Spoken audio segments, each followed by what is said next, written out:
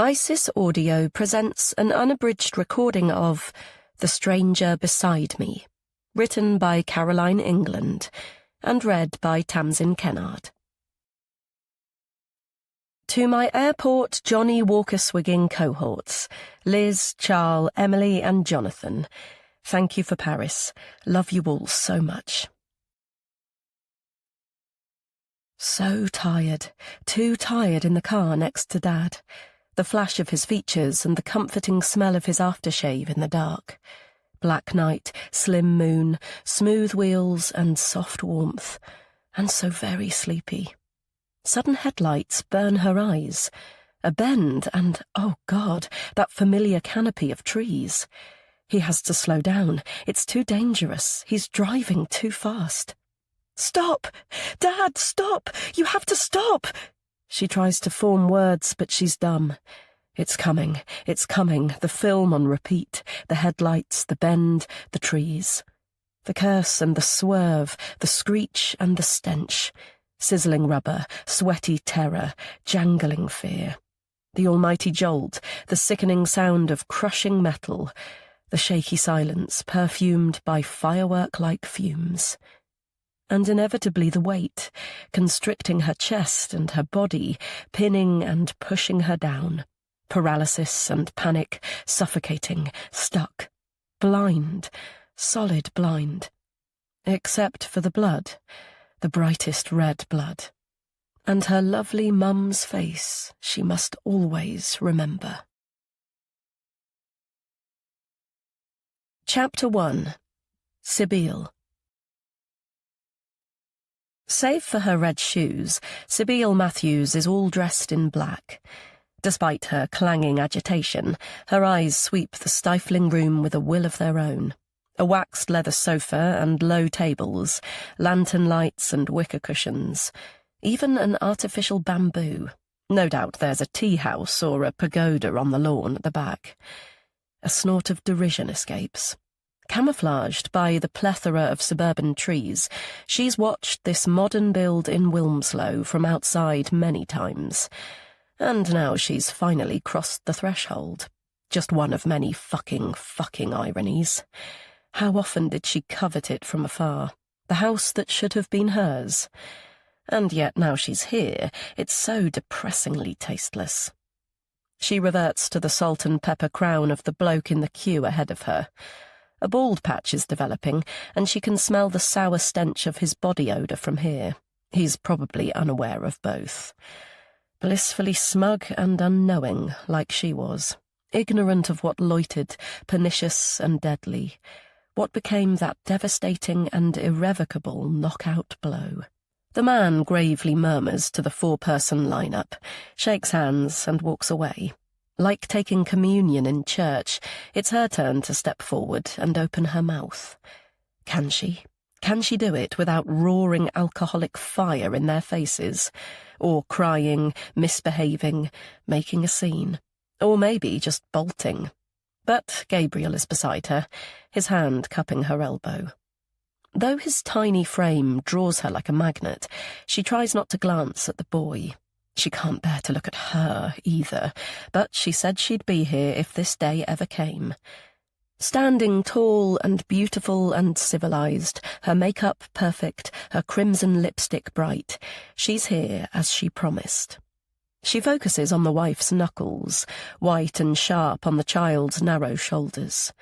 Robin's boy. And hers, yes, hers, Sybille Matthews, from his sandy blonde hair to his dimpled square chin and hazel brown eyes. At 4 years of age, he's too young for a funeral, for shaking hands with tearful adults, for this. He should be outdoors, playing on the pristine square of grass at the front, kicking a ball, laughing and carefree. Not on display like a medal? No. Like a possession, like proof. A second passes, then another. She's never been this close to Joseph before. Can she really hold back from peeping at him? Staring and touching, stroking his silky locks, caressing his warm flesh and inhaling his smell, absorbing the living, breathing clone of her lover. But of course that's a no-no, even for her, and she promised Gabriel she'd behave. So she allows her gaze to slip and sucks in his mini Robin features for as many moments as she can. Same as last week, last month, through that pane of glass. His boy, Robin's boy, who changed everything. Gabriel clears his throat loudly, and her words fall out. "I'm sorry for your loss." She turns to the parents. "Sybille and Gabriel Matthews," she says, using the phonetic Sybille she adopted at 11, rather than the Irish pronunciation her saintly mum gave her. She gestures to her brother. "We went to university with Robin. We're so—" The mother's eloquent tone cuts in. "Yes, of course," she says. "Please help yourself to beverages from the kitchen island." "Thank you." His hand in the small of her back, Gabe guides her away like a minder, a carer, or perhaps a jailer. And why the hell is he here anyway? "Robin has no interest in anyone but himself," he said only weeks ago. And as always, she knows what her older sibling will say moments before he utters it. "You didn't go to university with Robin," he hisses. Her dear, lovely Gabe, pedantic to the nth degree. "You don't say." She turns to his scowl and mimics the mother. "Beverages from the kitchen island, as opposed to from the fabby Chabadai. That's the short-legged table in—" She sighs at Gabe's frown. "Never mind. I don't know why you've come. Why did you come, Gabriel?" "Because I did go to uni with Robin. He was a close friend for 17 years, he replies tersely. "More to the point, why did you come?" She turns to the boy. If only she could have kissed his soft apple cheek. "Funeral practicing," she replies. "I told you last night." "For God's sake, Sybille, stop acting so... He picks up 2 drinks and hands one to her. "Well, weird." "Weird? How charming." She nudges him playfully. "Is that why you're at the end of your tether, as you so eloquently put it? Have I inherited the freak gene from our dearest Imelda?" "Mum wasn't a freak, Sybille. And I said that because of the drinking. It's not just wine these days. You're on the hard stuff too. It's embarrassing. You become, well, someone I don't recognise." "Or like?" "I didn't say that. It's a good job Dad loves me." "If you say so." A stab of hurt hits her chest, but it feels so familiar she shrugs it away. She theatrically wafts her glass. "At least this friend is reliable." Anticipating the consoling burn, she inhales the fruity alcohol, then slugs it all back in one go. Cheap plonk, but who cares? I'm getting another. Gabriel catches her wrist. "Not now, Sybille. You can do what you like in the privacy of your own home, but you behave when you're with me. Understood?" His handsome father-brother face clouds with irritation. Hiding her alarm with a grin, she slicks back his dark fringe. "Absolutely, my darling, sensible Gabe. You know your wish is always my command." He flinches away. "Don't mock me." "I'm not. I'm really not." How she hates it when Gabe's angry, when he sucks in his cheeks and says, "end of his tether" types of thing. Though she swallows, she has to say it. "You just said Dad doesn't love me." His cheeks lightly flush. "Don't be silly, Syb. I didn't say that at all." "Not in so many words, but you said—" "No, Syb." He looks her in the eyes. "I was just annoyed. What you said about Mum. And Dad loves us both very much, okay? You just need to stop the booze, or at least cut down. He doesn't like it, and nor do I." "I don't drink when I see Dad." "I know, and that's great. It shows you don't always have to." He moves to the lounge door and watches the milling mourners for a while.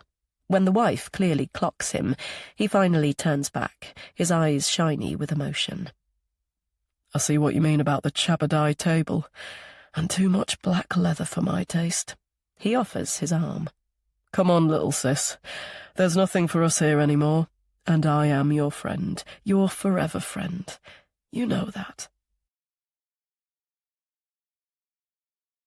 Chapter 2. Katie.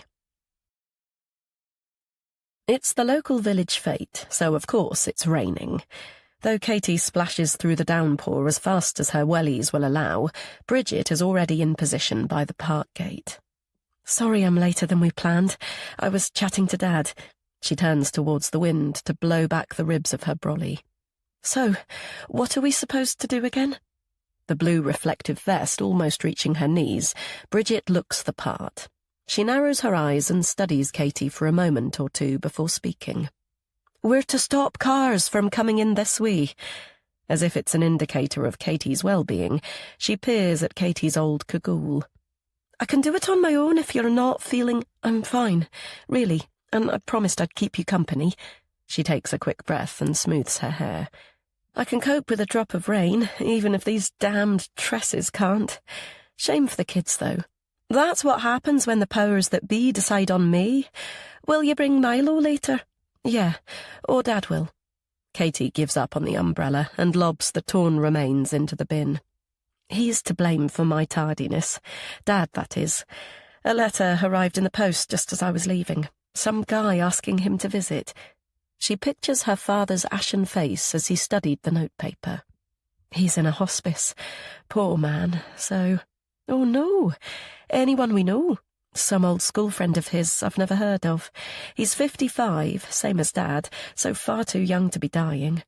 Her chest tingles at the thought. Dad looked pretty horrified. "Oh, look, it's Harry," Bridget cuts in.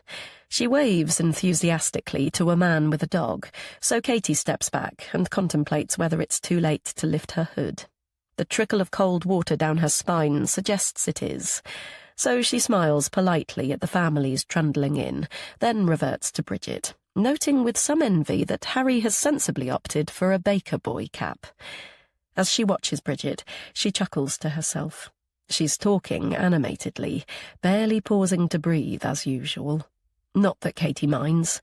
It's great to have a friend who launches into embarrassing silences to break them, as it saves her from struggling to do it, and generally not succeeding. Though is friend the right word? "Did you hear that, Katie?" Bridget's eloquent Scottish tones interrupt her internal debate. She goes back to Harry. "How can you possibly hate him? He's so cute." Gathering they're discussing the dog, Katie eyes the silver pug at the man's feet. It looks familiar, but most local owners do, as it's infinitely easier to communicate with pet than owner. "A golden retriever, a handsome black lab, even a German shepherd, but this is what I got," Harry says. "What did Lydia say when she brought him home? I like him, I'll walk him and I'll feed him, so that's pretty much that." Bridget laughs her high trill, then turns to her. "You've met Rex before, haven't you, Katie?" Though in all honesty, cute isn't the description she'd use. She has met him before on a tromp with Milo. But the keeper was a woman, not a tall guy with a broad grin and dimples, who's clearly flirting with Bridget. "Dr. Harry said he always wanted a dog called Rex, so that's what he got," Bridget says, lifting her eyebrows meaningfully. The penny finally dropping, Katie studies him. So this is the Harry Bridget's always wittering on about. With his trendy clothes, striking eyes and fair hair, he's pretty much as she described. He's not Katie's type, though. What that once was, she can barely remember. Bridget continues to chatter, so Katie lifts her hand to another mum from Milo's class, then glances around the sodden scene. The red hawthorn blossom is shedding from the trees, landing on hats and hoods like confetti. It's quite a comical sight, but when she follows its journey to the ground, she can't help but equate the trodden petals to blood spatter. Forcing the image away, she focuses on another stream of wet and dejected fete-goers entering the park. She's lived in the village for all her life, but it feels strange to be in this familiar place, out and about, yet feigning confidence. She's much better these days, but she can still feel the anxiety just under her skin like a bruise. "Bye, Katie," she hears, so she turns. Harry gazes a moment too long for comfort. "Nice to meet you again." Again? As he walks away, she racks her brains for a previous meeting, But Bridget is speaking, her voice squeaky with pleasure. "Did you see that? A hug and a kiss on both cheeks. Wait until I tell Andrew." "So Andrew fancies him too?" She laughs. "Absolutely. Who doesn't? The rumour has it that—" She abruptly stops as a van tries to enter the gates. "What the— Right, watch this." She trots to the offending vehicle and converses with the driver for some time. Bridget is so open about everything, who knows what she might be discussing with the poor man. Eventually accepting defeat, he closes his window and reverses to join the wet traffic queue. "So this friend of Alexander who's in the hospice," she says when she returns, as though the intermission hasn't happened. "Who is he, and how come he's in touch, apart from the obvious?" Katie shifts her thoughts to earlier. From the initials on the front, she'd assumed the handwritten envelope was for her, so she opened it and glanced at the first sentence before twigging that it wasn't, and calling her dad. He motioned her apology away with an, "Oh, don't worry," but his face paled when he read it, which was hardly surprising. Her father is still youthful and athletic, fitting in tennis and squash between his long working hours. So it must have been a dreadful shock to learn that an old pal was dying, a reminder of his own mortality. Here 1 minute, gone the next. Swallowing the usual jolt of grief, she comes back to Bridget's inquisitive peer and considers the question. "Oh, the letter. I don't know. There wasn't time to talk about it in detail."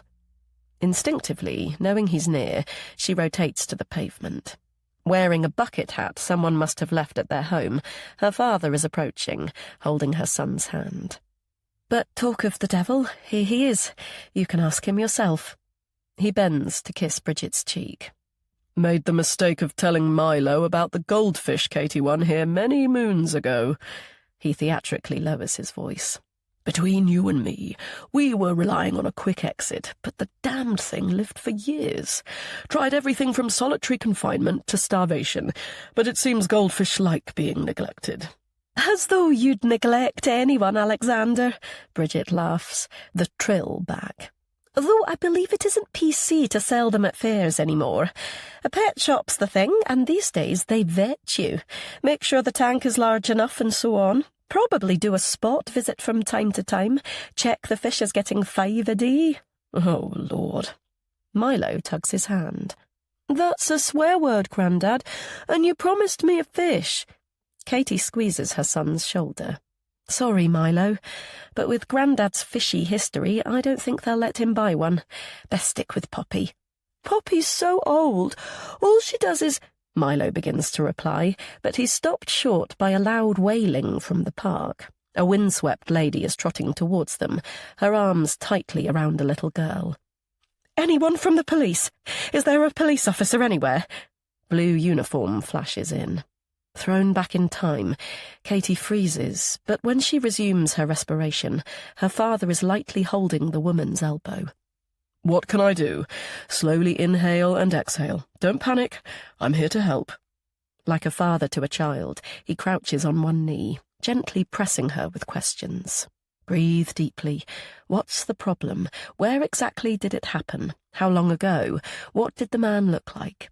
Clutching Milo's hand, Katie watches intently as her father steps away, makes a call on his mobile, then leads the woman to the administrator's tent. Though worried about the mother's clear distress, alarmed by the thought of what must have happened to her daughter, she can't help feeling a flush of pride for her dad. After 10 minutes, he returns. "A man flashing from the bushes, today of all days. I know people like that need help, but when it comes to children, bloody disgrace. Of course he'll be long gone, but I'll give Dave Masters a call and fill him in." He ruffles his grandson's hair. "Nothing for you to worry about, Milo. Some people are plain bad, but most people aren't. Look, the sun's peeping out. I think it's time for me to buy my special boy an ice cream." Chapter 3. Sybille. Merged as it has into her dream, it takes Sybille several minutes to realise the hammering is for real. Sybille, for God's sake, wake up." The rap of pebbles against glass and Gabriel's deep voice finally reach her. She scoops up her mobile to peer at the time, but she turned the damn thing off. Closure before bed.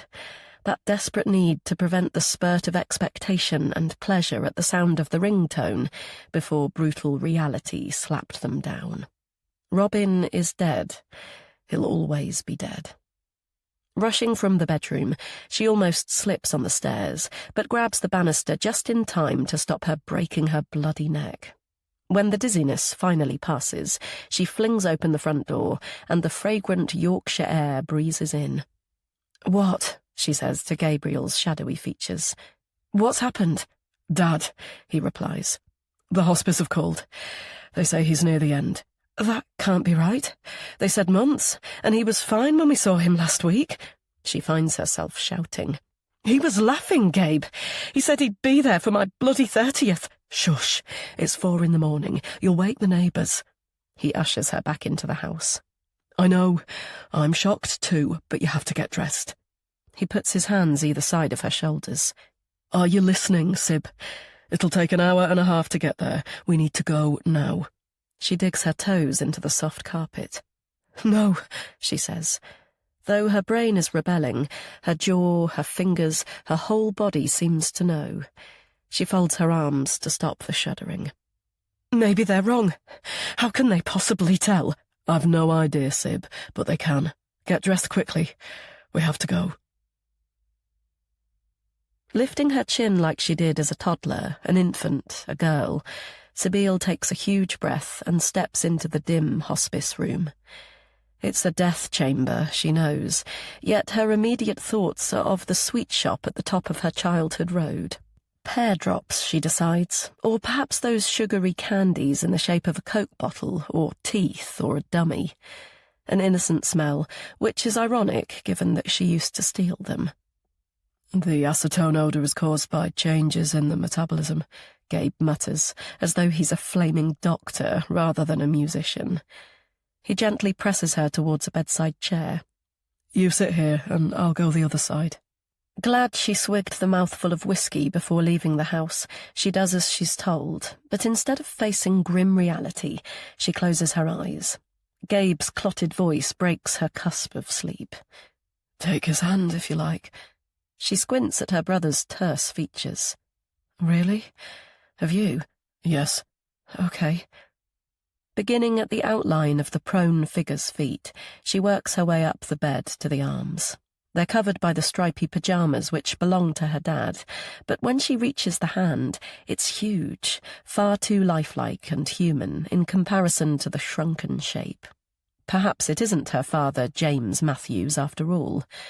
Maybe it's an imposter who wears the same Cladder wedding band. But that's little Sabine being silly or running away, so she continues her journey to look at his face. Oh God, it is him. Though he's pallid and waxy and gaunt, though his gossamer skin is stretched over his cheekbones like latex, it's definitely him, her daddy. Asleep, unconscious, or dead. His mouth is slack. She can't tell. "He looks like a skeleton. A fucking skeleton, Gabe," she says, over the clatter of her thrashing heart. Then, more quietly, "How can that happen in just a few days?" Gabriel shakes his head, but she needs him to speak, to pierce the threatening panic. "He's so cold. These fingers, these skeleton fingers are icy, Gabe. Are yours, or did you go for the warm hand, the right side of Dad?" He smiles faintly. "Both are the same, Sib." Her pulse slowing, she stares at their father. He'd be unrecognisable if she passed him in the street. A good thing or not? Better to lose someone who's no longer her dad? She jerks back at the abrupt bubble of sound from his throat. "Bloody hell, Gabe. He's gurgling. Is that normal?" "He's dying, Sib. Nothing will be normal today. You have to go with it, okay?" "Sure, but how about ditching the patronising tone? I'm nearly 30, not 3. I'm not." Her father, alarmingly, yawns. "Should we call a nurse? Perhaps it won't be today. Maybe they've got it." "You heard what they said. Twitching, moving, sighing. It's all usual." Gabriel stands and walks over. Do you want me to leave the room so you can say goodbye? God, no. Then, after a moment's thought, why? Do you? I mean, do you want me to go? Maybe just for a minute. Like a claustrophobic cloud of smoke, the old image descends. Their mother smiling and whispering in her cherished Gabriel's ear, that intimate, cosy club of just two. But why? She asks. Why would you want to speak to Dad without me? No reason. He pulls her into a hug. I just feel embarrassed, that's all, he says into her hair. Stay, please stay, it's fine. Just pretend you can't hear. Though she wants to hang on to his solid warmth and reassuring patchouli smell, she disentangles herself. Sorry, she says. Sorry for being... paranoid? Jealous? Hurt? Yes, all those things, despite the years of feigning deafness. For being stupid. I'll give you a few minutes. Once in the corridor, she hunches down on the floor and rests her throbbing head on her knees. As the seconds pass, her thoughts snap to Robin. Robin. Her Robin, regardless of what the world thinks. She pictures the woman in her widow's weeds, the strange glance between her and Gabe before they left. Did she sit beside him as he died? Was he transformed, turned to bones like her dad? She doesn't know, because she can't ask anyone, not even Gabe. Go to the funeral service by all means, but who attends the wake of someone they briefly dated at 16, he'd said. If it was in a hotel or church hall, fair enough, but it's at his home, so it's meant for family and close friends. It was more than briefly. 14 years ago. Well, I'm going. Okay, but why? Gabe's croaky voice in her ear brings her back to the present. Your turn, he says. Your turn to say goodbye. Not without... I know. I'll come too. As she follows him inside, the thin curtains billow. He's opened the window, not for fresh air as most people would suppose, but for family tradition. You've set him free.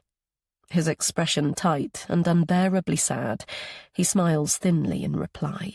Her lovely, lovely big brother, the only person in the world who speaks the same language. He's desperate to cry, but he's being brave for her, just like always. She kisses her father's forehead.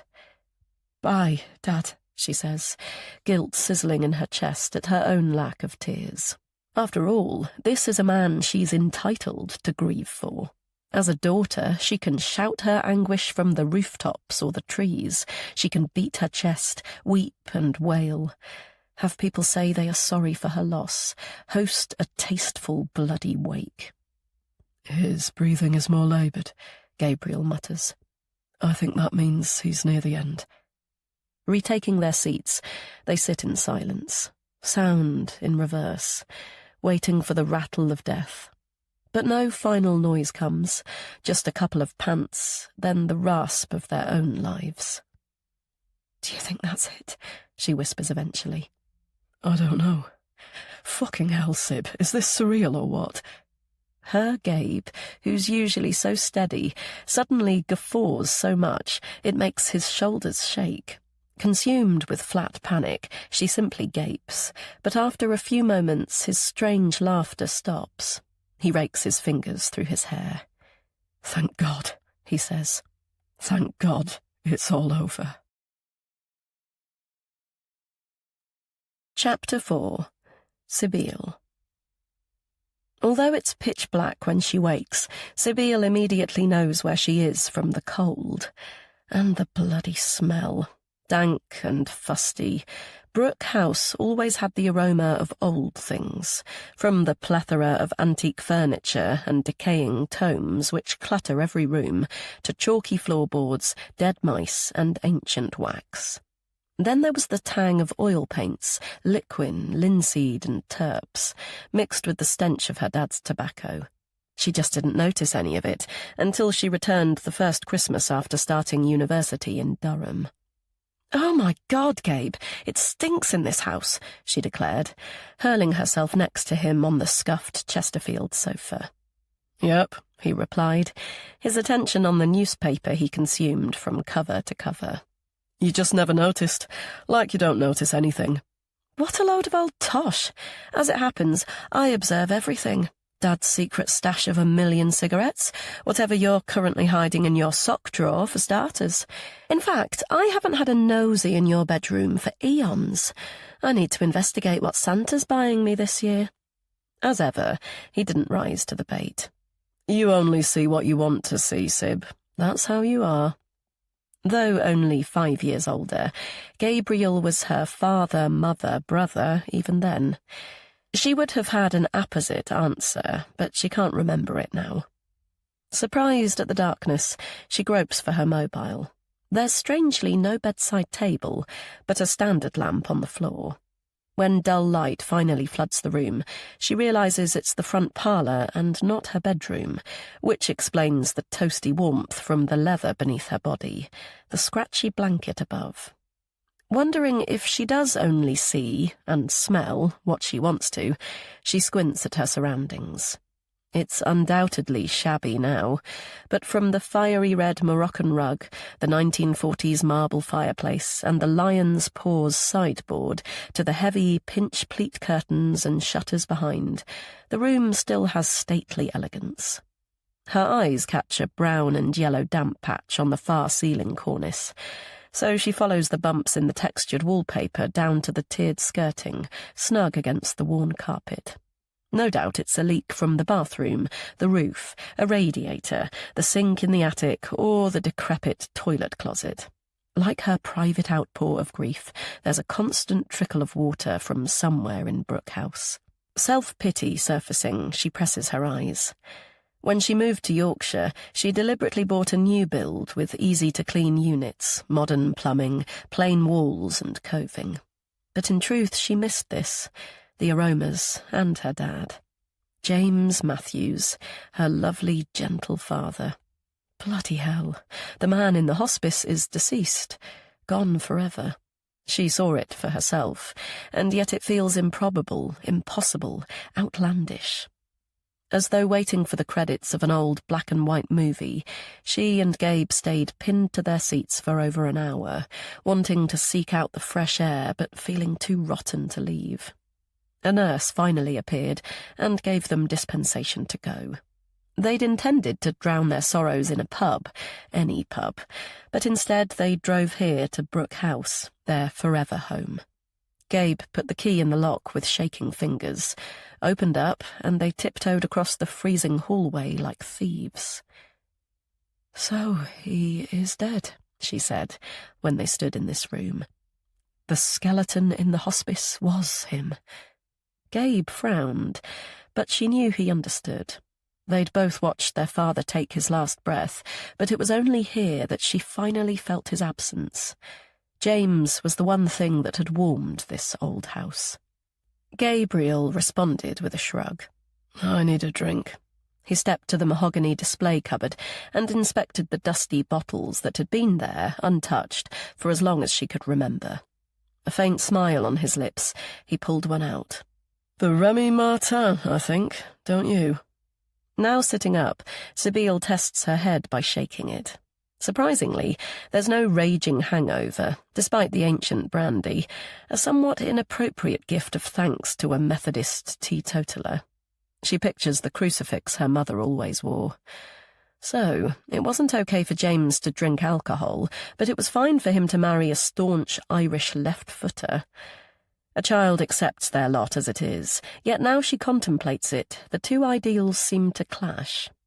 She looks down at her fingers and flexes them. Yes, clash, like her and Saint Imelda, her perfect, absent mother. Cramp pinching her stomach, she pulls up her knees. Absence, abandonment, death, her father, her mother, and... Oh, God, for moments she forgets, then realization strikes, hammering her harder than ever. Robin has gone forever. He's dead. She'll never hear the sound of his voice, feel his warm arms, his skin and his lips. No one will ever love her as he did. Christ, she needs a drink. Needs to seek out that parallel world where life is more bearable. Forgetting the lamp in her haste, she plunges ahead, trips on the flex and pulls out the plug. Falling to her knees, she madly gropes in the dark until she reaches the lion's trusty paws. Then she snaps open the first bottle she finds, swigs back the peaty liquid and swallows. Though the whiskey burns her throat, she continues to gulp, waiting a beat between mouthfuls for the heady alcohol to do its thing. Finally registering the arthritic twinge in her hands, she sits back and dryly chuckles. A psychiatrist would have a field day analysing why booze numbs everything but them. Yet her body is pimpled and shivering, so the room must be very cold. She glances at the fireplace. Yep, that's dead too. Gabe built it and lit it for the brandy last night, but he hurried down his measure, then disappeared upstairs. If he returned, she was asleep by then. Yet she was covered by the blanket, so he must have. Gabe, always silently there, she'd be nowhere without him. Swaying through the double doors, she leaves the parlour behind and pauses in the hallway. A funeral dirge echoes back, but that's nothing new, so she shrugs the sound away and slowly climbs the stairs, careful not to slip with her 2 heavy feet. On the landing she pauses, momentarily confused. "Gabe," she calls. The hoarse and slurred voice is apparently her own. She tries again. "Gabriel, where are you?" "I'm in here. Where else?" "Righty-ho," she sniggers. "Incoming." Once she's wobbled to his door, she pats the wall for the switch, but his grumpy tone cuts in. "Don't turn it on. I'm asleep, Sabeel. Go back to your own room." "Well, of course you're not asleep, my darling archangel. People who are asleep don't talk." She yanks back the duvet and climbs in, hitches to his side and absorbs the warmth of his back. "You're freezing," he says. "Go away." "Near hypothermia, you mean? That's why you need to heat me up." "For God's sake, Sabeel, put on some clothes. Get in your own bed." She slots her knees into his. "You didn't used to mind." "That was a long time ago." "But still you didn't." "You needed me then." "I still do now, Gabe. More than ever." He's silent for some time. Then, when she has almost fallen asleep, "Okay, just for tonight. But for God's sake, turn off that bloody light." Chapter 5. Katie. Short-winded at the prospect of today, Katie watches the windscreen wipers do their thing and tries to puff out her anxiety. The thought of a body in a coffin makes her want to go home and hide, but her dad's unusual silence suggests he's dreading this too, so she can't let him down. Not only the slowest-moving traffic known to man, but behind a funeral cortege. Ironic, she says eventually to fill the quietness. She leans to one side, trying to make out the floral words in the hearse ahead. "Could this be for James, do you think?" Her father taps the wheel of the Jaguar and doesn't reply. He hates to be late for anything. Easygoing, personable, and scrupulously fair, it's the one thing that winds him up.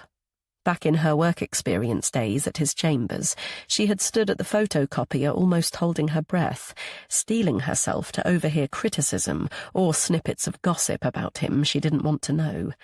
But his irritation with tardiness of any sort was as far as any fault-finding went. "Finally," he says, swerving through the handsome crematorium gates.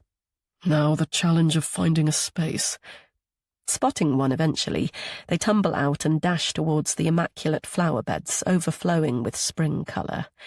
When they reach the pillared entrance, her dad smiles reassuringly, offers one arm, and opens the heavy door with the other. "Okay, darling," he murmurs. Though her heart feels fit to burst, Katie nods and walks quickly inside. There's only a handful of mourners in the chapel, but 1 or 2 turn, and from their small frowns she guesses the service has already begun. But the celebrant pauses, greets them with a welcome and a grin, so they hitch along an empty bench at the back. Conscious of a hefty woman gawping from the adjacent pew, Katie picks up the order of service and sucks in some air. Her dad asked her to come, so she has. A crematorium, he said, so it would be completely different to their local church. Yet it's still a funeral, a gathering to celebrate a person's life. Pushing that inappropriate word away, she sets her eyeline on the domed orange wall above the wicker basket and tunes in to what the celebrant is saying. Like a bearded Santa Claus, his face is pink and dimpled. James Matthews was a man many remember for his art and his unique sense of humour, talents he put together at grammar school and university. He sadly lost his wife, Imelda, too young, but was blessed with a son, Gabriel, and a daughter, Sibylle. Her throat suddenly tight, and her body both sweaty and chilled. Katie focuses on an image of Milo and her dad splashing through the sparkling water at a sun-drenched sandy beach. It's soon followed by her own swimming, not in the Mediterranean Sea, she was too weak for that, but at their local leisure centre. She uses the indoor pool when she's up to taking Milo for fun, but he was at a party a few weeks ago, so on impulse she decided to use the outdoor Lido instead, despite it being a chilly March morning. The experience was a revelation, the sensations sublime, the open sky and cool breeze above her, the warm depths below, buoyant, supportive, calming, and yet energising too. A noise snaps her back to the present. A woman is making her way to the lectern. Katie stares at her angular face and shock of dark hair. She's seen her before, hasn't she? A friend of Bridget's? Someone from the village? Despite the dark grooves of grief beneath her eyes, the woman stands tall. "Thank you all for coming," she says. "My father was teetotal, so it's a little ironic that his favourite poet was Dylan Thomas." Her drawn expression is transformed by a dazzling smile. She gestures to the front row. "Gabriel, my genius brother, inherited Dad's artistic side. I don't know impressionism from pop art, a sonnet from a limerick, a ming from a king, but here goes." It's clearly Sibylle, James's daughter. Mesmerised by her apparent mix of indifference and emotion, Katie observes her open a somewhat tatty edition of In Country Sleep, toss back her head, then begin the opening of Do Not Go Gentle Into That Good Night, in a clear and loud tone. But as the stanzas fade away, so does her voice. She stops, bites her lip, and holds out the collection. "Gabe," she croaks. Her equally tall, slim and dark-haired brother joins her, takes her hand, and recites the rest of the poem by heart. Finding it too unbearable to watch, Katie looks at her father. This will be her one day, a motherless child saying goodbye to him. How on earth will she cope? He's been her anchor all her life. The thought of him leaving her is unbearable. As though reading her thoughts, he turns with soulful eyes. But as ever, his nod, his thin smile, and whole demeanour is solid and reassuring. He doesn't have to say the "I'm here, I'm strong, I'm not going anywhere" mantra these days. The celebrant speaks again. "And now a time for reflection." As her ears catch the tinny sounds of Let It Be, Katie breathes deeply from her diaphragm. She can do this. It's someone else's loss, not hers, today. That poor woman's, her brother's. She can't quite say why, but she wants to reach out and offer them comfort. A sudden loud sob pierces the near-silent music. It isn't from Sibylle or Gabriel, but the older woman who'd stared. As if offended by the sound, or perhaps short of time, the celebrant rushes through the committal, says a few concluding remarks, and shows the gathering the door. Alexander waits for the others to shuffle out, steps back for Katie, then turns to the curtains, slowly enveloping the coffin. "Poor James, a close friend for many years and a lovely man. Such a shame he died before I had a chance to see him and say goodbye. At least with your mum." "I know, Dad," she says quickly. "Sorry, love. I know you're still fragile, but sometimes it helps to share." He takes a sharp breath and rubs Katie's back. Onwards and upwards, eh? Pay my respects to the children, then I'd better get into chambers. My desk is cluttered with paperwork. The sun's cracking a smile through the drizzle when they emerge outside, but there's no sign of the mourners.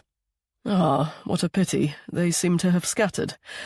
Drop you home before heading into town, darling? He asks. If it isn't too much trouble, though I can easily catch the... A voice interrupts.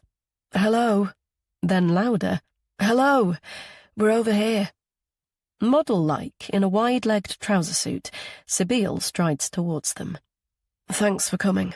She narrows her eyes at Katie, then Alexander. I feel as though we've met before, but I don't know your names or who you are. She lifts her shoulders indifferently. Don't be offended. I'm crap at remembering people. I'm Sybille. Alexander steps forward and offers his hand. Alexander Henry and my daughter Catherine. I'm very sorry for your loss. Your father and I were at school together back in the day. Sadly, we hadn't seen each other since... My aunt assures me there's a nice pub nearby. Clearly uninterested in Alexander's introduction, Sybille gestures to a couple climbing in a people carrier. Not lived here for years, so don't blame me if it's dire. But you're welcome to join us for a toast to Dad. Not many of us. But how many do you need for these things? Alexander raises his arms in a gesture of apology. That would have been lovely, but I'm afraid I have to get back to the grind, and I promised to drop Catherine home. I have a trial next week, so I have rather a lot of reading to get through. A trial? Interesting. Sybille gazes at him appraisingly. Lawyer, judge, or the accused? On this occasion, the judge. A hanging judge, she asks. Lord, no. Quite the opposite, I'm afraid. As though sensing him behind her, Sybille turns to her brother, emerging from the red brick building. Okay, she replies, apparently losing her snap of curiosity. Good of you to make the effort. I'll come. Katie's words pop out, surprising herself. There's something appealing about this woman and her wavy-haired sibling. And besides, she has nothing else to do until she collects Milo from school at 4. As Gabriel approaches, she finds herself gabbling. I'll come, she repeats. I'd love to join you. We don't live a million miles from here, so I can grab a bus or a taxi later. I'm Katie, by the way. Only my parents... She starts again. Only Dad calls me Catherine. A shadow of emotion flits through Sybille's eyes. Funny that. Only my mother calls me Shebale, she says, pronouncing the word as Shebale. Her use of the present tense is somewhat strange, but Sybille blinks the moment away. Bye, Mr. Judge. Enjoy your trial. Smiling that stunning smile, she holds out her elbow. Come on then, little cat. I've no idea where Gabriel's parked the car. He's the leader because he's driving, and he's hidden the keys, as usual. She waits for him to catch up, then she slips her other arm into his. Gabe, meet Cat. Cat, meet Gabe. I have an awful suspicion this place isn't going to be even remotely tasteful, so that's all the more reason to party. Chapter 6. Katie. Reeking of fried breakfast even from outside, the pub's a new-build chain restaurant. With an appalled expression, Sybille stalls on the threshold, but after a moment she snorts. So much for good intentions, but beggars and all that, she says. She strides to a high table and gestures Katie to a seat between her and Gabriel. Conscious that he still hasn't acknowledged her, Katie takes her place and watches the large lady from the crematorium bustle towards them. She sits on the other side of Sybille, directs her Jack Sprat skinny husband to sit opposite, then looks around. I was right. I thought this would do nicely for our James. She's clearly the aunt Sybille mentioned. She takes a huge breath. But I do wish... Yes, you've already said. It's done now. The woman ignores her niece's dismissive tone. I did think there'd be a proper service at the church on Withington Road. I know the congregation has changed since your granddad's time, but we're the children. We chose. But not even hymns? How can that be right? Clearly undaunted by Sibyl's sharp tone, the woman looks at Katy. James was a late addition to the family. I can picture him singing Thine Be the Glory even now. He loved singing hymns when he was a little boy. I know he lost his way, but he found his faith again after Imelda. Well, we don't sing and we're not religious, so just drop it, Valerie. Sibyl looks at her brother. We don't believe in God, do we, Gabe? He finally speaks. It was a nice service. Dad would have liked it. Then, as though realising why they are there, right, I'll get some drinks in. What's everyone having? Aunt Valerie picks up the menu. Very reasonable prices. She turns to her husband and bellows into his ear. I'm a little peckish, aren't you, Fred? Perhaps a snack or a sandwich to see us over until lunch. Brunch, I believe that's what you young people call it. Ignoring her aunt's prattle as she debates what to eat, Sibyl turns to Katy. Haute cuisine not, methinks. There's nothing like this in our village, thank God. Saxton is small but perfectly formed. She nods to her brother, still waiting for his aunt to decide on her order. Gabe couldn't live without me, so he followed me to Yorkshire. That isn't entirely true, Sib. He removes his wire-framed glasses and looks at Katy briefly. I was already in York. I went to university there and stayed. Sibyl laughs. He followed me. Why young people move from their hometowns, I have no idea, Valerie says. She focuses on Katy. My lot and these two were born at the hospital down this very road. We all had boys, so everyone was well pleased when this one appeared. A little girl, I said to Imelda. Aren't you lucky? She raises her voice again. We were well pleased when little Sibby was born, weren't we, Fred? Even if she was a right squawker. Sibyl glances at Gabriel. Lucky she wasn't, she mutters. So, you guys lived near here when you were younger? Katy asks, after several beats of uncomfortable silence. Whalley Range, Valerie answers. The Matthews family lived there back in the day before it got its reputation. It's gone back, mind, sought after again when you look at the prices, which shows James wasn't such a fool after all. She slaps her palm to her mouth. Sorry, loves, but you know what I mean. She leans in to Katy. Well, you must know, living locally. Brook House is beautiful, but the area went right down the pan. Red light, if you take my meaning. Most people sold. Everything turned into horrible bedsits. But James held on, even though he was the youngest. James held on, didn't he, Fred? Held on to Brook House, paid you your share and held on? Fred nods. He did that. But goodness me, these two will have their work cut out, she continues. Chock-a-block with clutter it is. I don't think anything has been thrown out since it was bought. That'll have been in the 1920s. Isn't that right, Fred? She shouts again at her husband. The house! When will your folks have bought it? The 1920s?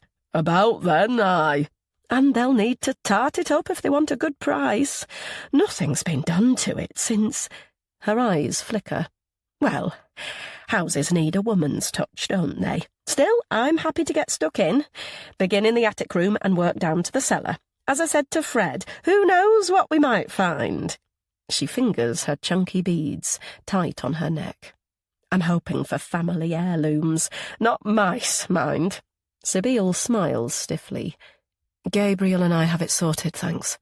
Then when he doesn't reply, Gabe, we'll manage with the house, won't we? Yes. He seems to shake himself to the present and addresses his sister as though the others aren't there. But I'll need to get back, Sib. We've already talked about this. My job isn't movable like yours. I've got my regular lessons and a backlog of tunings. I can't stay forever. That's sorted, then, the aunt says with a satisfied beam. I'll get out the bin liners and my marigolds as soon as we've had some sustenance. She nudges her husband. You'll be there to brew up, won't you, Fred?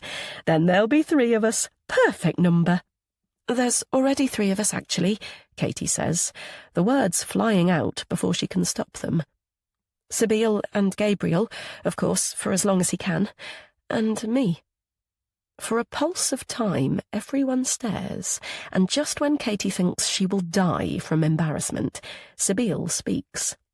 "That's right. We have our heavenly trio, Valerie. Can we order now, please?" She squeezes Katy's hand. "Tomorrow at 11? It'll be an adventure, little cat. God knows what we'll find." Chapter 7. Sibyl. Sibyl sits up with a jolt. It's dark, and Gabriel is there by the bed. The cold air pinches her flesh. "What is it? What's happened?" Lit by a shaft of light through the bedroom door, her brother is holding a mug. "Nothing's happened, Sib.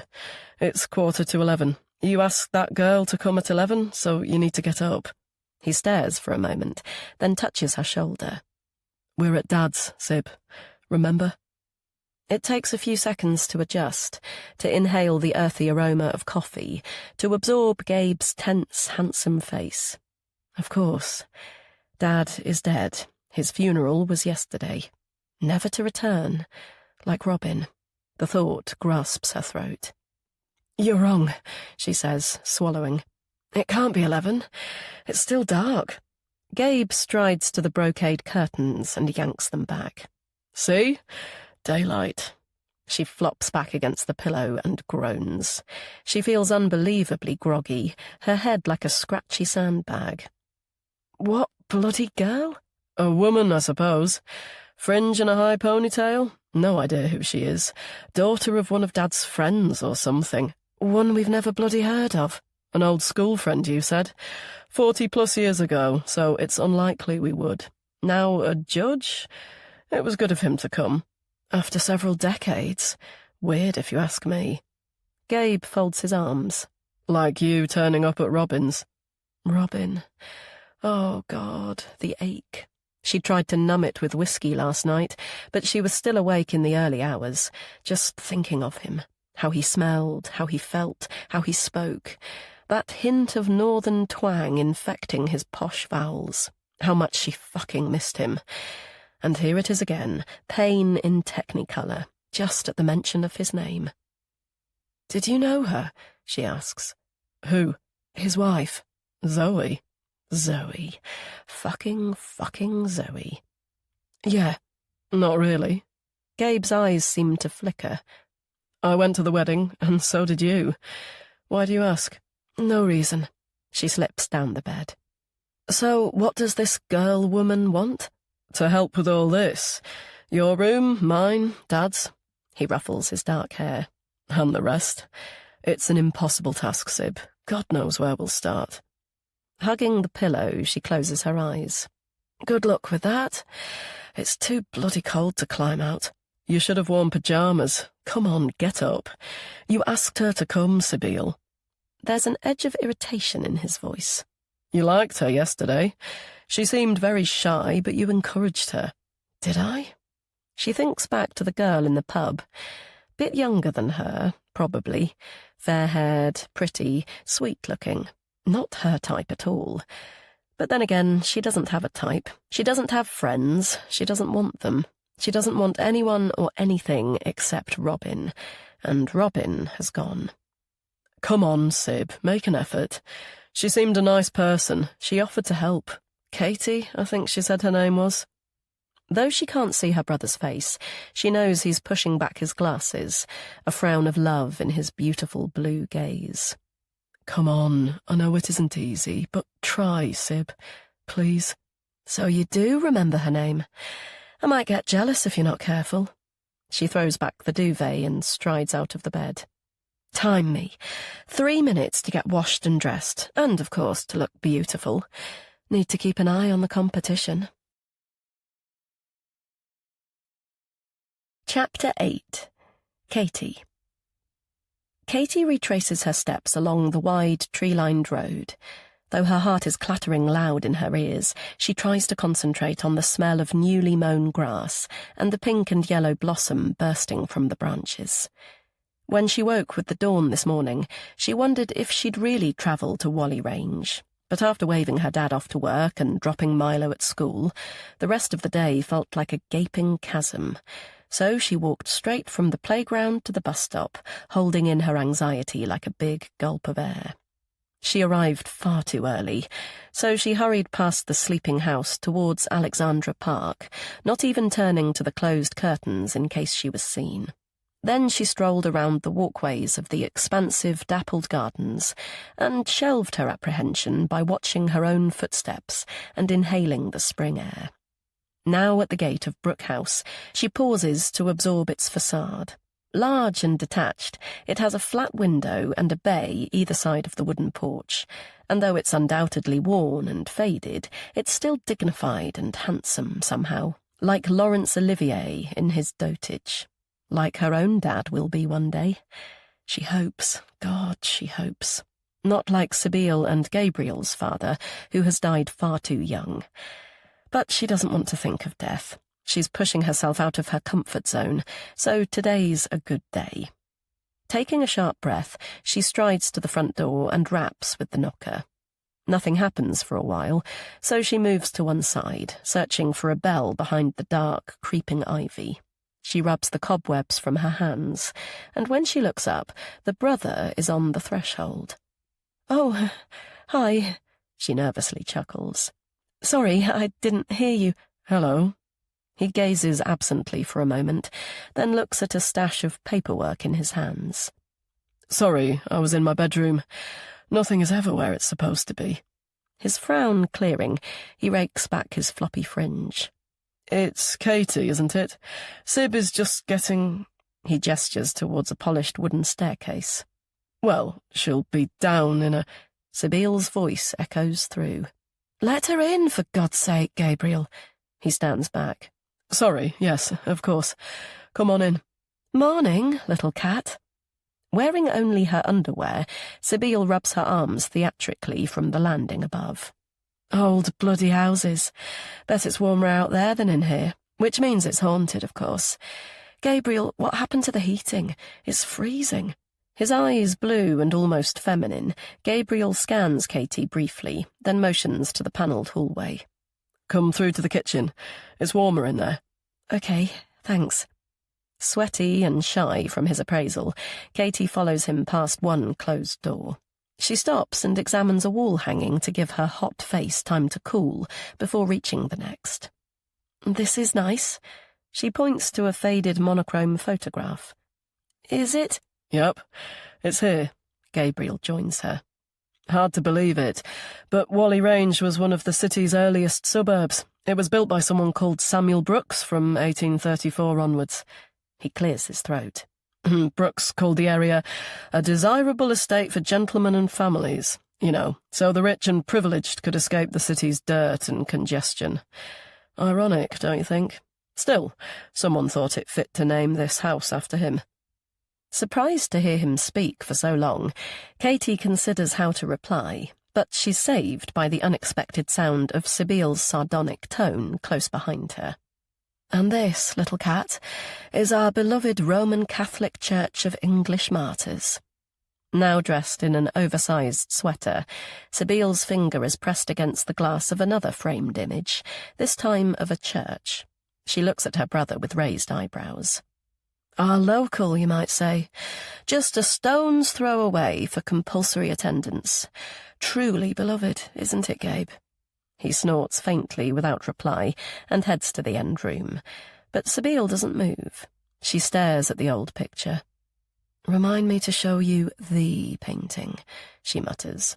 Then, abruptly rotating with a grin, "Actually, let's look now. Gabe will make us a drink." Taking Katie's hand, she leads her up the first flight of stairs, then stops at the front bedroom. "Are you ready?" she asks, opening the door with a flourish. She flicks a light switch. Ta-da! It takes a moment for Katie's eyes to adjust, reminding her of the antiques village she and Milo recently visited with her dad. The dimly lit area is stuffed from floor to ceiling. Sturdy dark furniture, a grandfather clock, old newspapers, books, a commode, rugs and bureaus. Similar to the vintage bazaar, the woody aroma of tobacco, period pieces and old tomes fragrances the air. It isn't unpleasant. Indeed, it feels like a study Sherlock Holmes might have just vacated. Aware of Sybil's intense expression, she searches for suitable words, but her new friend fills the silence. "The smell?" she asks. "Or should I say stink? You'll get used to it. Come in, but be careful not to trip. This is the junk room, not that the others are exempt, as you'll see. I think we should start in here when we're ready, though. I'll be more brutal than Gabe, and he won't know when I get bored and chuck everything out." She pauses. The dining room's a different ball game, though. It's Gabe's baby. "Oh, if you hear Chopin, that's where it's coming from." She looks at her hands and flexes her long fingers. "Not that anyone has played music in there for years. Gabe's the musician. I definitely am not." Though a shiver passes through her, Katie smiles and says, "I see." She glances around, but the atmosphere feels foggy. As if having the same thought, Sybil strides to the window and opens the shutters. She peers out of the dusty glass. "No car. Don't you drive?" As the sunlight streams in, Katie ponders how to answer. Her crippled real life will spill out at some point, but she may as well try to minimize it for now. "Not these days. Pathetic, really, but the thought of being behind a wheel unnerves me.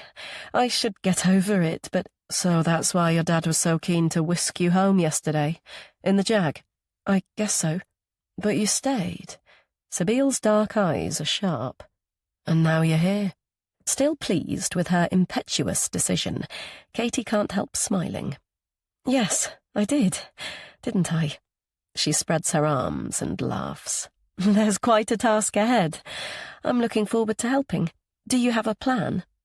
Dropping into a 60s-style swivel chair, Sybil swings from side to side and assesses her surroundings. "No, I don't do plans, but I'm up and dressed in Gabe's jumper, and you're sweetly here, so that's a start." Her gaze rests beyond Katie's shoulder. "It's a monstrosity, isn't it? But I like it." Both intrigued and alarmed, Katie turns. Almost hidden behind the stuffed bookcases, a life-sized oil painting hangs from the picture rail. A blend of fine art and abstract, it's of a woman's face, her gaze sparkling from the shaft of sunshine through the window. "What do you think?" Sybil asks eventually. Though Katie can't put her finger on what, the canvas resonates with something. "It's interesting. It's as though the artist painted a traditional portrait and then covered it in random shadows. Except the eyes. They seem alive." Sybil laughs without mirth. "They aren't, I assure you. A trick of the light, that's all." Her jaw tight, she stares at the portrait a moment longer, then sighs. "It's of my mother, as painted by my dad after she died. You'll find more around the house that look more—" She appears to search for a word. "Human." Katie nods. The celebrant said the wife had died too young, and those references in the pub she'd been too awed to fully absorb. She flushes again. "Sorry, I didn't mean to be rude." "You weren't. Random shadows, I like it. You were actually spot on." She frowns. "Like ghosts, phantoms, spirits, or whatever one likes to call the haunting." She regains her focus and stands. "I'm bored of this room already. Shall we procrastinate? Last I looked, it was trying to be early summer outside. In this bubble, I have no idea of the time. Is it too early for a large glass of red?" Her grin large and perfect, she laughs. "I can tell by your look that it is, but consider this.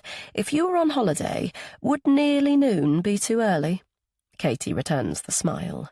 This house, this woman, so different to her closed life and compliance. She likes her and her rebellion already. That blend of indifference and emotion, too. "Well, when you put it like that," Sybil moves to the door. "Come on then, little cat. I know Gabriel will approve of you." "Oh?" Pain seems to pass through her features, yet Sybil casually shrugs. "You can be my new whiskey." Chapter 9. Katie. Careful not to get her hair wet today, Katie keeps her head above the water and glides through the leisure club's warm Lido. She would have brought Milo for a splash around in the kids' pool, but he was a little snotty when he woke, so her dad suggested he stay at home. Poor Milo's shoulders slumped, but in fairness, his sniffles can soon turn to full-blown colds unless kept in check, and her dad soon distracted him with the need for grandad pie-making help. Though it's time to get out and quickly change, she allows herself another couple of lengths. These lone swimming minutes are usually empty, sensations engaged, but deep thought suspended. Yet this Sunday, her mind is in Whalley Range, inside that house. The property she shares with her father is a clean and tidy 1990s modern detached, which she very much appreciates. So the desire to quarry in those old nooks and crannies, to unearth the secrets they hide, is strange. Not that she and Sybille did any digging yesterday. After chatting upstairs, they joined Gabriel in the kitchen. He pushed back his glasses and looked at his sister pointedly. "I'll make another pot. That one will be cold." "We're here for vino," she replied. "No, you're not," he said. "It's still morning, and you haven't eaten yet." His terse expression seemed to ease. "Save it for later. You'll enjoy it more then, okay, Sib?" "Fine," she replied, widening her dark eyes at Katie. "Ply me with bloody caffeine. See if I care." Watching the brother and sister again was captivating. Katie can't quite make them out. On the face of it, Sybille is the more dominant, and certainly more vocal sibling, and yet the balance of power appears pretty equal overall. And it was good to study Gabriel more closely this time. Like his sister, he's tall, broad-shouldered and slim, but it's as though he has inherited the more feminine features, she the male, and yet Sybille is the spit of her mother. Saint Imelda, as she called her several times. When they left the junk room, she gestured to the far landing wall, then turned on a picture light which lit up a patchwork of portraits. "Wow! Did you have to pose for them all?" Katie asked. They appeared to be in a variety of mediums, from pencil to charcoal to watercolour. She wanted to look closer, to examine and touch and drink them all in, but Sybille shook her head. "It's Saint Imelda, not me. Come on, time for wine." Conversation filtering over from the doorway brings Katie back to today. A gym bag over his shoulder, and wearing a matching designer kit, the guy is turned away, but his face and his voice are familiar. Oh, heck, it's Bridget's friend, Dr. Harry. Hoping he won't clock her, she continues her final meters of breaststroke as silently as she can. When she turns back for the steps, he's gone, thank goodness. Glad she didn't incur the extra time of having to dry her thick barnet, Katie glances at her watch and hurries past the car park barrier. At times like this, she wishes she still had a runaround, but home is only 15 minutes away, less when she ups the pace. Yet, as ever, she has to be practical. She feels great today, but the crippling exhaustion can strike unexpectedly, so she mustn't risk pushing it. She adopts her half-walk, half-jog as she leaves the tree-lined complex, but a sixth sense makes her stop. As she turns, a sleek sports car pulls up beside her. Anticipating a request for directions, she takes a big breath, but when the window winds down, it's those same amber eyes. Harry grins. "Small world. I thought it was you." "It is. I'm just—" "Couch to 5K? She cringes with the usual embarrassment, but there's annoyance too. Back in her teens, she was a bloody good athlete. "No." "Got it. An Ironman." "Huh." "Are you always this chatty?" "I'm in a hurry to get home, so—" "Can I give you a lift?" She relents with a polite smile. Alexander is unfailingly polite. He wouldn't approve of her surliness. "No, thank you. I'm fine." "Are you sure? I think it's about to rain." She looks up to the sky. "I think I'll be okay." "Fair enough." He studies her for another beat. "I'd better let you get off then. Rain in 5 minutes. Just you see." Wet and cold from the downpour, Katie squeezes the rain from her ponytail and slips her trainers off outside the house. Intending to head straight for a hot shower, she makes for the stairs, but a high titter echoes through from the kitchen. Should she leave Bridget to it? On balance, she decides to say hi. "Hello, Bridget." "Katie!" She puts a hand to her chest. "You made me jump. I didn't hear you come in."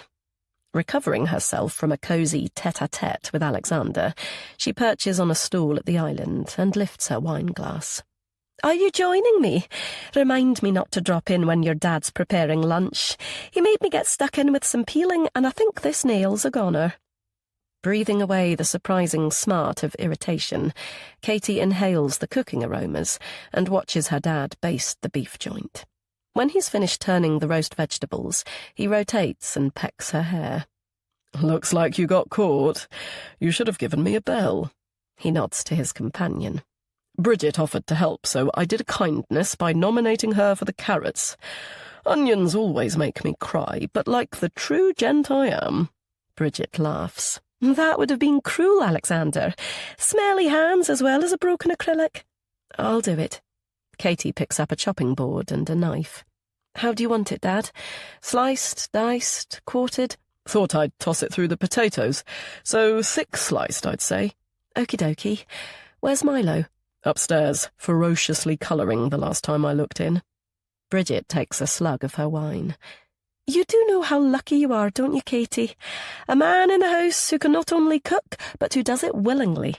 "I'd be more than happy to do it, but, Dad—" "After years of being a dinosaur, I discovered I enjoyed it, so now it's a hobby of sorts. I rather think I've passed it down the line, as my grandson prepared an apple and blackberry crumble earlier. It looks delicious. You are very welcome to join us, Bridget." "I'd love to, but Andrew might be offended, even if he has deserted me for his mountain bike this morning. I only popped in to catch up with Katie, see what she's been up to all week."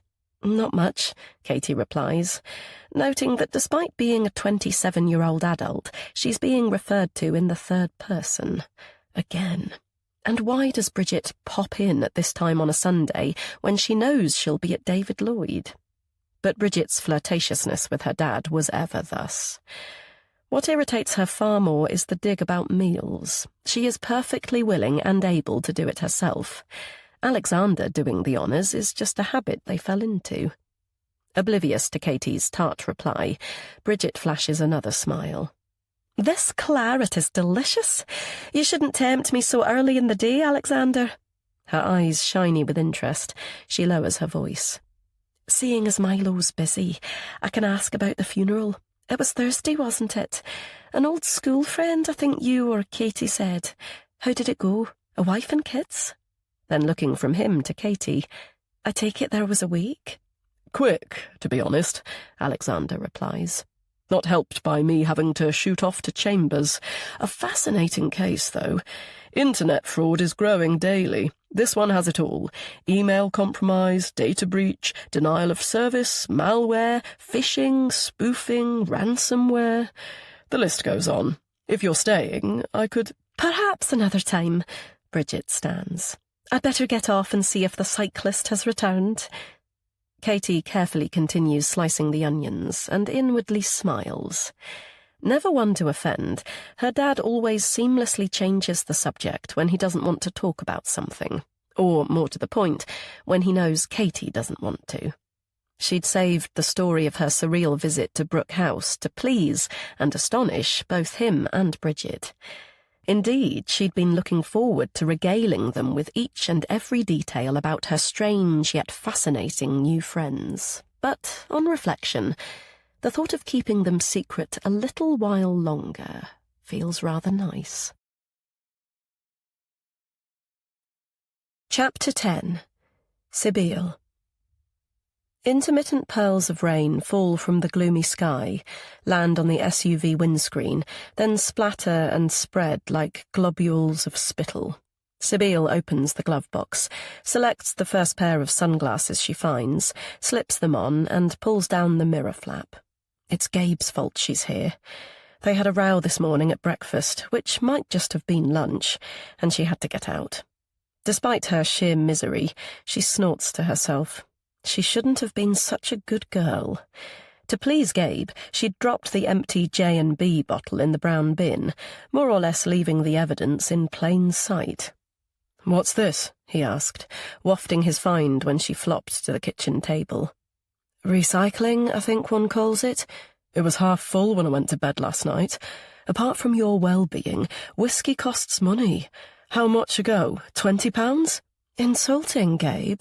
I don't drink the cheap stuff. Maybe 30 quid? 35? Bloody hell.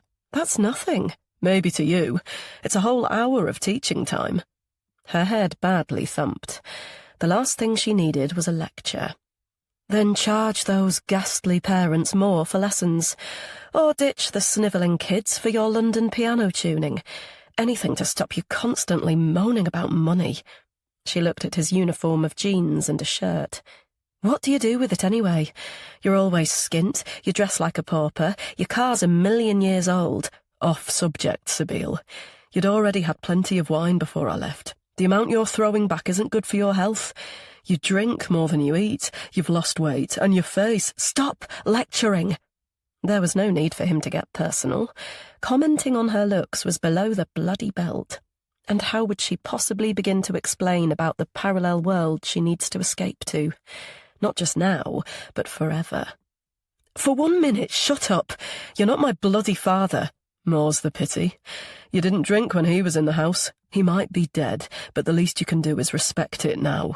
So it's okay for you to do it, but not me. I don't become offensive. Offensive? How? All that Saint Imelda stuff. You did it with a complete stranger. What? Katie, the other day. He mimicked her voice. Who's our beloved church? Emotion caught in her throat then. She didn't want to fall out with Gabe, of all people. She just missed Robin so bloody much. I don't mean anything by it. You know I'm just joking, she managed. Sorry, Gabe. I'll stop saying it, I promise. She reached out for a hug, but he pulled away. I'm going out. I might even give our beloved church a go, seeing as it's Sunday. That's when she scraped back her chair, stomped to her car keys, and left the building. She had to leave before Gabe did.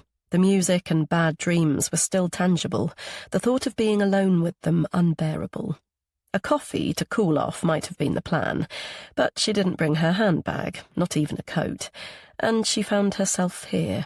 So it's Gabe's fault, absolutely. Here in Wilmslow, when she promised herself she'd never do it again. She glances around the leafy street, the affluent houses set back either side. She should go, she really should. Yet a few moments won't hurt. A minute to squint beyond the begonias, sweet peas and petunias surrounding the manicured lawn, to the window beyond. She pictures the widow wife in her weeds. Zoe. Has she reverted to the more familiar, and yes, too bloody attractive, woman in the Facebook photographs? The horsey face and enhanced lips, the top-heavy yet gym-toned body.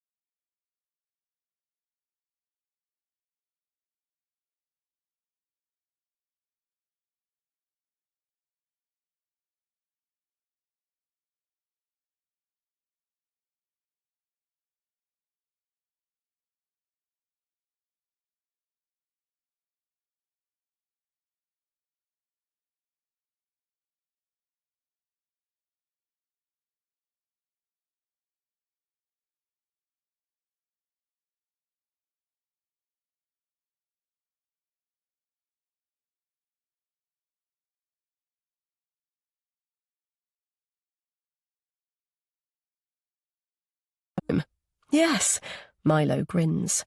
And then a powder nap, Grandad. He puts a finger to his lips. That's a secret, remember? Don't want Mummy to find out. Milo tightens the belt of his dressing gown and giggles. Sometimes I tell the story and Grandad falls asleep. He says it's a powder nap. It's what grown-ups do to charge their batteries. He lifts his arms for a hug. But grown-ups don't really have batteries, do they, Mummy? Love swelling in her chest, she scoops him up and absorbs the smell of shampoo and innocence.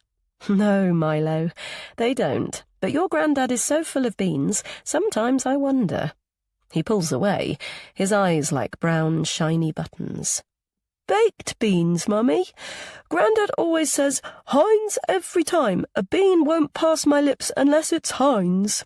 Impressed at his mimicry, Katie laughs. Think I've heard that one too, just once or twice.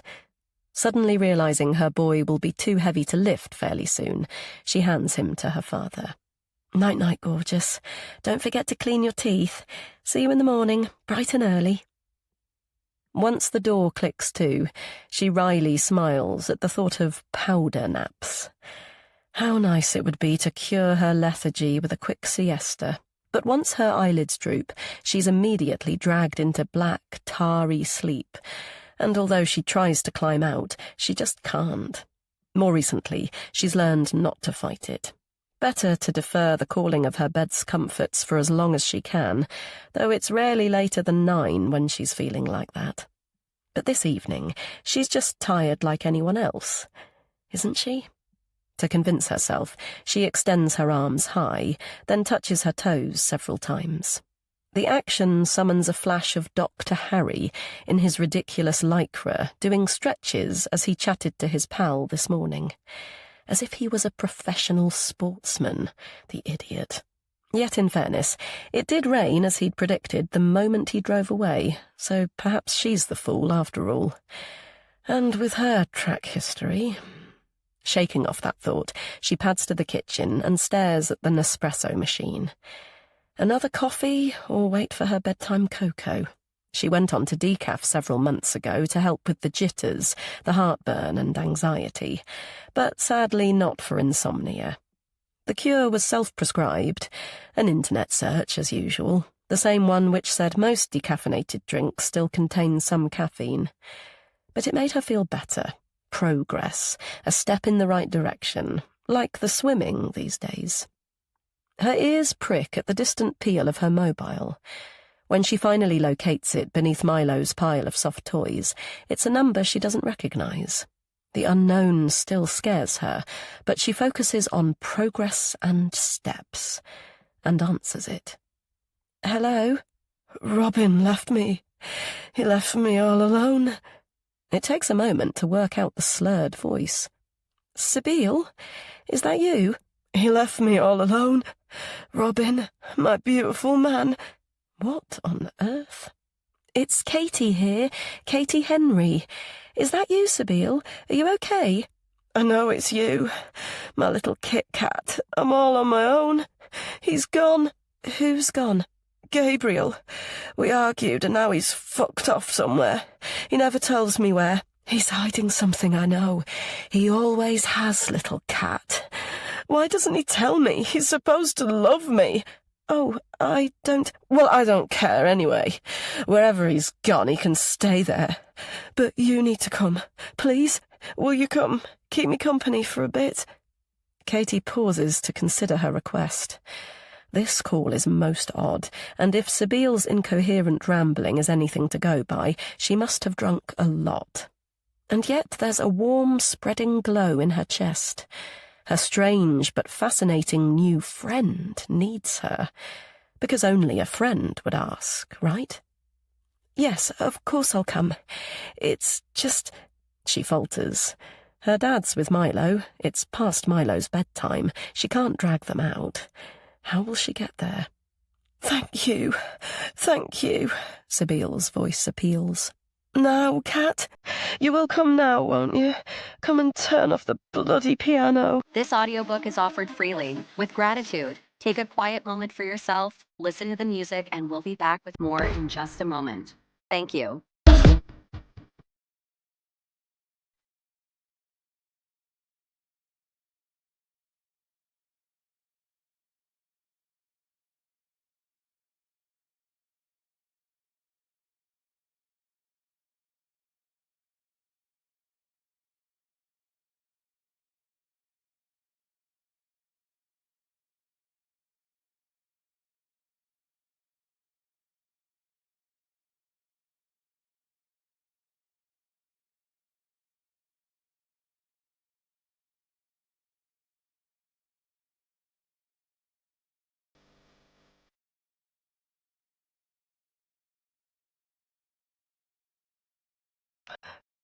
Katie stares into space as she thinks. Her dad uses black cabs. They're sturdy and safe, aren't they? Yeah, sure. I'll call a taxi now. I don't know how long I'll be, but I'll have my phone, so if you need to call... Kind cat. I knew you would. Okay, see you very soon. Her heart thrashing with adrenaline and purpose, Katie orders a cab, then darts up the stairs. At the top, she inhales deeply, gently pushes down Milo's handle, and takes in the picture of grandfather and grandson, so strikingly similar and peaceful in sleep. Retracing her steps, she thanks her lucky stars, slips on her trainers, and scrawls a message to her dad. Then, puffing out her tingling energy, she opens the front door to a new world outside. Chapter 12. Katie. Wondering if she'll recognise the house through the dusk, Katie peers through the taxi's grimy window. She spots the ivy-clad wooden porch. Just here, please. How much? £8, please, love. She does another take. Though the gate is still latched, the front door of Brooke House is clearly ajar. Fumbling with her purse, she pulls out a tenner and hands it to the driver. You all right, love? So used to that question, Katie barely hears it. Besides, she's too alarmed by the memory of Sibyl's teary, drunken blather. Suppose something is badly wrong. Could she cope on her own, without her dad, without Bridget? Yet she finds herself tumbling out, belting up the path and bursting in. Though the hallway is in darkness, a dull beam from the kitchen bathes Sibyl's motionless body like a spotlight. Her head tucked in her chest and her arms around her knees, she's in the fetal position, a pose Katie understands all too well. Scanning for any signs of blood or injury, she crouches beside her. Sibyl, are you okay? It's Katie. Fear grips her chest as she stares. Oh, God, she's been here before. But this isn't about her, not today. Sibyl, she says again. Wake up, it's Katie. You called me. A beat of time passes, then 2 and 3. Then, just as Katie puts out a trembling hand to touch her, Sibyl lifts her head and extends her legs. A bottle rolls from her lap, rocking on the polished floorboards before coming to a standstill. Her dark gaze takes several seconds to clear. It's Cat. Little Cat. Hello, she says eventually. Gathering up her long limbs, she stands, unsteady but graceful, like a newborn foal. You came. She gestures to the front room, as though nothing is amiss. Please come through to the parlour. We've never been la-di-da, but we always called it a parlour. Is that odd? No fire, I'm afraid. That's Gabe's department. But I found, She gestures to a fan heater. No idea what you call these things, but we need electricity. Can you see a socket? Katie flicks on the light and searches the parlour for a plug. It has a jaded elegance about it, but there's a definite hue of decay, from the dank smell to the jigsaw of damp patches on the ceiling and the yellowing gloss. Clearly as old as the hills, the machine puffs out a thin stream of balmy air. There we go. You need to warm up. Where do you want to... But Sibyl has already settled on the scuffed leather sofa. Gabriel would say I'm drunk, but I'm not. She pats the seat beside her. Do sit. Am I inebriated, little cat? If one can say the word without stumbling over it, one can't possibly be that, can one? Or even intoxicated. See? Beautifully enunciated. Resting her head on the arm, she dozes for a while, then reanimates herself again. I haven't offered you something to drink. That's rude. Gabe would say I'm rude. But he's fucked off so he can't climb on his horse and say that he's at the end of his tether. How very charming. She burps. Do you think Gabriel's charming? He can be, you know. Gives cuddles if you ask. But he just fucked off when he knows I hate the silence. When it's quiet, I hear it. I hear her. He knows that. So why would he leave me? But you'll stay, won't you, little cat? Yes. So noble, so tragic, so pissed, and so very needy. Katie finds herself squeezing her new friend's hand. Yes, I'll stay for as long as I can, but I'll need to go back before it gets too late. Sometimes Milo wakes up and Alexander has to leave early for his train in the morning. Sibyl frowns. Who's Alexander? My dad. He came to the funeral. Ah, the handsome hanging judge, she snorts. My father's car is a Jaguar. He drives it rather fast. Shiny, nouveau riche little cat. She brings her fingers to her face like whiskers. Not poor old money church mice like us, like Gabriel. What the fuck does he do with his cash? Tell me. It worries me. I have no... So, who's Milo? My son. He's just turned 5. He's... But Sibyl's attention has gone again. She's staring at the grate, her eyes shiny as though it is lit. I was promised one. A beautiful baby called Joseph. She spirals around. Shall I tell you a secret about my man? A secret about Robin? Though the smell of sour alcohol hits her, Katie doesn't recoil. She recognizes the desperation in this woman's very being. She needs to talk, to let something out. Yes, of course. The fan heater clatters, loud in the silence. Eventually, Sibyl speaks. She killed him. That's what he told me, that he'd end up strangled. Her gaze wide, she flops back. Should I tell? Who should I tell? Katie blows out her trapped breath. I don't know. I'm sorry, I don't even know who you're talking... Sibyl grabs both her hands and laughs. Your face, little cat. Your pretty, pretty face. Don't worry, we don't tell, do we? Rule number 1, some things we never tell. Sibyl, stop. Both jumping at the sound, they snap around to the doorway. Gabriel's expression is stony, his jaw tight. Sibyl rocks forward. You left! You left me alone! No, I didn't, Sib. I had to go home to do stuff. I left you a note. Finally up from the sofa, Sibyl points her finger. No, you did not. He disappears, then returns with a scrap of paper. Next to the telephone. A text, too. Look at your mobile, Sib. He glances at the elegantly shaped coffee table.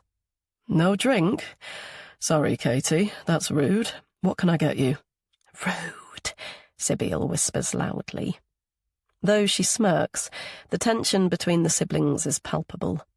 I'm fine, thanks. Katie stands. It's probably time for me to go anyway. I'll just call a taxi. No, absolutely not. It was good of you to come. I'll drop you home. If we go now, the car will still be warm. Gabriel looks at his sister. Okay with you? I'll be 20 minutes. Warm car. Very sensible. Sibyl shuffles away. The junk room, she says over her shoulder. Tomorrow, Kat. No, Tuesday. I'll text. Save for the steady rhythm of the wipers, Gabriel drives his old Volvo in silence. But at the temporary traffic lights, he turns, his eyes hazy and troubled. I teach music near home. Home being a village between Leeds and York, close to the battlefield of Towton, and I have to travel a fair bit. He clears his throat. Both for teaching and tuning pianos, so I can't always be around. I spend time in London, too. I have commitments there. Katie waits for more, but when he doesn't elaborate, she smiles.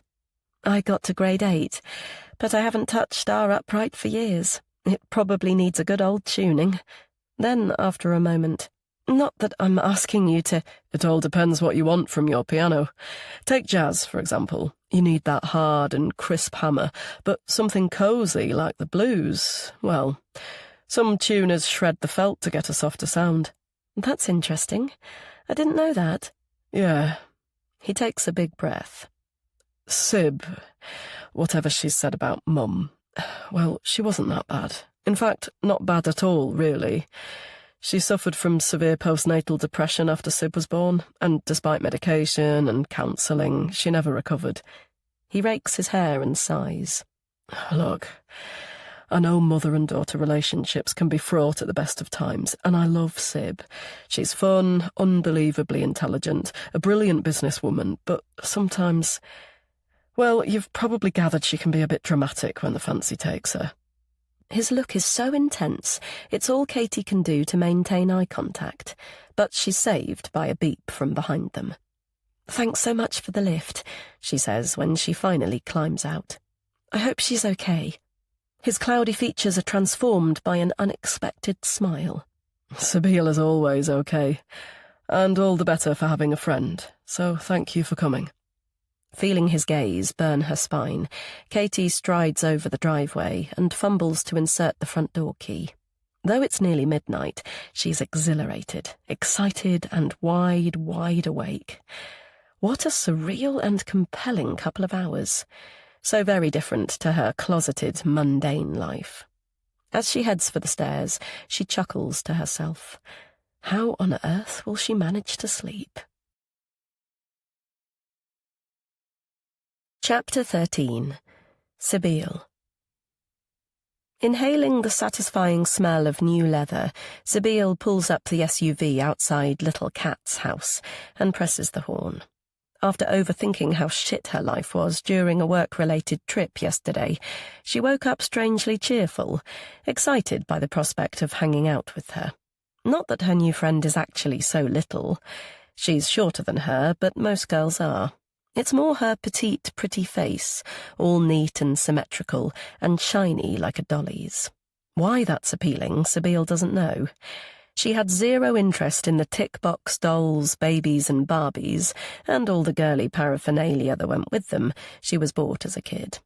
Gabe's presents seemed so much more exciting, were more exciting, because he was older, from the Game Boy, Ninja Turtles and Power Rangers to his beloved Tamagotchi. As for the sheet music and notepads, the endless pencils or erasers embossed with crotchets and quavers, she didn't covet them, per se. It was more the naked, indulgent love that was bestowed with them. Sighing deeply, she pushes that particular image away. She's spent the last 19 years blocking out her mother, sometimes more successfully than others, but the bloody woman came back big time with James's death. If Saint Imelda ever left in the first place. Great-aunt Sabile's imposing figure, duly garbed in black, flashes in behind her eyes. What a bloody namesake. Remembering the old bat's look of horror, she gives an involuntary little shiver. She clenches her jaw. Nope, she won't let her mother in. She won't allow her to tunnel and chip away at her psyche, her confidence and self-worth. Instead, she focuses on today and the moss-free driveway of Kat's well-to-do home. "My father's car is a Jaguar," she mutters. Had she actually known he drove one?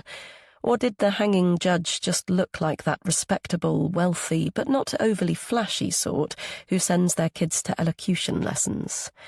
He's parked it to one side, as though leaving space for another. Kat's? No, she said something about not driving and nerves. Yep, she can see that. The way her blue eyes slide away when she talks for too long. And her propensity to blush, though the 2 spots of pink on her cheeks make her look even sweeter. Donning her Weblife hat, she scans the handsome house and considers how she'd describe it online for her networking business. Next to the leafy local park, and with the mandatory electronic gates, the retro-modern building looks around the same age as hers. Not that her and Gabe's tiny homes have what looks like 5 ensuite bedrooms and high ceilings, classical bay windows, Cheshire brickwork, and smart double garages. She sniggers to herself. If she needed a tagline, it'd be, "The sort of property the liberal rich tend to buy." She glances at her watch. Should she honk again? Stride up and hammer on the door? Nope. After Gabriel's admonishment, it wouldn't do to show her general lack of patience or manners and make a scene. A polite, "I've been waiting 5 minutes, are you bloody well coming?" text is the thing. Yet when she looks to the passenger seat for her mobile, it isn't there, nor underneath in the footwell, nor on the dash. Did she even bring it after waking late and hurtling from Brooke House? Christ, she isn't sure. It's usually glued to her hand, her soul, her heart, waiting for its chime, a sound that would make her salivate like Pavlov's bloody dog. Scrunching her eyes, she breathes through a new wave of grief. She doesn't want to move on, be indifferent or blasé. She needs Robin still tangible, to sense him, to smell him, to feel his presence. She can't let him go. She won't. Her shoulders relax as he steps into the frame of a memory. He's still there, thank God, tugging her towards the crumpled sheets, his eyes, his smile, the citrus aroma of his aftershave, his neatly trimmed beard, toned chest, and those bloody tight buttocks. The kisses and caresses, the love, making love, that intense, roisterous release. The scene grips her throat, but the impulse to jump out and roar at the sky is punctured by a slamming sound. It's Kat at last, her high ponytail jaunty, but her face hesitant and pale. She opens the door. "So sorry for the wait. I just needed to sort out a few things. It's very good of you to collect me," she says breathlessly, as though she's been running. "You didn't need to put yourself out. I could have caught the bus." Surprised at her friend's demeanour, Sibylle shelves her own angst. Kat's expression is serious, almost tearful. What to say to her? Best make her smile. "I got told off by my brother big time about Sunday, so I had no option. Poor old Gabe. Still, his life would be dull without me causing him grief, so I'm doing him a favour when I'm being badly behaved." She gestures to the scarf she hurriedly tied around her head before leaving. "What do you think? Char lady or what?" Kat's features relax as she looks. The smile's nearly there. A little push more. "God knows who it belongs to. Not my pot-bellied Aunt Valerie, I hope, though it's really to cover my greasy locks, as I had no time for a shower. I probably stink of BO. You don't mind labouring with a smelly co-worker, do you?" Kat's lips twitch as she sniffs the air. "I don't detect any bromhidrosis as yet. Still, if we work up a good sweat today, I might get lucky." "Hark at you with your bromhidrosis. Medically qualified or what?" Kat's gaze falters. "Just a geeky swat, probably." She rallies. "Pot-bellied aunt? Cruel.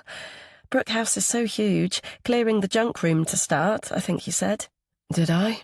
She feels a stab of guilt as reality hits. Her lovely dad is dead, and she's barely given him a thought. James Matthews isn't slowly expiring in the hospice anymore. Like Robin, he's gone. Forever gone. "Truth is, I don't want to begin anywhere, do anything with the house. I want to leave it preserved like a tomb. I don't want to unsettle it," she says quietly. Briefly touching her hand, Kat studies her inquisitively. "Unsettle what?" "Ghosts, of course." An honest reply, and so rare. She doesn't know why she said any of it. Perhaps it's Kat's quiet guilelessness, but there's an impulse to share. She snorts to cover her agitation. "Old houses all have them, don't they? Apparitions, phantoms, evil spirits." She gestures through the windscreen. "Yours is modern, but that's no excuse. It's still probably built on an ancient graveyard, a witch's coven or similar. An orchard, apparently. Opulent topsoil, which the developers sold, replacing it with rubbish cheap earth, according to Dad. We've been here since I was born, so it still has lots of history." She seems to shake her thoughts away. "But I'm all yours today. Your wish is my command until it's time to collect Milo from school." A spike of jealousy hitting, Sibylle starts the engine and doesn't reply. Her child, Robin's, the one she never had. Christ, what's wrong with her today? Ignoring the loud blare of an oncoming car, she clears the emotion stuck in her throat. "So, was I badly behaved the other night?" She grimaces. "Oh, God, I can tell by your silence I was. Go on, spit it out. What did I say?" A beat of time passes, then, "You were talking about Robin." Robin. Hearing his name from someone else's lips is both exquisite and unbearable. She takes a breath to change the subject, but the whispered truth slips out. Robin was my lover. I sort of gathered that. But he left you. No, he did not. Her reply emerges more harshly than she intends, but it's important to explain, so she pulls the car onto the pavement. He died, Kat, she says, the words bubbling out. And because I was his secret, I can't grieve. I can't cry. I can't bloody breathe. I can't say that I miss him out loud, that I miss him. I miss him. I fucking miss him. She stares at Kat's startled expression. It's stifling me, suffocating me. You won't understand. Nobody understands. No one can. For several moments, Kat doesn't reply. When she finally speaks, her voice is tremulous, yet clipped. I do, a little, actually. My mum died. In a car crash. She clears her throat. She was with Dad. She died and he didn't, so people thought I was lucky. You know, only to lose one parent when I could have lost both. And I was 22, an adult, so it was indulgent to make a fuss. But it wasn't just that. She frowns as though searching for the words. They were devoted, Mum and Dad. He lost his wife, his best friend. It didn't feel fair to add to his grief. I don't have a brother or a sister, so I just held it in. Wow. Sabine whistles softly and rejoins the traffic. So, they've both lost a mother. How strange. But perhaps that's what draws her to this quiet, contained girl. Yet what is more normal, Kat's selfless silence, or her constant demand for attention at 11, at 13 and 14, hell, even now. She turns to Kat at the Pelican Crossing. Didn't you want to kick and cry and let it all out? Kat polishes the face of her watch. At first. Sometimes I wanted to scream, "What about me? What about me? Don't I matter too?" Then, as time passed, I got so used to holding it in that it sort of became comfortable. She pauses again, her features thoughtful. But it got stuck inside here. She puts her palm on her chest. To the point where I couldn't talk about it at all. Sabine shrugs. You're telling me now. Then after a moment, like I told you about Robin. I know. The tension in Kat's jaw is replaced with a smile. I know. How weird is that? Chapter 14. Katie. Trying to quell her thrashing heart, Katie spends the rest of the journey silently studying her hands. Her ability to speak about the accident has got a touch better, yet it's still pretty poor after 5 long years. Not that they've felt very long. In her zombified state, she's been half absent, asleep mostly, but frustratingly weary, useless and incapacitated when conscious. And though it goes in the face of psychological advice, she still prefers to bottle her mum. She can't explain why, but it's as though she gives a little part of her away every time she's mentioned. Yet today has been a sea change of sorts. Talking to Sabine feels different, maybe because she has suffered loss too. A sudden jolting movement brings her back to the present. She whips up her head, then sighs, feeling foolish. It's fine. They've arrived at Brook House. It's only the high curb and Sabine's erratic driving. No, Gabe, she's saying, scanning the road through the windscreen. Then, clearly remembering, bin liners. That's where he'll be. Come on. Katie follows her down the weed-strewn path. Sabine stops at a cracked plant pot and gestures to a woody and leafless azalea with 2 plucky purple flowers. Dead, but not dead like... She shakes her head. Like my dad at the hospice. She extracts her find and wafts it. La Clé de la Porte. Surprised people really do hide a key in plain sight, Katie steps inside the old house. From the double window locks, to the alarm, to his new video doorbell, her own dad is fanatical about security. "When you've been so long in the law," he wryly says, when Bridget makes her frequent Fort Knox comment. Sabine reads her thoughts. Well, there's nothing to steal, she throws over her shoulder. Scooping the poster up en route, she heads straight to the kitchen and flops down at the table. Unless you're into junk and more junk.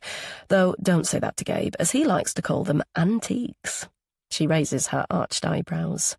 He thinks we'll make a bob or two from the contents, but I'm not convinced. I'd personally hand it all over to a house clearer, auction place or whatever. But he's insisting we go through everything first. Drawers, chests, bureaus, wardrobes, find paperwork, family memorabilia, hidden bloody ivory. To be honest, I'm exhausted just thinking about it, and I woke up at an ungodly hour. Bloody noisy old house. Pipes, doors, floorboards, clunking, chugging, clanking. She laughs, and that's just Gabe in the bathroom. She yawns theatrically. I need a pint of fresh coffee, but instant will have to do. Glad to feel full of beans, for now, Katie turns to the kettle. I'll make it. How do you like it? However it appears. Sibyl stretches. You can come again. You're very calm, and I like that. Same as Gabe, you're, I don't know, serene. Yep, serene. Not entirely, Kat replies, busying herself with the mugs to cover her embarrassment. The abridged version of her mother's death didn't include her hysteria when 2 police officers knocked at the door in the early hours. Her inability to focus on their words after, "Your mother and father have been in a road accident." Her certainty that both parents were dead, even as she sat by her dad's bedside and watched the regular rhythm of his chest. Her complete and utter panic and terror, even though she'd been on medication since university. Stabilizers for anxiety, hypnotics to help her sleep. Truly ironic when it's all she can do to stay awake these days. Gabe's like that. Sorry? Sibyl pulls the scarf from her head and ruffles her glossy hair. Not entirely calm. She laughs, a joyous, loud peal. But that's usually because I'm driving him mad. Her face suddenly stills. By the way, don't mention Robin to him. Course not. I wouldn't dream of he thought Robin was a selfish prick. I don't know why, really. They were best mates at uni. Oh? Katie waits for Sibyl to say more about the man's death. Something about strangulation, she said the other night. But then again, she was drunk, paralytic almost, and making no sense. Gabe has no taste, Kat. You've seen his clothes and that wreck of a car. Men, women, dogs. His judgment's impaired. Badly. She shrugs and snorts. That's what comes of only ever loving his saintly mother. Our mother, Sibyl. Carrying 2 bags of shopping, Gabriel scowls from the door. He wafts the famous black liners, then balances them on a tower of newspapers stacked against the wall. These are from upstairs, he says stiffly. No idea why Dad kept them, but I suggest you briefly look at each date and headline, and if nothing grabs your attention, they can go in the blue recycling bin. He stares at Sibyl briefly before turning away. Do something useful while you're bearing your soul. For Christ's sake. She scrapes back her chair. The world doesn't revolve around her, Gabriel. You're 35. Why don't you grow up, get a life, even have fun once in a while? His jaw tight, he slowly rotates. Get a life, should I? Like you have?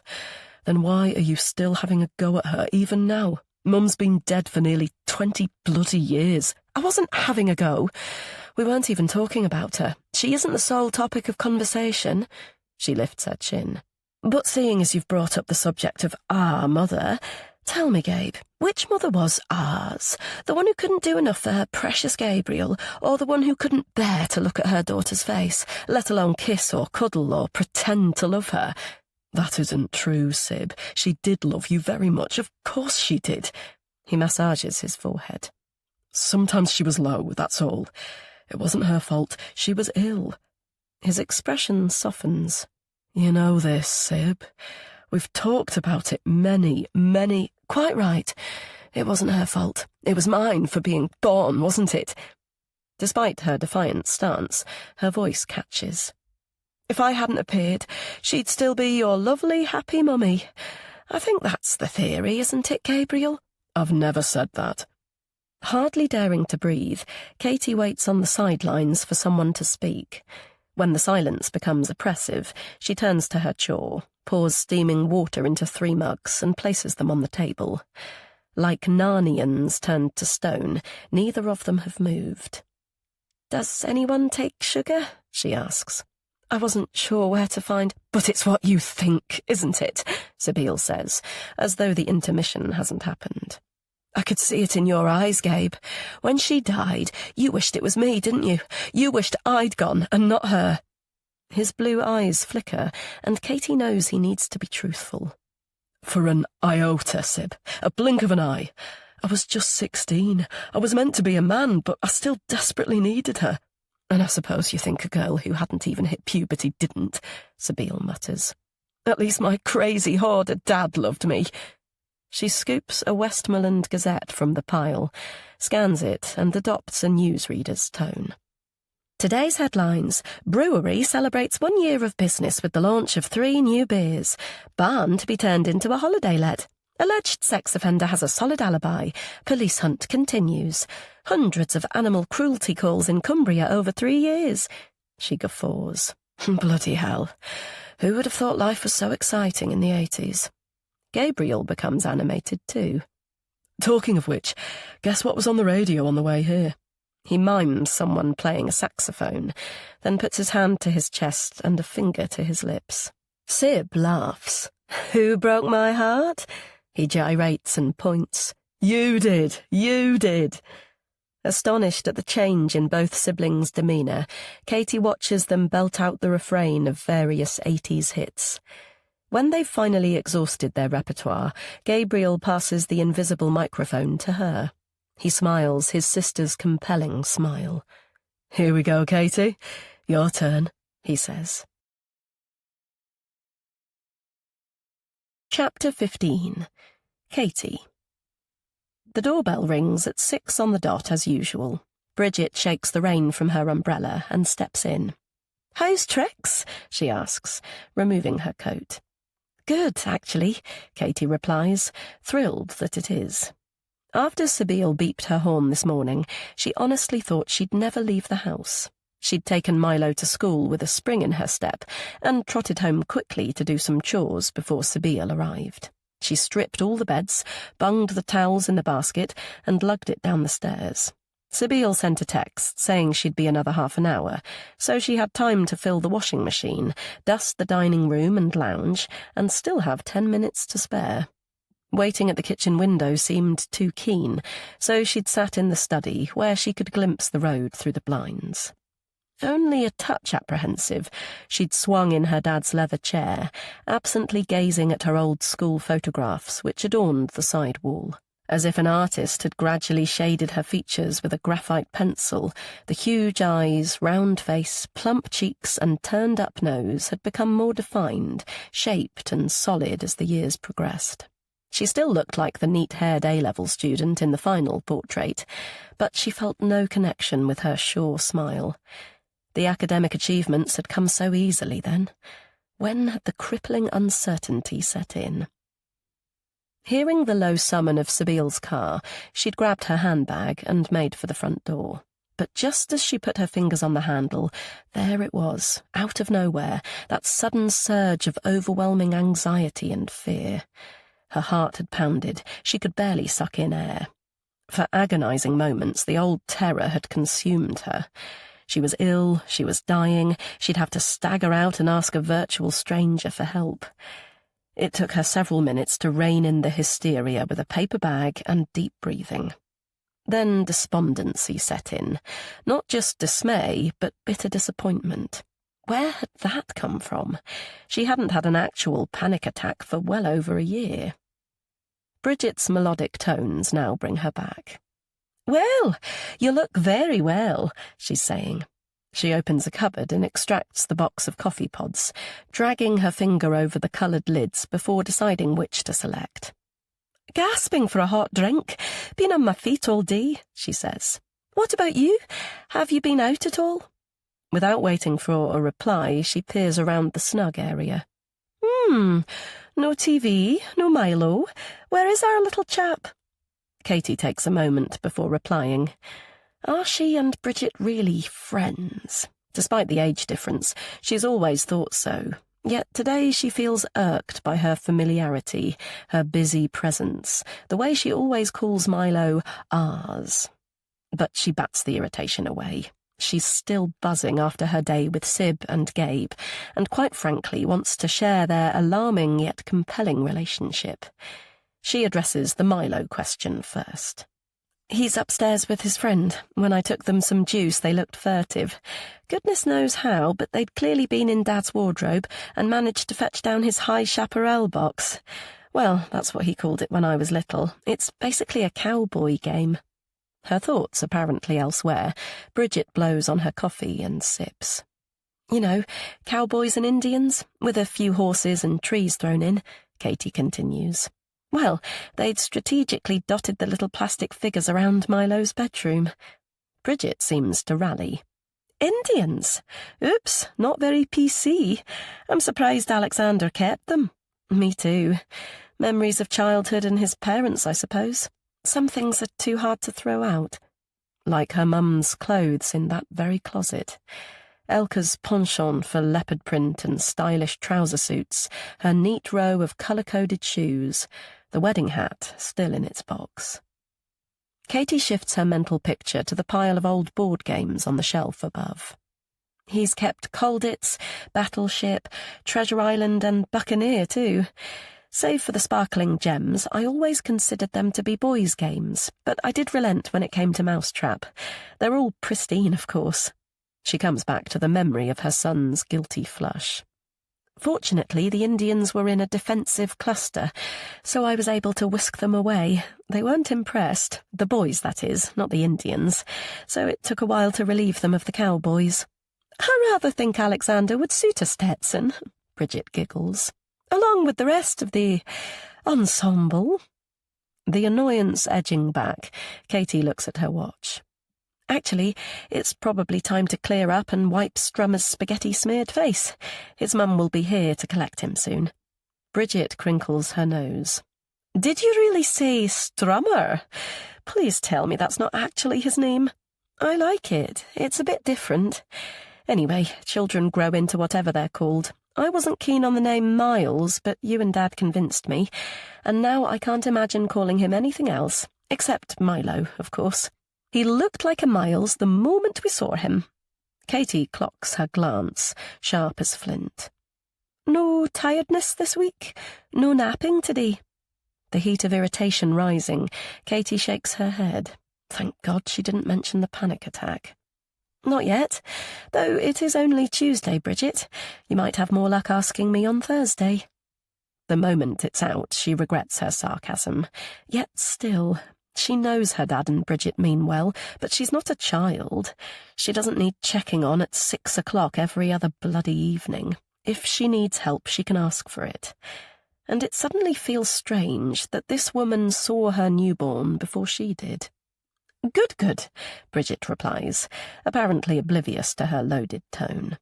She opens the fridge, extracts a bowl, peels back the cling film and sniffs it. Smells like one of Alexander's curries. Weren't you hungry? Looks delicious. Beef from the roast? I expect so. Have it if you fancy, though it's probably past its best. I had lunch out. Oh, yeah? Bridget says the words casually, but her stance shows surprise. At a friend's house. Really? She sits in the snug armchair and curls up her legs. You have other friends? I'm hurt. Anyone I know? Chapter and verse, please. It's an in-joke, Katie knows, and she's usually pleased to describe her tiny triumphs, but it suddenly feels private, as though she's part of a trio, a secret club that no one else would understand. After the shocking spat between the siblings, the tense atmosphere lifted as abruptly as it had fallen, thank goodness. Though she laughingly declined Gabe's invitation to sing, the three of them sat at the kitchen table for over an hour, amiably chatting as they sorted through more newspapers, pamphlets and magazines.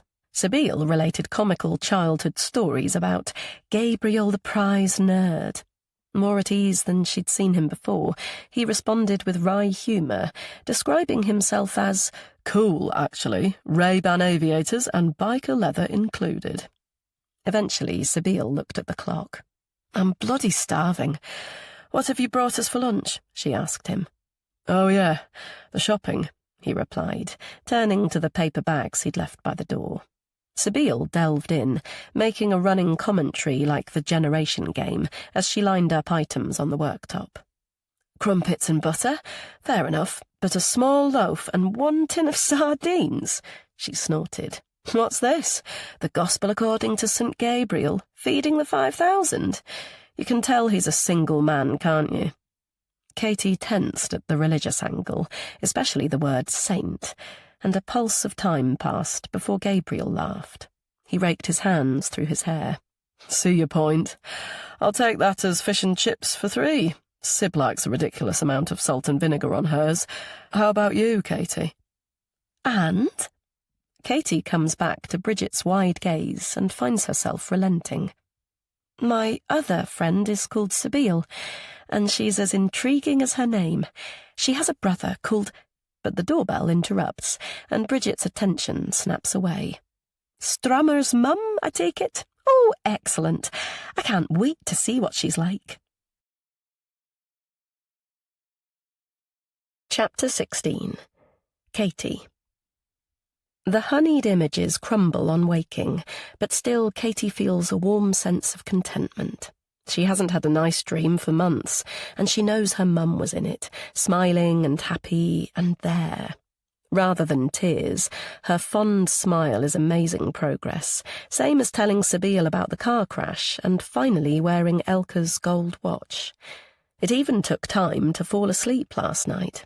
Like every evening since Tuesday, her mind fizzed and buzzed, reviewing the day and her small achievements this week. Helping Gabe and Sib at Brook House, chatting to the other mums at the school gate, preparing meals for her and Milo whilst her dad's been away, even baking him a Shaun the Sheep cake.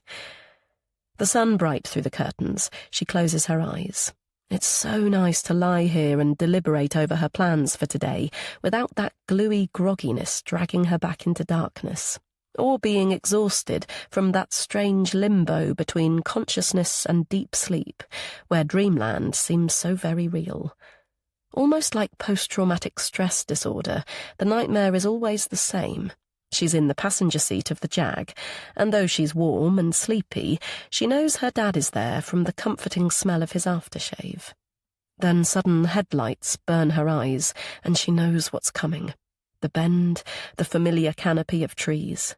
She tries to form words, but she's dumb. It's coming, the film on repeat. The headlights, the bend, the trees. The curse and the swerve, the screech and the stench, sizzling rubber, sweaty terror, jangling fear. The almighty jolt, the sickening sound of crushing metal. The shaky silence perfumed by firework-like fumes. Then the airbag, constricting her chest, pinning her body and pushing her down. Only she wasn't in the car. She wasn't there to witness her mum's final moments, her death by catastrophic injuries, whatever that actually meant. Too catastrophic to contemplate, she had to work hard to stop her imagination going there. But she knew there'd be blood, the brightest red blood. Pushing away those negative thoughts, she turns to her sleeping son.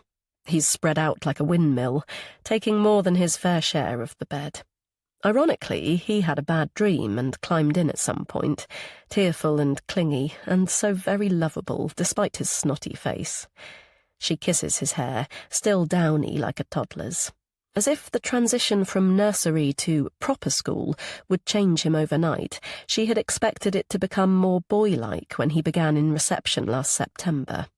But Milo is her first, and she's never had siblings. Her mum passed away before he was even born, so motherhood is a huge learning curve. Thank goodness she has Dad. And Bridget, in fairness. She slips from the bed, pads to her ensuite bathroom, and inspects herself in the mirror. Funny how she longed to lose weight at university. Looking back, she wasn't remotely fat, Yet she worried about her arms, her legs, her less-than-flat stomach, like she worried about everything. The anxiety was constant, the fear of having a panic attack in public more crippling than any actual episode. Then, of course, the worst happened, like a punishment of sorts. You thought a panic attack was bad? Try this. That's in the past, she says to her pink-faced reflection. This is the new me. But one step at a time, she's learned that the hard way. When she returns to her starfish son, his closed, sleepy face takes her back to his operation. His cryptorchidism had been noted at birth, and she'd known a surgical procedure would be necessary if the testicles didn't descend into the scrotum by 6 months. Yet the notion of anaesthetic and incisions in such a tiny tot was still horrible. The advice about fertility problems and an increased risk of developing testicular cancer made the decision to go ahead with the orchidopexy easy, but it brought home the responsibility of being a parent. Her baby was only 9 months old, and she was having to make decisions about his adult life and future well-being already. She now nudges him gently. "Time to wake up, Milo. It's the 1st of the month. We have to say rabbits." He rolls into a tight ball. "Go away. I'm still sleepy, Mummy." "It's Friday, the best day of the week, because—" He opens an eye. "I didn't like that lolly last week. It was really sour." "But you did like your purple tongue," he responds with a reluctant smile. "And it's a good job there's a whole counter of sweets, so you can choose something different this time." "Will Grandad be back today?" "You'll probably be fast asleep when he gets home tonight, but you can wake him up tomorrow morning. Take him his boiled eggs on a tray." He finally sits up. "With soldiers?" "Of course." He stretches and yawns, then does another take. "What are you wearing, Mummy?" "My running kit.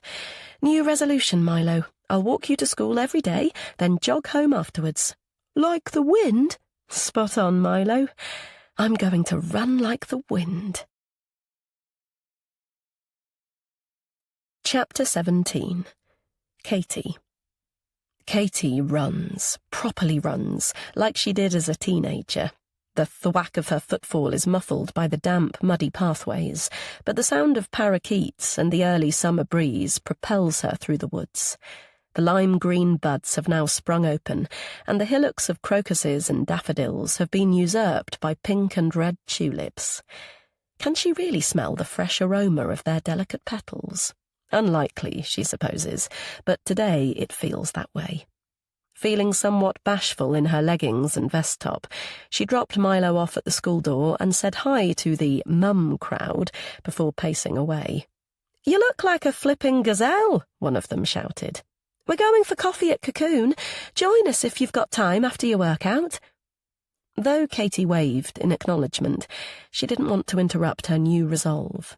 In the past, she was often wiped out with exhaustion by Friday, lifting her heavy head and unwilling legs from the bed, shuffling to the shower, and forcing a fake smile for her son at breakfast. The only way she'd have enough strength for a walk with Milo on Sunday would be a day of complete rest on the Saturday. Yet look at her this week, the past couple, in fact. As she slows down for a puddle, she laughs at her zest. She had dreaded the build-up to Milo starting at nursery last year, knew she had to emerge from her hiding place and face life outside. And it was hard, not only summoning up the energy to tromp to school and back, but to reconnect with people she knew and face their condolences or questions about Elka, who was well known and accepted in the village, despite the remaining twang of her German accent. Yet those fears were silly. By then, 4 years had passed since the accident, and as her dad put it, people were far more interested in themselves than them. As ever, he was right. It took a few months, but she eventually lifted her head as she walked home, made eye contact with both dogs and their owners, sometimes even saying hi. Each week, a small win. Yet it's now as if she's woken up and got a life, as Sib put it, and it feels bloody great. The cliquey mums asked her to coffee again. She belted out the Hallelujah chorus in the shower. She has a beautiful starfish son, and she's pacing the glorious woodland of Bruntwood Park. Then there's the icing on the cake, Sib and Gabe Matthews, her enchanting new friends. She pulls up by the railings to watch a family of ducks bobbing on the glistening water below. The image and the smell of wild garlic invoke a memory of trying to throw bread to the ducklings from this very spot. Her mum's soft hand and beautiful smile, her dad's laughter as the wind blew the crusts back. Though she usually tries not to regress, the flash of nostalgia is surprisingly warm and pleasant. Of course, she can summon up each and every step of her childhood if she wants to, but the day of Elka's death became the new normal. It was best to look forward, her dad advised. Glancing back was painful and pointless. As though reading her thoughts, the blue sky disappears and the pond surface dimples. Rain, yet again. She considers sheltering beneath a tree, but decides it's a light shower she can brave, so she continues the 2-mile loop she used to run back in the day. Fine, but persistent, the downpour doesn't stop. Finally accepting the superior power of the weather gods, she squelches across a hilly meadow and makes for the gates. Once on solid ground, she peers through her wet fringe and smiles grimly. So much for flaming optimism. She's knackered after all, and cold water has seeped into her trainers. As ever, wondering who once lived in Bruntwood Hall, she trudges towards the old pavilion. "Hello," she hears through the drizzle. Sure, no one is speaking to her. She continues her weary tromp past the tea rooms. "Hello, Bridget's friend, hello." Looking up to the patio, she squints at the man. Bloody hell, not again. If it wasn't for the silver pug at his side, she'd worry he was stalking her. Her instinct is to jog on and pretend she hasn't heard, but he knows Bridget, and she doesn't want to appear odd. Her face, her hair, and her clothes are streaming, though, so she's sure to appear as mad as a drowned hatter anyway. "Hello to you too. I would stop, but it's somewhat—" She gestures to her surroundings. "Wet." Dry as a flipping bone, the 30-something guy is sitting at a metal table beneath his golf umbrella. "The rainy city, eh?" he says easily. He stands. "You've still a way to go. Come and shelter until it passes." Struggling to find a reply, she self-consciously hops up the steps and joins him. The tissue from her pocket is damp, but she attempts to repair some of the damage and wipes her nose. Certain her cheeks are bright pink from embarrassment, she looks at him sideways. "Thanks." He's attractive, she supposes, if you like that strange combination of fairish hair and darker brows. His handsome features are drawn today, she notices, the grooves beneath his eyes smudged with grey shadows. He stifles a yawn and nods to the cafe doors. Coffee to keep me going would have been nice, but it's closed. Too early, I expect. Or perhaps they had the foresight to check the weather." Feeling uncomfortable in such close proximity to a stranger, Katie takes a breath to reply, but Harry gestures to his pet. "The plan was to leave him outside and hope he gets stolen, but the deluge has put off would-be dog thieves. However, you've appeared like Providence, so perhaps there's some hope for sleep after all. Do you fancy taking an ugly—" He theatrically clears his throat. "Beautiful and obedient hound off my hands?" "He seems very well behaved to me." Perhaps now, but not when you're back from a long and hard shift. You know, when you're desperate to crawl into the sack and sleep, yet he thinks it's time for walkies." Rex cocks his head and pricks up his ears. "See what I mean? It's all me, me, me." Despite herself, Katie chuckles. "Don't you know animals always come first?" she says. "I don't suppose his mistress would be impressed if you arrived home empty-handed." "His mistress has buggered off and left me with sole custody," he grimaces. "Aren't couples meant to argue over who keeps the dog, not the other way around? Maybe I should get the law on my side." Though he's clearly joking, his look is intent, interested.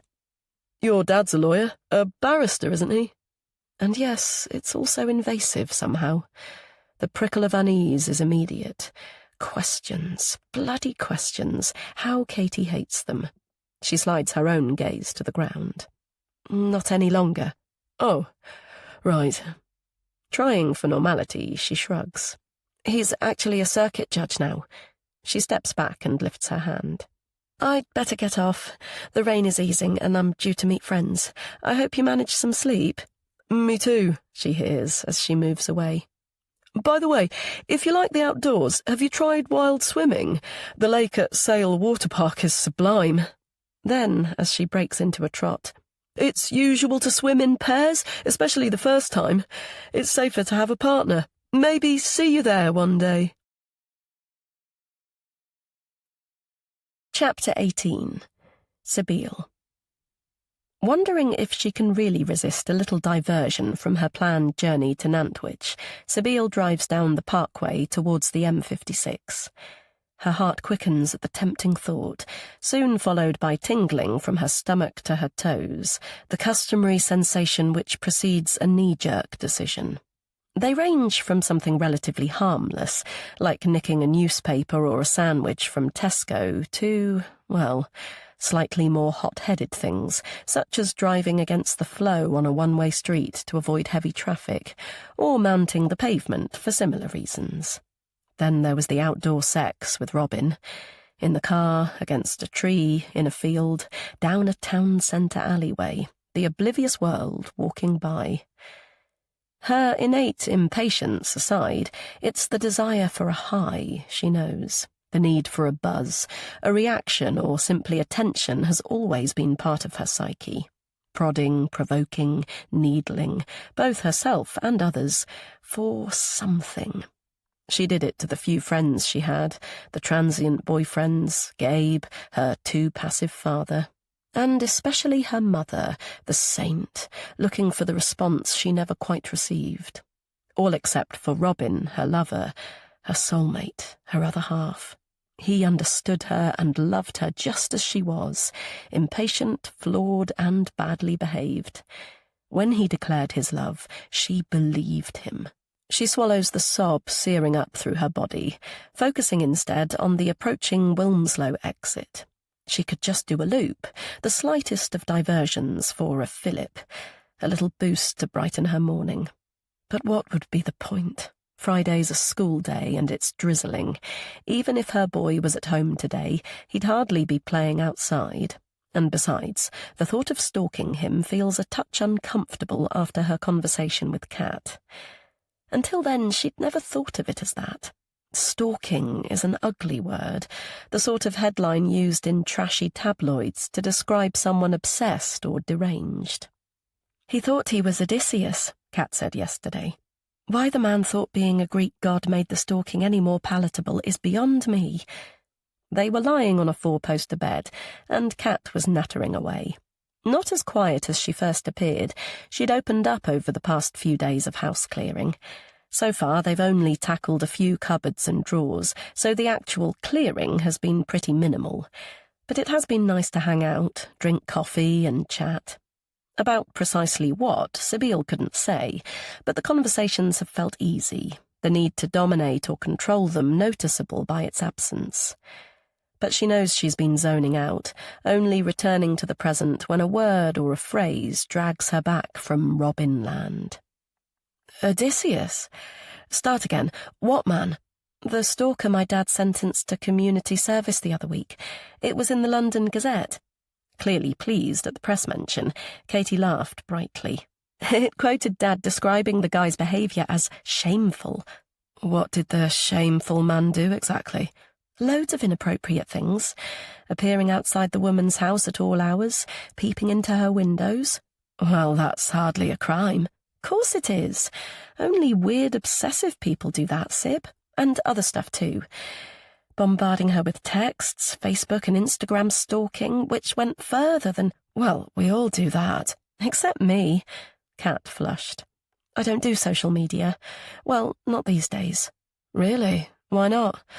Facebook was particularly brilliant when I started web life. Making friends with all and sundry, creating a million pages, asking my newly beloved pals to like them.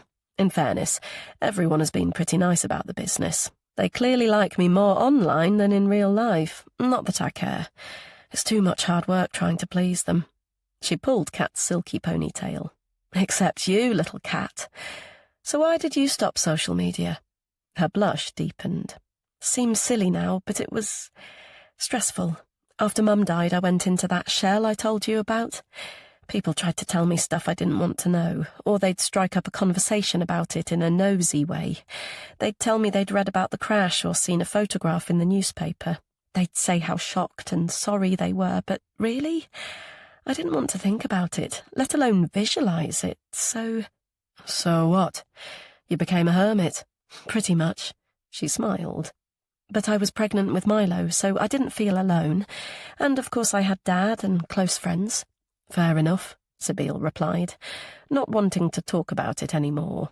Kat had had her baby, and she was getting pretty bored of hearing about her perfect bloody father. Then there was the stalker niggle. Did her own behaviour really qualify her as one? Occasionally stopping by someone's house and simply watching was surely not that. Gabriel put his head around the door, saying that the surveyor had arrived, so that stymied any further analysis, thank God, and she was relieved when Kat said she would leave them to it.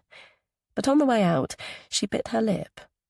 By the way, she said hesitantly when Gabe was out of earshot, I know everyone's different, but if you ever want to talk about Robin and stuff, I'm all ears. Touching Sabile's arm lightly, she smiled ruefully. That's the benefit of having a hermit friend. There's pretty much no one for her to tell. Now, shooting past the slip road to Wilmslow, Sabile relaxes her jaw. Good little cat. Yes, she'll talk to her about her man. Tell her about the promises and the plans they made before the bloody boy got in the way.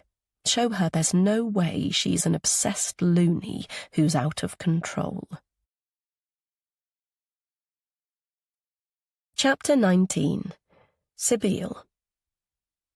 Pleased with her resolve about the Robin chat, Sabile parks down a side street, flings her camera case across her shoulder, and asks for directions to the independent bookshop.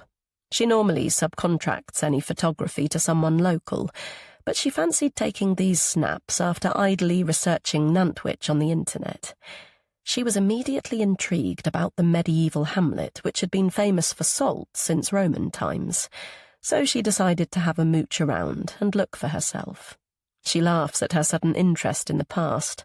From houses to furniture to belongings, she spent her adult life shrinking away from anything old. History, too. World history, her history. What good comes from looking back? You can't change what's set in stone as much as you'd like to. Purchasing a modern, functional flat had been the plan after finishing university. She couldn't shape why, but buying and owning, having something that was hers, felt important, so she worked like a demon to scrape up enough money for a deposit. At one time she had 3 jobs, stacking supermarket shelves at dawn, cleaning middle-class homes during the day, and working in a wine bar at night. What else did one do with a degree in bloody maths? It didn't really matter where she lived, so long as it was draft and odour-free. Yet she found her home by chance on the way to see Gabe at his new digs in York. Taking a wrong turn, like so often in her life. But this worked out to be the right one. Maybe it was the silence and the sun's warm rays, but there was something about the small parish that made her pull up the car, climb out, and stroll around that day. A pale brick house was for sale, so she knocked on the door and asked if she could go in for a recce. Nude carpets and walls, functional kitchen appliances, windows that actually opened. No smells ingrained in the floors, and though the village was classed as affluent, she was able to afford the small property with her dad's help, a loan that turned into a generous gift, a surprisingly large amount from an itinerant artist with no money. Replacing the image of that white skeleton face with her kindly father's, she sniffs away the memory and comes back to the busy precinct and her mission to check out the bookshop as a networking venue. A smart canopy is attached to the Gothic terrace, announcing it as a coffee lounge too, yet there's something about the ancient black and white timber facade that brings on a shudder. She shrugs it off and moves inside, surprised to see the TARDIS-like ground floor is modern and light, the walls stuffed with brightly coloured books. A huddle of pensioners are milling at the bookshelves and chatting. Dabbers, she guesses from her research, someone born within the town's ancient boundaries. A little like Cockneys, she supposes, a label showing one belongs. She chuckles to herself. Belongs? Well, wouldn't that be nice? "Hi, I'm Sabine Matthews, here from WebLife to take a few photos," she says to a young woman at the till. "It's all arranged, so is it okay if I just get on with it?" "Yeah, sure, I'll just fetch Steve or Denise." "No, thanks. Experiencing it with virgin ears and eyes is all important." "Oh, okay. Cheers." Following the aroma of coffee, she makes her way upstairs and takes in the area. More in keeping with the Elizabethan building, one half is lined with grainy pews and wooden benches. The other resembles a gentleman's den with its elegant round tables, panelled walls, leather sofas, and matching armchairs. She nods approvingly and takes a few snaps. Yes, it's definitely something a little different for a business luncheon or other professional event. Feeling eyes burn her back, she turns. "I'm here to take pics," she says to a fresh-faced guy behind the counter. "Is this everything?" There's more up there. He gestures to a velvet curtain. Say hi to Santa. Last I heard it was June. He lifts his bony shoulders. The attic used to be his grotto when I was a kid. Help yourself. Yeah, will do. Her mouth dry, Sib swallows. Bloody hell, even the word attic causes a visceral response. Chiding herself for being so pathetic, she pulls back the heavy drape and pauses to identify the fusty aromas. The resinous tang of old timber, certainly, but alcohol and cigarette smoke, too. Can she really smell it, fetid and sickly? Or is it simply her imagination? By the way, she hears as the cloak drops behind her. She takes 2 steps, then another. It's dark, too dark, and her heart is wildly thrashing. Continue or just bolt? But as she turns back to drag in some air, a shaft of brightness hits her eyes. The switch is tricky to find if you don't know where it is, the cafe guy says from below. Careful of the banister, it disappears. She forces sound through her throat. Okay, thanks. A dull beam lights the 2 rooms at the top. Why people like to live in the shadows, Sabine doesn't know. Hotel rooms, restaurants, and toilets. She likes things to be clear, to see where she's going. Taking a deep breath, she glances around. If the remains of trodden tinsel are anything to go by, Santa's grotto was on the right. Her shoulders relax at the sight. It's just a room, a happy place. Father Christmas duly surrounded by parcels, a pink-faced avid child sitting on his knee. Even she can remember the sheer excitement of that. Today the area is lined with more books in display units. She steps over to peep. Old tomes, not the pre-loved selection downstairs, but what looks like valuable first editions. How hard would it be to ram open the doors or smash the glass? Sneaking out a signed copy of Alice's Adventures in Wonderland could be today's fillip. She lifts the cannon and takes several snaps. That little boost she can resist. There's plenty of antiquated rubbish at her dad's. She and Kat slowly sorting and throwing and talking. She finds herself smiling. Yes, a pleasant therapy of sorts. Turning to the left, she takes in the crooked leaded casement she noticed from outside, and though she wryly mutters, "At least there's a window," the triangle of dark eaves and wooden beams is unavoidable. And there it is again, that stench of spirits and smoke. And perfume. She'd forgotten about that. She closes her eyes and breathes through the memory. "Mummy, can I come in?" No reply. "Mummy, please can I come in? I've done you a drawing." Nothing but the sound of her own respiration. Is Mummy all right? "Mummy, are you there? You'll really like it." Finally, and thankfully, her voice. "I'm just resting, Sabine. I'll come down at tea time." It's of you and Gabe. I'll only be 2 minutes. I've coloured it too, really neatly. The door's locked and I'm too sleepy to move. Show me it later. Off you go now. Locked.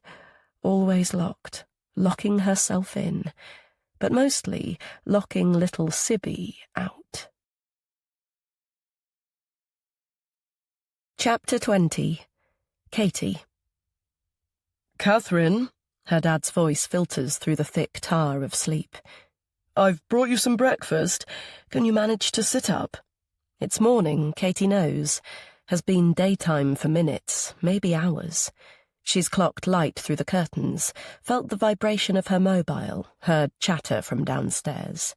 But only for moments, scrambled seconds of consciousness before being sucked back inside. It's porridge, darling. A touch of cream and a smattering of brown sugar. Perhaps not terribly seasonal for such a lovely warm day, but I thought it might give you some energy. She peels back her eyelids. A frown of love mars her dad's handsome face. "What time is it?" she asks. He settles the tray on her lap, smooths his dark fringe into place, and pulls up his cuff to look at his watch. Goodness, it's noon already. So I suppose I should really call my offering brunch. Come on, eat up while it's warm, love. Your tea is duly stewed as you like it. Thanks, Dad. Where's Milo? He's just gone out for a walk with Bridget and the dog. He sits on the wicker chair and crosses his legs. He popped in to check on you a few times and said you were still sleeping, like a princess. He even brought your mobile downstairs so it wouldn't wake you. Sweet little man. He steeples his fingers and taps his chin, the usual sign that he's worried. "Everything okay, Dad?" she asks. Absolutely. Just overthinking last week's trial. The fraud case? No, not in the end. There were last-minute shenanigans, so it got adjourned, and I ended up with another, a trial for rape. Date rape, I suppose, though I hate that expression. Both parties are students at university, bright kids, nice families, upstanding citizens. It's a dreadful no-win situation for anyone, and the evidence is so finely balanced I have no idea of the outcome. "Oh, no, that sounds horrible," she replies. "Though I guess the police charged him, so—" No smoke without fire. On the one hand, that's the worry for him, yet on the other, prosecutions for sexual offences are at an all-time low, so the CPS wouldn't have made the decision lightly. "Do you think he did it? What's your gut feeling?" I really don't know, love. But even if he's acquitted, his name's out there. Folk will think the worst. Would you offer him a job? Would I? He sighs. Still, the law is the law. I'm just glad I don't have to decide either way. That's down to the jury, thank goodness. He continues to tap, and Katie knows the question is coming, despite his work digression. So, other than your jaunts to Brook House, how was your week? He asks. Bridget popping in as usual? Spooning the oatmeal in her mouth, she battles with the niggle of irritation. Right now, she feels like a baby in a high chair, yet she can't blame her dad for his concern. She's still in the sack at midday, still feels horribly groggy, which is so disappointing after her optimistic week. He arrived home earlier than she'd expected yesterday, so she abandoned her plans for fish fingers with Milo for tea, opting for one of his delicacies instead. Once she'd given Milo a bath and put him to bed, she watched him create a beef stew that was much more than that. Mouth-watering strips of best steak, sautéed with half a bottle of claret and every vegetable in the house. Not able to hide her grin, she sipped a glass of wine and told him about Sib, Gabe, and Brook House. She described the mammoth task ahead, from the junk and art materials to the books, newspapers, and journals. But mostly she regaled him with descriptions of the oil paintings and floor lamps, the shabby chic sofas, curtains and chairs, the rich mahogany furniture, even a 4-poster bed. They stayed up to chuckle at Gogglebox, and when she finally went upstairs she was tired, but in a good way. Deeply sighing, she now shakes her head. So frustrating. 1 step forward and 2 back, as always. It's bloody demoralising. She reverts to her dad's quizzical gaze. Yeah, a good week. It's been pretty standard fare. Milo says you jogged home from school yesterday, like the wind, as he put it. Katie feels herself flushing. I was just full of energy, so I thought, why not? Good to hear. Very good to hear. Alexander stands and stretches. And don't feel bad about another lie-in. If folk think it's indulgent, let them. There's no harm recharging the batteries once in a while. We all need powder naps. No doubt I'll be doing the same after a brisk game of tennis. Dave's determined to make a comeback after last week's thrashing. You'll be home alone for a couple of hours, so there's no need to rush out of bed. I'll bring up the newspaper, then I'm off. As the door clicks to, a surge of dizziness hits. Her dad was too nice to say it out loud, but there's no doubt she overdid yesterday's run. Like Milo, she's susceptible to colds and chills, and the soaking won't have helped. She should have stopped to shelter beneath Harry's umbrella for longer, instead of being so touchy and aloof.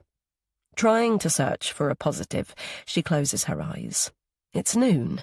Only noon, the sort of hour Sib rises every day, for heaven's sake. And she's not due at Brooke House until 3.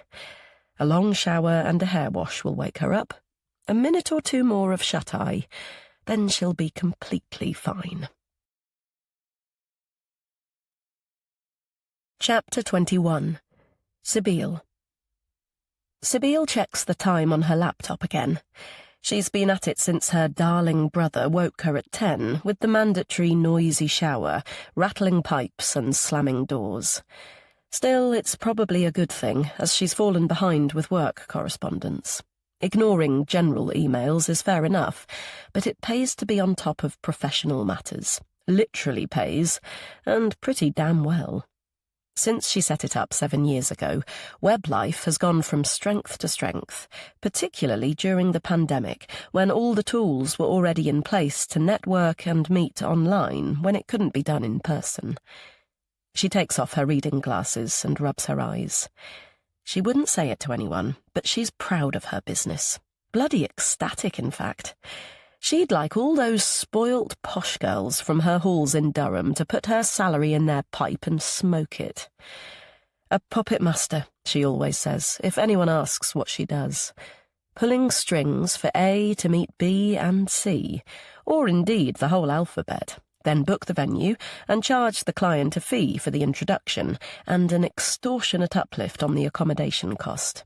And the beauty is that she can do the admin from anywhere, from Saxton or Switzerland, Timbuktu or the toilet, which actually has been known. In all honesty, it's money for nothing. People can network in the pub if they put their minds to it. She rarely makes an appearance herself, but someone nominated WebLife for a new business award, so she felt compelled to attend a few sessions before the ceremony itself, dragging Gabe with her when she longed to take Robin. Not winning was eye-opening, as it hurt, surprisingly so, and the only person she could tell was... She lets out a shriek of frustration. She forgets him for seconds, for minutes, even hours. But when her thoughts flip to him, it squeezes her windpipe, as agonizing as ever. Stilling, she claps a hand over her mouth. She never told Gabe about the affair. Of course, he'd have disapproved of the adultery in that end-of-his-tether type of way. But the reason she didn't was Robin. He asked her not to. She's never been one to make promises, a practice she finds inconvenient or too hard to maintain, but she always kept the ones she made to him. Weird, really. But he was her first love, an almost disabling crush the moment Gabe introduced her to him at 15. Thank God the attraction was mutual. They first had sex within hours, yet they could never quite get enough. A prelude to their reunion 10 years later, perhaps. Was their 5-year age gap appropriate? Her under the age of consent, and him a grown man of 20? Probably not, but she didn't have a mother to object, and lost in his artwork, her dad didn't notice things like that. She sighs at the thought of her dear, passive father. He was reliable and solid when she asked him for help, but he didn't twig developments off his own bat, so they had to be flagged. Puberty, periods, parties, larger clothes, a first bra. There were parents' evenings and decisions about choices of A-levels and uni too. But it was the girls' stuff that mattered mainly, things a mum should have been there to care about. Flinging open the back door, she stares at the broken sky. It's ready to cry like she is. Now she's on the Robin track, there'll be no stopping the memories and images, the bloody agonising what-ifs, especially as they are her own bloody fault. She groans at the memory of her 18-year-old self. She'd started at university and realised he was old. Hardly old at 23, but he had a job, a car, and a flat. The domesticity seemed predictable and boring, suffocating too, and his hairy chest and beard felt grubby compared with the smooth-skinned adolescence she was snogging most nights. So she ended it briskly by text. Her mobile beeps. Thank God, a distraction at last. Kat was supposed to be here at 3, but hoping she could come earlier, Sabine called her at 10, 11, and 2 without any luck. She peers at the screen. Great, a message from Vodafone. Where the hell is Kat? She needs to talk about Robin, to let out this leaden ball of angst. If she doesn't, she'll bloody rupture. After a moment, she nods, strides back to the laptop, bangs down the lid, and scoops up her keys. Needs must. If the mountain won't come to Mohammed, then Mohammed must bloody insist. Chapter 22. Sabine. Both chilly and clammy, Sabine pulls up the SUV outside the post office and stares at the Tesco Express opposite. Continue to Kat's place, or buy a bottle of wine and retreat? She looks up to the blue sky and laughs without mirth. How the sun shines on the righteous, she mutters. Bloody typical. The downpour occurred during the 30 seconds it took to dash from her front door to her car. No doubt it was arranged by the gods, especially for her. Of course she could have waited or sheltered or dug out some flea-bitten umbrella, but once she'd made the decision to see Kat, she strode right on through it. It was only when she'd driven halfway here that she realised her top was stuck to her chest, making her appear like some wet T-shirt bimbo type. Now her resolve to see Kat is as damp as her hair, and the thought of alcohol-induced oblivion is a calling. Besides, her little pal is probably not even home, but out with her son, doing all the Saturday afternoon things mums do with their kids. Normal mothers, at least. Sweet shops and swings, baking and bubbles and craft. She sighs. If she was in Saxton, getting pissed would be a no-brainer. But as she jumped into her car, she clocked a shadow in an upstairs window. Whether it was Gabe or their mother, she couldn't say, but neither his frown nor her ghost make good drinking companions. Deciding a drive out somewhere will clear her head, she joins the busy traffic. If that somewhere happens to be Wilmslow, so much the better.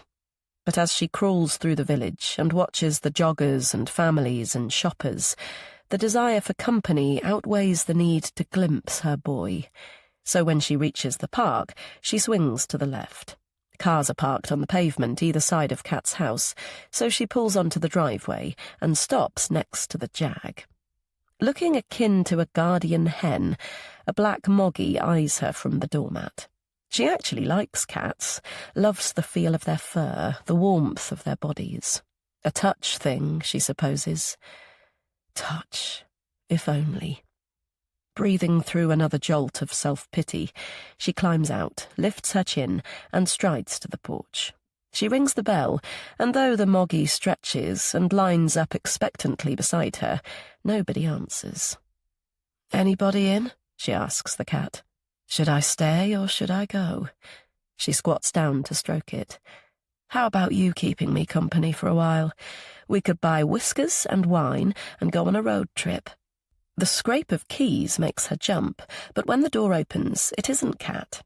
Dressed in a striped dressing gown and toweling his hair, it's her father. He looks as surprised as she is, but after a moment or two, he recovers himself. James's girl? He squints in thought. Siobhan? Serena? Sorry, Sibylle. Yes, of course, I knew that. And apologies, you're a young woman, not a girl. How lovely to see you again. Please, come in. Feeling unaccountably shy, Sibylle looks at her feet and fights the deep flush. Perhaps it's the glimpse of his chest, the easy smile or the smell of shower gel, but he reminds her of Robin. Bloody hell, what's wrong with her? This is Kat's dad, the same age as hers, which makes him mid-50s. Yet now she's over the threshold, she can't just scarper. Picturing Gabriel's raised eyebrows, she nods in acknowledgement. Kat's father, Alexander, is a proper grown-up. It's time to behave. He gestures to the first room on the right. Come on through and I'll put on the kettle. She dumbly follows his eloquent timbre, as Gabriel would describe it, and when he turns at the granite island, he studies her for a beat. It looks like you've been caught by the rain. He holds out his bath towel. Feel free to share. Praying her T-shirt is no longer glued around her nipples, Sibylle puts a hand to her hair. It's only a touch wet, but his expression is affable, so perhaps he's only joking. Yes, an unexpected summer shower, I'm afraid, she replies, sounding more like him than herself. Mirroring of some sort, she supposes. Despite her ridiculous nerves, she chuckles inwardly. Is she subconsciously trying to build a rapport with this man? She doubts it. It feels like she's been summoned to a headmaster's study for a lecture or a reprimand. Not that her school's head teacher was a master who had a study. If Alexander's accent is anything to go by, he probably had both. Though he was educated with her dad, of course. Grammar school, then, so she's probably right. Oh, no. Poor you. His courteous gaze unwavering, he rakes back his thick fringe. My hair doesn't like rain. He gestures to a hat on the counter. Hence the oasis look. Though, he tightens his belt and chuckles. I'm sure Liam doesn't greet his guests dressed like this. I had a somewhat tough game of tennis, then discovered there was no hot water at the club. It wasn't a pretty sight, or indeed smell, when I got home, so I got straight in the shower. He nods at a chrome bar stool. Sit, please sit. Can I get you a drink? I recently invested in a coffee machine, so there's a choice of pods. Then we have all manner of tea, peppermint, chamomile, lemon, green, and so on. Catherine likes to... A latte, if you have it, thanks. Is she here? Alexander pauses and blinks. Then he lowers his voice. She's a little under the weather. A bug going round, I expect. She went for a nap, but she might be awake now. I could give her a knock, though she's probably heard us and will be down in a minute. As he draws breath to say more, Sibylle readies herself for some gen about Kat or her mum and her death, but his actual words catch her short. I'm sorry to stare, but you look strikingly like your mother. Bloody hell, she hasn't heard that for a very long time. What a gorgeous child, the very spit of you, Imelda, so beautiful. She tries to float above the old memories, but they descend anyway. Little Sibby's hopeful gaze, searching for her mummy's approval for something. Yet even at that age, she didn't need to be told that you have to be beautiful on the inside as well as out, and that neither of them were.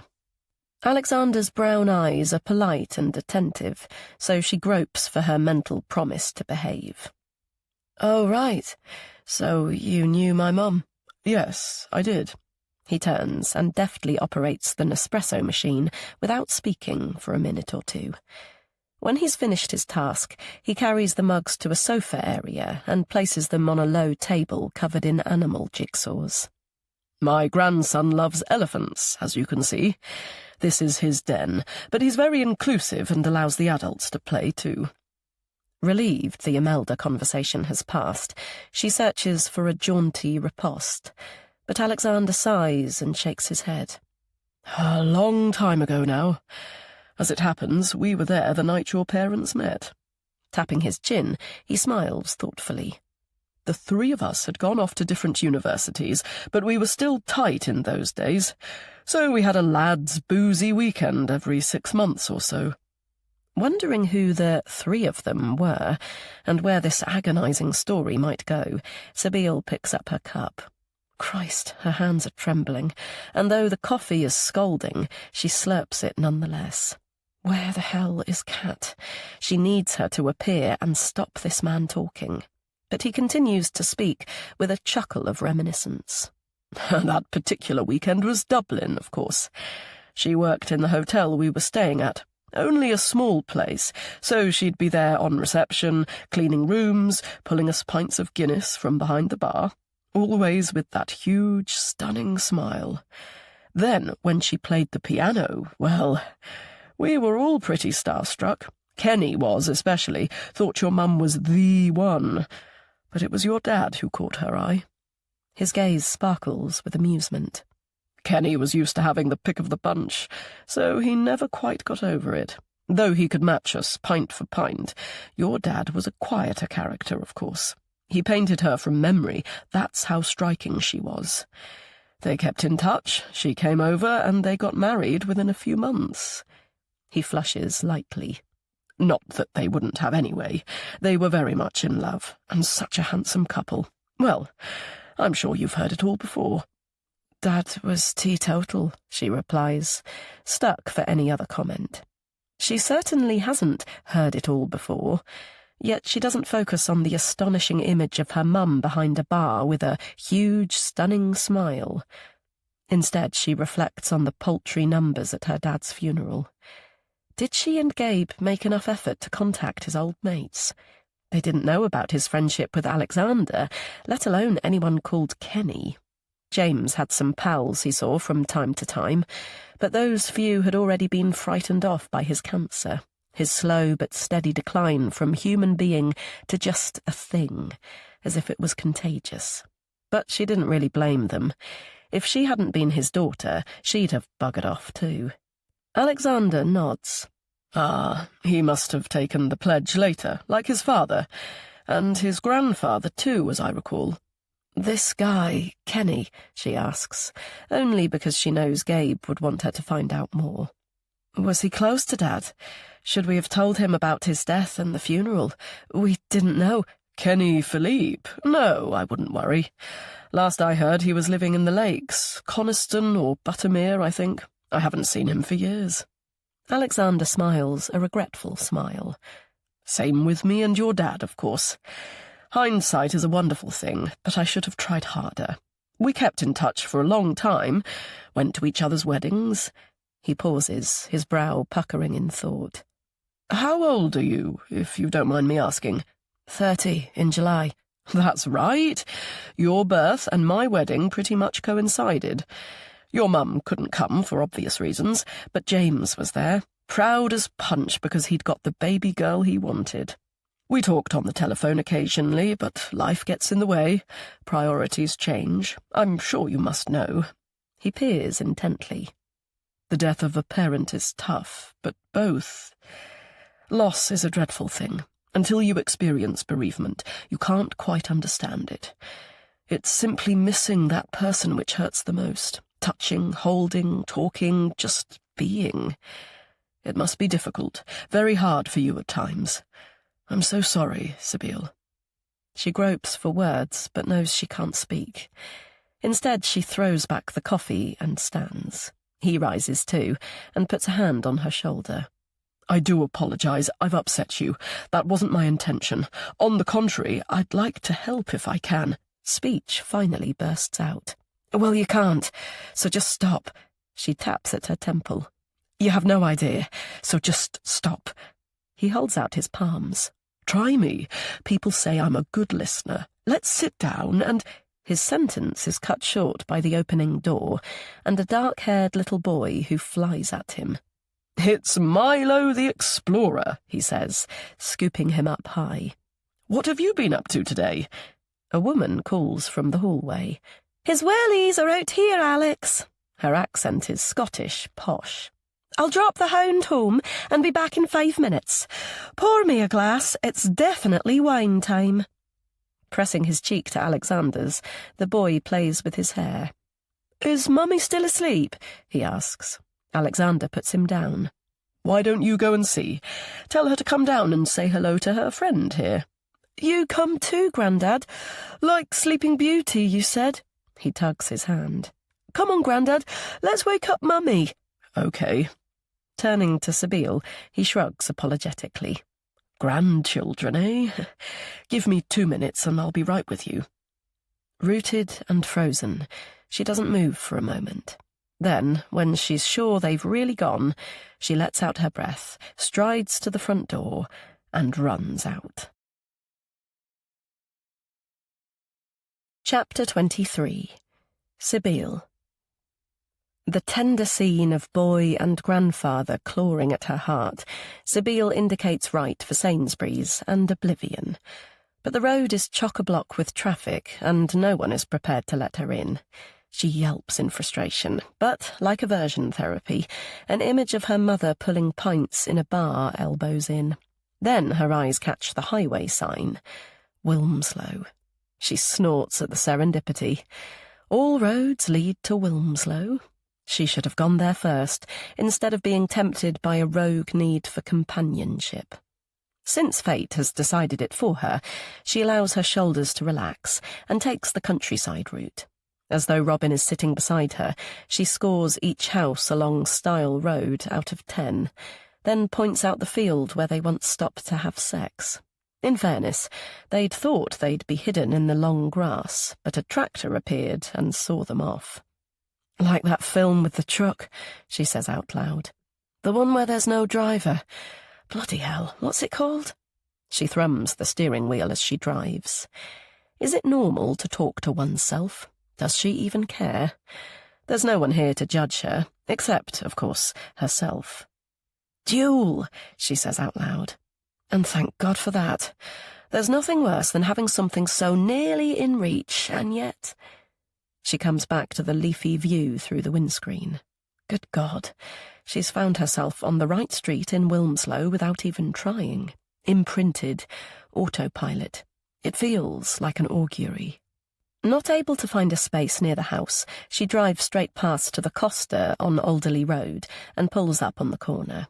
The late afternoon is so balmy, she considers sitting outside for a drink to get rid of the sour taste of bloody Alexander's coffee. But a sixth sense tells her the boy is at home and she needs that boost. Just a little something to lift a shit day.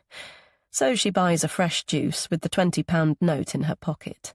When she returns, she finds her regular spot is free, so she settles down in her seat for half an hour of window shopping. She jerks at the sound of voices nearby. Bloody hell, she fell asleep. She straightens herself, but immediately slips downwards again. Christ, it's her, wearing leggings and a baggy sweatshirt, her swinging hair in a high plait, Zoe's striding towards her. Though her heart is in her mouth, Sabine finds herself staring. Did this woman really cause Robin's death? Strangulation or stabbing or poisoning, even hiring a hitman? If she challenges her for being here, she'll bloody challenge her back. Yet, if she did something criminal, she'd hardly be here as large as life, smiling and, yes, thank God, oblivious to her, and jogging past. A second athlete, calling commands, passes by. Male this time, duly tanned and muscle-bound. An evening run with one's personal trainer? Sabine hasn't donned even a plimsoll since school, let alone broken a sweat for fun. But she recently created an arm of WebLife to match wealthy clients with non-gym PTs, and she charges them silly money, so she isn't complaining. As she watches them disappear in the rearview mirror, a notion snaps in. The front bedroom curtains were open before, now they're closed. It's 8 o'clock at night. Has Zoe left Joseph alone? Has she nipped out for a run and left Robin's precious boy in the house on his own? Without thinking it through, she jumps from the car, strides over the road and walks up the driveway. When she steps to the large windows and peers in, a teenage girl is curled up on the Vivere Zen wooden sofa, eating crisps. She quickly pulls back. How old is this babysitter?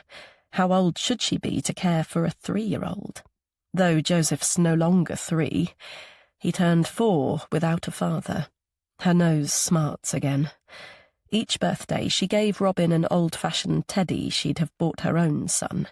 How she'd loved the thought of it entering this very home, disguised as a gift from his daddy. The boy touching, cuddling and kissing it. Something of her infecting, infusing, pervading this house. She'd done the same this year.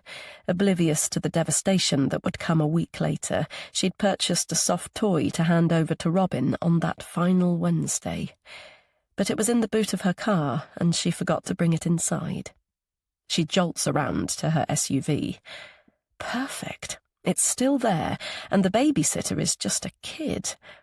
Armed with the gift bag, she retraces her steps and knocks at the front door. The girl soon answers, clearly alarmed at the unexpected visit. Yes? Hi, is Zoe in? I'm just dropping off a present for Joseph. A bit belated, I know. She isn't in. So, it's actually from my brother Gabriel. He was mates with Robin, so it felt important to remember Joseph's birthday this year. Oh, right.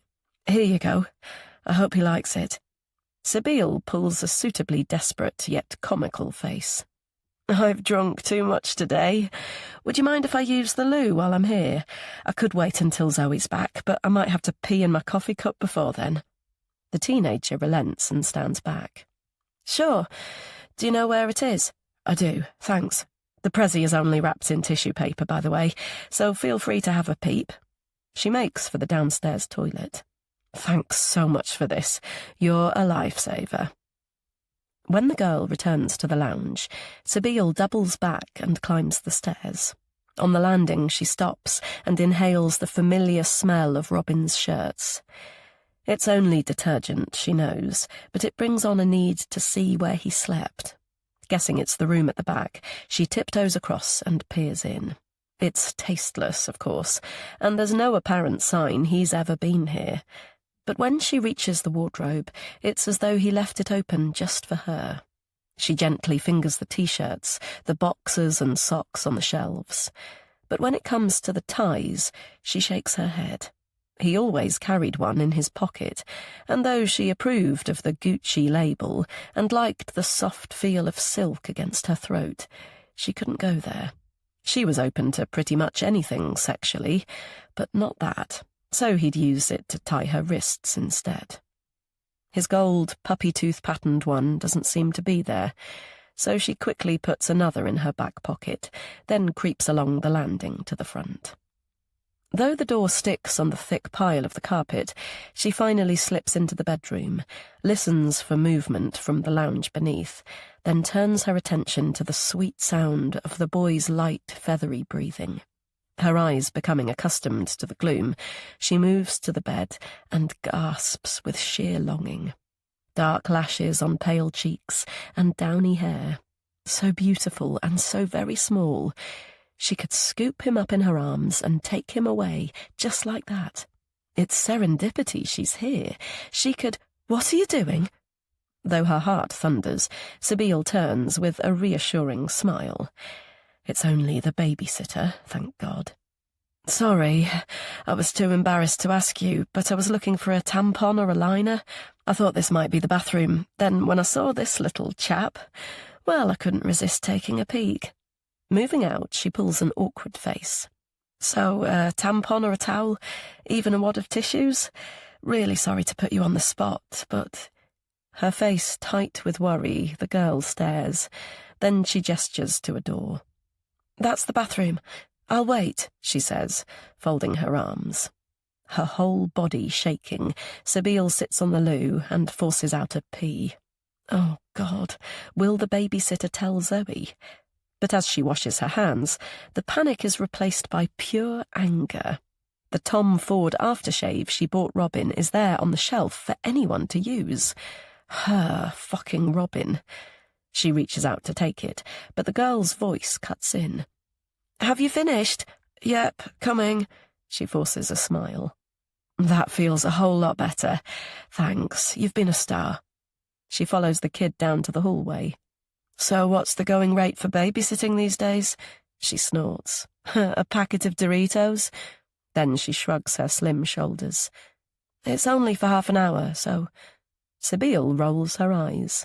Yep, I remember being ripped off too. She delves into her pocket, pulls out the Costa change and presses it into her hand. Toilet attendance fee. Thanks again for being a star. See ya. The perspiration wet behind her knees, Sibyl climbs into the SUV and presses the ignition. Will the girl tell Zoe what happened? Does she even care? The pain in her chest is too fucking much. She has to get home and have a stiff drink. She needs to obliterate the scent of Persil and Tom Ford aftershave, and particularly the imprint of that perfect little boy from her head. Chapter 24. Katie. Savouring his clammy grip, Katie holds Milo's hand and listens to him chatter about his afternoon with Bridget yesterday. His joy and his laughter makes her breathless with both disquiet and envy. She shouldn't feel jealous of her friend, but she is. Bridget's time with Milo doesn't feel like borrowing, as she puts it. It feels like she's taking something that isn't hers. Yet it's Katie's own fault. She knows that. She slept all Saturday, only coming to the surface when Milo woke her at 5 with his soft, puckered lips on her cheek. A lovely moment. My handsome prince, she said, opening her eyes. Though in truth she'd been awake before the kiss. She'd smelled the scent of his afternoon with Bridget first. Dog, damp hair, cut grass, and fresh air. Yes, it's her own bloody deficiencies. She's crippled and pathetic, incapable of looking after her own son. And it wasn't just one step back yesterday. It was hundreds. So frustrating and annoying when she'd felt incredibly well in the week. Deeply sighing, she looks up to the spreading boughs. Though there's still a damp chill from last night's downpour, the sky is a bright and cloudless blue today. It's a perfect morning for a run. Indeed, she could have done one. She woke up early, and though her joints were stiff, she felt alert, clear-headed, and starving. She crept downstairs and made a whole pile of Marmite on toast, only struggling to finish the last piece. She hadn't eaten since the porridge, so it was no flaming wonder. Full of energy, she itched to go out and run like the wind, or at least stretch her limbs. She even spent a moment or two considering it. It was early. She could sneak out before her dad and Milo woke. They'd be none the wiser. But that felt dishonest, and more importantly, she couldn't risk another day in bed. She had Milo to look after, and... With a jolt of dismay, she realised she'd missed her date with Sib yesterday. She hunted for her mobile, and when she finally found it beneath a stack of toys, there were several missed calls. Suppose she'd offended her. She'd really hate that. Shaking away the vexation, she comes back to the balmy day and her picturesque surroundings. Small achievements, she remembers. She may only be having a gander rather than actually dipping into the lagoon, but when her dad awoke, she asked if he'd drive them here before he settled down in his study. "Could you drop us at Sale Water Park?" she asked. "Of course. Does Milo have a party there?" She almost mentioned the open swimming, but thought better of it. "I think Bridget exhausted Bruntwood Park yesterday, so I thought a change of scene, not to mention the lake, the boats, and Birdhide, and we can come back on the tram. Fancy that, Milo?" So all in all, life isn't that bad. She's here with her son, her beautiful boy in his yellow wellies, her avoiding the muddy puddles along the wooded pathway, him squelching straight through them. His hair is messy from the breeze, and his cheeks are rosy with mirth. These are moments to treasure and bottle. Milo tugs at her hand. "Mummy?" "Yes?" He stops and gawps. "There are people in the river." Katie looks too. A section of the water is clearly earmarked for swimmers. They look like baby seals. Noting swimming caps but no wetsuits, she points to a jetty. Ah, that's where they get in and out. Do you fancy doing it one day? He wrinkles his nose. Maybe when I'm a big boy. Right, that's a date. Milo takes up a story, and they continue to amble. Then Murphy stole another dog's ball, and Bridget had to chase him. He puts his hand to his mouth to stifle the giggle. He wouldn't come back, and she really shouted. Her face went all red like a balloon. Oh, dear. What happened then? She said sorry to the man with the puppy, but he was still cross. He said the ball cost £12. Do dog balls really cost £12? Goodness, I don't know, love, but that does sound expensive. That's what Bridget said. He mimics her voice. Then you've been robbed. You can buy those in Poundland. Milo chortles again. And then, after we'd walked for a bit, Murphy dropped the ball, so she had to run back to the man and give it to him. It was so funny, Mummy. I wish you'd been there. It's not the same without you. Katie picks him up and spins him around.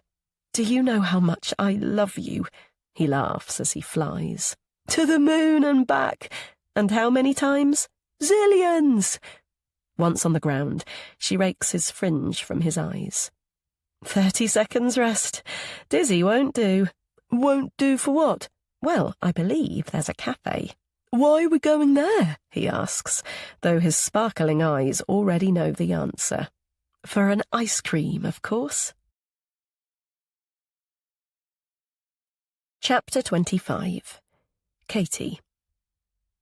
Propelled by the wind and their chatter about whether there'll be strawberry and chocolate chip, Katie and Milo finally reach the benches outside Treetops. She points to a placard by the entry. Can you see that sign with a picture of a whippet? Guess what it says? His eyes wide, Milo hops from foot to foot. I don't know. It says, Scoops, a frozen treat for dogs that get their tails wagging. Right, let's investigate what will make your tail wag. Remembering the puddles, Katie crouches down to inspect Milo's wellies. I think I'd better... You had salted caramel tart last time we went to a cafe, Milo cuts in. She chuckles, amazed as always at his eloquence and his memory. Would she have known about anything salted at 5 years of age? Though she probably did. Typical only child, she once heard a teacher murmur to another when she was in infants. It was a confusing moment she still clearly remembers. The woman's derogatory tone didn't match all the enthusiastic red ticks on her homework. Similar comments followed as her education progressed, but it was the word precocious that hurt the most. There was always a sneer, which really wasn't fair. She couldn't help being clever. She was hardly going to get poor marks on purpose. It was just the way she was. Until university, of course. Hello, you came. A familiar voice interrupts her reverie. Did you swim, or... Harry drags a hand through his wet hair. I'm guessing just a walk. Feeling her deep blush, she struggles, in a somewhat ungainly way, upright. Oh, God. Does he think she came here on purpose to bump into him? I didn't know you swam on... Yes, I thought a change of scene would be... Cupping Milo's shoulders, she rallies. We're here for an ice cream, but I thought I'd inspect the muddy damage before we traipse inside to choose which one. This is Milo. Hi. Harry holds out his hand. I'm Harry. Pleased to meet you. So, what flavours are your favourite? Strawberry and chocolate chip. Good choice. I'm taking it you like them together, in a cone with sprinkles? Milo chuckles behind his fist and nods. Right. I'll do the honours. Harry turns to Katie. What can I get you? She tries not to return his winning smile, but her mouth flaming betrays her. She takes a breath to reply, but he speaks again. Or shall I surprise you? She actually hates surprises of any kind, but she finds herself grinning again. Sure, that would be salted caramel tart. That's Mummy's favourite. Harry taps his nose. Thanks, Milo. Message received and understood. Trying to ignore the ridiculous flutter in her belly, Katy sits next to Milo at a table, points out a bank of swans, and chats while they wait. When Harry returns, he looks ruefully at the tray he's carrying. I've more or less succeeded with Milo's order, but we'll have to save yours for our next date, I'm afraid, Katy. His amber eyes catch hers. Blueberry muffin, carrot cake, flapjack, and a cookie. Hopefully there's something that might take your fancy. Quickly breaking their gaze, she laughs. Well, I'm peckish, but not that peckish, so I hope we're all sharing. That I like the sound of. He lifts the teapot lid and stirs. Builder's tea? Yes, please. Katy looks at the people, the bushes, the plants and trees as they eat their delicacies. At anything other than the handsome man opposite. When she reaches the swimmers, he speaks. You should try it. It's great exercise. Supercharges your immune system, crushes fatigue, burns fat, and stimulates the release of feel-good endorphins and so on. But it's also... Squinting thoughtfully, he seems to search for what he wants to say. Well, it's therapeutic, I guess. He smiles thinly. Good for working things through. Remembering his comment about Rex's mistress buggering off, Katy considers how to respond, but Harry addresses Milo. Is that as tasty as it looks? Milo doesn't reply. His attention has been caught by a girl flicking her long braids on a nearby bench. Katy touches his shoulder and turns to him before speaking. The hearing in his good ear is fine. His regular mimicry is evidence of that. But it's an instruction she keenly obeyed when they discovered his partial deafness. Make sure you have your baby's attention and eye contact before speaking. Move closer to him when you are talking, rather than raising your voice. Yet another trauma she had to ride. Milo, Harry is asking you a question. When he turns, Harry asks again. Is that as tasty as it looks? A sundae on a Sunday? A gelato, that's what Bridget calls them. A chocolate gelato, Milo? He says in an impressive Scottish accent. Do you know Bridget? I do, actually. How do you know her? Harry's eyes flicker to Katy's. Our dogs know each other. Really? You have a dog? What type of dog? Bridget is Her shoulders relaxing, Katy zones out and picks up a sachet of sugar. The subject of Bridget shouldn't stress her, and she has nothing to hide, not really. But it would be nice to be normal, just for once in her life. Kneading absently, her thoughts drift to her dad. En route to Sale, he got a call about a burst water pipe in his chambers. The plumber in question had been rushed to hospital with bad burns. Even as he drove, he was formulating a plan to raise cash for the poor workman. She should prepare something for dinner in his absence. Maybe a nice casserole for when he gets home. What did she see in the fridge? Chicken, definitely. Milo's high voice brings her back to the conversation. She's Grandad's friend too, he's saying. They're always sharing a joke. She looks after me when Mummy gets sad or sleepy. I don't get sad, Milo. Despite the punch of guilt, Katy tries for a smile. Occasionally a bit sleepy, but not for a long... You sometimes look sad. Milo lowers his head and pulls at his t-shirt. And you were sleepy all day yesterday. Harry clears his throat. He has a fine scar on his chin, she notices. Your mummy doesn't look tired today, Milo. In fact, just the opposite. How are you guys getting home? I believe there's a tram stop nearby. Milo slumps. Not more walking. See that sleek, shiny Lexus over there? Harry points to a black sports car. The back seat isn't huge, but it's big enough for a little one. How about I give you and your mummy a ride home? No, thanks. The angsty response pops out before Katy can stop it. Bloody hell, what about being normal for once? She tempers her tone. We don't have Milo's booster seat, so... Harry's brow puckers. Sorry, I should have thought before. He offers his arms to Milo. A shoulder lift to the tram stop instead? OK, but next time I'm defo going to bring my seat. Milo looks from Katie to Harry and rolls his shiny eyes. When we go on our next date, of course. Chapter 26. Sibille. Jolting awake, Sibille holds her breath, her ears tuned for sound. There's no resonance, no refrain, thank God. The oppressive, slow dirge has finally stopped. She lets out the trapped, ragged air from her lungs. She's so cold, bloody freezing. Where the hell is she? She lifts her leaden head and takes in her bearings. What the fuck is she doing on the attic landing? She stills at a creaking sound from below.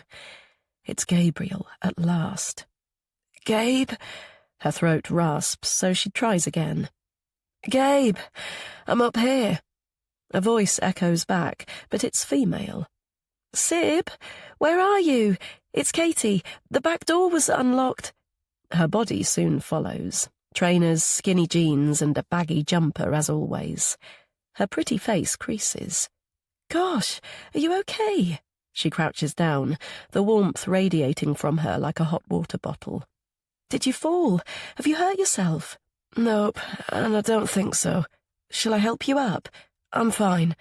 Her limbs stiff and heavy, Sib struggles upright. Christ, something has come loose, pounding her skull. She tries to think back to last night. Yep, fossilized ancient port after a shedload of wine. Kat scans the area, and though her gaze is questioning, she doesn't probe.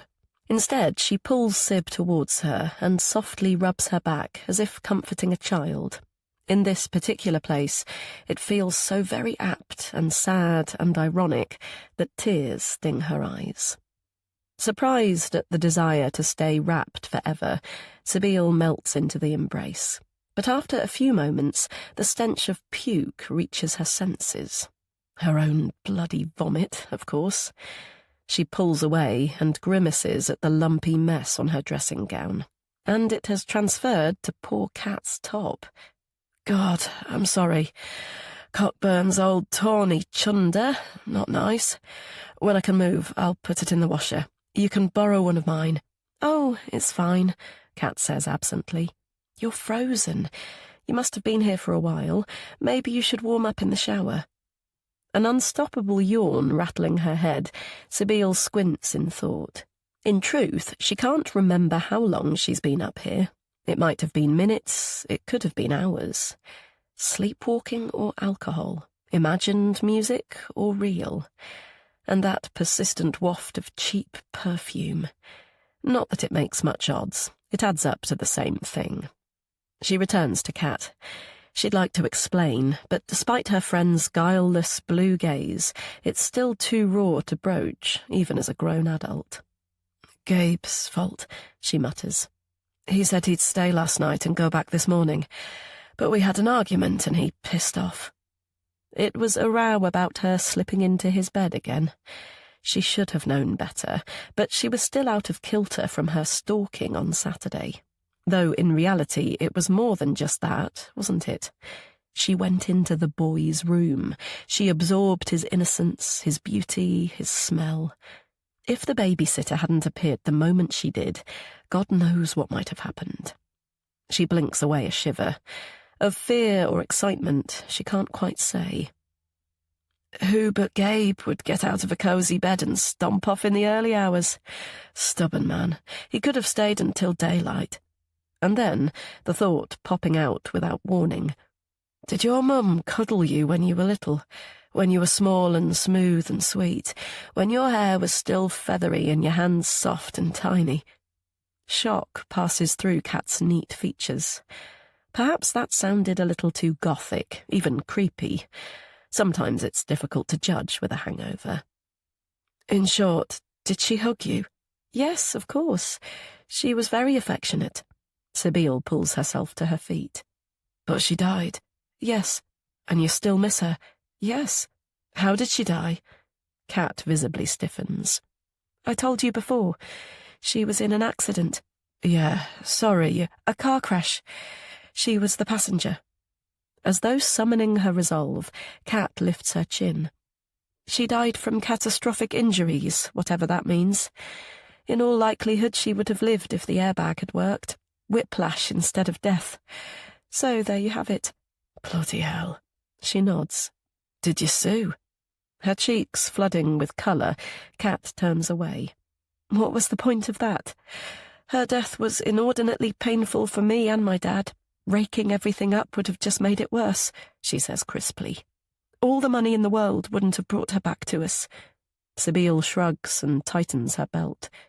Dosh helps. Trust me, it does.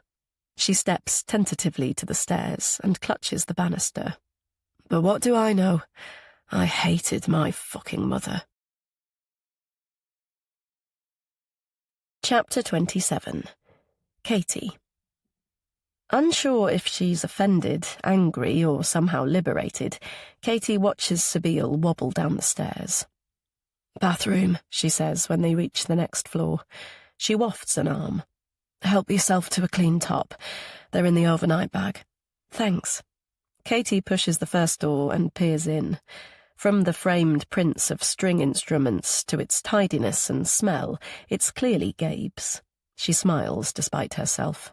Suppose he'd been here, asleep or even naked. How embarrassing would that be? A flash of Harry's sculpted chest flies in. She wasn't looking, absolutely not, but at David Lloyd she couldn't help noticing how his lycra top and shorts left little to the imagination. She thrusts the image away. She's not in the market for romance, and from his cloudy look when he mentioned the therapeutic benefits of open water swimming, neither is he. She reverts to Gabe's quarters. Does he have a love interest? Intrigued to find out more, she moves further inside. Tall, neatly stacked bookcases line one of the walls, dark wooden furniture the other, and when she turns towards the bed, she smiles. The pillows are higgledy, the duvet in disarray, and a pile of discarded underwear is scattered on the floor. So he does have a girlfriend, clearly one who wears the same designer clothes label as Sib. Katie taps the tabletop as she waits for Sabine. Milo had a sniffle when he woke up this morning. Did she do right to chivvy him out of bed and to school? She puffs her angst away. He's absolutely fine. Indeed, he skipped all the way, only pulling to a stop by the gate to say, "Is our date with Harry today?" Little rascal. It was the first thing he said to Alexander when they arrived home on Sunday. "Mummy is going on a date, and I'm coming too." "No, I'm not, Milo, and neither are you," she cut in. Preoccupied by the young plumber's injuries, her dad was miles away. To prevent water damage to the old building's furnishings, the lad had bravely stemmed the burning flow with a tool and his feet until his mate turned off the supply. But a chute had escaped and scalded his legs and torso. If he had a claim against Chambers, they'd make sure to fast-track it, Alexander murmured. In the meantime, he'd started a collection. The thought of the poor guy's injuries brings Katie full circle to her doctor friend again. There's no doubt he deflected Milo's comments about Bridget and sadness and sleeping. Then there was the way he'd said, "I should have thought before," about the lift in his car. Is she just being paranoid, or has Bridget said something? "Can I borrow your phone?" he said when they arrived at the tram stop. She assumed he'd forgotten his mobile and needed to make an urgent call, but his own phone rang from his pocket. He ruffled Milo's hair. "Salted caramel date soon," he said. Feeling somewhat hot, she now loosens the neck of Sabine's cashmere jumper. Though hers were in a variety of pastel colours, it's the sort of thing her mum used to sport. She was wearing one in lilac the year Father Christmas brought Katie an Instamatic camera. "Maybe ration them, sweetheart," Elka said. "Otherwise you'll run out of film before you've opened the rest of your prezzies." Then to her dad with a chuckle, "And keep your mitts off it too, Alexon. I know what you're like once you start taking snaps." Of course, the instant gratification was too much to resist, and the photographs were all of her parents, goofing and laughing and in love. But for the first time in years, she's glad that she did, so she can look at them later. Though her nose stings, today's grief is mixed with fondness. Perhaps she is making progress after all. Sib's questions about her mum's death were somewhat direct, but Katie did say catastrophic injuries and airbag out loud, which is a flaming miracle. The one time she tried to drive her own car after the event, she found herself seeing blood and hyperventilating. So the shiny new Polo stayed on their driveway for months. In the end, her dad gave it to Bridget, a company car of sorts. Was I rude? Dropping a cardboard crate on the table, Sib smiles that stunning smile. Gabe says I can be rude, or tactless, depending on whether I'm in his good books or not. So sorry if I was. I don't do it intentionally. She pops out 2 pills from a blister pack.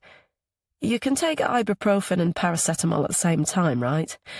I was fine with the wine, but the port was probably fermented to 190% proof. Not that I can remember what it tasted like. Anyway, look what I found. You're going to like this, little cat. She taps the box. Busted. Busted. Save for the dark smudges beneath Sabile's eyes, it's as though her semi-conscious state never happened. She pulls a face. You have heard of Busted? Pop punk band from Southend-on-Sea? Or maybe schoolgirl crushes weren't allowed in your posh educational establishment? Katie laughs. What makes you think it was a posh school? Well, apart from the accent, let's see. Barrister to judiciary dad, house in Cheadle, with gates. You always say please and thank you. I expect you were head girl. She stares. Oh, God, you were. You do know that's annoying. A star bloody student, too, I bet. Which university? No, don't tell me. It'll be Oxbridge. She narrows her eyes. Law or medicine? A first? Katie shifts in her seat. I never sat my finals. So, back to Busted. I take it they were your schoolgirl crush? Not they, Cat. He. She drags off the lid, scoops out 2 palmfuls of paper and spreads it out on the table. My Charlie. God, how I adored him. You don't say. Katie picks through the images and selects one trimmed around the guy's knowing gaze. This one. So he only had eyes for me. And that? She asks, pointing to one that has clearly been cut into pieces, then sellotaped back together. The scissors came out whenever he had a new girlfriend. Yep, I can see that you loved him, just a little. This is nothing. He was plastered all over my bedroom wall. I went to any concert within a 1,000,000-mile radius, hung outside the stage door, desperate for a glimpse. She picks up a CD still in its cellophane. Bought several copies of each album, calendars, annuals. They'll all be here somewhere. Dad wouldn't have dared to throw them out.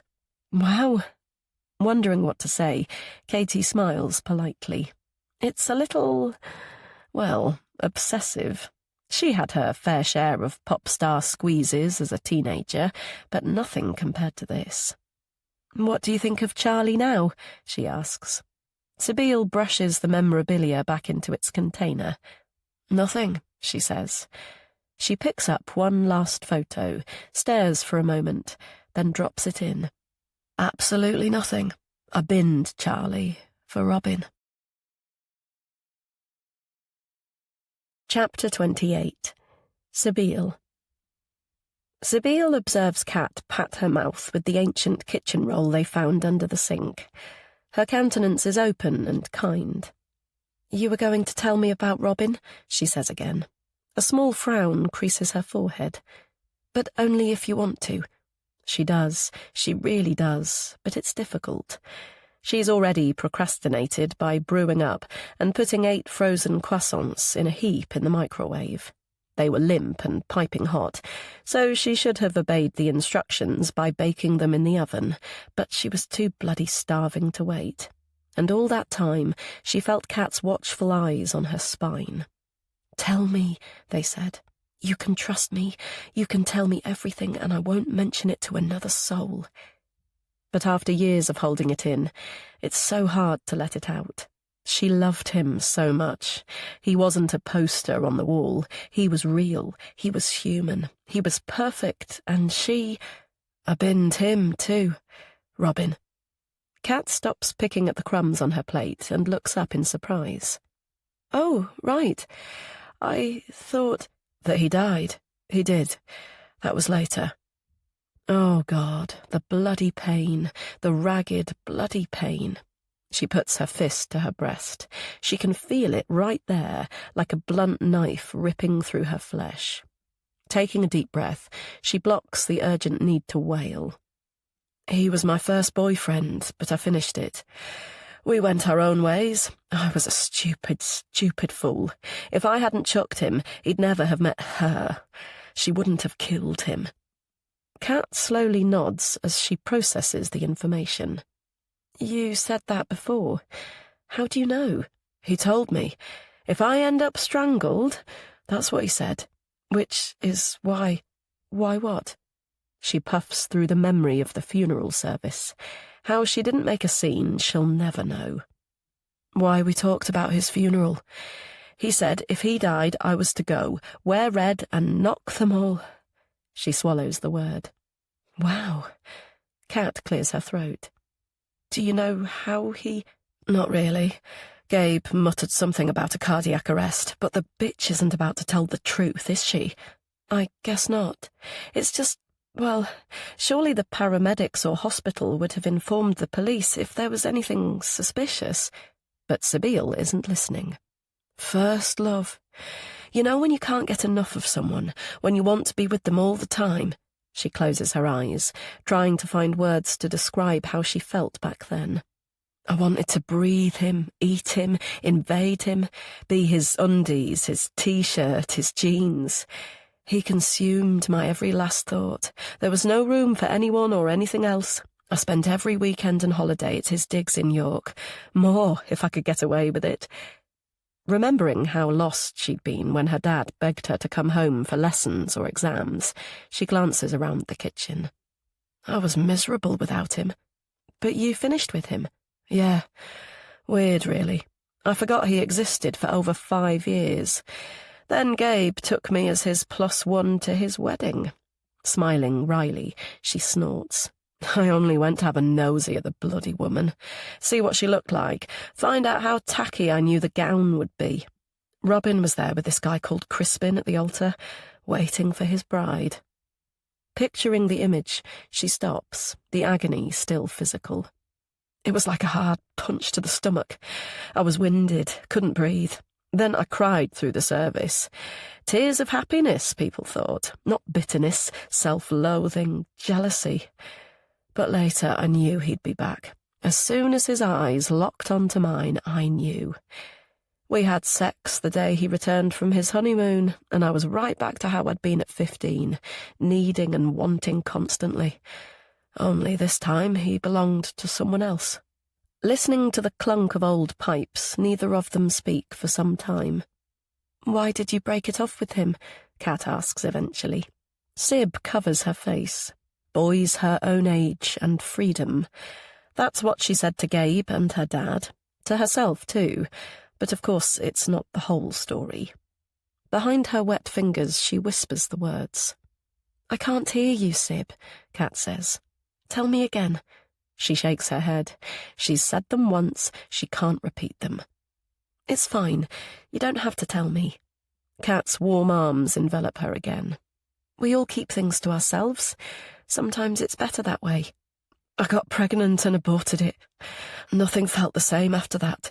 Then, pulling away from the soft jumper and wiping her face, I knew he'd persuade me to keep it if I told him. He wanted babies. He wanted my baby. But I'd just started at Durham, Freshers' Week and fun. I didn't want to be tied down, and Robin suddenly felt too hairy, too old.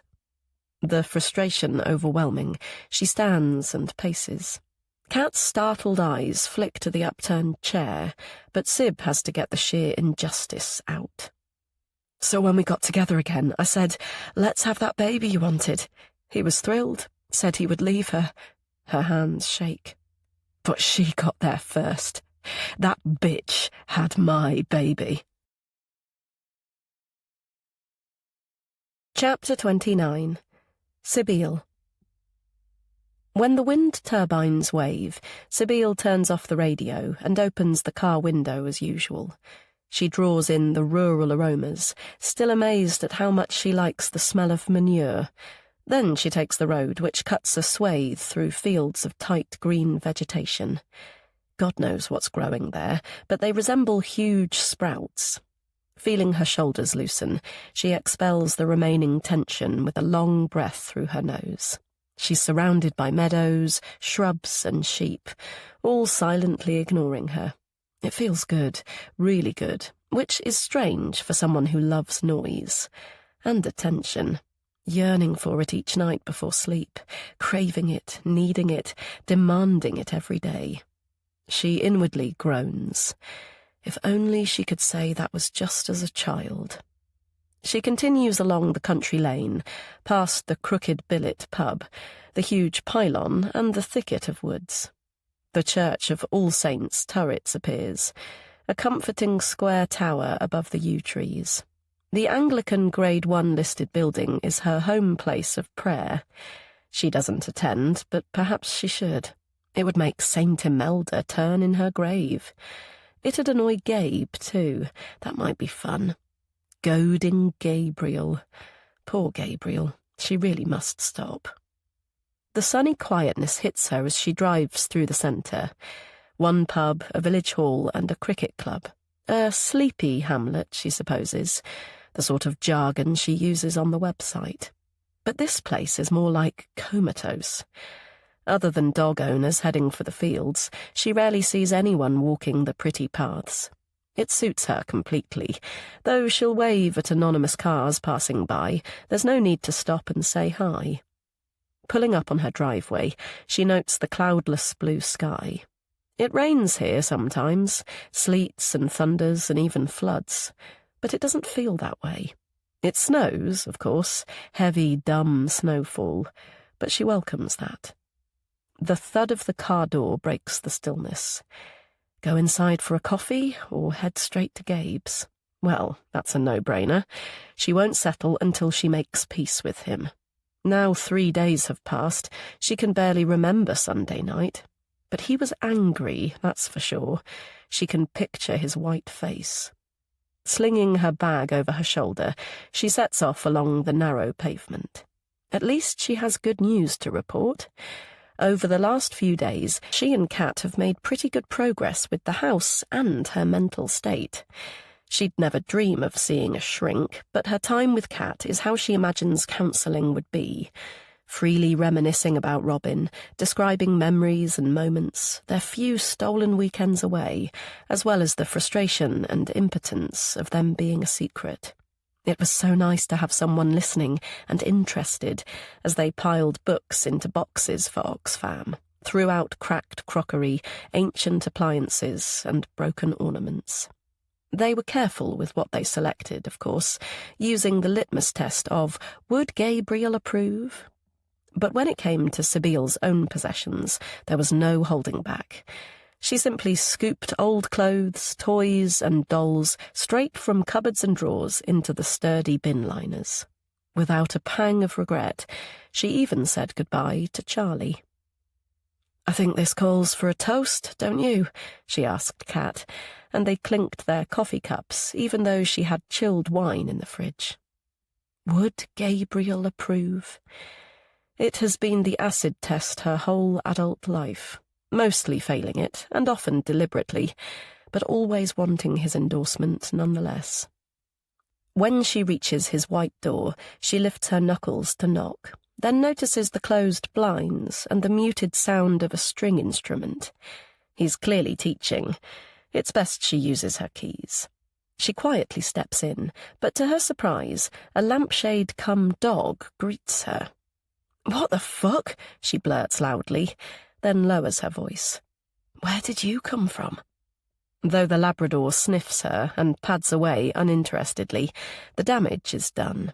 The wistful melody of Le Cygne stops, and Gabriel appears, his jaw tight with irritation.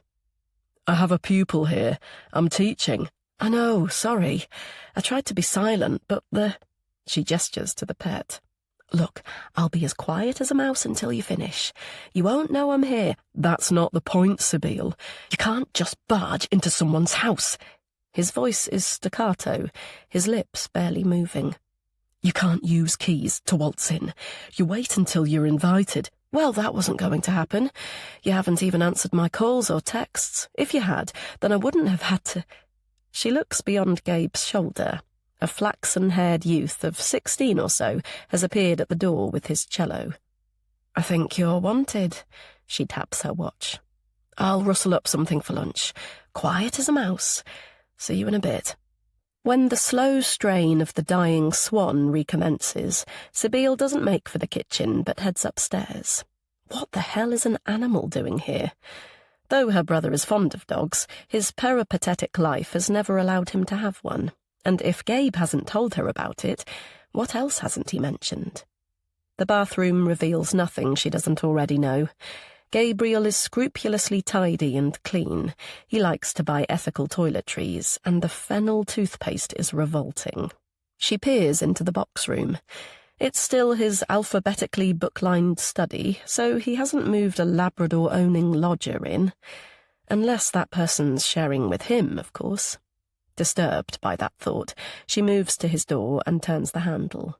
The bed is made, thank God, and there's no sign or smell of sex. Releasing her breath, she casts her eyes around the room.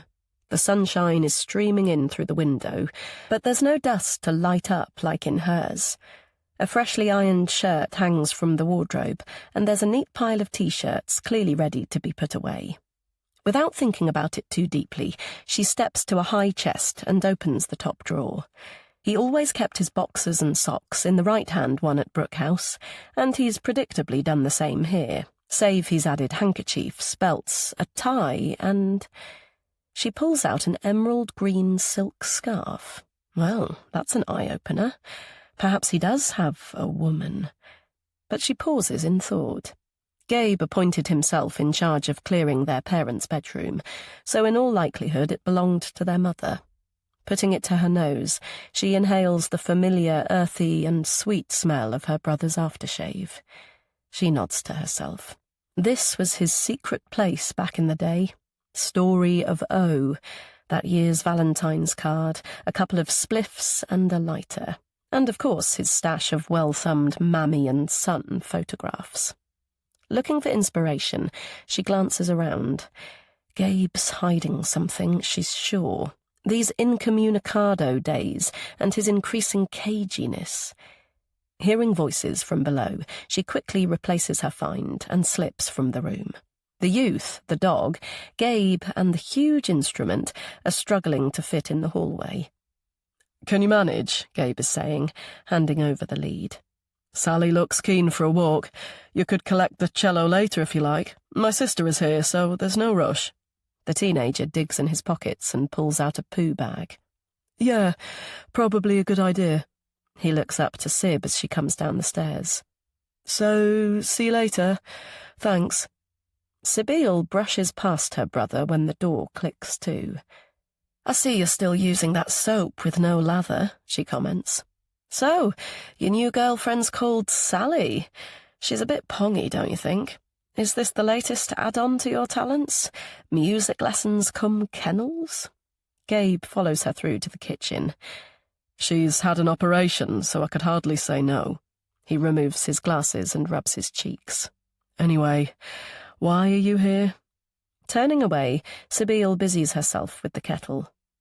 "I thought I was being attacked by a bloody standard lamp when I arrived. Then, I live just up the road, remember? I have work to do, pupils to see. You can't just walk in. I'll take back my keys if you—" "I came to say I was sorry." Tears prick her eyes. "You haven't been in touch since Sunday. So, I'm sorry. I have a big mouth, I blurt stupid things, but you know I don't mean it." She thinks back to the bloody awful weekend, the sighting of Zoe, the scent of Persil and Tom Ford aftershave, that perfect little boy. But on reflection, her erratic feelings and behaviour started at Kat's house when Alexander gushed about the wonderful and talented Imelda. Everyone inevitably smitten, including some bloke called Kenny. Then later at home, she wanted Gabe to say, just for once, "You are right, Sib. She might have been a good mum to me, but she wasn't to you. You weren't loved, but that wasn't your fault." He didn't, of course. So she drank steadily all Sunday, went early to bed, then woke to the sound of... "I heard the piano, Gabe." "No, you didn't. No one plays it. No one. It's all in your mind or your dreams." "Well, I hear it. What difference does it make? I heard it, and I was frightened." Her voice is annoyingly tremulous. "You're my brother. You're all I've got. You're supposed to love me and take care of me." "I do love you. You know that." He pauses and sighs. "But the point is that I am your brother. You can't just come in my bedroom, climb in my bed when it suits you. It isn't right, Sib. It isn't fair to put me in that. It's only when I'm scared. I just need to be reassured, comforted. I don't mean anything by it." "You took off your clothes, all of them. You wanted more than comfort, Sib." "You didn't always turn me away," she mutters. She reaches for the kitchen roll, wipes her face, then moves across to the fridge and opens it. Eggs, cheese and ham. How about an omelette?" She finally turns with a wry smile. "Almost bloody cremated? Just how you like it?" His lips twitch, and she knows she's forgiven. "Kat's been helping me chuck things out, but we have a huge pile of maybes you need to look at." Gabriel pulls out a chair. "I'm sure you can decide. I trust you to make the right call." He massages his forehead. "I have to work, Sib.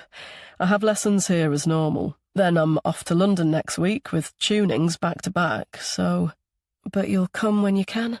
"You know I will." He taps the table. "I'll be in London on Thursday for 10 days or so. I'll come before then." The slow dirge of Chopin's Marche funèbre echoes in Sibyl's head. Always that. "Because it's you who said we had to go through everything before they came for the furniture." "I know. It seemed respectful to Mum and Dad. Handing it over to someone else felt—" "When will they come?" "No date yet." "Will they take everything when they do?" "Unless there's anything you want, Sib." Her throat is tight. She just has to ask. "Including the piano?" "Yes." "Are you sure? Don't you want it?" Shadows pass through her brother's eyes. "No, I don't want it." He nods. "Yes, including the piano. It'll do us both good to put that in the past." Chapter 30. Katie. The sun warm on her back, Katie ambles away from school with a new mum from Milo's class. She gathers from Lizzie's chatter that her husband had a project abroad, so they leased their house out for a year. "You should try it," she says with a chuckle. "The tenants painted all the walls with Faro and Ball, no less, overhauled the flower beds, and added some pretty expensive-looking decking. Feel free to pop in if you're passing. How about you? Where are you and your other half based?" She draws breath to reply, but is saved by the ding of a text. "I think this might be my friend, demanding my instant attention, so if you don't mind—" "Sure, go ahead." She pulls out her mobile and idly glances at the screen. "Are you free for a drink tonight?" Bloody hell, it's from Harry. "Are you okay?" Lizzie asks. "Yes, absolutely." "Oh, okay. You just looked a little alarmed, from the text." Bloody typical. Right from being small, her face always gave her away. Although her pulse is still rushing, she tries for a casual reply. "It's nothing important. So what are your plans for today?" "Breakfast at Costa, which sounds nice, but I'm meeting some girls I used to work with, and they're pretty hard work. Very much the, why would anyone let a baby get in the way of one's career types." She looks at Katie, and her eyes light like candles. "Hey, that's an idea. Do you fancy joining us? It would be amazing if you'd come and help me out." Katie takes a breath. It would be mean to say no, Besides, the flip and fizz from Harry's message has affected her power of speech, so she simply nods and says, "Sure." The two polished women sitting opposite seem nice, but Katie struggles to make small talk about management consultancy work. Or maybe it's because she's both anxious and excited about the text burning a hole in her pocket. Is she free for a drink tonight? Does she want to go for a drink with Harry? Her dad is away, so the first is a no. As for the second, it's no, not sure, maybe. After 20 minutes, she can't bear the waiting any longer. Lizzie clearly senses her imminent departure as she quickly speaks. "I'll get you another coffee, Katie. Cappuccino again?" she asks, her face imploring. "Great, thanks. I'll just nip to the loo." She reads the message again in the dimly lit cubicle. "Are you free for a drink tonight?" Well, she already knows the answer to that, so she hurriedly replies to get the churning over with. "Sorry, Dad's working away." When she returns to the table, the smell of cheese toasties greets her. "Help yourself," Lizzie says. "Oh, thanks very much." The conversation has moved on to the easier topic of Stranger Things, thank goodness. Yet Katie's unable to focus on anything except her damned reply. She should have thought about it for longer. It was too short and blunt. She should have mentioned Milo. But then Harry might have suggested asking Bridget to mind Milo, as per his comment about her sleepiness. And sadness. Oh, God, how embarrassing. But one thing is for sure, she doesn't want Bridget involved. If she ever gets an evening life again, she'll find a babysitter. Her neighbour has a smiley and sensible 15-year-old daughter. She could ask her. Well, she could have if she hadn't already turned down the date. Though was it really a date? He'd only asked if she was free for a drink, for heaven's sake. Almost laughing to herself for her wasted agitation, Katie shoves the phone back in her pocket and heads for home. For the past hour and a half, there has been no reply from Harry at all. Still, the management consultants turned out to be human. Though her whole body remained alert to a beep or vibration from her mobile, she managed to tune into the conversation and listened to tales of their extracurricular exploits. The world of work sounded fun, actually. 5-star hotels here and there, early mornings and hard graft, spas, expensive bathroom products and saunas, cocktails she'd never heard of, late-night parties and general revelry. Deciding to divert to the park, she inhales the smell of newly mown grass and takes in the undoubted beauty of the earth. From the purple borders to the white magnolias and the raspberry-pink dianthus, it's bursting with colour. She woke so full of zip, she considered jogging home after dropping Milo at school, but it felt a little like tempting fate, and she didn't want to risk another "Mummy ran home like the wind" comment by him at the weekend. Her dad is never cross, but somehow his silent "Are you sure you're up to it" look is so much worse.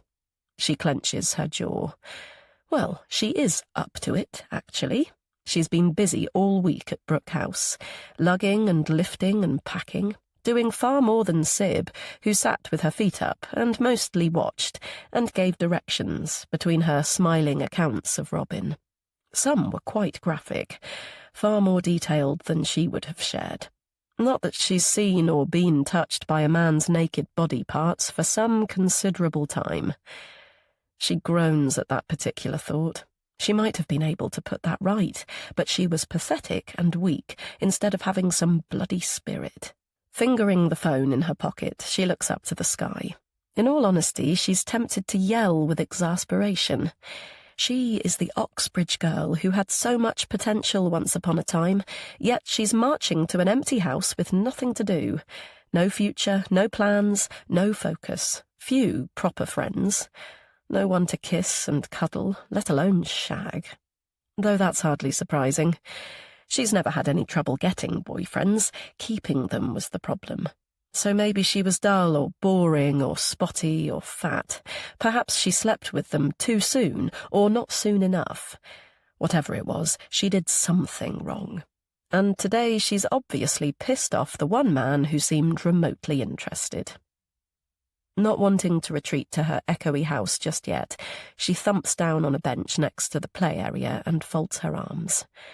Trying to shake off her frustration, she watches two toddlers dart from the slide to the swings. She has a child, a beautiful child. She'd trade nothing for him. So she's fortunate, really. Yes, life has dealt her a poor hand in some ways, but she has Milo and her dad. She has Sib and her mum pals. She's just held her own over coffee with a new friend and two strangers. 2 years ago, she'd have barely stepped out of the driveway, let alone sat in a public area and be seen. Determined not to look again at her mobile, she tightens her grip. What the hell is wrong with her anyway? She has no interest in dating. Guys bugger off when you've just got to like them. And yet, remembering Sib's words, she can't help but shuffle on her seat and smile. "You know my favourite part of a man?" she'd asked, her eyes dreamy. Katie sat back from her chore and grinned. "Their ability to multitask?" Sib raised her dark eyebrows. "It's not what you think, but it's close." She stood and demonstrated with her hand. "This bit, between his belly button and his tool." That made Katie laugh. "His tool? How very functional." "The more functional, the better, I'd say," Sib replied. "Why? What do you call them?" Katie tried to think back, but the only names that came to mind were poetical ones suitable for a small child. Yet visualizing one now, her thoughts are far more prosaic. "That's a nice smile." She looks across the grass. Rex is pulling his owner towards her. Wishing she could hide the burning embarrassment rushing from her toes to her nose, she takes in Harry's dimples, his wide and white grin, and yes, his lithe body. Slightly limping, he finally reaches her. He leans in to peck her cheek, then sits down beside her. "It dazzled me from the path," he says. That smile. He studies her with those dark amber eyes. "I wonder what you were thinking about." Too disconcerted to reply, Katie dumbly studies a line of busy ants on the ground. Then she notices his loosely laced trainer on one foot. "You seem to be struggling with that ankle," she says, finally rallying. "You should see a doctor." "Witty as well as pretty," he replies. "A dog who shall remain anonymous for his own protection got in my way, and I bashed it." He lifts his right leg. "A couple of days ago, so you're probably right. I should get an X-ray." "Can't you write yourself a referral at work? Like mates rates, get to the top of the waiting list?" He squints into the distance. "Yeah, something like that." He turns. "So, are you free for our date tonight?" "I don't do dates, and no." The words pop out more contemptuously than she intends, but Harry just laughs. "Okay, it's not a date. A date would be going out in public, right? What about if I rustled something up at home? Though I say so myself, I'm not a bad cook. If you're vegan, vegetarian, pescatarian, best let me know. Otherwise—" Katie stands. Going out in public. How does he know? It can only be bloody Bridget, flirting and gossiping like she does with her dad. "No, thank you," she says stiffly. She looks at her watch. "It's time for me to go." "What did I say wrong?" Harry reaches for her hand. "I said something to upset you. What was it?" She gazes at his face, his sweetly crestfallen face. She's sick of small steps. She wants to take strides, and that's down to her. "Don't you ever look at your mobile?" No. I've been walking." He looks at Rex. "Painfully slow walking, thanks to someone." He feels his jeans pockets, takes out his phone, and reads her text. "Very chatty," he comments. He nods, his expression earnest.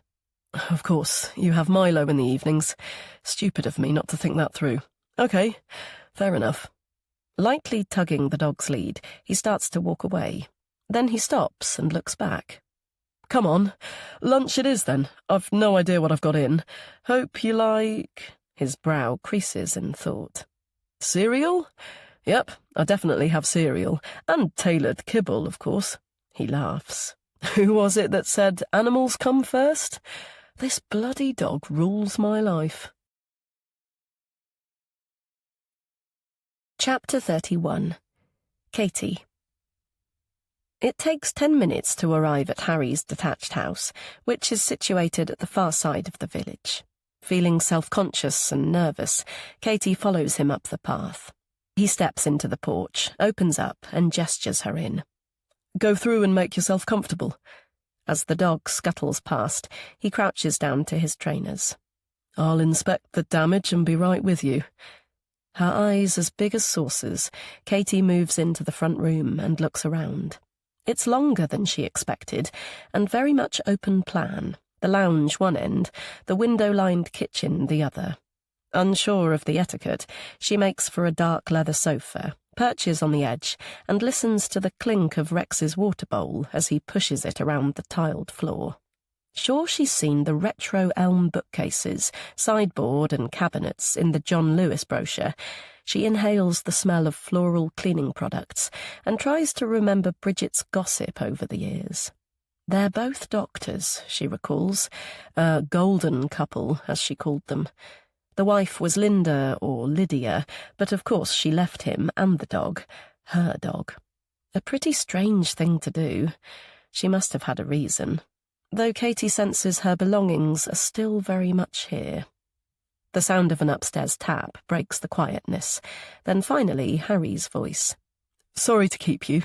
He looks down to his foot. I think I've overdone the walking today. She drags her gaze from the wedding portrait of him and his new bride, prominently displayed on a side table. Like the happiness forever snap in her head of her parents, they look so exuberant and content. A stab of sorrow takes her breath. Yes, the past frozen in celluloid, telling lies. Though Harry's face is pale, he tries for a grin. Not that a throbbing ankle affects my cooking prowess. A couple of ibuprofen and I'll be in the cereal cupboard like a shot. I don't mind helping out. I'm a dab hand at filling the kettle. I could even pour milk on cornflakes if you'd tell me where to— She accepted a post in Berlin. He cuts in. His eyes slide away from the photograph and meet Katie's. Coincidentally, following one of her colleagues, a female colleague. He flops next to Katie and looks at the ceiling. More a blow to my ego than anything else. I knew they were close, but— He laughs dryly. Not that close. Katie studies him. Though his dimples show either side of his wry smile, she senses the hurt radiating through. He rocks his head towards her and clears his throat. It's fine. We'd known each other since Freshers' Week, so it wasn't the grand romance. You know, more like friendship. He shakes his head. I suppose friendship should have told me something. I should have seen it coming, but I didn't. I came home from work one Tuesday and her bags were packed, the taxi waiting. No time for an argument, I guess. No time to persuade her to change her mind. Bit of a shock, really. Taking in his troubled gaze, Katie nods. She understands all too well the violence of the unexpected, the way it doesn't just take away your breath, but everything else too.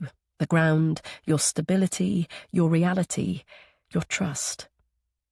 It's hard to describe where I'm at. Working shifts, well, we weren't always home at the same time, so being here alone isn't unusual. It still feels unreal. I'm in limbo, I suppose. She only packed a couple of suitcases, so her stuff is still everywhere. Like Elka's, Katie thinks. Her mum died, but the house stayed the same. Her vases, her crockery, her books, her boots, hats and coats in the cupboard beneath the stairs, her dresses and blouses, her trousers and skirts neatly hung in her side of the wardrobe. But when do you draw the line? How do you draw the line? Like Gabriel and Sibyl, it's difficult to know. Making choices, emotional choices. Leave those you love in the past. The droll smile is there again. I suppose I could gather everything up and take it to charity, even build a huge bonfire, Harry says, as though reading her mind. But that would feel petty.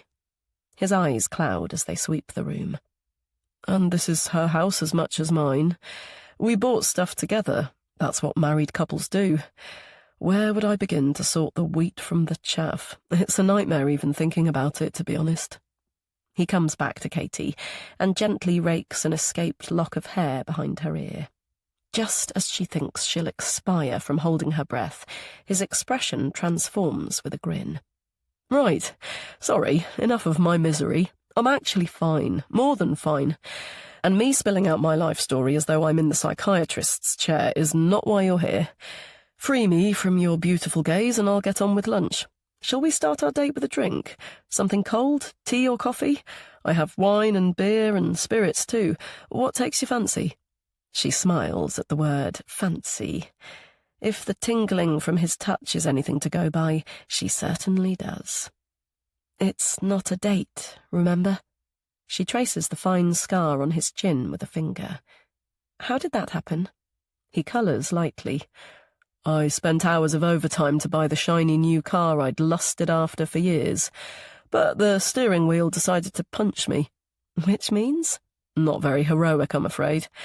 I liked the high of speeding, a stupid boy racer, basically. I bashed it on the wheel. It bled like buggery and needed stitches. Poor you. It must have hurt. Then, surprising herself, she leans in and pecks it gently. He pulls a mock, sad face. Yup, hurts very much, he replies. In fact, did I mention that it wasn't just my... Stopping his words, she puts her lips to his. He cups her face and kisses her back, soft, slow, and melting, and meaningful somehow. When they finally pull away, he wraps her in his arms and holds her tightly.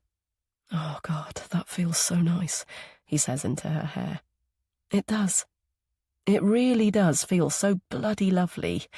Like waking from hibernation, the old sensations are pumping and flooding Katie's veins. Desire and wonderful craving, hot and gluey in her chest, her stomach, every fibre of her body. Laughing and kissing, warm minutes pass. So, Harry says eventually, I'm being a bad host. I'll get you a drink first, then I'll make us something to eat. But Katie isn't thinking about food. Strides, she's thinking. She wants to take bloody strides. She nods at his injured ankle. Shouldn't you be resting that? Looks pretty swollen to me. She knows she's flushing deeply despite her resolve. I'm no expert, but I believe you're meant to raise it above the level of your heart or something like that. Harry pulls a grave face. That's very true. It would involve lying down, though. She stands and holds out her hand. Come on, lying down it is, then. Chapter 32. Katie. Grandad! Milo beats Katie to the door and flings his arms around Alexander's waist. Grandad! Finally! He ruffles Milo's hair and laughs. Hello to you, too. You sound more like your mummy every day. He kisses her on the cheek. Hello, darling. You look well. Sorry about the extra night this week, but what a good evening it was. The usual suspects were there, and they all send their best wishes. I was a touch the worse for wear when I woke up this morning, so I thought I'd have another half an hour. When I looked at my watch, I was astonished to see... Milo squints up with a frown. What does worse for wear mean? Katie laughs. It means Grandad had too many brandies with his friends at his posh dinner last night. Or red wine and champagne. All of them, and in no particular order. The food was as dreadful as ever, but I suppose catering for that number isn't easy. Lamb, I was told, but I wasn't convinced. Still, I do like mint sauce occasionally. What about you, Milo? Fancy a condiment tasting like polo mints? Milo sneezes. What's a condiment? Something to look up in the dictionary. Alexander crouches down and peers at his face. Have you got the sniffles again? Dunno, Milo replies with a shrug. I think that's a I don't know, Grandad, Milo, Katie says, beating her dad to it. What did we decide to rustle up for Grandad's tea tonight? Tonight she has a date with Harry. They've chatted on the phone several times since Thursday, but she hasn't actually seen him. She glances at her dad. If he'll babysit Milo. It's no big deal. She just has to casually ask him if he's around this evening. Yet it does feel flaming huge. "What did we decide in the end?" she prompts Milo. "We bought mince from Pimlet's on the way home from school yesterday and had a long chat, didn't we?" He wrinkles his nose. "Spaghetti bolognese, lasagna, or... I can't remember what the other one is called, but Strummer's mum makes it and sometimes he eats it cold for his lunch. Those purple things look like cockroaches. I tried one and it was revolting." "Kidney beans," Alexander chuckles. "I didn't like them when I was your age either. Like olives and coffee and sauce tasting like polo mints. They're an acquired taste." "Acquired taste," Milo repeats thoughtfully, ambling away. Katie takes her dad's overnight bag. "He'll be mulling that one for a while. And condiments. I bet you're starving." She heads for the kitchen and gestures to the French stick on the counter. "Fresh from Greenhalgh's if you fancy a sandwich. Tea or coffee or something cold?" The phrase makes her squirm. She wishes she could stop, but Harry has been constantly on her mind since Thursday. His toned body, his smile, his tingling kisses. Despite her craving the feel of him inside her, they didn't end up having sex. Well, not actual intercourse, as their interlude wasn't planned, and neither of them had contraception. She inwardly guffaws. Not that a condom was effective nearly 6 years ago. She found herself pregnant, unexpectedly so. It was a massive shock, not least because her mum noticed the telltale signs before she did. It turned out to be the very best blessing, though. Milo is her joy. She couldn't imagine life without him. "A butty would be perfect." She comes back to her father's interested gaze. "Yes, you do look well, very well." He pulls out a stool. "What have you and Milo been up to all week? Seen much of Bridget?" "No, just an exchange of messages. I think she's been pretty busy." Katie preempted it by getting a text in herself on Monday, saying she had a full week. To keep Bridget in the loop, she sent a few chatty messages, but it was nice to keep her at arm's length for a change. And anyway, Bridget said something about a night or two away with her hubby at Royal Lytham, so it worked out perfectly. "I'm sure she'll pop in for a glass of wine at some point today or tomorrow, though." Her dad laughs. "I'm sure she will. Bless her." He stifles a yawn. "Been helping out at Brook House again? I remember it well." "You've been there?" Katie blurts in surprise. But of course her dad and James were at school together. She's so preoccupied by her babysitting request, she isn't thinking straight. "Sorry, school days, I forgot." "No, not then, actually. Whalley Range was too far to travel from Prestbury, but you're right about it being James's home as a boy. He stayed after his parents moved out to run a Methodist nursing home or the like, and eventually took it on. Nice father. I met him a few times. Sweet, caring type." Alexander snorts faintly. He rarely speaks about his own childhood, but he once described his father as a bit of a tyrant. The reason why he loathes bullies with a vengeance, no doubt. "It was later," he continues, his expression thoughtful. "When was the first time? That's it, Gabriel's baptism. We hadn't seen James for a while, but Kenny and I were invited to the service and the celebration at the house afterwards." "Kenny?" "Kenny Philippe, one of the 3 Musketeers." He smiles fondly. "The wittiest guy I've ever met. Sporty, handsome, and gregarious, too. You know how some young men have it all. He'd been pretty miffed when Imelda chose James over him. Indeed, he tried to knock a hole in a Dublin toilet cubicle. A rage punch, I think they call them these days. More damage to his pride and his hand than the door. Still, he was over his infatuation by the time of the christening." His lips twitch. "He rather had to be. What with Imelda getting pregnant by James, then being propelled up the aisle by her very angry father, and a shotgun not long after Dublin. Anyway, Gabriel's baptism broke the ice, and after that we were invited to stay at Brook House from time to time. Imelda feeding us poor students with chunks of soda bread and Irish stew around that huge dining table. The story is fascinating. Katie wishes she could picture the scene. I haven't actually been in that room yet. Is it odd that she hasn't? Yet Sibyl said something about it being Gabriel's domain, so probably not. Really? Alexander pops a cherry tomato in his mouth. Presumably the piano is still there. He smiles.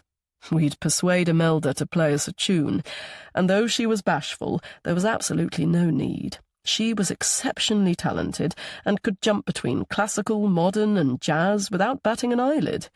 She had some involvement with the Halle, the choral academy, I think. He clicks his fingers. The Halle, that's right. I remember seeing her at a concert a few years later. Not playing, just in the foyer. I was about to say hello when I thought I saw... He pauses and frowns. Who? Well, the Rage Punch man himself. What? This Kenny guy? I thought so, but it was a fleeting glimpse as they went in the auditorium. He'd moved to Cumbria by then, so I was probably mistaken. But Imelda, yes, instinctively musical, gifted like some people are. Katie pictures Gabe's fine eyes and inwardly laughs at her previous slight crush. Like Gabriel. Apparently he can play everything from viola to bassoon, and the piano, of course. He was the apple of his mother's eye, right from the start. Though that sounds rather familiar. He leans back and calls to Milo in his snug. Are you the apple of your mummy's eye, Milo? Yes. And Grandad's? I am. It's the perfect time for her request. Feeling herself flushing, Katie cuts the baguette into two, then slices it in half.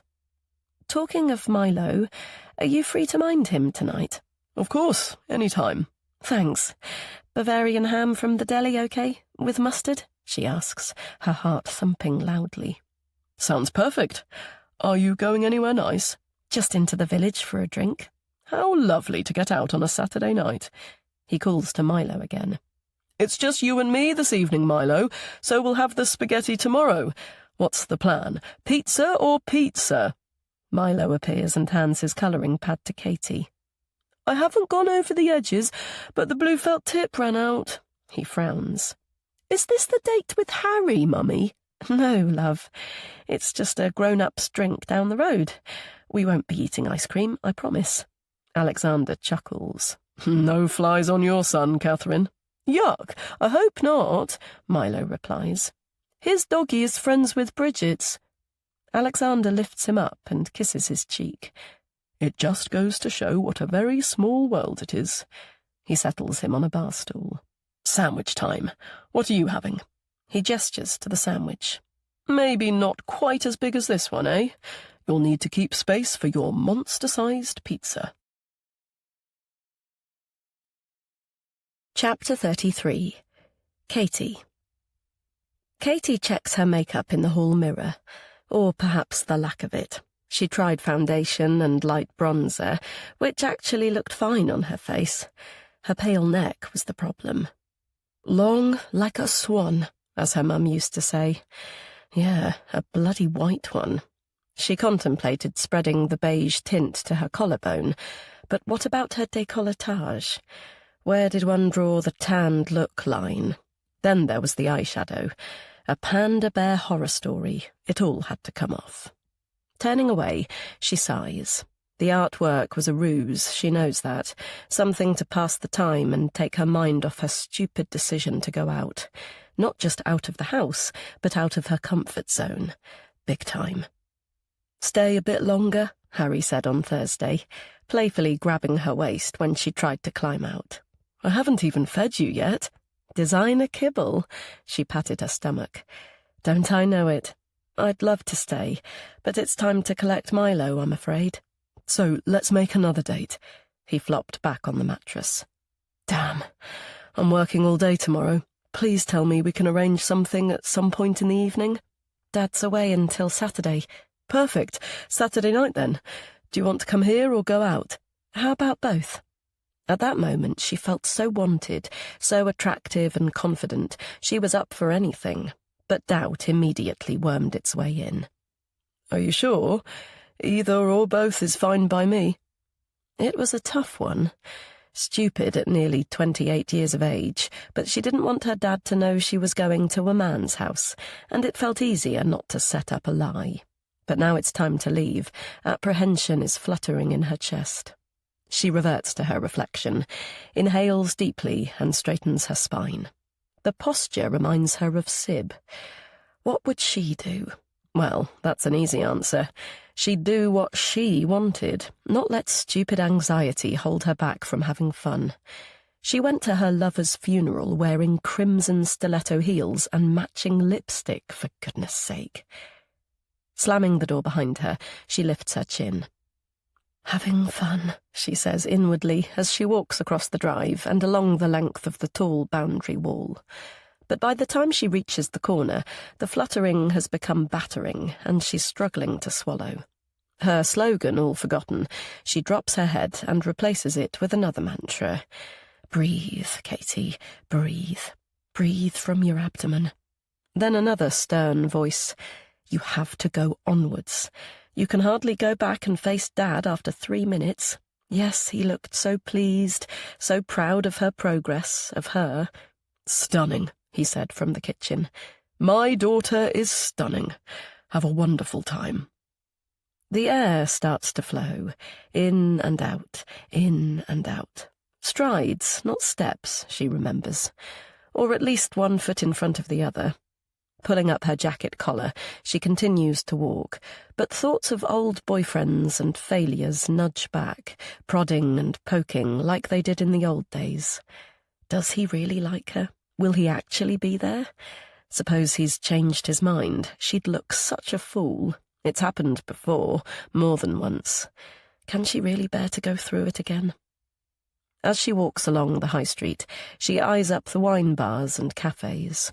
So many beginning or ending with the letters C and O. She could pop in for a coffee or a glass of wine until enough time passes, then return with a confident smile for her dad, go up to her bedroom and hide. "Katie?" She looks up to Harry's tall frame. "Sorry, I didn't mean to make you jump. I was waiting outside Costa and saw you. Thought I'd join you halfway, despite the old limp." "Oh, hi." His fringe in a quiff, he's dressed in the collarless leather bomber he wore at the fete. He kisses her cheek. "Your hair looks nice down." He studies her and frowns lightly. "Are you okay? Are you cold?" She releases the grip on her collar. "Oh, I didn't realise." "Trying for incognito? Married man and all that?" He's only joking, of course, but he's right.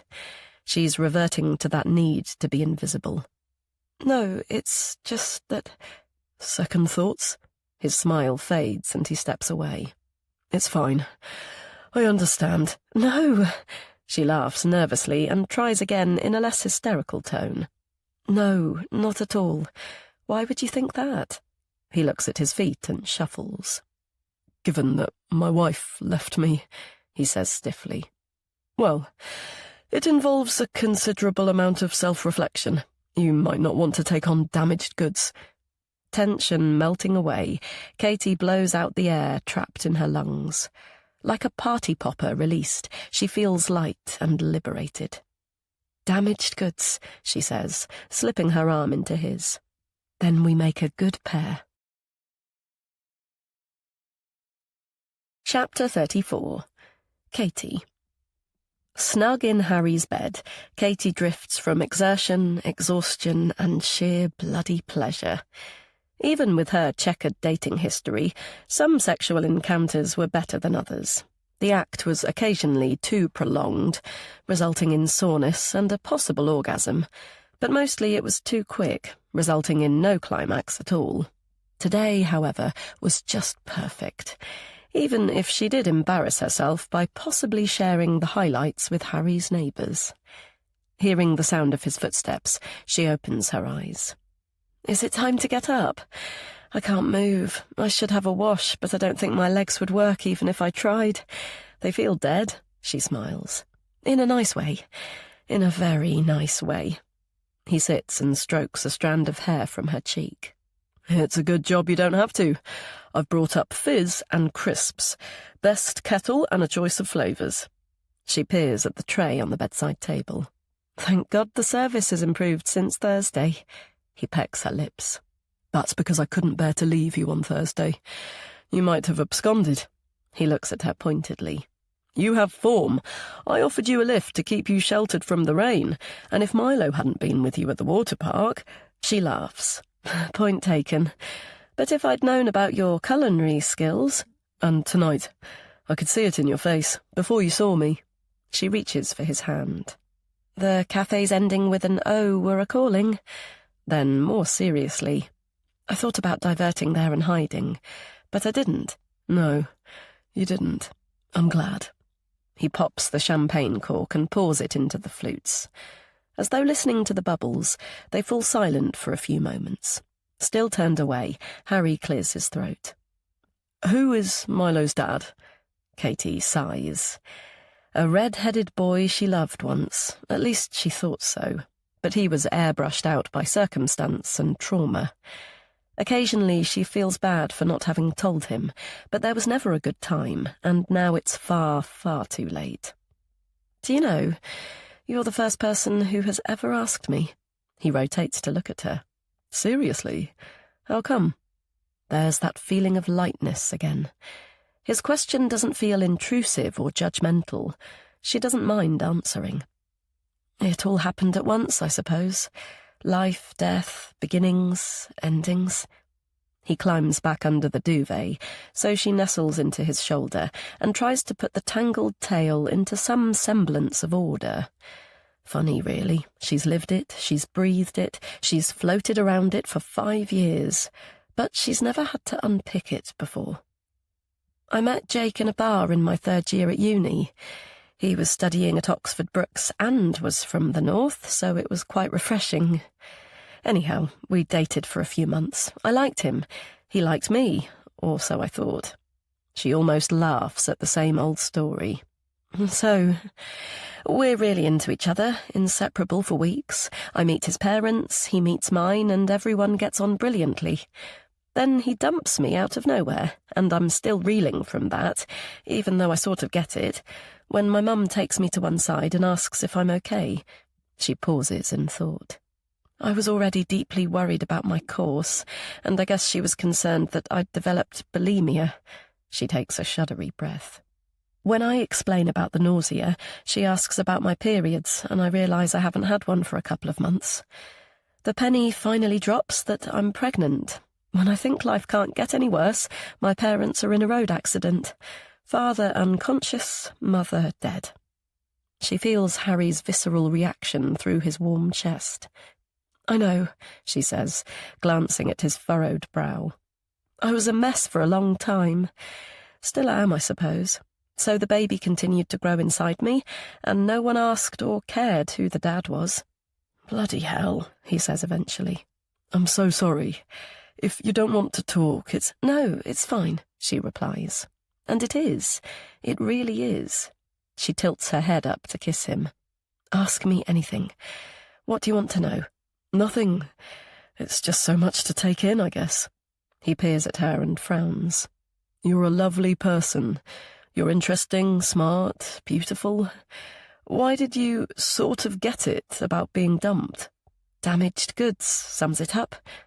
Yes, that's how she felt, how she still does in many ways. I was rubbish at relationships.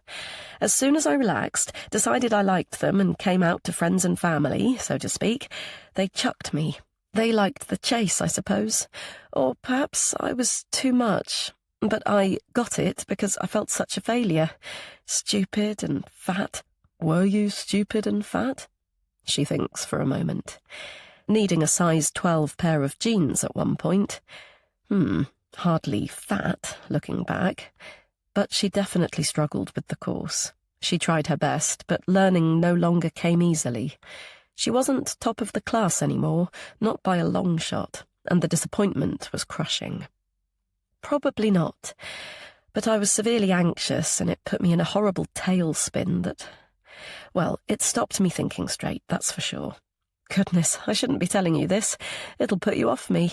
I doubt it. He kisses her hair. I'm so sorry about your mum. Your dad, too, of course. He made a full recovery after his loss of consciousness. Yes, thank God. He had serious concussion from his head injury and was completely out for some time. When I arrived at the hospital, I thought he was dead. She covers her face.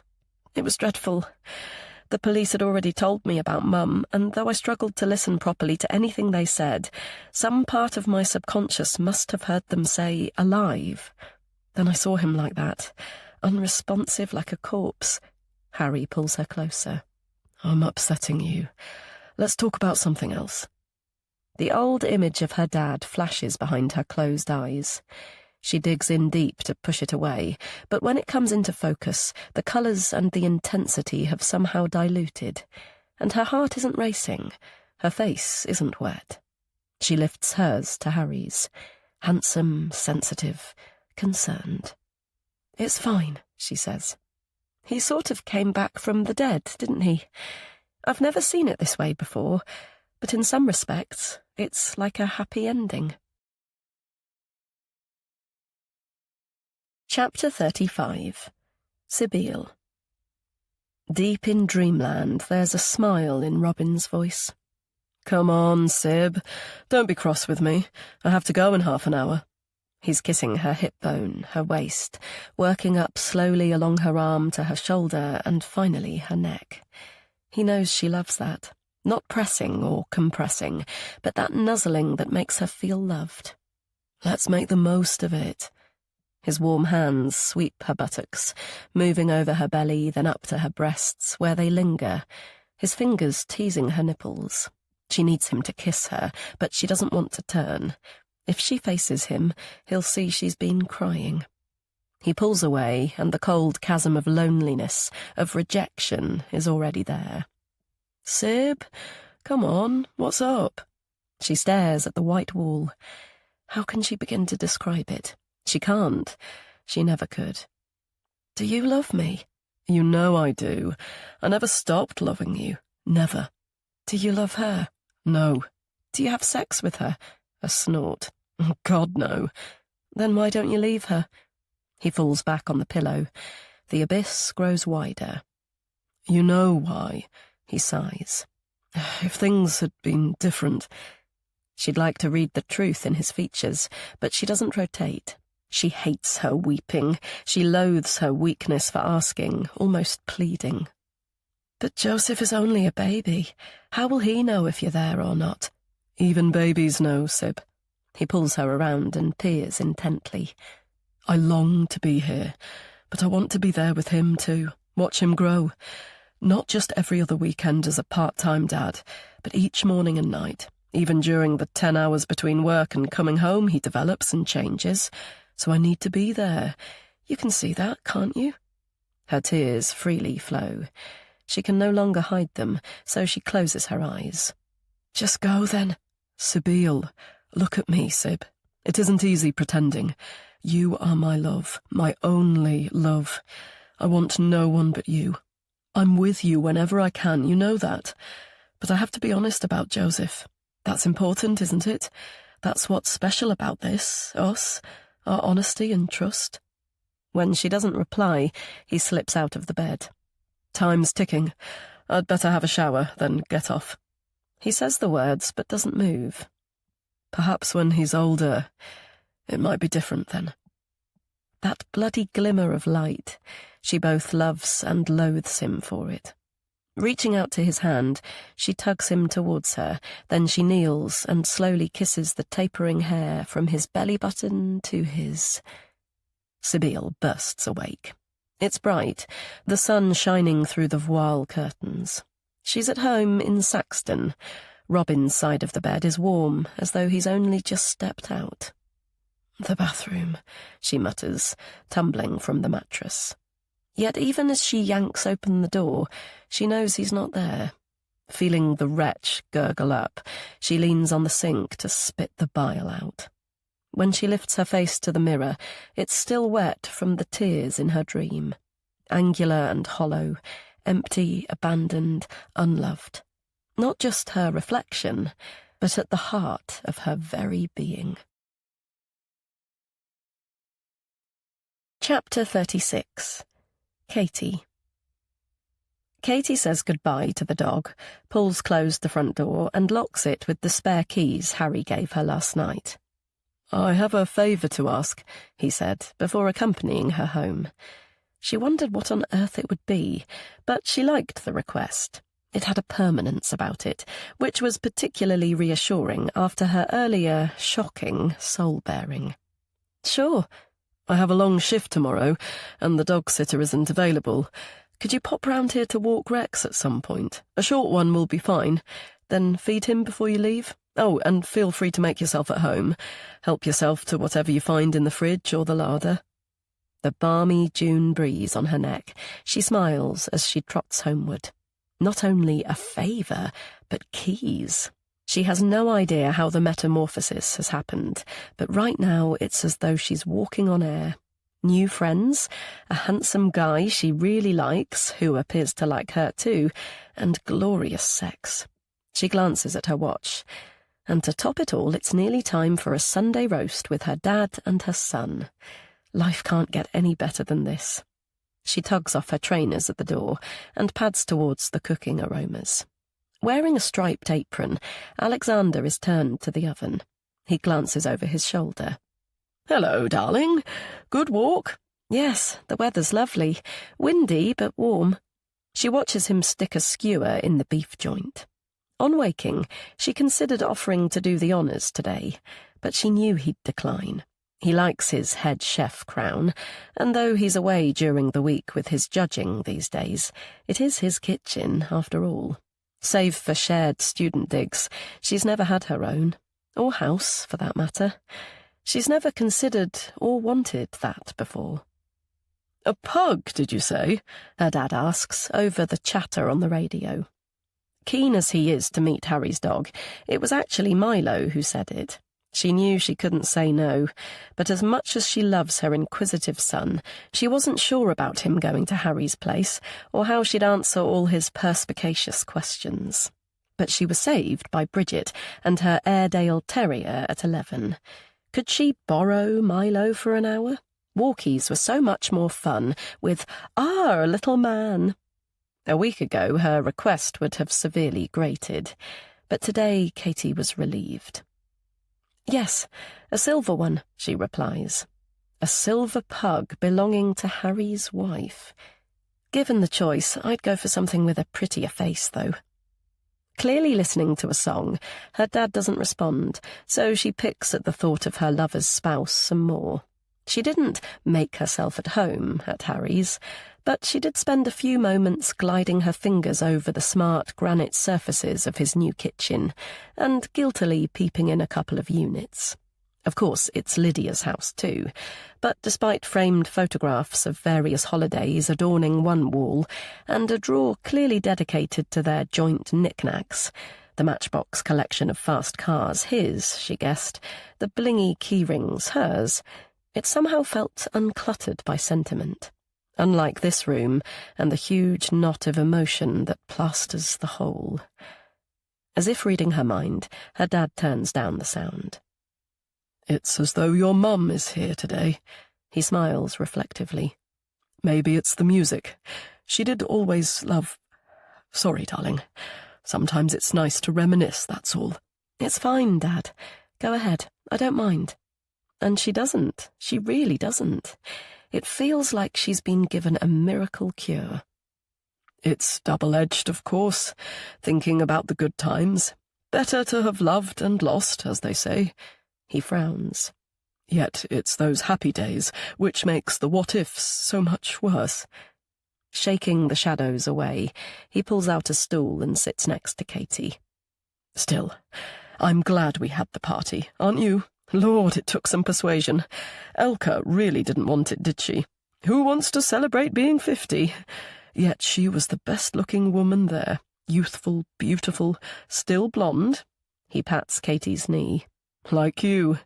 You inherited the Scandinavian gene, not this old mug." "Your mug isn't old, and it's very handsome, as well you know." "Is it?" He rakes back his dark hair. To her surprise, it's lightly streaked with silver. "Yes, it is. Are you okay, Dad? You seem a bit jaded." Too much booze on Friday, I expect. Left me feeling a bit maudlin.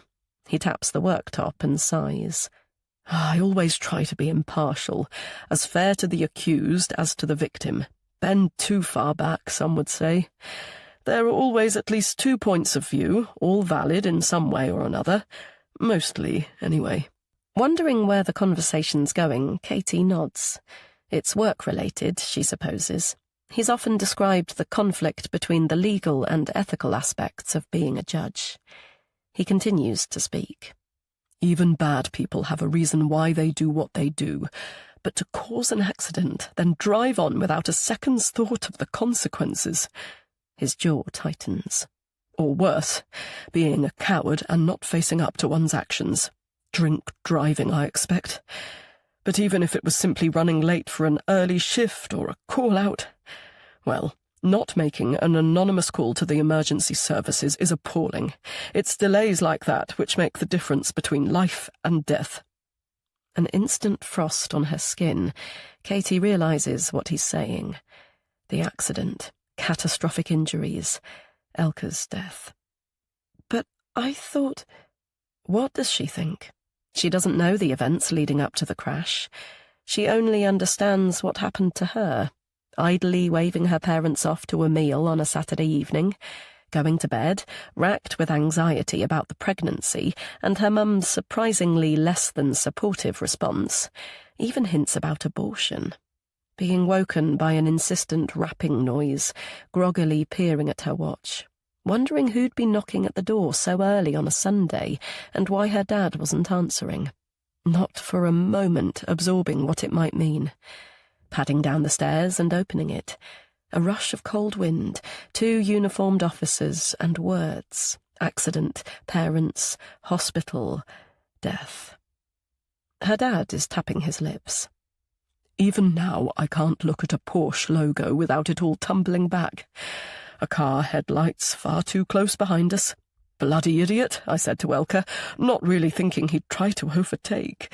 His voice quavers. But he did. A flash of red enamel as he passed, showing off its speed, no doubt, but at a blind spot on a narrow country lane. A vehicle coming the other way felt inevitable somehow. Unfortunately, I was right. I immediately hit the brakes, but... Swallowing the sob, Katie grasps his hand. It's his trauma, not hers. She wasn't there. And though the terror of hearing his account batters her chest, she understands he needs to let it out. Of course I blacked out on impact, he continues. But there's no chance, no possibility he wouldn't have seen the collision in his rearview mirror. Not just seen, but heard it. That's what I can't forgive. If he had stopped, called an ambulance... He looks at Katie through teary eyes. Without that delay, your mum might have had a chance. Katie stays frozen, her mind torpid. Too much information, so much grief, so much to absorb. She might have had a chance. Was she conscious, in agony? And blood, that bright, bubbly blood she sees in her dreams. She clears the huge clot from her throat. How long did it take for the emergency services to arrive? Alexander sighs. Oh, I don't know exactly. Too long, love. He stands and increases the volume for the news, listens for a few moments, then turns with a thin smile. Sorry, darling. I don't know where that came from. It wasn't fair of me to burden you, and I'm breaking my own rules by not looking forward. He glances at his watch. Goodness, it's time to drain the veg. Cauliflower, broccoli, and thinly diced carrots for Milo. He kisses Katie's forehead. Cheese sauce for the collie. Still stunned from the conversation, Katie tries to focus on the mundane question. No, don't worry. No one else likes it. He lifts a lid. Already done. It just needs reheating. Right, gravy, and we're ready. Talking of my grandson, where is he? They both turn to the sound of the doorbell. His wellies, Katie says, coming back to today. No doubt they're dirty. He's a good boy to remember not to run in. I'll get it. Chapter 37. Sibylle. Wondering what the hell she's doing here, Sabine waits at the blue door and looks at the mismatched pumps on her feet. The habitual sensations of loneliness, isolation and rejection jerk in her chest, along with her heart. But they're more powerful today. Should she ring the bell again? They may not have heard it. Or perhaps she should quickly retreat and drive to a cafe to eat. Though she's not actually hungry. She doesn't need food. She needs people and company. She needs love. Fighting back the ridiculous self-pity, she turns to her SUV. The sunshine is highlighting the dried evidence of country lanes and motorway dust. Maybe she should get it cleaned, sit in a car wash and sob along with the streams of soapy water. She should definitely leave anyway. She's already been spurned once today. After waking from her dream about Robin, she dragged on the first clothes to hand and sprinted to Gabriel's house. But even as she approached his cottage, the sound of Vivaldi breezed through the open window. Not just one instrument, but two, a cello-violin duet. He had company, a purpose with somebody else. Though logically she knew it was simply his job, it still really hurt. So she stalked back to her house, grabbed her bag, and drove the 60 miles here without breathing. Or so it felt. The unmistakable tang of roast beef makes her turn. Kat's teary expression is replaced with a beam. "Sib!" she exclaims. "Sib, how lovely to see you!" Emotion grips Sabile's throat, but she tries for the nonchalant, sardonic woman everyone thinks that they know. "I've come to hang out with the cat. We bonded the last time I came, so Poppy will be thrilled." Kat tugs her inside and gives a tight hug. She smells of sweet lavender, and it's all Sabile can do not to blubber like a baby. When she pulls away, Kat sniffs too. "Perfect timing. We're just about to sit down for a late lunch. Are you hungry? Please join us."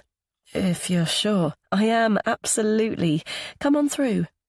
Sabile follows Kat into the kitchen and self-consciously watches Alexander pour glossy gravy into a boat. Bloody hell, she didn't think this through properly. How will he react after her wacky behaviour the last time she was here? After a moment he turns, and though his expression shows surprise, a warm smile soon follows. "Hello!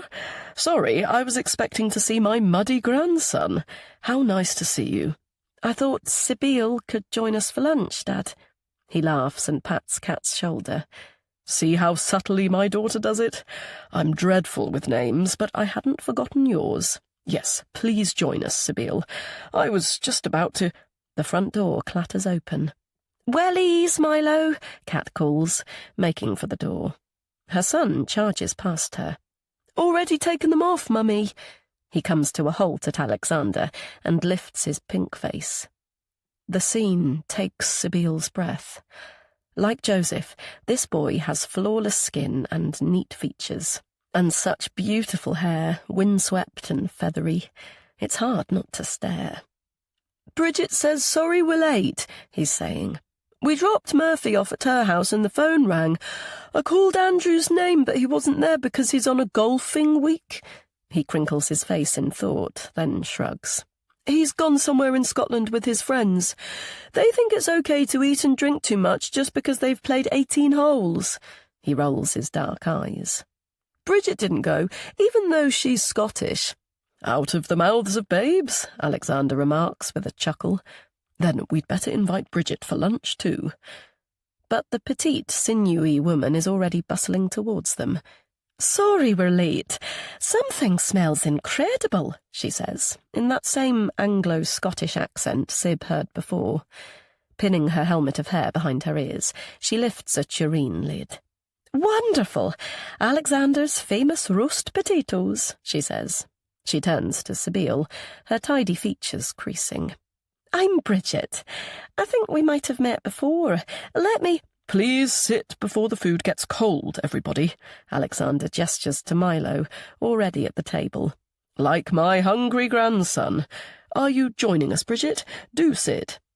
Kat seems to shake away her small frown. She guides Sabile to a chair. You have this one next to Dad. I'll just grab some more cutlery.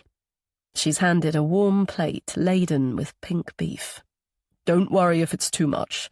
Just leave what you can't manage. Alexander ruffles Milo's soft locks.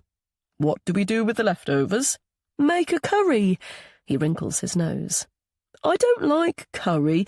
It's too spicy. Bridget helps herself to the vegetables. Alexander is a feeder, she says. Her piercing eyes study Sibylle with open interest. You must be Katie's new friend. Sibylle, I believe, rather than the usual Irish pronunciation. The kids at school got it wrong, so it was easier to run with the pack. Sure, she replies, though it was actually a protest rather than any need to conform. Kat offers a tureen. Cauliflower, Sib. I find it a bit plain on its own, but these guys don't like cheese sauce. It's gloopy, Milo says. Grandad thinks so too. Kat chuckles. Precisely, Milo. That's the best part about it. How about you, Sib? Dragging her eyes from the child, she finds her voice. I'm a huge cheese fan. Any and every type going. Hallelujah! Kat scrapes back her chair. I wouldn't, love. It smelled a bit dodgy when I reheated it. Out-of-date milk, I expect. Alexander offers Sibylle a bowl of relish. Special homemade horseradish for the beef. He leans across and whispers theatrically.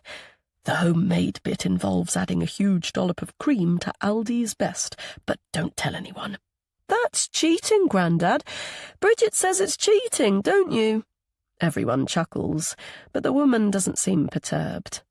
Homemade means from scratch, Alexander, so hoodwinking us, yes, you are. Still, my Andrew doesn't know the difference between pancetta and bruschetta, let alone do any cooking, so I'm not complaining. They're both from Italy, Milo says. So they are, Alexander replies with a proud grin. No flies on me, Milo titters behind his hand. Yuck, like on cow poo. Me and Bridget saw some today. Listening and swallowing, Sibylle fixes a smile. The boy is so perfect. This house and this meal is lovely, too much like a proper family. She only has Gabe, and he's so aloof and distant right now. And Spirits, of course. A loving and loyal ghost in Saxton, a hostile phantom in Whalley Range. She's no longer sure which is the easiest to bear. Even before she turns to his eloquent, low voice, she senses Alexander's gaze. It's so lovely to have you join us, Sibylle. You must come to us more often. His eyes are warm. Any time, and I mean it. Promise me you won't be a stranger. Chapter 38. Sibylle. The shuddering floors and banging pipes echo around her, but Sibylle doesn't mind being roused early. She's sleepy and content, still half in the fantasy, trying to pull it back.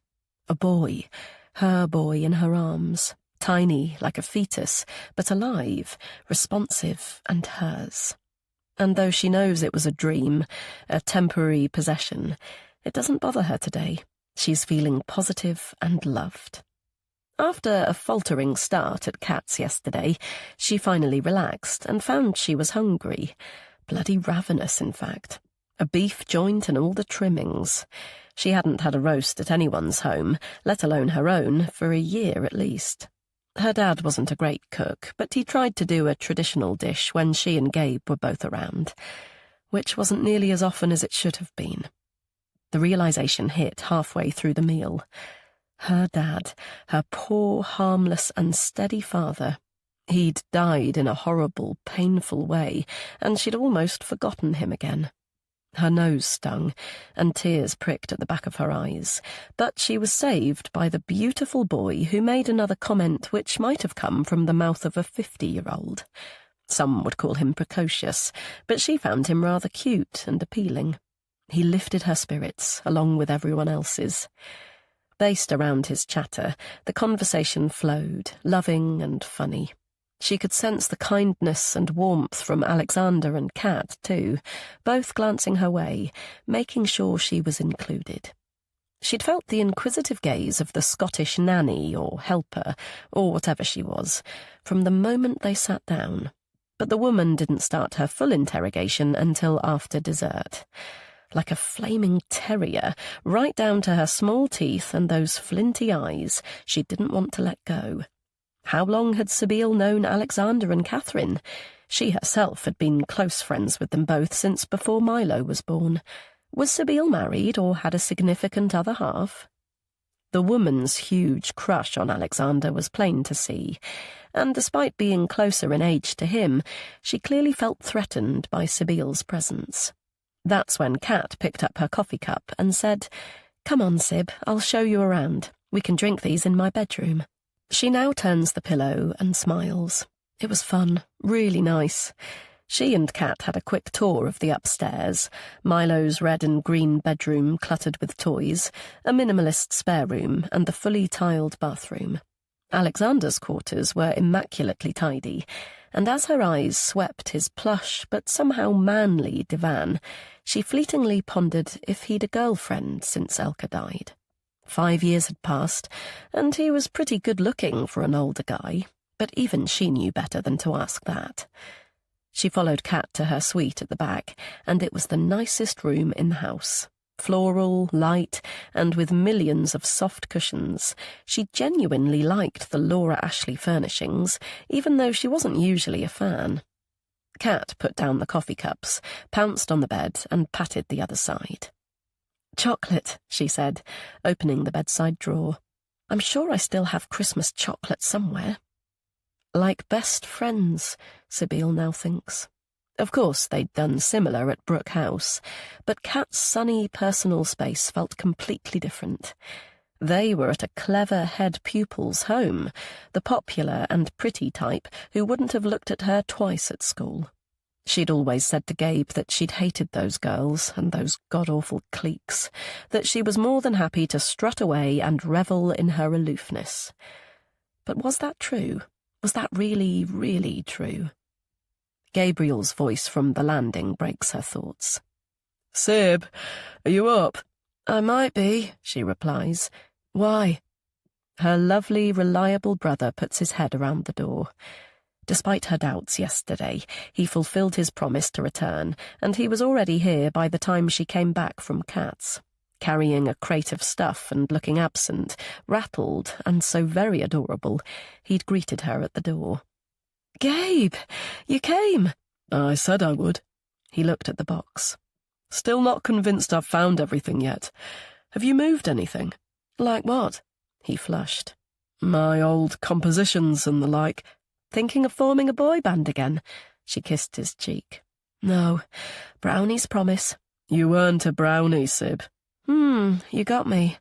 However, music and paperwork are your department, darling bro, so I wouldn't dare touch them." She focuses on him now. The blue eyes are serious.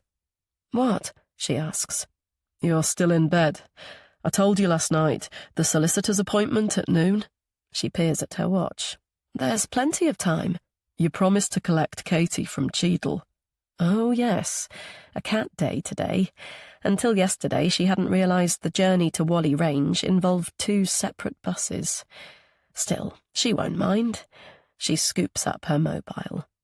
"Sib," Gabe says slowly, as though telepathic.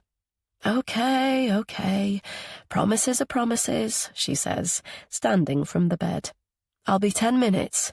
Though if you want to make sure it's not 20, a large coffee would help." Chapter 39. Katie. A thin beep alerts Katie to Sib's arrival. She quickly grabs the bouquet of lilies and her bag, but to her surprise, Gabe's battered old Volvo is waiting on the curb. "Jump in," Sib says from the passenger window. "A fresh new week of sunshine and smiles, so I thought you'd like to be chauffeured in style." "Thanks, Gabriel." Pushing an instrument case to one side, Katie climbs into the back seat. She suddenly feels bashful. Has Sib told him about Harry? "Come on, Kat, spill the beans," she'd said mid-conversation about another subject yesterday. "You're excited about something, I can tell." She found herself laughing. Oh, God, is it that obvious? Then the words joyfully tumbled from her lips. I'm seeing someone really nice. At least I think so. But the point is, I had sex for the first time since getting pregnant with Milo. Well, not actual sex on our first date. Everything but? Yes, exactly. Then on Friday, the full Monty. And was it good? Was his tool fully functional? No, don't tell me. I can see by your smile that it was. So, give me the lowdown. What's his name and what does he look like? Surely even you have a photo. Katie took a deep, excited breath to describe her new man, but the door was flung open and Milo dived on the bed, snuggling in between them. She detected a strange stiffness and a shadow pass through Sib's features. But Milo didn't give her a chance to object, turning to her with his wide, inquisitive eyes, and plying her with questions from her age to her favourite subject at school to the spelling of her funny name. 10 minutes later, the two of them were like old friends, impressively on the same wavelength for I Spy. Ready, Kat? Katie comes back from her thoughts. They're outside Brooke House, and Sib is addressing her.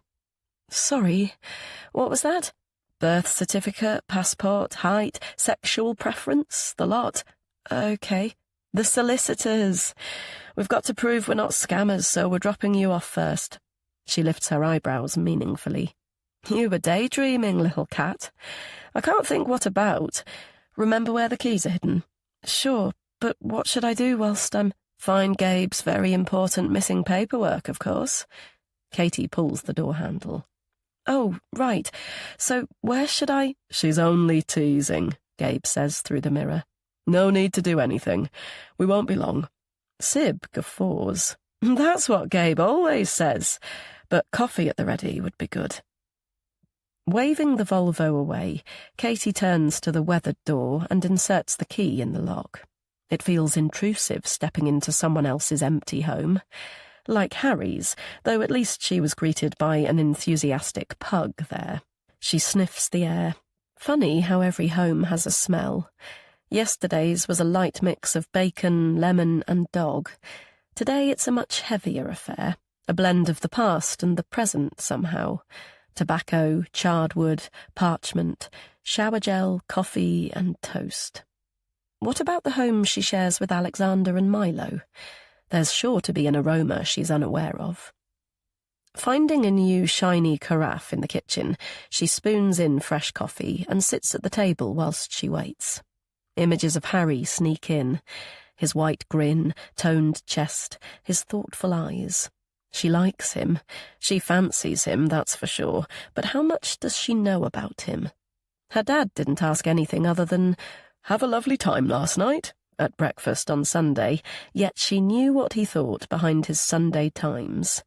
It's been a long time. You've had so many disappointments in the past. How much do you know this man, Catherine? I'd hate you to get hurt. Or perhaps it's her own niggle, something Harry said or didn't say, a look or a hint. Anxiety, she whispers. Just silly anxiety. Pushing the uncomfortable notion aside, she ambles to the front and looks into the parlour. Her gaze rests on the scuffed leather sofa. Picturing Sib the first time she came in here, she chuckles out loud. It was both strange and compelling to see someone so charming and rambling and utterly drunk. But she's used to her now.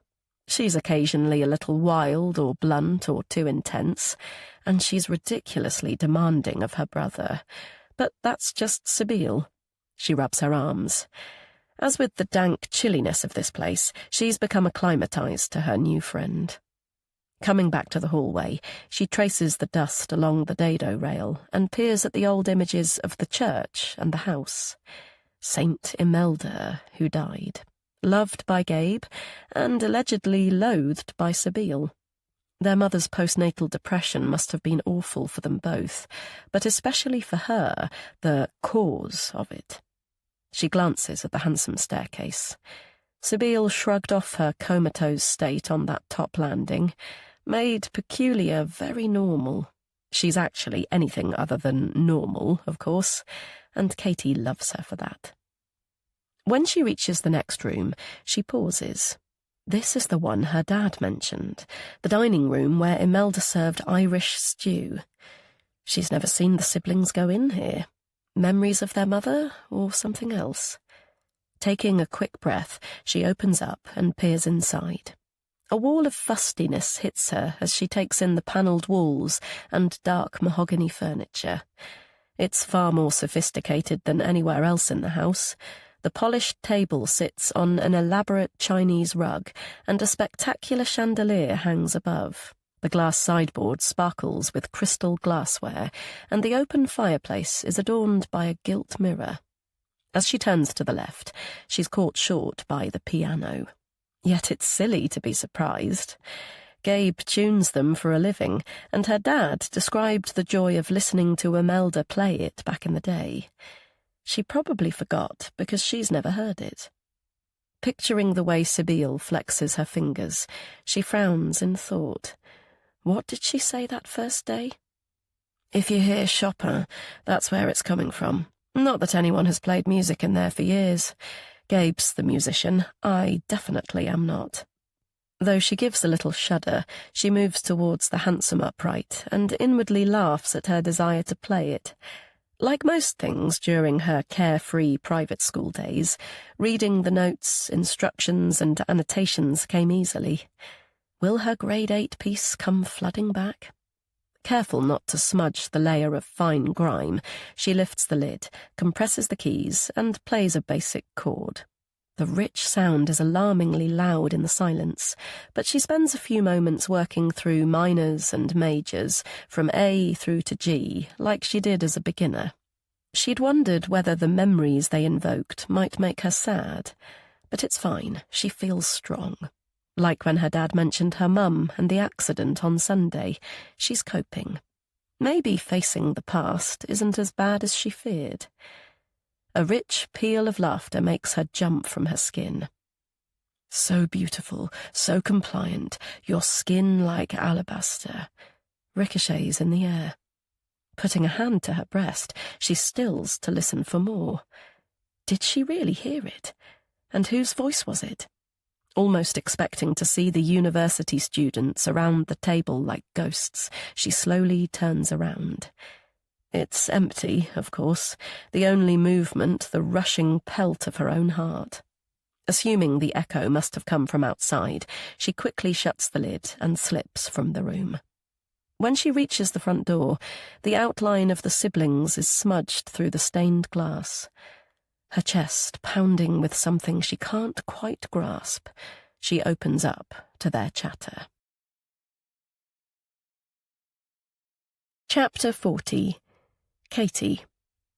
Holding the flowers, Sibylle steps in. Gabe's feeling smug, Kat. For once he was right, she says. 2 minutes and a 10,000 quid bill, probably. Bloody extortionate lawyers. Are these for me? Hope so. I love lilies. They're so spectacular when they open and reveal their swollen pistil, then get somewhat disgusting when they've had their day. She laughs. I think there's a metaphor in there somewhere. But we mustn't stigmatise them, must we, Gabe? Do we have chocolate? Please say we have chocolate to go with the coffee. That's how they do it in Kat's house. Though Gabriel rakes his hair, his lips twitch. I'll go now. Sibylle waves her credit card wallet. And whatever else your heart desires, the corner shop is your oyster. You are rotten to poor Gabe, Katie says when he's gone. Wish I'd had a brother or sister. Maybe I'd have been more... She searches for a word. Well, single child syndrome and apple of both parents' eyes doesn't bode well for being rounded, I guess. Being the centre of attention was great in some ways, but leaving home for university was a pretty big shock. A whole new learning curve which took some adjustment. Sib stares, a flare of irritation in her eyes. She strides to the kitchen, shoves the flowers in a sink, and loads provisions for their drinks on a tray. If you want sugar, she says, it's tough. Conscious she's upset or offended Sib somehow, Katie follows up the stairs. Instead of stopping at her floor, Sib continues upwards. Dad's clothes. Got to tackle them sometime. Once in the sparse room, her tone softens. I haven't been in here since he was taken to the hospice. She gestures to the open drawers and half-filled bin liners. I was so angry.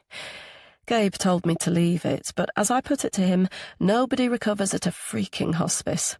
After all those appointments, the chemo, the pain that meant the end, there was no maybe anymore. I'm so sorry, Sib. Katie doesn't know what's worse, the shock of instant death or a drawn-out illness. At least with the latter, one can say goodbye. Of course, I didn't really think that, Sabeel continues. I was still in flat denial, so it didn't feel remotely real. But logic told me to pack up his belongings, say goodbye to them whilst he was alive. She barks a mirthless laugh. But I didn't know Robin would steal that unbearable grief. Reminding herself poor Sib has suffered both versions of loss, she touches her shoulder. Are you okay? We don't have to do this now if you're not ready. It's fine. She turns. Sorry for being ratty. Let's toast Dad with our coffee. She drags 2 pillows to the worn carpet and sits down. You can tell he was a Methodist. No creature comforts. Parents, eh? Low church and high church, chalk and cheese. A weekend fling is understandable, but for the long term, she glances at Katie. Though something your dad said. Feeling herself flush, Katie pours the strong coffee. Really? What was that? He didn't say it in so many words, but... She lifts her eyebrows. Crikey. Gabe was a love child, wasn't he? I wonder if a marriage certificate is what he's searching for. Would he mind? Kat asks, still uncomfortable that she already knew about the pre-marriage pregnancy. As a child, you might be shocked, but as an adult, Imelda was a fucking saint, remember? 2 spots of deep colour appear on her cheeks. You have Milo, right? Yes. Do you help him to get dressed and tie his shoelaces? I don't know. Do you run him a bath, scrub his back, wash or comb his hair? Katie nods. Sib said similar when she was up in the attic. I'm not even talking cuddles and kisses, just the practical things an auntie or a teacher might do, even the bloody neighbour, for God's sake. But she never touched me. Dad did, Gabriel did, but not her. I felt like a leper. When the door slams below, she lowers her voice. On the contrary, she adored him. He says she was ill, depressed, devoid of emotion towards us all, but I heard them, Kat. She looks at her hands. I asked her to teach me the piano, but she said I didn't have the patience, that I never finished what I started. She glances around the room, looks at the ceiling and snorts. Touché, Mother. I guess you were right. When they've both drunk their coffees, Katie scoops up a bin liner. Right then. Everything, or are we being discerning today? Everything. Sib picks up a dog-tooth jacket and puts it to her face. Still reeks of tobacco. No alcohol? Tick. But he smoked 30 cigs a day. Look at the elbow patches. Even if I was going to be sentimental, which I'm not, nothing's worth keeping. Everything is threadbare and smells of terps. Tears well in her eyes. He was a nice man, you know. Loving and kind in a quiet way, like Gabe. Talking of which, where's that bloody chocolate? Be a doll and see what he's brought us. Okay, Kat hovers. Are you sure you're... Yep, 5 minutes and I'll be fine. I think we'll need more caffeine. When Katie steps out, she covers her face. She's ashamed, actually. Fate took away her lovely mum, but she has absolutely no doubt she was dearly loved. Sib wasn't, or at least didn't feel it. What does any child need the most in life? Touch, hugs and kisses, the simple act of holding hands. Skin to skin is the first thing they try to do in the delivery suite. In her case, it took several desperate minutes for Milo to transition, but she finally heard a cry, and her dad handed him over. "A boy," he said, wiping away a tear. "Darling, clever girl, we have a boy." From that moment, she adored her baby. It's truly impossible to imagine anything else. Taking a steadying breath, she makes her way down the first set of stairs. Gabriel is on the landing below, holding a music case and apparently muttering to himself. Hanging back in the shadows, she watches him hurry down to the ground floor. Intrigued, despite her emotion, she tiptoes further down, peers over the banister, and sees him enter the dining room. That same shiver from earlier flutters in, but anticipation soon overtakes it. Gabe is going to play the piano. Her ears prick for the sound of music, but he emerges moments later. Seeming to sense that she's there, he jerks up his head. Katie, it's you. Sorry to make you jump. She bashfully joins him. Sib sent me for... Chocolate? His face clears and he smiles. You shouldn't let her boss you around. Once she starts... Well, look at me. I'm a lost cause. He gestures to the kitchen. I had no idea what you like, so... She follows him in, takes in the huge array of confectionery, and laughs. Goodness, my son would think he was in heaven. Gabe looks down at the music case, still beneath his arm. Could he make use of this? It's from when I was a boy. It could go on Sib's bonfire, but it's made of kid leather and it doesn't have a scratch on it. Katie takes his offering. Thank you. It's beautiful, she says. Are you sure you don't want to keep it? Memories of childhood and all that? Rubbing his glasses on his shirt, he doesn't answer for a while. Soft focus, he says when he eventually looks up. Please have it. You'd be doing me a huge favour. Chapter 41. Katie. It's finally Wednesday, Katie's day date with Harry. Though she's been pacing the hallway since 10:02, she still jumps when she hears the low thrum of his car. Grateful there's a breeze to cool her hot cheeks, she hurries across the drive and climbs in. She feels ridiculously gauche. They've spoken on the phone every day, but she hasn't seen him since Saturday. Hello, he says. You look lovely. Thanks. She can't quite meet his gaze, so she babbles instead. Gosh, these seats are low. It must be quite new. You can smell the leather. He reaches for her hand. Everything okay? Are you all set for a magical mystery tour? Of course. Is she, though? Is she really ready? This isn't her dad's car or a sturdy black cab. Katie? Harry dips his head. I can tell you where we're going if you prefer. I thought a drive to the countryside and a pub lunch. If you're not sure, we can... No, it's fine. Bloody hell. If she can brave Sabile's driving, she can brave anything. Sorry, I just feel a bit shy. He leans in for a soft kiss. I do too. Well, a bit. In fairness, I'm probably more excited than shy. I've missed you. He nods at the Jaguar parked in the drive. Is Kenton home? Kenton? Sorry, your dad. Alexon, you numpty. Only my mum called him that for fun. The original was an ancient Greek mercenary, apparently. When Katie spoke to her dad on the telephone last night, he said he hadn't felt great all day. Her stomach had flipped. It's generally her who's the weakling, not him, but he said not to worry, that it was probably nothing more than a passing bug. She comes back to Harry's inquisitive gaze. No, when he's sitting in London, he gets the train. Sounds sensible. He puts the car into gear. Hungry? My breakfast crumpet is all forgotten. Excellent. I'll take the scenic route. This is so lovely, she says after a while. The steady hum reminds me of when Milo was a baby. He had colic, and the only thing that would settle him was the sound of a vacuum cleaner. Katie stops speaking. God knows why she mentioned it.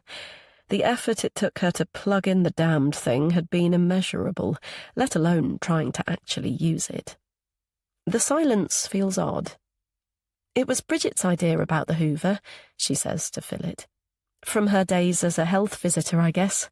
She's stuffed with good ideas, which can be annoying at times. My mother's like that. She's nearly always right, he grins. Only nearly. Drives my dad nuts. You have parents, she says, glad of the subject change. Tell me about them. Well, they bicker a lot, but I guess that's the norm. Though Katie smiles and nods, hers weren't the bickering sort. The only major thing she can recall were their views on her pregnancy, which were the polar opposite of what she'd expected. They live in the sticks beyond Altrincham. In fact, that's where we're going. I told Mum all about you, so she's made the special Persian recipe passed down from her mother. It takes her hours to cook, so I hope you like it. He glances at her and laughs. Your face! I'm only joking. They do live pretty close to where we're going, but that's just coincidental. Well, sort of. The three-legged mare was my teenage local, and it happens to offer the best lunch ever. Have you never been? She shakes her head. She's been nowhere, really. 3 disastrous years at university, then home and isolation. Bloody hell. Isolation. She starts at her own choice of words. Until this very moment, her home has always equated to safety rather than seclusion. Harry continues to speak. Next to Dunham Massey Hall? Yes, we went there for school trips at 10 and 11, dressed up in cloth caps and made coloured candles or bread. Then we were let loose in the grounds. She thinks back and smiles. Well, in a group with a parent in charge. Mum came both times, so I was put with the naughty boys. You were a naughty boy? Ha, no. I wish I could say the same. Surprised at his tone, she turns to look at him. Really? You were... A bad lad, yes, but that was when I was older. He sighs. Things I'm not proud of. Well, you should have met my mum, she says, to lighten the atmosphere. You'd have been putty in her hands. The rascals were on best behaviour when she was around, hence the teacher's logic. They never fought over who'd each take an arm. Was she beautiful? Yes, she was. He reaches for Katie's hand and squeezes. Like putty, he says. That makes sense. Chapter 42. Katie. Katie sits at a table and looks around the dog-friendly pub. Although balmy outside, the log fire is burning and a pleasant hum of conversation surrounds her. It's busy enough to feel unnoticeable, but not overwhelming. She snaps an invisible rubber band on her wrist. Those are the thoughts of an isolated person. Today's a new day. She's going to damned well enjoy it. Harry pulls out a chair. Sorry about that. Phil's a great lad, but he likes to chat. Be warned, he'll present you with what he deems you should eat and drink rather than give you any choice. Sounds fantastic. She inhales the delicious food aromas. I can't wait to see what I'm given. Thank you for bringing me, though poor little Rex. Her eyes wide, she counts on her fingers. Let's see. 1 doggy, 2, 3 doggy, 4. Oh, and 1 in the corner. I knew it. The moment I stepped in, I knew it was coming. You like that bloody hound better than me, don't you? Even Stevens at the moment. She leans in to give him a peck, but a large shadow interrupts. Bad moment. I'm Phil, and I gather you were Katie. He flourishes a bottle of red wine, then pours a measure in her glass. Chateau Clos Floriden. This one's been breathing all morning. Cheers, Harry says when he's gone. Just this one for me. You enjoy the rest, but no snoozing and snoring on the way home. Katie fingers her stem for a moment or two. Sleepy, she thinks, and sad. Words from the mouth of a babe. Her gorgeous babe. She likes Harry. She really likes him. What does she have to fear? He's honest and open with her. She clears her throat. After Mum died, I got ill. He nods but says nothing. I had no energy.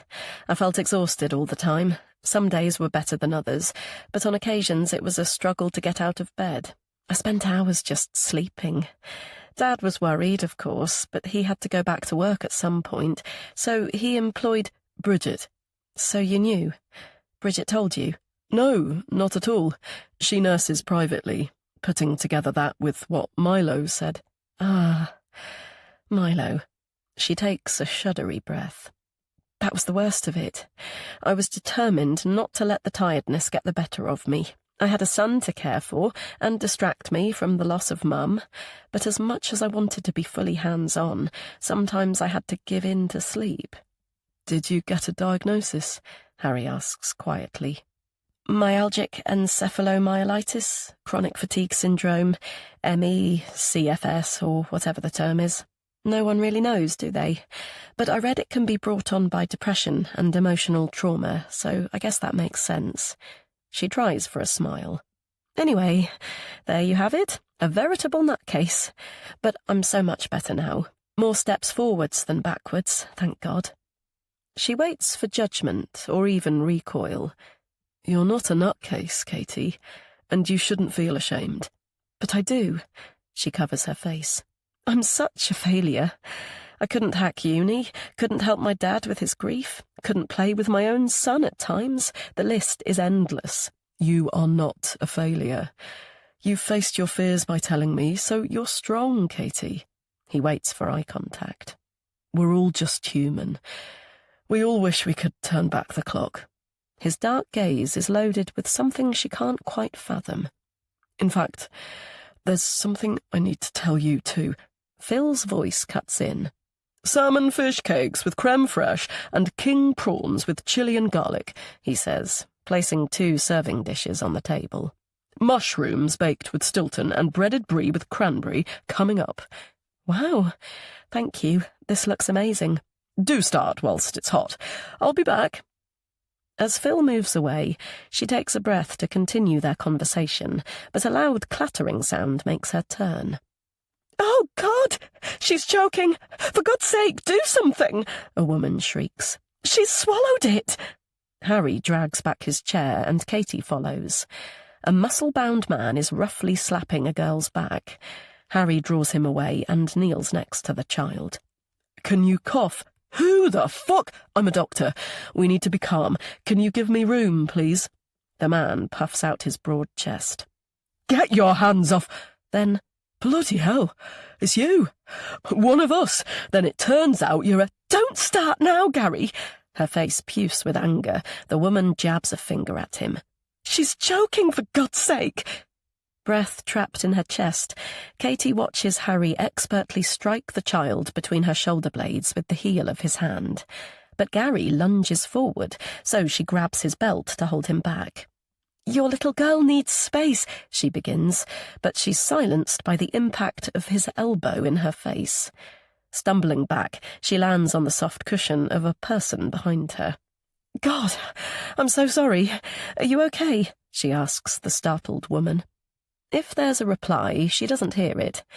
It's mercifully stifled by the peal of a child's cry. Chapter 43. Katie. Harry pulls up the car outside Katie's house. Are you sure you're okay? He gently touches her cheekbone. It's bruising already. I'm fine. She's far more than fine. She's happy, bloody happy. Perhaps it's inappropriate, but I've had a really fun day. A child almost asphyxiated? A man assaulting you? He kisses her lightly. Yup, a fun day. We should do it again. In fairness, I did shock him. Gary drinks too much. He was like that at school. Katie nods, but doesn't comment. Once the audience had dispersed and the little girl settled down, she returned to the table. But she clocked Harry speaking to Gary before he joined her. She doesn't know what passed between the two men, but it appeared heated. She now looks at her watch. Nearly time to collect Milo. I'd better get... Oh, Dad must be home. The light's on in his study. If he's up for babysitting tonight, maybe you could have a sleepover at mine? I'm off all day tomorrow. Yes, maybe. I'm not sure. Oh, God. Her dad must be quite ill to come home midweek. I'll call you. Waving Harry away, she trots to the house and fumbles for her keys. In here, she hears as she closes the door. He's sitting at the paper-strewn desk. Hello, darling. Had a good day. Where have you... His expression darkens. What's happened to your face? Has someone hit you? Yes, but not deliberately. There's a story behind it. How about you? Are you okay? I felt rotten when I woke, but 2 hours snoozing on the train seems to have sorted me out. Oh, great. She glances at the window. In her haste, she forgot to thank Harry. She barely said goodbye. She takes a quick breath.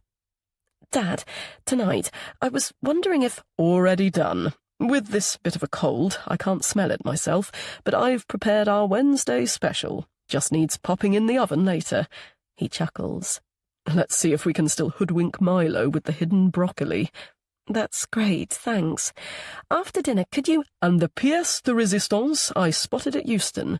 He rustles in his briefcase and brings out a DVD. Remember we missed this at the cinema. I know it's probably on Netflix or similar, but if it is, don't tell me. Her emotions still conflicted, Katie leans back against the pillow. Milo was surprised and delighted to find his granddad home, so the afternoon and evening was busy and joyful. Yet she found herself fingering the mobile in her pocket, wanting to phone Harry, or to text him at least, to say sorry for bolting so abruptly, and thank him for such a lovely day. To say, I'd have loved to stay over tonight, it's just that— She felt guilty for the ping of resentment in her chest, but it was replaced by another niggle which popped up out of nowhere. Harry had been going to say something before Phil served the food. Such a serious face. What on earth was it? But she's now finally alone in her bedroom. Her dad made 2 mugs of hot chocolate and smiled wryly. It feels wrong not to finish Special Wednesday the traditional way. I'm taking mine up to bed, then lights out for me. Good idea. Me too. The scent of cocoa perfuming the room, she finally looks at her phone. Oh, God, there's a message waiting from Harry. She's left her texting too late. She should have sent one earlier. She shouldn't have told him about her illness, let alone her disastrous dating history. Just knowing a step backwards is about to slap her down, she quickly opens it. In the sack and thinking about you. Can't you escape and slip in beside me? It's all she can do not to squeal with delight. Tomorrow. I promise, tomorrow. Chapter 44. Sibylle. Sib sighs deeply. Each time she falls asleep, she seems to wake up seconds later. Sometimes that can happen with moderate drinking. She'll drop off the moment she flops back against the mattress, then wake again around 3. But she hasn't touched a flaming drop of alcohol since politely sipping a glass of red at Kat's place on Sunday. After all Kat's blather about the trials of being an only kid and the centre of attention, Sib had been tempted to snap open a bottle on Monday instead of their coffee. But it was stupid to take out her personal angst on her friend. She only marched to her dad's bedroom through pique, but she was glad of the diversion in the end. Even though he was no longer there, she reverted to the Sibby who wanted to please him. Funny that. She always behaved for him. Not from anything he did or said, but because she wanted to, and that included abstaining from booze whilst in this house. Digging deep for good Sibby, she focuses on the last couple of days. With James somehow by her side, she's been fine without Gabe. The less jumbled the house has become, the more cosy she's felt. She said so to him on the phone, and he laughed. Typical Sibylle, contrary to the end. Mock all you like, she replied. I'm just telling you how I feel. Anyway, how's London? Busy. Staying in the squat with Crispin and Vivian? I'm not sure they describe this beautiful house as that, but yes.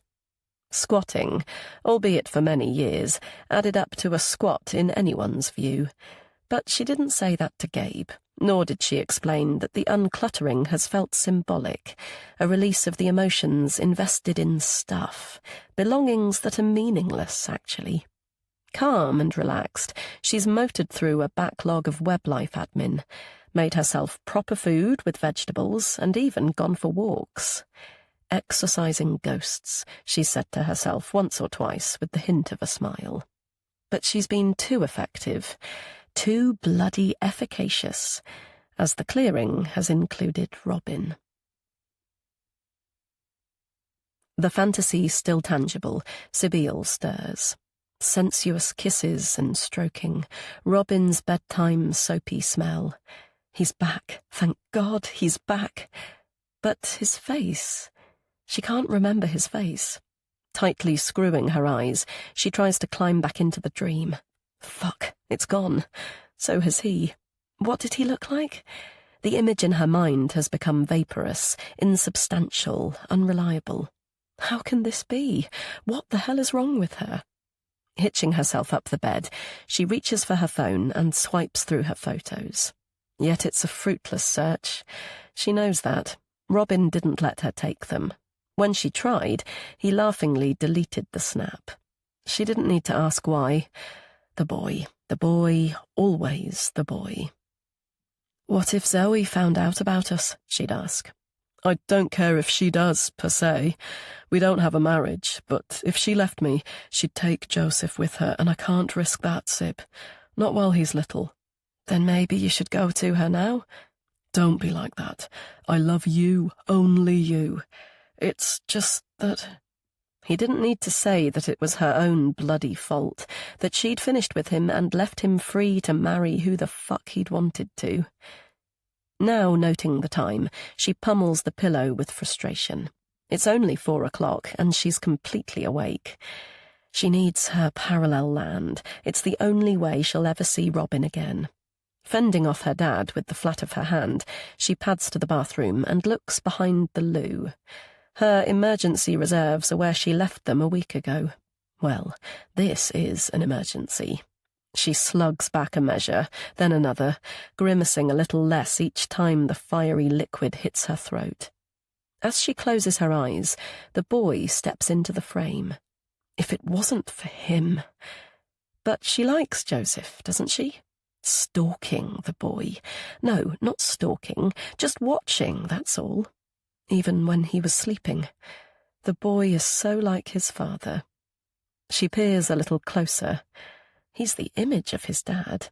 And Wilmslow's only just down the road. Then she'd see Robin's face. His mini boy face. Chapter 45. Katie. Katie throws back the duvet, drags open her curtains, and smiles at the thought of her trip to the other side of the village after she's dropped Milo off at school. Yesterday's resentment and guilt have cleared from her head. Instead, she feels giddy and light, yet strong, like Harry described, prepared for any challenges which might face her today. She pads to the bathroom. Her clothes are in a heap on the bidet, her bedtime drink untouched, toothpaste smeared in the sink and the lid on the floor. She chuckles at the rare disarray. Such was her excitement after her text tete-a-tete with Harry. Peering into the mirror, she traces the bruise below her eye. She thought her dad might ask about it again, but he didn't, thank goodness. She has nothing to hide, but it's one of those incidents where you had to be there. Eventually refreshed from her shower, she finds her dad with his laptop in the snug. "Egg with soldiers?" he asks over his shoulder. Katie laughs. "That sounds lovely," she says. "But it's me. Milo's still upstairs." He turns, his face showing his surprise. "Catherine, I thought you'd be asleep." "It's Thursday, remember?" She kisses his cheek. "A school day." "Of course. Sorry, darling. I'm so used to being away all week." She peers at his screen. "So what are you—" "Ah, I spy a holiday." He playfully twists it away. "No peeping until I've done all my research. Looks like there are some great deals, but they're all long haul. What do you think? Would you and Milo be up for that?" She pauses. Milo was a toddler the one time they ventured abroad. Even with her dad's help, the week was exhausting. But she's so much better now. She takes a breath to reply, but he speaks again. "Have a think about it. You look nice. What are you up to today?" She's interrupted by the noisy entrance of Milo. He hurtles to Alexander and grabs him around the waist. "You're taking me to school!" "Well, I certainly can. A bit of fresh air will do my cold good." He looks at Katie. "In fact, if you fancy a walk..." She bends down to scoop up Poppy. Maybe later, she says, burying her face in her fur. I'm promised to Sibyl today. Milo is having tea at Strummer's house, so I might not be back until... Her voice tails off, but it's fine. Grandad and grandson have moved on to their mission for breakfast. She puffs out her relief. No need to hide her burning, fibbing cheeks any more. Chapter 46. Sibyl. Driving in the outside lane, Sibyl squints at the speedometer. Not too fast or too slow is the thing. Not that Gabe's old heap of junk goes that bloody quickly, and she doesn't need to worry about being over the limit, really. She didn't drink that much whiskey, did she? And anyway, it was hours ago. Well, 3 or 4 hours ago. She didn't dream, but at least she fell asleep almost immediately, forcing herself awake when the alarm beeped at 7:30. She considered drifting into oblivion again, but only for a second as memory kicked in. She'd promised herself a trip to Wilmslow. The boy would see her through the day and the week, but she had to look sharp. She had no idea what time he'd leave for nursery, but if she didn't get her skates on, she might miss him. The traffic slows, and Sibyl looks to her left. A fat man glares back. He flashed his headlights at her earlier, wanting to get past. Ha, look at him now, stuck in the morning rush like everyone else. She thinks about giving him the V sign, but instead she dons a bright smile. Today is a good day. She's had the sense not to drive her own car, so she can take a little peek at that beautiful face, then move on, maybe collect Cat, go for lunch and chill out.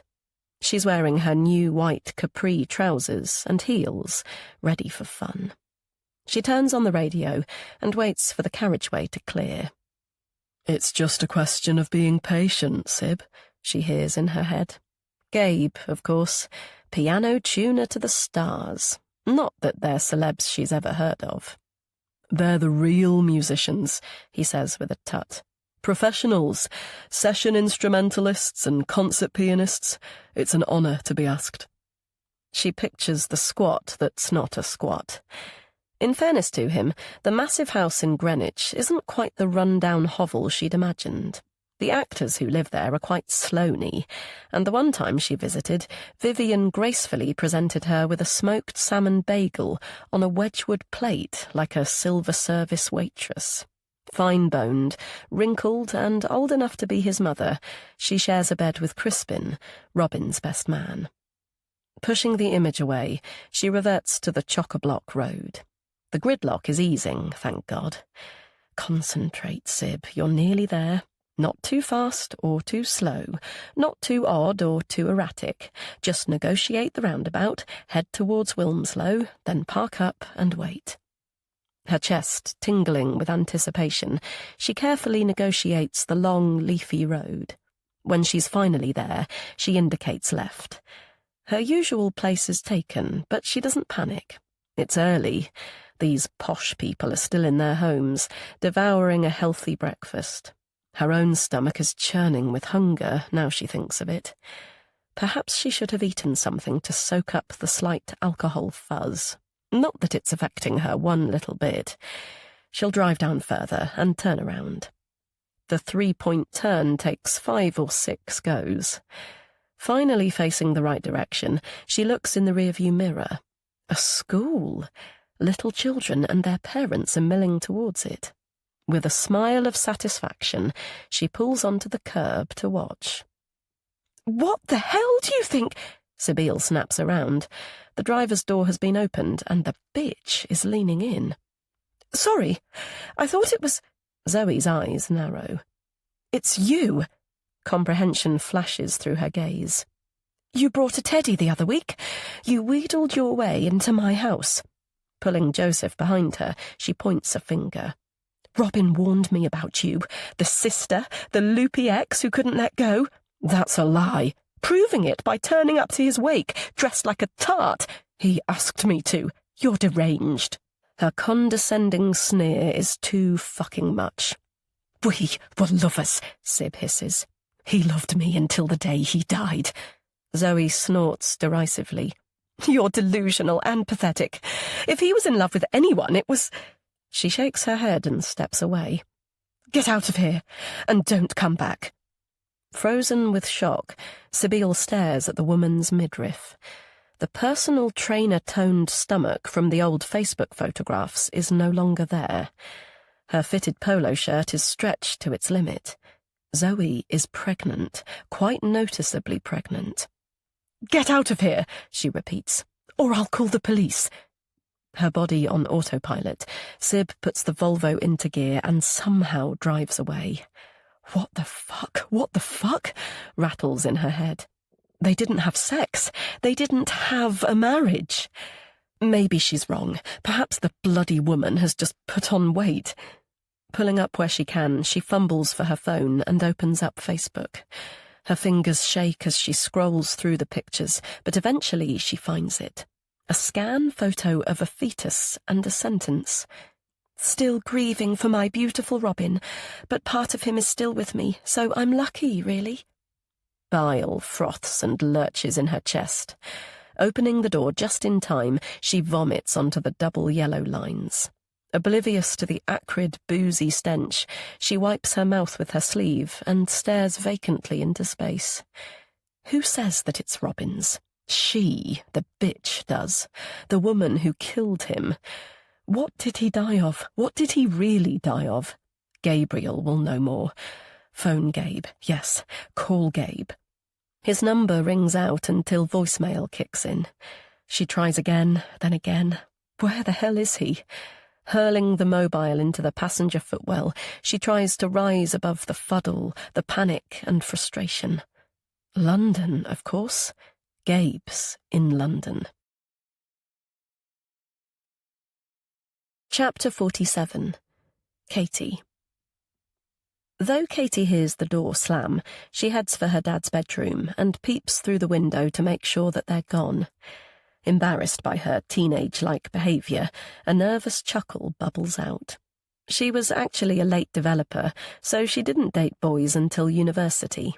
But her parents were open and interested, encouraging her to bring the guy here for Sunday lunch or a meal out, so God knows why she's being so secretive now.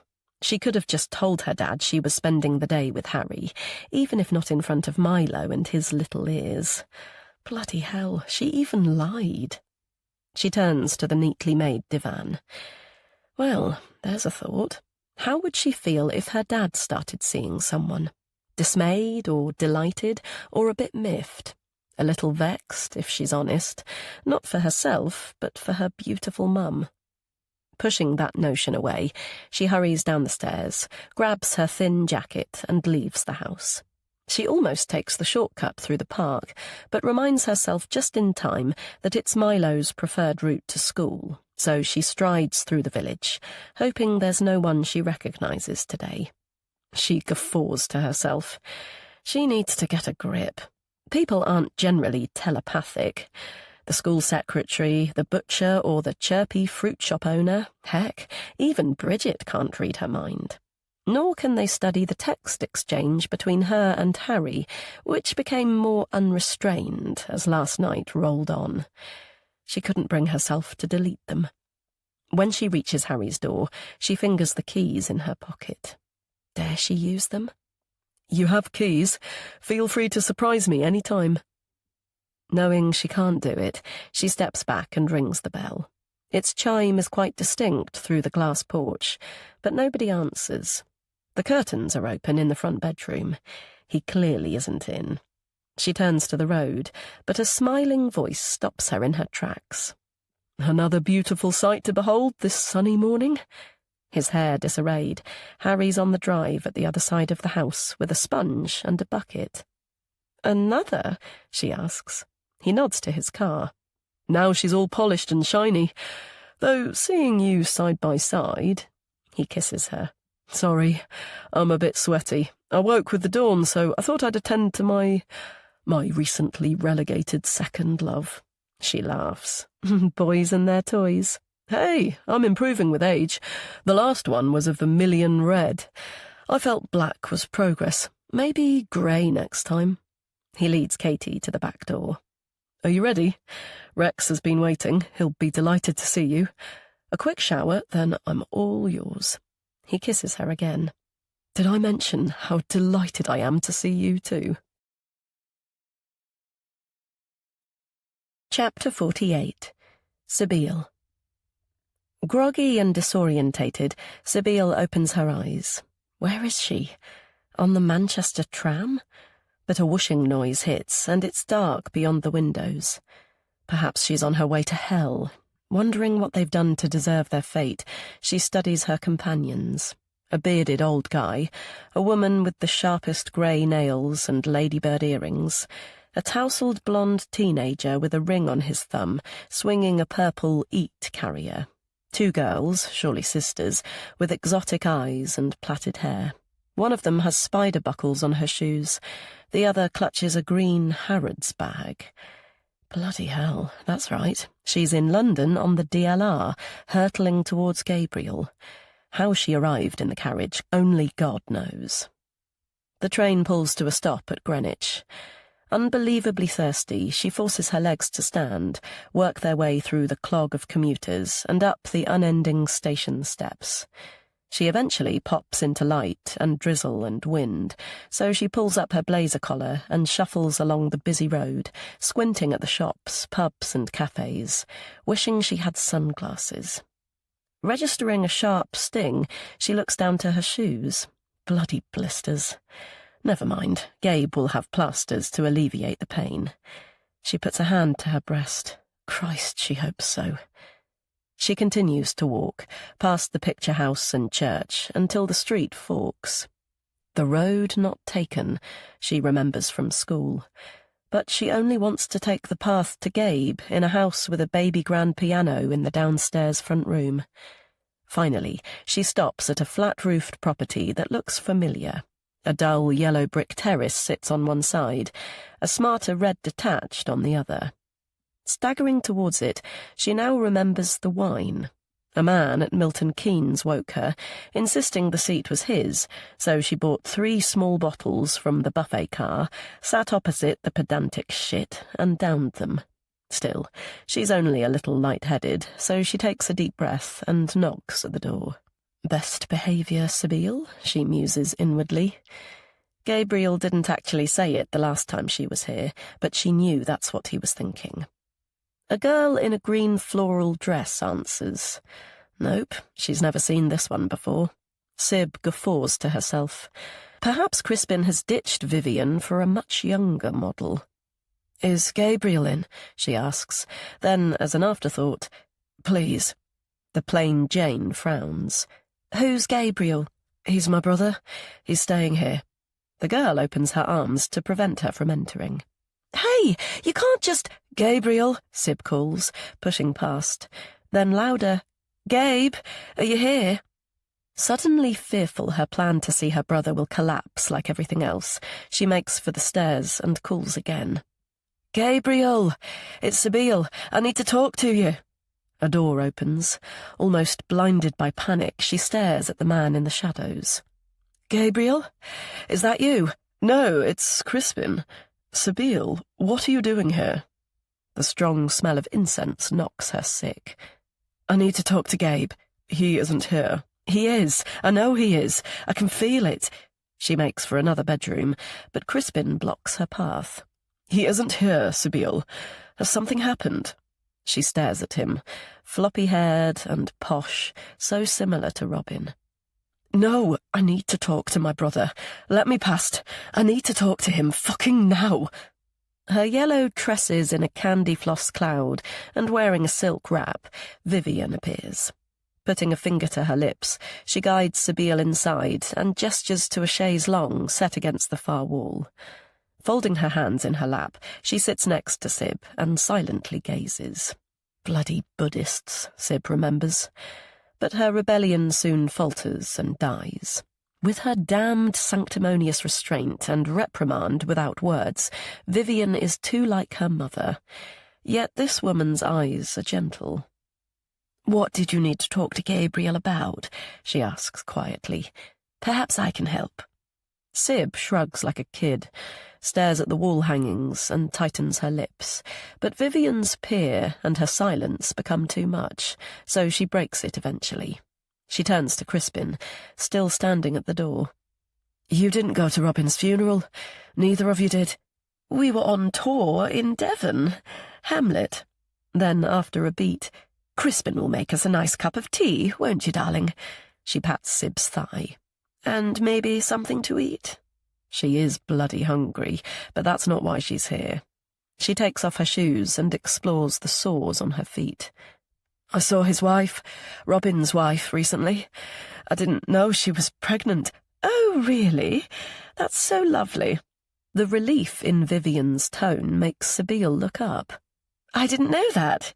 It's a little, well, like karma, I suppose."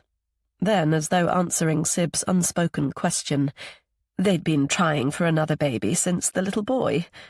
Like breezy snowflakes, the words take moments to catch. Who was trying for a baby?" "Robin and Zoe, of course. He'd always adored children, so after Joseph was born, he was understandably keen for—" But Sibyl can't bear to hear more. Up from the sofa and down the stairs, she pelts from the truth like a firecracker. Chapter 49. Katie. Contented and warm, Katie watches the patterns on the ceiling move with the breeze through the open window. It's the sunlight through the tree at the front of the house, but they feel like Christmas lights, those sparkles of excitement, anticipation, delight. Until now, she'd forgotten how much she missed them and the happy feelings they evoked. The need to wee overwhelming, she slips from the bed, reaches for a robe to cover her nakedness, and pads to the bathroom. It feels too intrusive to shower, so she washes herself at the sink, almost embarrassed to lift her face and witness her pink reflection in the mirror. Even with the bruise, she knows she looks nice. Was she always so pretty? Maybe she was, but never really felt it, which is silly when she was told it all the time by her parents. Tightening the belt around her waist, she returns to the landing and stops at the photographs of Lydia and Harry in various exotic locations. A record of their life, their love, frozen in frames. But they don't bother her. She understands why they're still here. It's far easier to do nothing than something, dig in deep and survive, rather than face the grief and the heartbreak. Perhaps that's why she slept. A self-imposed cure. As she yawns, a portrait of an older couple catches her eye. Tall, handsome, and fair, the man is undoubtedly Harry's father, so the woman must be his mum. With her dark hair, glowing eyes, and sculpted cheekbones, she's stunning. Persian food, Harry said, so presumably she's Iranian. He's a mix, as she is. She likes that. Returning to the bedroom, she tiptoes to the bed and studies him in sleep. Without his mum's dark amber gaze, he looks different. It evokes that image of her dead dad, but only for a fleeting moment, so she shrugs it away and climbs in. He stirs, kisses her nose, and pulls her to his shoulder. 10 more minutes. So tired. Can't think why, he mutters with a smile. She yawns again. God, she's so sleepy too, but it's such a nice weariness, gently pulling her in. Stop! You have to stop! The sound of her own voice jerks Katie awake. Bolting upright, she stares until the smoke clears. It isn't her dad, but Harry beside her, his face sharp with concern. Katie, are you okay? She lets out a gasp. Yes, then... God, I'm so sorry. I must have frightened you to death. No, it's okay. What happened? Just a dream.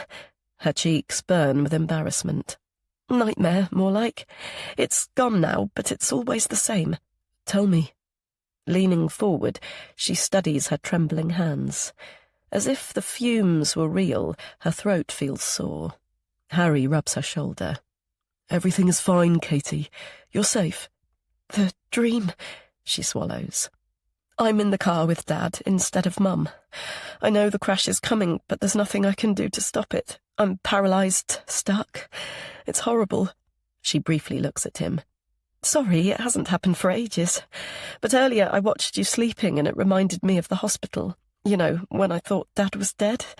Feeling stupid, she groans. You must think I'm completely crackers. He gently pulls her back and circles her with his arms. Then he kisses her shoulder.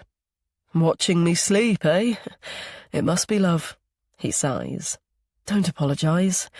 It's your mind still processing a deeply traumatic experience, trying to make sense of it, trying to make the outcome different. He falls silent for some time, so she turns. I've spooked you, haven't I? No, you haven't. Not at all. He pecks her forehead, but his eyes are perturbed. Let's get dressed and have some lunch. He looks at his watch. 4 o'clock? Bloody hell, how did that happen? I guess we need to call it high tea. Still, you got lucky. After I dropped you off yesterday, I plundered the deli counter in Waitrose. He smiles his lovely smile and stands from the bed. Hope you like fromage. I'll grab a shower. Feel free to raid the fridge while you're waiting. Heavy-hearted, Katie dresses and plods down the stairs. She's done it again, hasn't she? Without even knowing it, she's pushed Harry away. Another bloody failure. What's the problem with her? Perching on the sofa, she drifts and waits, but eventually she takes a swift breath of resolve.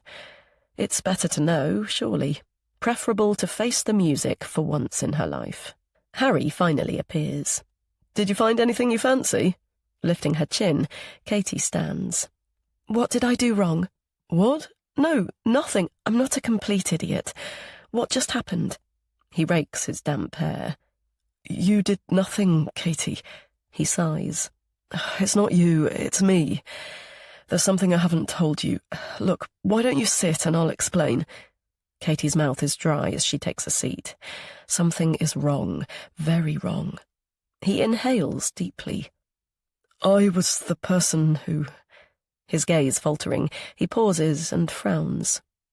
You know I'm based at the hospital, right? She nods. As an A&E doctor, a specialist registrar dealing with emergencies. A strange paralysis sets in. What is he saying? Does she really want to know?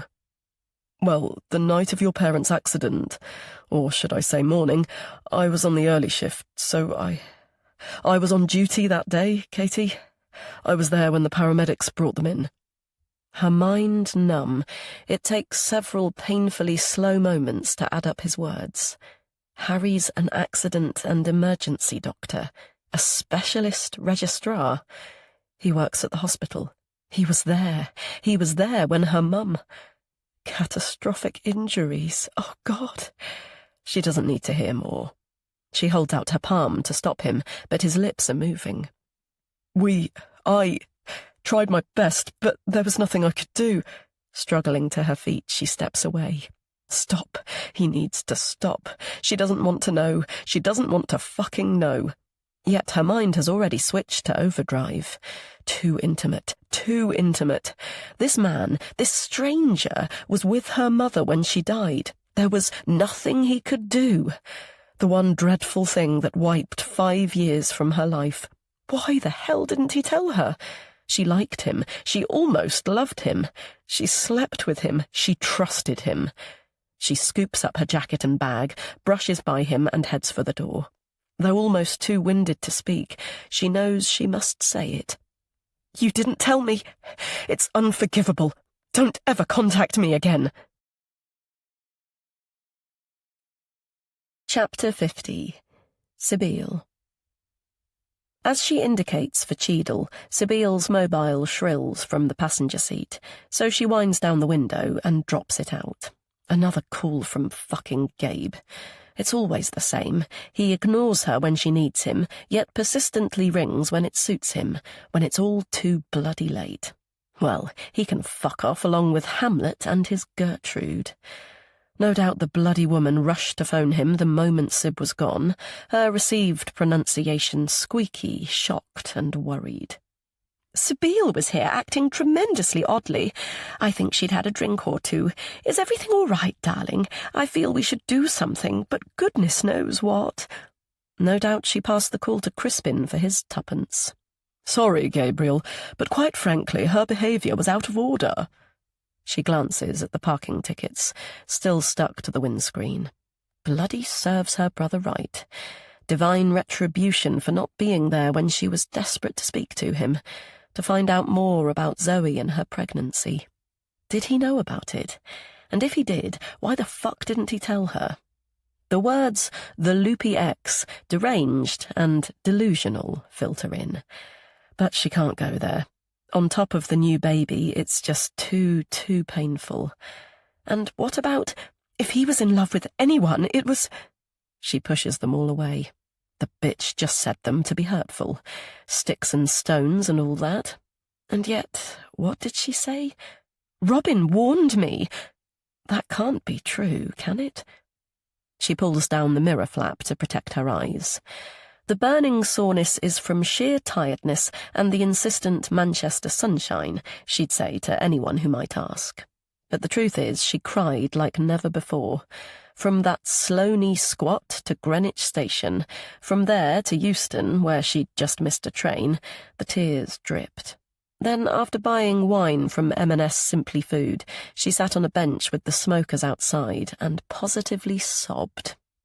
"What's up, love?" some kind soul asked eventually. "I want my dad," she replied, surprising herself. It was true. Perhaps it was the older crowd or the comforting smell of cigarettes, but for the first time since his death, she really needed her solid, abstemious, chain-smoking father. He was the only person in the world who'd just hold her tightly, without reservation. Not like bloody Gabe, ever fearful of the consequences. And that was long ago, even before Robin. Robin warned me. Robin. Fucking Robin. Her nose stings, but she won't cry again. When she climbed from the train and peered at the sign for Wilmslow, she decided that was it. She firmly nods to her reflection. Yes, she's done with bloody weeping. She's completely done with the past. All she needs is 5 minutes of being comforted, and she'll be fine. Little Cat will hold her. Warm-hearted Cat will listen and not judge. The lights finally change. Not too fast or too slow, she remembers, as she heads towards her house.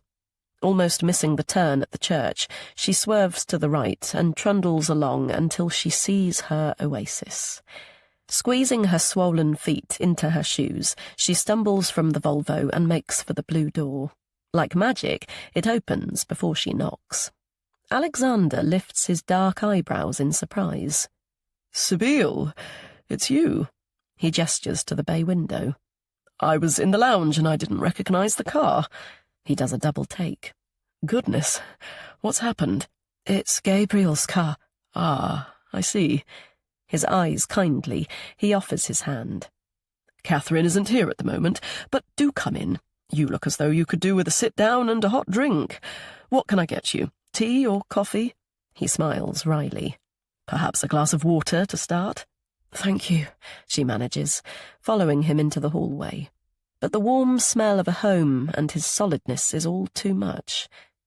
"Actually," she says, through a fresh onset of tears, "what I need is—" "Yes? How can I help?" "Hold me. Please hold me. I need someone to hold me." "Of course I will." He folds her in his arms and hugs her for an age. When he finally pulls away, he offers her a handkerchief from his pocket, then dips his face to hers. "Whatever it is, Sibyl, I'm sure we can fix it." The snivelling starts again. Deranged, delusional, pathetic. "It can't be fixed. I can't be fixed. I thought he loved me." "Who doesn't love you?"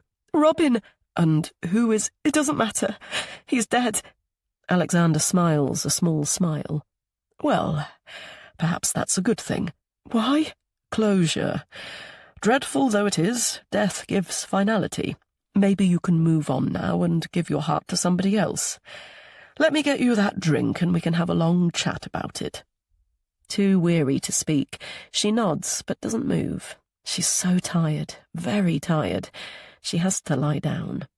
Alexander cocks his head and gives a wonky smile. "Am I detecting a need for another hug first?" Yes, one more embrace like her lovely dad's. Slipping her hands around his waist, she clings to him tightly. His arms respond, but so does his body. The usual consequences, she thinks. But that's fine. Right now, she just needs to be loved. Chapter 51. Katie. Katie holds Milo's hand and absently listens to his chatter as they amble through the sunlit park. Not wanting to arrive home earlier than she'd said and face her dad's questions, she'd hurried from Harry's to Starbucks, hiding in a corner and nursing the same mug of tea for over an hour. There was only one other person tapping away at her laptop, so it should have been an ideal opportunity to unravel the knot of emotion in both her heart and her head. Rotating her mum's Amiga as though it burned, she tried to work it out. The sensations included anger, humiliation, and betrayal. But when she attempted to analyse why she felt so flawed, her mind simply chased its tail. So she ended up staring through the window and watching the village close for dinner. Everyone seemed to be smiling. The pet shop staff, the volunteers in Oxfam, the young woman rolling back the florist's canopy. Desperate to escape their apparent contentment, she set off for Strummer's flat and collected Milo early. His high voice brings her back to their road. "Look, Mummy, whose is that car?" He crinkles his nose. "It's a Volvo Estate. It's the advert with the snow, but this one's old." It's Gabriel's car. Oh, heck. What did Katie tell her dad about today? The lie she told him. But Milo flies through the front door before she has the chance to summon up an excuse, so she follows him in. Almost sliding to the television in his snug corner, he holds up the DVD he borrowed from Strummer. "Can I watch it now, Mummy?" "Okay, just this once." Despite being told that the boys had been glued to it non-stop since school, she's glad of the distraction. Why on earth is Gabriel Matthews here? Has something happened to Sib? The thought is unbearable.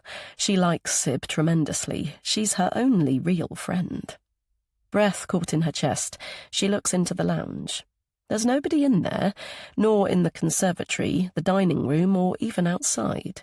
Perplexed and alarmed, she climbs the stairs cautiously and calls out, "Hello?" A cloud of steam following him like an aura, her dad is leaving the main bathroom, wrapped in a towel. He doesn't notice her at first, and when he does, he stops humming and gives a small jerk. "Katie, you're home." Then, in a hushed voice, "Had a good day, darling?" For a moment, she's stumped for a reply. "Yes, I ended up going into town with another mum," she answers, hoping another fib doesn't show in her face. He puts a finger to his lips. "Shh," he says. Despite wondering why, Katie lowers her tone. "Why were you in the bathroom?" "Having a shower, of course." "I didn't mean that. You don't normally use the main—" "We have a visitor." "What? Gabriel?" He chuckles.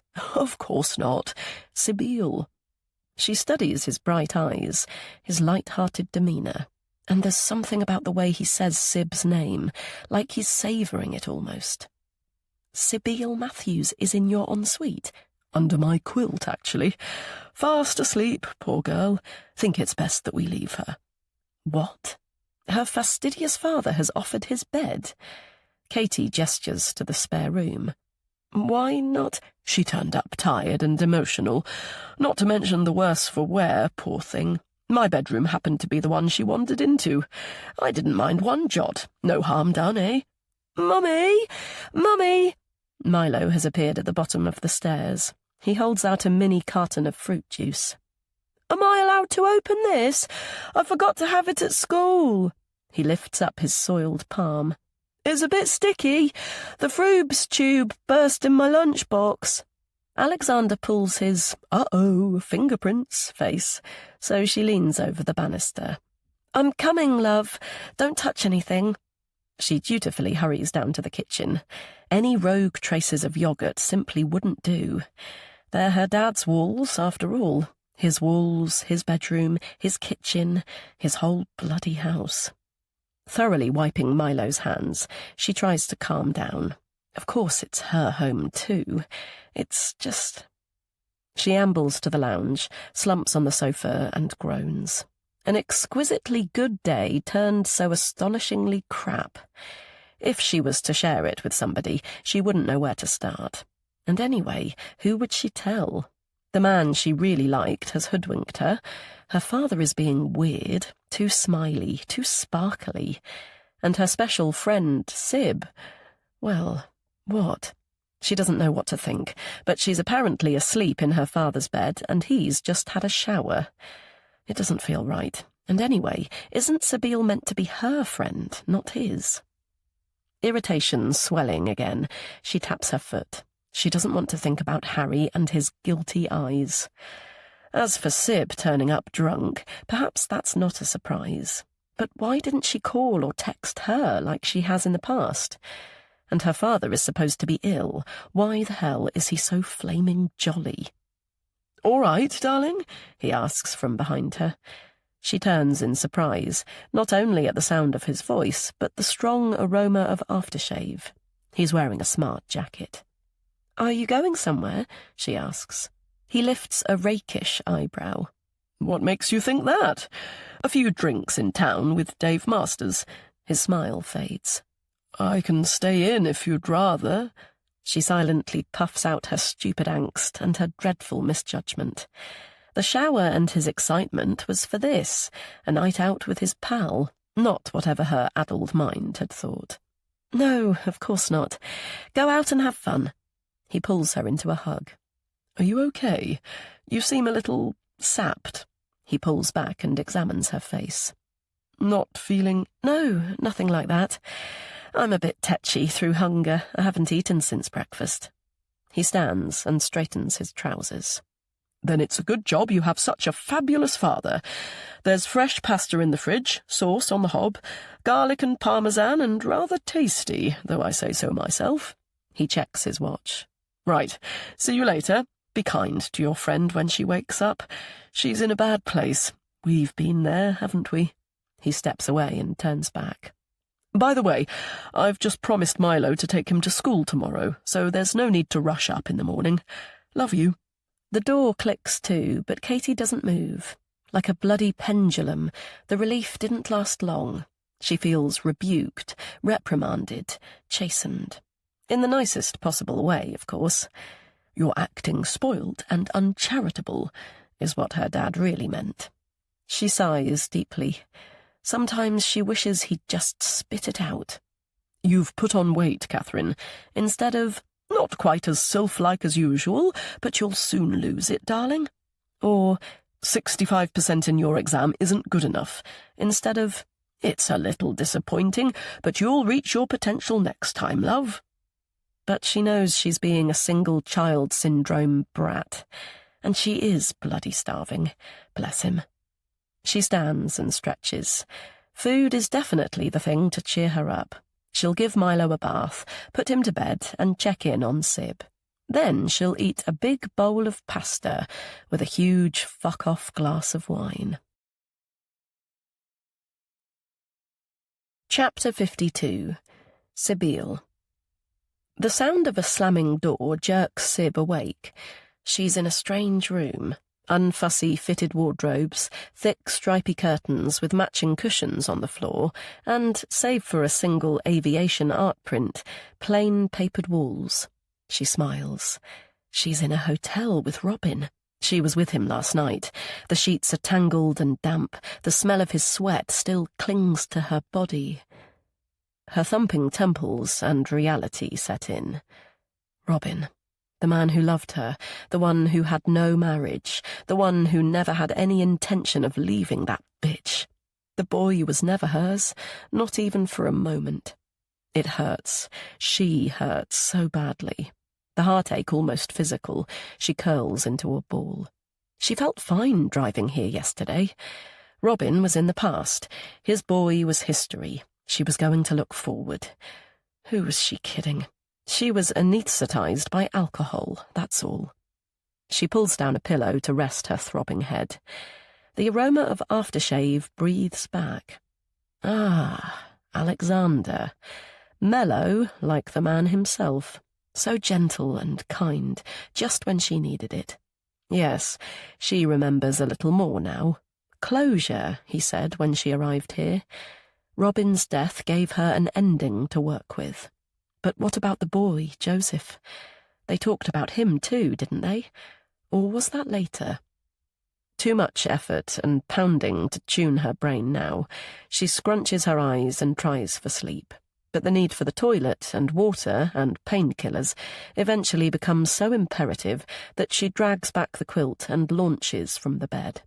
It takes several moments for the dizziness to pass. Then she covers her goosebumped flesh with a towel and heads for the ensuite bathroom. Her clothes are in a huddle on the floor. Oh, Christ, she stripped, didn't she? Embarrassing even by her standards. Jumping in the Volvo and making her escape right now is the thing. Worry about what she did or didn't do later. Though she can smell her stale armpits and the stench of her breath, she finishes her pee, quickly dresses, and quietly heads for the stairs. At the bottom, she sneezes, the rattle in her skull ricocheting through her body. Expecting some movement from somewhere in the house, she stills, but the atmosphere remains eerily silent. It's empty, thank God. Everyone must have left for work or school. She just needs her shoes. Where the hell did she leave them? And the keys to Gabe's car? Almost gagging on the stench of bacon, she tiptoes across the kitchen to the snug area at the side. No footwear or keys, but there's a crystal decanter on the low table next to the broken jigsaw. Recall flutters in. That's right, she woke to the sound of Alexander bumping into the hallway during the early hours, came down and found him here drinking brandy. "Nightcap," he said, his eloquent enunciation slightly slurred. He stood and fetched a crystal glass from a cupboard. "Please come and join me." So she did, and she drank, and she talked, and she cried. Then she drank more. At some point he pulled her to his shoulder and kissed her forehead, her hair. "Catherine wouldn't approve," he said. "Approve of what?" She groans out loud. Did she really say that teasingly? He gave a slow smile. "Of brandy, when I've already had a skinful," he replied. Cringing again, she shakes her head to expel the memory, but something inside clatters and clanks. She needs those painkillers PDQ. Where the hell do they keep them? Wiping her palms on her grimy trousers, she shuffles to the gleaming sink and opens the cupboards above. As she's busy rifling through a Tupperware box containing a variety of blister packs, Alexander's voice from behind makes her jump out of her skin. "Are you looking for something? Can I help you?" She spins around. "Sorry, I was searching for paracetamol or ibuprofen. There weren't any in your bathroom, so..." His shoulder rubbing hers, he examines the sachet she's holding and chuckles. "Feel free to help yourself if you have heartburn." Then he turns with that disarming smile. "But my guess is a headache. A pretty dreadful one, so I'd try 2 of these." Conscious of her stale breath and how she must look, Sib accepts the proffered pills and steps back. "I'll take these and get out of your hair. Sorry for intruding. I thought you'd be at work this morning." "Not today.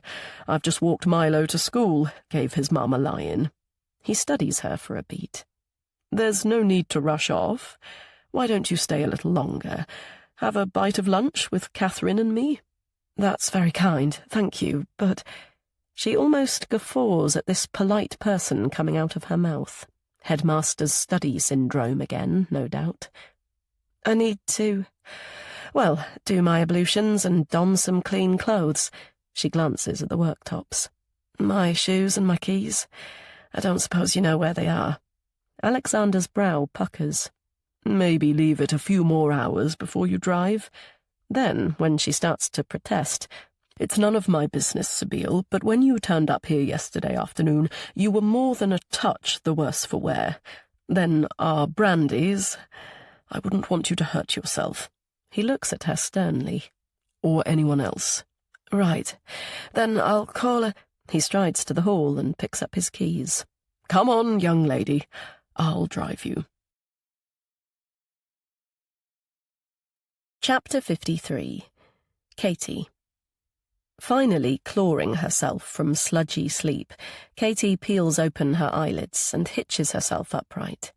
She peers at the bedside clock, pleased to see a pint glass half full of water. It has lost its fizz, but it quenches her raging thirst nonetheless. Wiping her lips, she leans back, trying to separate the dream and reality. Her dad and Sibyl. Sibyl and her dad. What the hell went on yesterday? She rubs her sticky eyes. Nothing inappropriate, surely. He was full of zip because he was heading out for an evening with Dave. But he was definitely taken aback when she appeared home earlier than she'd said. And when she checked on their guest before sleep, she was... Bloody hell, yes. Sibyl was splayed between the sheets, clearly stark naked. Why on earth would she do that? Katie folds her arms. Sib can drink, become downright paralytic in fact, so perhaps that was it. They've joked about sex and men over the weeks, but this man is her dad, for God's sake. Her mum's clothes still hang in the wardrobe. Whatever the circumstances, you don't pursue a friend's father. With a frown, she looks at the empty tumbler. A dream or not? Sib's voice, slurry and tearful. He was my boy. He should have been my boy. He promised me a baby. Followed by, so perfect, so very small.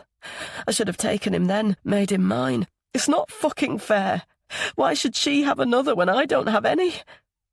Agitated and hot, she climbs from the bed. It's nearly 10 o'clock, yet she's still so dazed. But that's down to her. Drinking 2 large glasses of Barolo to drown her sorrows last night. The hurt fizzles in her chest. Harry and his confession, his astonishing betrayal, not just an omission, but his downright lie. His apologetic expression flashes in, but she firmly pushes it away. She won't forgive him, ever. Sighing deeply, she returns to her thoughts of Sibyl. Drinking to expunge heartache. Perhaps they're not so different after all. Maybe she should take her dad's advice and make an effort to be kind. With that notion in mind, she makes her way to his bedroom and taps on the door. Sib? Dad? Anyone there? When there's no reply, she lets herself in and puffs out her trapped breath. It's empty, the window open, the divan neatly made. She does the same in the spare room, eyeing up the bedding to glean whether it was slept in last night. With a nod of satisfaction, she heads down the stairs. There's a damp patch on the carpet halfway down. Oh yes, that was her, seeking out liquid in the night like a zombie. She retraces those steps to the kitchen, opens the fridge, pulls out the San Pellegrino and swigs from the bottle. Flaming hangover. Yet, after Harry's appalling revelation, it's hardly surprising.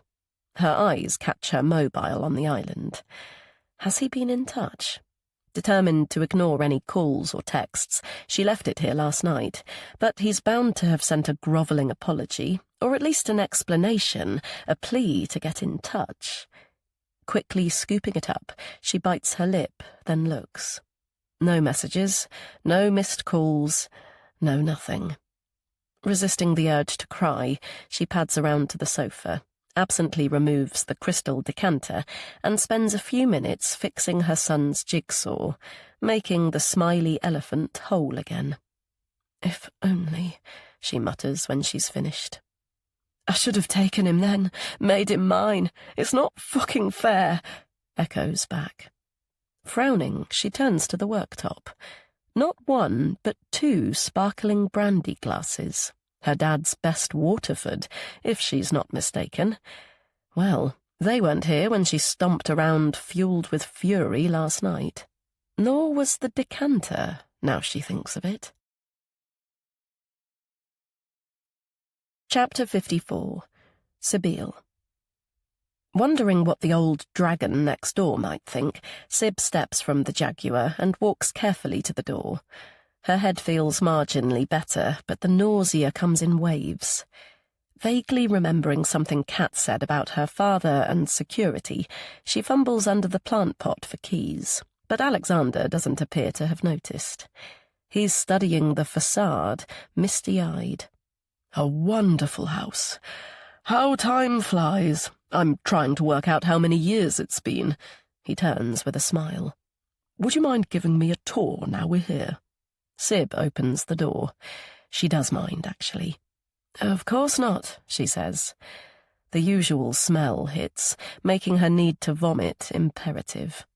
But maybe after your shower, of course. He gestures towards the kitchen. Could I... Feel free.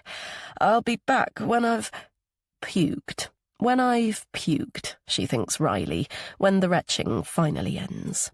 She flushes the loo and kneels back, out of breath. God knows what she expelled, but it certainly wasn't food. When was the last time she ate? The image of a bagel pops into her head. Ha!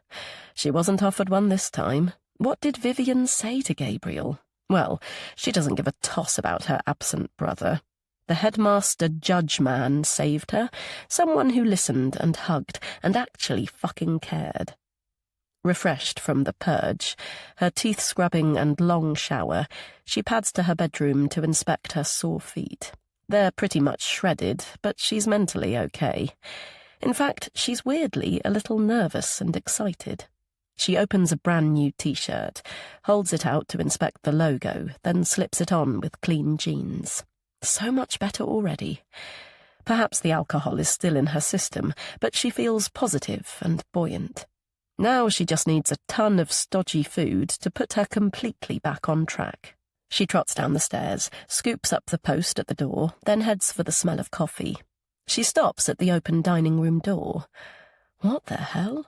Alexander has settled himself at the far side of the table. Morning. He nods to a mug on a silver coaster. Better drink yours before it gets cold. God, even as an adult she hates coming in here. Her earlier ease all gone, she sits down next to him. From what Catherine tells me, you're progressing well with the clear-out. A ton of old newspapers, I believe. Yes, we've been recycling. I love converting waste into something reusable. So much better than landfill. He absently rubs the polished arm of his chair. I had a bonfire when my parents passed away. Just for the likes of your dad's newspapers, things that don't really matter. But what do you do with more personal items when someone dies? Correspondence, photographs, diaries? Keep them for posterity, or throw them in the flames and move on?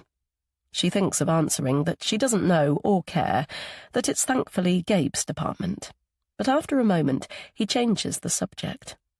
Lovely to sit here again. Happy days. Us impoverished students fed like kings. I've never had a stew to match it. With homemade chunks of soda bread to dip in the gravy, of course. Cooked by my grandmother. No, by Imelda. As though reliving the memory, he chuckles. After we'd eaten, she'd play tunes on request. Anything from Beatles to Bach. Finding herself flexing her fingers, Sibyl knots them into a fist. Your dad actually sat here, your mum near the door, and Kenny was opposite. Still feeling tense, Sib struggles to listen, but when the conversation lapses, she tries to catch up. Yes, you mentioned him before. Good old Kenny. He pauses and sighs. Did you know your father wrote to me from the hospice? At his change of tone, Sib lifts her head. No, I didn't. He rubs his chin thoughtfully. He wanted his contact details, Kenny's. Then, smiling wistfully, a last gathering of the Three Musketeers, I expect. It was a mix of emotions. So lovely to hear from your dad, but in such dreadful circumstances. He clears his throat. I only had an old address for Kenny. Planned to deliver it to your dad in person, but... He shakes his head. It would have been nice to meet up like old times. His frown is replaced with a smile. I can picture him now. A big, handsome lad, thick, glossy hair, dark chestnut eyes like yours. Who? Dad? No, Kenny. He gazes for a moment, then seems to flinch. Anyhow, enough of boring you about the past.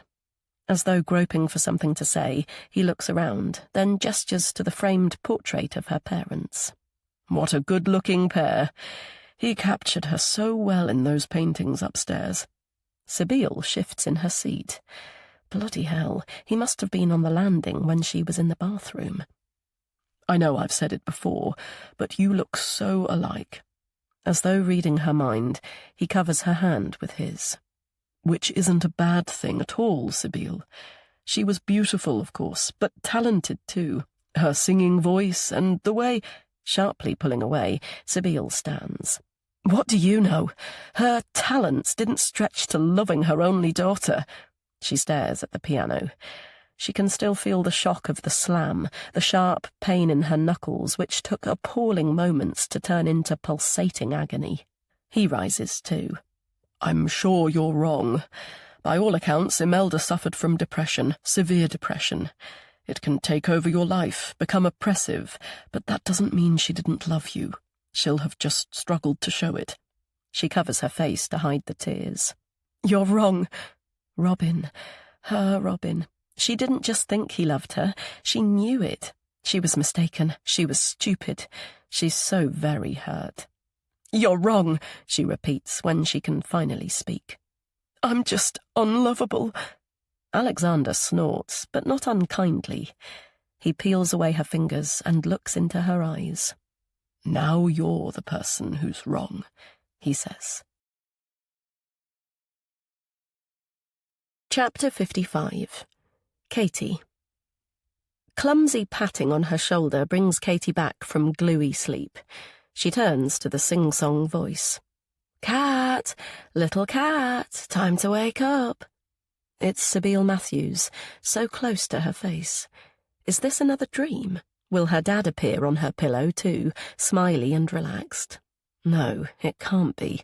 The stench of alcohol on Sib's breath is too real. "Move over then," she's saying, giving her a little push. Too groggy to think straight, Katie does as she's told, hitching across to make room, just like when they were friends. Sib wafts a fluted glass. "Chin chin," she says. "Alexander and I have been for lunch at... It used to be a pub, toilets downstairs, black and white all over." She guffaws. "What's black and white and red all over? A newspaper? My dad used to say that." She pauses, then pokes Katie with a fingernail. "But your dad's lovely too, so handsome and commanding." She apes his deep voice. "A booking for Alexander Henry. Fancy sitting outside, Sibyl. Such a lovely day. Yes, outside would be nice."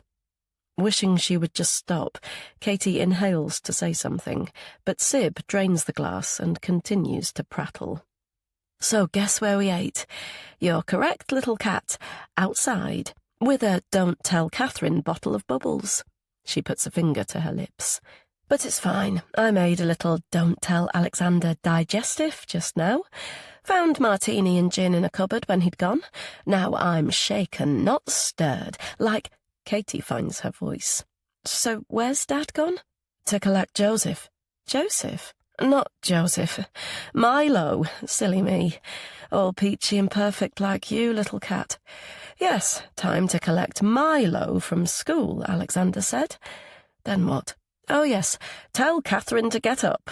They were our master's instructions. Tell Catherine to get up for when Milo gets home. I have to go into town.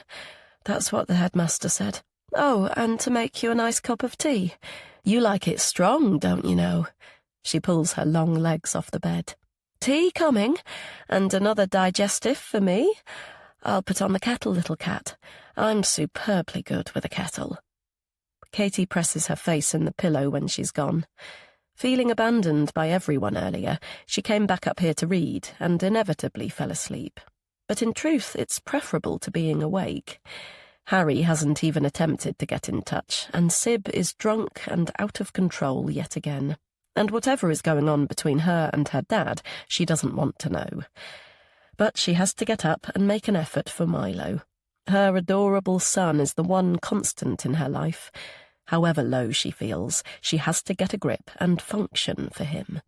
She heads for the shower, scrubs her body and her hair, emerging 10 minutes later feeling brighter. As she throws the damp towel over the banister, chatter rises up from the hallway. "But we've only just got home, Grandad. Where are we going?" "I have to pop into Chambers for an emergency, I'm afraid, Milo. But Mummy's upstairs. She'll be down in a minute." "What about my new jigsaw? It's for kids aged 8. "You'll smash it, but I'm sure Mummy will help. Give her a kiss from me." The door clicks to, then another voice echoes, as slurred as before. "Auntie Sibby is here to help, little Milo. I'm superbly good at jigsaws. Is this supposed to be an orangutan? Looks more like Boris Johnson to me." Then, as Katie turns to get dressed, "I was promised a boy, you know. A boy just like you. Don't tell anyone, but I sneaked into his bedroom and watched him sleep." For a beat, Katie stands stock still with shock. What on earth? And why didn't her dad wait until she appeared, rather than leave a drunk woman in charge of his grandson for even a minute? Alarm rattling through her, she dashes to her bedroom, fumbles with her bra, and yanks a t-shirt over her damp flesh. When she finally hurtles down the stairs, the front door is ajar, buffeted by the breeze. Not bothering with footwear, she steps outside and takes in the scene. Sib is in the driver's seat of the Volvo, Milo at her side. For a second she gapes. Then the engine turns over. Almost tripping in her haste, she belts over the driveway to the passenger door, yanks it open and pulls Milo out. Sib's keening from last night pounds loud in her ears. "So perfect, so very small.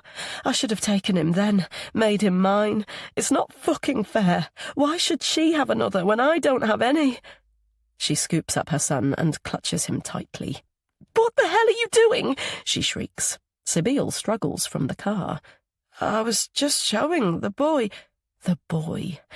Through the anger and trepidation, Sibyl's words echo back.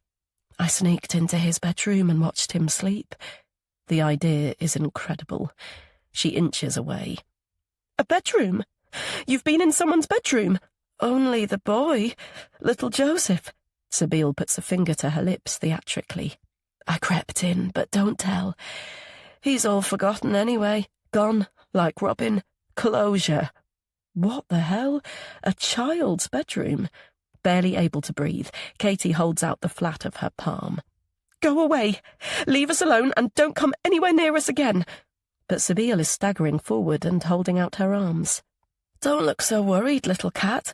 Milo likes Sibby, don't you? If you're not gone in 1 minute, I'll call the police." A burp, a grin, and another step towards them. "You don't mean that." "I absolutely do." Her son heavy in her arms, Katie backs inside the hallway, slams the door and lifts the latch. There's a moment's silence before Milo starts to wail. Then, interspersed with the loud rap of the knocker, the doorbell incessantly rings. Chapter 56. Katie. Conscious of her father's silence, Katie empties the dishwasher. She'd almost forgotten he could be like this. Even when Bridget popped by for a coffee first thing, perched at the island and swung her ankle decorously, he declined to be coaxed into conversation, leaving Katie to entertain her instead. Somewhat miffed, Bridget left after 10 minutes. "Alexander clearly got out the wrong side of bed," she said at the door. Then after a moment, "Did I do something?" Katie actually felt sorry for the poor woman. "No, not at all." "Then what's upset him?" "I have no idea. Men, eh?" she replied. But of course she does know what's upset him, and it's actually pissing her off. She returns to the snug and watches him for a moment. His legs crossed and still wearing his toweling robe, he's reading the Sunday Times on one of the sofas. Milo is aping him on the other, but with an atlas. She pictures her mum standing over him. Like Agnetha from ABBA, people always said, down to her blue eyeshadow. But today her blonde bob is tied in a knot on top of her head. "Come on, Alexon, darling, don't sulk," she's saying, with only a hint of an accent. For the blink of an eye, the pretty woman is replaced with another, Harry's dark-haired mum. What happened to the girl you were inviting to eat my special Persian dish? She's asking. She told me not to get in touch ever again, Mum, so I haven't, comes the reply. Katie shakes the imagined conversation from her mind. It's her own bloody fault. What did she expect? Yet she's both surprised and dismayed that Harry hasn't at least tried. She looks at her son. How about that baking I promised, Milo? Jam tarts or gingerbread men? People, her dad comments, without lowering his reading matter. Gingerbread people these days. Katie laughs dryly. But tart is okay, is it? I don't make the rules, I just implement them, he replies, his voice reasonable and even. Gingerbread people, please, Milo says, saving his place between Cairo and Cape Town. Perfect. It's far more fun with the icing, and I have Smarties, she replies. Wanting someone on her side, she considers allowing him to bake in his dressing gown, but decides against it. Though it feels wholly unfair, she's already in her dad's bad books, so no need to make it worse. Chop chop then, Milo. Off you go and get dressed. I've no idea what happened to your apron, so you'll have to hunt for it. Sitting in her son's place, Katie listens to the sound of a lawnmower outside and rocks her head from the newspaper headlines on the left to an advert for financial advice on the right. Not convinced her dad is even reading the bloody thing, she folds her arms. After a few more moments, she lifts her chin. Why don't you just say it? He lowers the paper. Say what? That you're annoyed with me, she shrugs. I don't know. That you think I overreacted or I was unreasonable. I can't say exactly because you haven't said anything. You did the right thing, he says, reverting to the print. But you don't really mean that. I do. Sabine was well over the limit. You were worried about Milo. Rather than leaving it there, she waits for the but, which is actually progress. Until this minute, she'd have accepted the glaze of his words, lapping them up like a puppy, rather than risking an honest or candid reply. Because truths are always uncomfortable and ugly, aren't they? But she's not a baby anymore. She messed up big time with her impetuous response to Harry. She has to grow up and change to move on. Her father takes off his reading glasses and taps his lips thoughtfully. You know how much fairness matters to me, Catherine. Justice, if you like, he sighs. Perhaps in the moment you made assumptions that weren't correct. Sabine has recently lost her father, and apparently a lover too, so she's a little off course and out of sorts. Katie inhales to protest the words little and out of sorts, but he holds up his palm. There's no doubt she's drinking too much, and which you indulged by taking her out for a boozy lunch. 1 glass of Buck's Fizz to go with the food. She was down, asked for a drink, and I didn't want to be unkind. Being kind? She can't help her sarcastic tone. Is that what you call it? Sorry. His brow crinkles, soon replaced by an appalled look. I wouldn't dream of showing anything other than fatherly concern for any of your friends, Catherine. Though feeling a touch guilty, that particular angst was unwarranted. She goes back to the point. Then you left a clearly drunk woman in charge of Milo. I heard you moving upstairs and I had to rush off. He nods. In hindsight, I take responsibility for that. I shouldn't have put work first, and I'm sorry. He takes a measured breath. However, he's in full judge and jury mode, Katie thinks, as she glares. But she doesn't feel in the wrong about this. He wasn't there. To accuse her of child abduction, Catherine, that was— I didn't accuse her of anything, Dad. I called the police because she wouldn't leave and I was scared for my son. When they arrived, I told them what had happened, and it was Sabine who was unreasonable. She became abusive towards them, and they, of their own volition, decided to arrest her. I'm just a simple mum. I had and have no influence on what the authorities decide to do. However, she grits her teeth, they were right to arrest her. Her behaviour was actually terrifying. She was showing Milo the Volvo. She had no intention of— So she says. Funny how she had to turn on the engine. I understand you are deeply concerned, but for what it's worth, I believe her. Endeavouring to adopt his frustratingly passive stance, Katie takes a deep, steadying breath. So that's just normal, acceptable conduct in your court, is it, Dad? Even though it involved your own grandson, she's clearly unstable, more unhappy than unstable, I'd say. So unhappiness makes people say crazy things. Let's take an example. How about accusing their lover's wife of murder?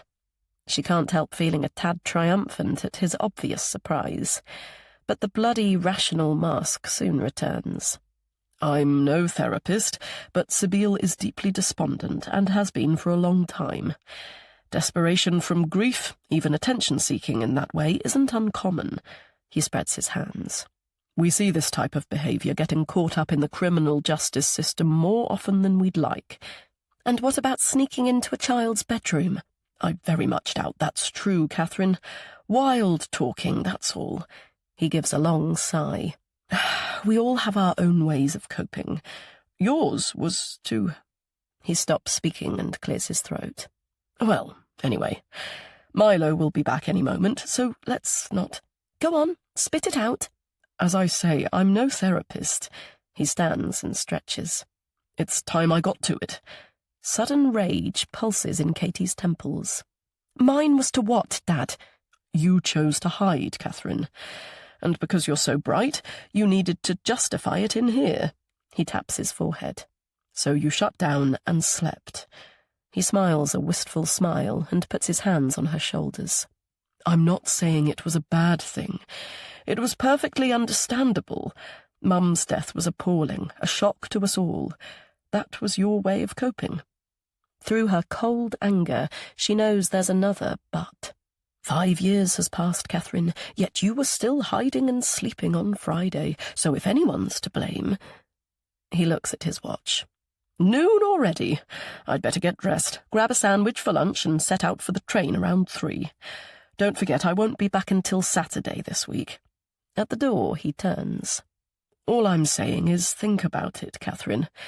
When the police come for your full statement, maybe bear your own vulnerabilities in mind. Dumb from the unjustness of his comment, she doesn't move for a moment. Then she strides to the hallway. That isn't bloody fair, Dad. I never asked to be ill. He turns on the stairs, his expression defeated. I'm so sorry, love. You're quite right.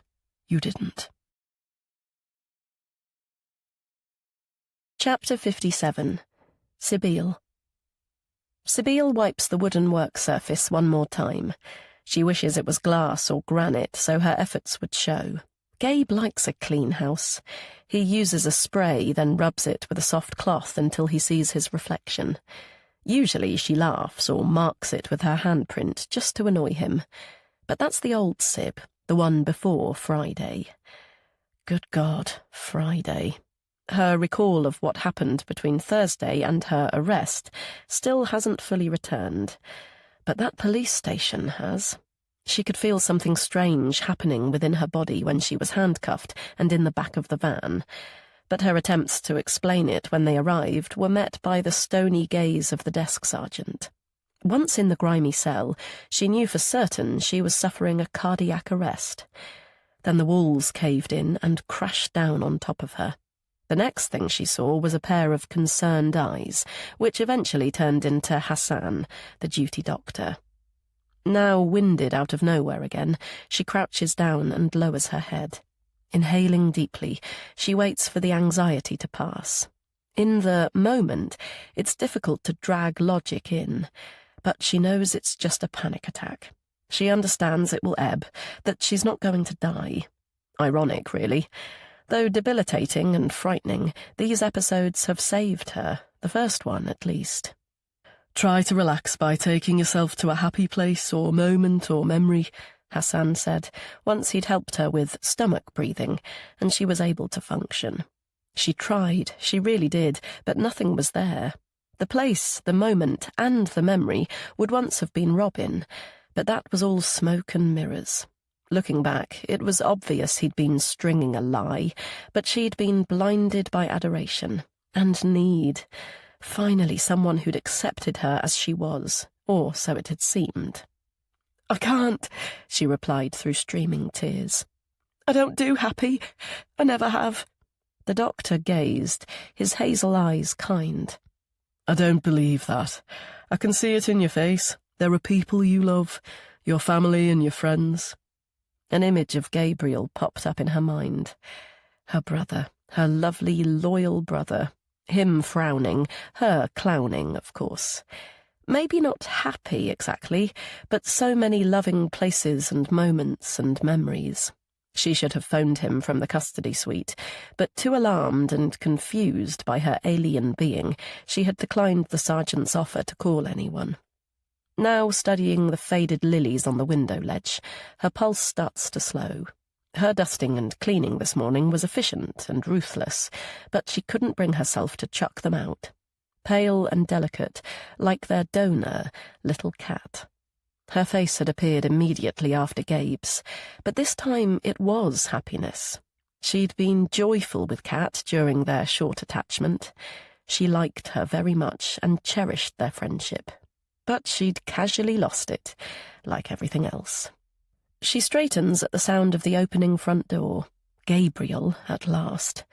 She gave him a brief resume on the telephone when she returned to Brooke House last night, but he said very little other than he'd come home today, so it was difficult to judge his mood.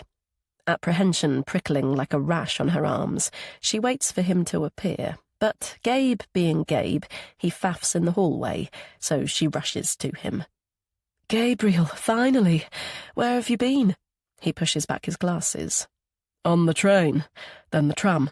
No, I mean, never mind. Her urgent tears surprise her. I'm so glad you're here. Then, blowing her nose and grinning. Can you smell anything? No. Precisely. I've been opening windows, brushing up spiders, putting bleach in the loos. She grabs her wrist and tugs him to the kitchen. Ta-da! Scrubbed or what? And even better, she steps outside and opens the brown bin. Voila! Every last bottle I could find, poured out and empty. Gabriel clears his throat. Oh, well done, Sib. Dad would be proud, very proud. She puffs out another need to cry. You must be hungry. I've made sandwiches. You can choose. She hurries inside to the fridge, but Gabe speaks. In a minute. Let's talk first. He sits at the table, and when she does likewise, he runs a finger over her knuckles. What happened, Sib? I know you told me some of it on the phone, but I was arrested and put in the back of a police van. I'm so ashamed, Gabe. They handcuffed me. Then, when I arrived at the station, they took my fingerprints and DNA like a criminal. She smiles a wobbly smile. And my bloody shoes. Thankfully, I wasn't wearing a belt. She pictures the weasel-faced officer who later questioned her without trying to hide his disdain. But apart from the pillock in charge, they were actually quite kind, especially the police doctor. He was nice. He listened. Then he gave me a lecture about the drinking, but I had already decided, so he didn't need to convince me it had to stop. Gabriel nods. But what about before then? You turned up at Crispin's on Thursday. What was that all about?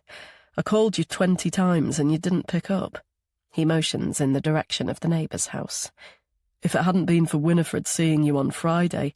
You actually called the old... She stops herself short.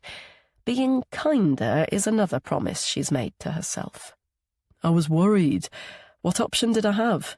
It's not acceptable behaviour to just ignore... I know, you're right. I lost my mobile. She takes a deep breath.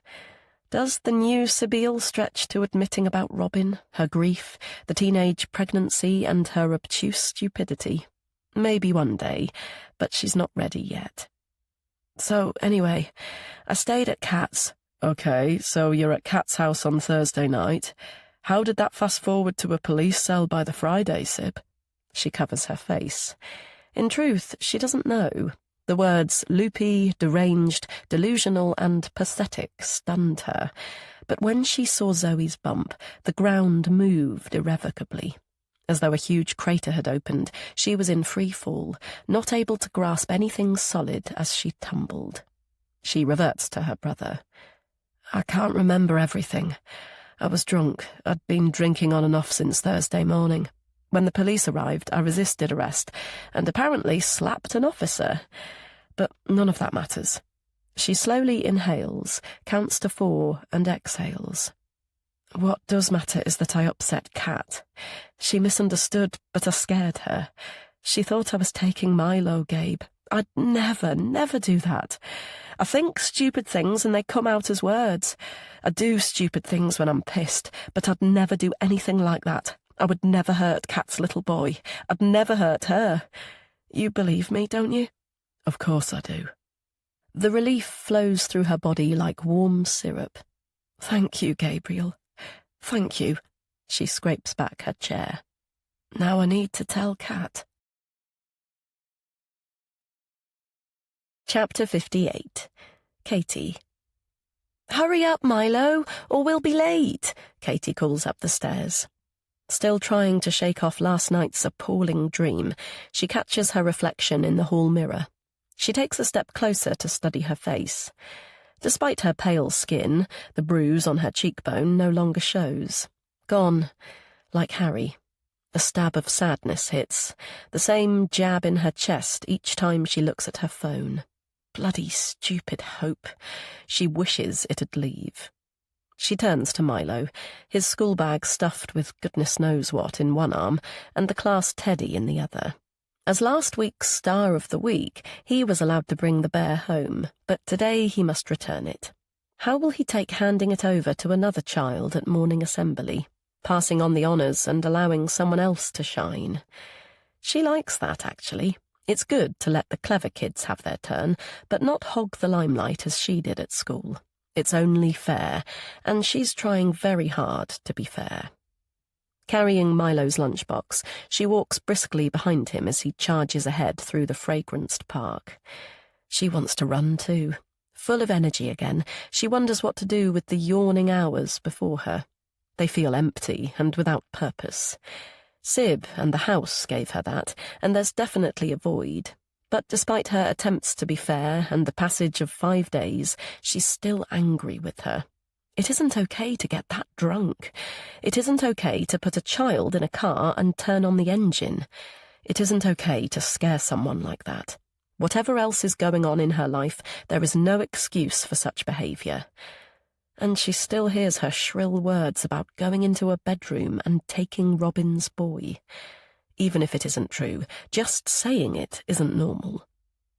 As she reaches the school gates, she decides on a swim to give shape to the day. She'd like to try the open depths of Sale Water Park to prove to herself she's not that person with vulnerabilities. But suppose Harry happened to be there. Sure, she wants hiding to be a thing of the past, but her feelings about him are conflicted too. She's still dismayed that he dropped her without any fight, yet that nagging sensation has crept back. Something she saw or heard, or just sensed that felt out of kilter. So even if he did get in touch, could she have faith in him? "Katie, hello." A voice breaks through her mulling. It's Seher, Ollie's mum, pushing her newborn's pram. "Are you going to the group on Friday?" She leans in conspiratorially. "Don't tell anyone, but I haven't read the book. No bloody time. But Wildfire isn't going to stop me getting out for a few vinos. Have you read it?" Katie nods. She has. It gave her focus on Monday and Tuesday, but even if she'd been busy, she'd have made time. God knows how she was invited to the slightly highbrow and exclusive village book club. She must have been in the right place at the right time. Reprimanding herself for the self-deprecation, she comes back to her friend's wry laughter. "You do know some people make notes, and that we're supposed to score the novel out of—" She frowns at something beyond Katie's shoulder. "Do you know that woman? I haven't seen her before, but she's staring." Katie spins around. "Where?" Seher scans the pavement opposite. "Oh, she's gone now. Maybe she works at the library. Sorry. Despite maternity leave, I can't seem to leave the job behind. Clocking anyone who looks out of place. Old habits and all that." She reverts to Katie. "Hey, are you okay? I'm sure it was nothing. It's that gang of youths we need to worry about, not someone our age. Did you hear about them trashing the cafe in Abney? That's more than just antisocial behaviour now, and apparently they robbed an older guy, took his wallet and badly shook him up. They need to be caught and given a dose of their own medicine. She looks at her watch. Oh, sugar, look at the time. Could you see Ollie safely inside? I've got Lily's 8-week appointment at the doctor's, and I don't want to be late. Yes, sure thing. What's a gang? Milo asks. He'd been chit-chatting to Ollie, so she didn't think he'd heard her conversation with Zaher. Nothing for you to worry about. She points to his teacher, who has appeared at the door. I like Mrs. Walshaw's new dress. It's time to go inside. Have fun. Taking Ollie's hand, he skips across the yard. It's a lovely sight, but Katie's mind is ticking with alarm. A woman staring, a stranger staring, presumably at her and Milo. She should have asked Zaher what the woman looked like, what she wore, exactly where she stood. It can't be Sabine, surely. She was told by the police to stay away as part of her bail conditions. If she's ignoring that, it's even more worrying. Then another stomach-churning notion. If she's been drinking at 8:30 in the morning, who knows what else she's capable of? Chapter 59. Katie. Katie scoops up Poppy from the pavement and roots in her pocket for the keys. So used to seeing the Volvo parked outside the house, she doesn't register the movement at first. Then the driver's door swings open. "What the hell?" she yells, the cat jumping from her arms. But it's Gabriel, only Gabriel, surrendering his hands. Sorry, I didn't mean to startle you. His eyes rest on poor Poppy's spiked fur. Or the cat. Sorry. He rakes back his hair. I should have called first, shouldn't I? I suppose I thought I'd just drive it away, sneak off. But once I arrived, that seemed cowardly, so I decided to wait until you got back. Katie's heart slows. His face is pink and apologetic, but he did give her a shock, especially with thoughts of his sister prodding her mind. Oh, God, she gave him a lift to Cheadle, didn't she? That makes sense of the stranger at school. How did you get here? She demands. Where's Sabine? I came on the bus. He frowns. I wouldn't dream of... She was in her bedroom, asleep, when I left. Katie sighs. She likes Gabriel. This awful situation isn't his fault. Sorry, I'm just a bit jumpy. Do you fancy coming in for a drink? I haven't got any plans for today, so I could do with some company. Oh, and we still have a set of your keys. Though clearly torn, he nods and follows her into the kitchen. Take a pew. Thanks. She gestures to the coffee machine. Any preference? You choose. Glancing at him from time to time, Katie busies herself at the counter. When she finally sits down, he gives a small jerk, as though surprised that she's there. Smells good. Thank you. He shakes himself back from his thoughts. Sorry about the delay in fetching the car. Sib hasn't been that good. She's been... He takes a big breath. What she did was unforgivable, Katie. She has no excuses, and I'm so sorry. But it was my fault too. I'm also responsible. I'm her older brother, and we've both lost our parents, so it's down to me to be around when she needs me. She's a grown woman, Gabriel, not a child. I know, but still. On Thursday, without saying anything to me, she travelled all the way to Greenwich to find me. Greenwich as in London? Yes, that's where I stay. She was in a state, rambling and drunk. I heard her call me, but a friend, Vivian, took over, and it all quietened down until she stormed out. He takes off his glasses and rubs his cheeks.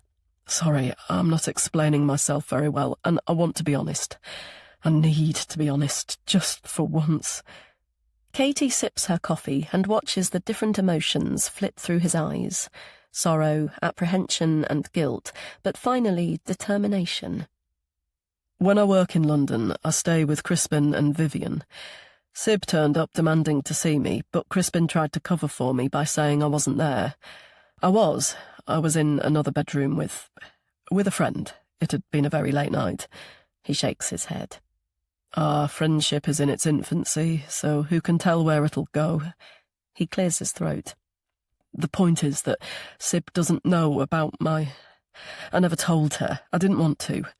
Crispin and Vivian appreciate this, so that's why they tried to steer her away. I see. But... So Gabriel must be gay. It's not surprising. Indeed, it seems obvious in retrospect. Yet why would Sib care? Of all people, she's broad-minded. Why have you never told her? It's complicated. Our relationship is complex. I don't think anyone else could or would understand it. He picks up his cup, falls silent, and drinks. Assuming the conversation is over, Katie does likewise, but he abruptly speaks again, that resolve in his tone. I knew I was gay from being quite young. Puberty, probably. Homosexuality was a sin, of course, so I buried it deeply, said my prayers like a good boy, and tried to chat up girls. Unsuccessfully, thank God. Then at university I fell in love, deeply and hopelessly in love. It was unrequited, inevitably. His gaze fixes on hers. Have you ever suffered from that? It's painful, debilitating, like a lifelong illness because it never quite goes away. You think you've got a handle on it, then something happens, a look, a glance, a request. Then the disease returns, stronger, more viral than ever before. He drifts for a while, but comes back to his story. So, after 2 agonising years, I decided to tell Sib when I next came home. She was the only person in the world I could confide in, and at 15 I thought she'd be old enough to understand, to help me throw off the shackles, the shame. He laughs without humour. The timing was perfect. I asked him if he fancied staying at Brook House for a weekend, and he said yes. Ridiculous though it was, I actually thought I was in with a chance. I'm gay, and this is the man that I love, I planned to say to Sib. But they fell for each other. Instant attraction, right before my eyes.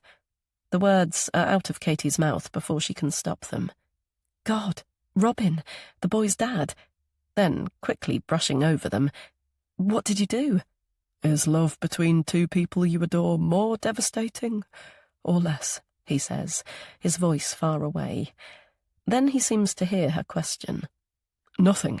I did nothing. I stepped back into the casket, became mummified, stuck in time. Spent my adult life looking to replicate that 18-year-old Adonis I fell in love with. He smiles thinly. And he remained a close friend, so the infection... Well, it lay dormant until it didn't. Feeling hot, Katie nods. Thank God he didn't pick up on her mentioning Robin's name. It must have been tough. It was. It really was. Clocking his glowing eyes, she knows there's a but. Out of all this trauma, she's apparently become an expert in them. But? The guy you meet in London? You're smitten. He flushes. Is it that obvious? Maybe. I don't know. He glances at her before looking away. With my history, I want to be sure that it's the right thing for us both before we make it a more permanent thing. Only meeting occasionally is bloody frustrating at times, but on the other hand, his expression transforming, he laughs. The excitement, the slow burn of anticipation is actually nice, like holding your breath. As though he's said too much, his grin falls and he stands. Sorry, I've been talking for ages, taking up your time. I'd better get back to... Thank you for listening. If you don't mind, please, can you... Keep it to myself. Of course. And any time you want to chat, feel free. She catches his hand. I'm really happy for you, Gabe. Cheers. She sees him to the door and watches him turn the Volvo around. Excitement and anticipation. She experienced them with Harry, all too fleetingly. With Sabine, too. She regrets her obdurate reaction to his honesty. It was impulsive, childish, and embarrassing. But her? The thought of the stranger at school makes her itch with disquiet. No, Sabine she can't trust. She doubts she ever will. She smiles at Poppy rolling with pleasure on her back, then eventually notices that the Volvo is still stationary. Gabriel winds down the window. You said Robin, the boy's dad. What did you mean? Chapter 60. Katie. Too agitated to go swimming, Katie locks up and heads for Bridget's house instead. She was honest with Gabriel. How could she not be? The teenage Robin didn't have kids, so she had to come clean. She tried to backtrack by vaguely saying that Sib had got together with Robin at some point, but the damage was done. Apparently he made her promise not to tell you, she finished lamely. Confusion, anger, and a strange resolve passed through Gabriel's features. But the clear hurt was the worst part. Perhaps deep inside, she'd meant to wound Sabine by blurting it out, but she'd done it to him instead. "I'm so sorry, Gabriel," she said. "I've upset you, and that's completely out of order." She wasn't sure what response to expect, but his guffaw for several seconds wasn't it. When he stopped, he looked at her with the most peculiar expression. "He never touched me," he said. "In all those years, he never touched me." Now arriving at Bridget's door, she turns to her mission to be kind. She knows she's visiting to make herself feel better, but in truth she's missed their friendship and chats. Murphy eagerly greets her, soon followed by his owner. "Katie, this is a nice surprise. What are you doing here?" "I thought I'd come for a cuppa. Is now a good time?" Bridget holds out her arms. "Of course. I can't remember when you were last here. Come in." She pulls away after a moment and gives a strange laugh. "Though next time give me a ring first. I might be up to no good." A sense of unease flutters in from her comment, but Katie brushes it away and focuses on two pairs of riveted eyes. Slightly regretting her decision to pop by, she considers what to say about the Sabine debacle. She's already spoken out of turn to Gabriel and would hate Bridget to gossip. Bridget duly fires in. "I know she is, or should I say was, your new friend, and I don't want to distress you, but she was a little odd, don't you think, with Milo? The way she stared, did you notice?" Oh, God, Bridget is right. There was definitely an intensity about her when they first met. Has she been completely blind, sucked into an inappropriate friendship through sheer loneliness? Put her son at risk? Bridget continues to breathlessly rush. "And Alexander always sees the best in people, doesn't he?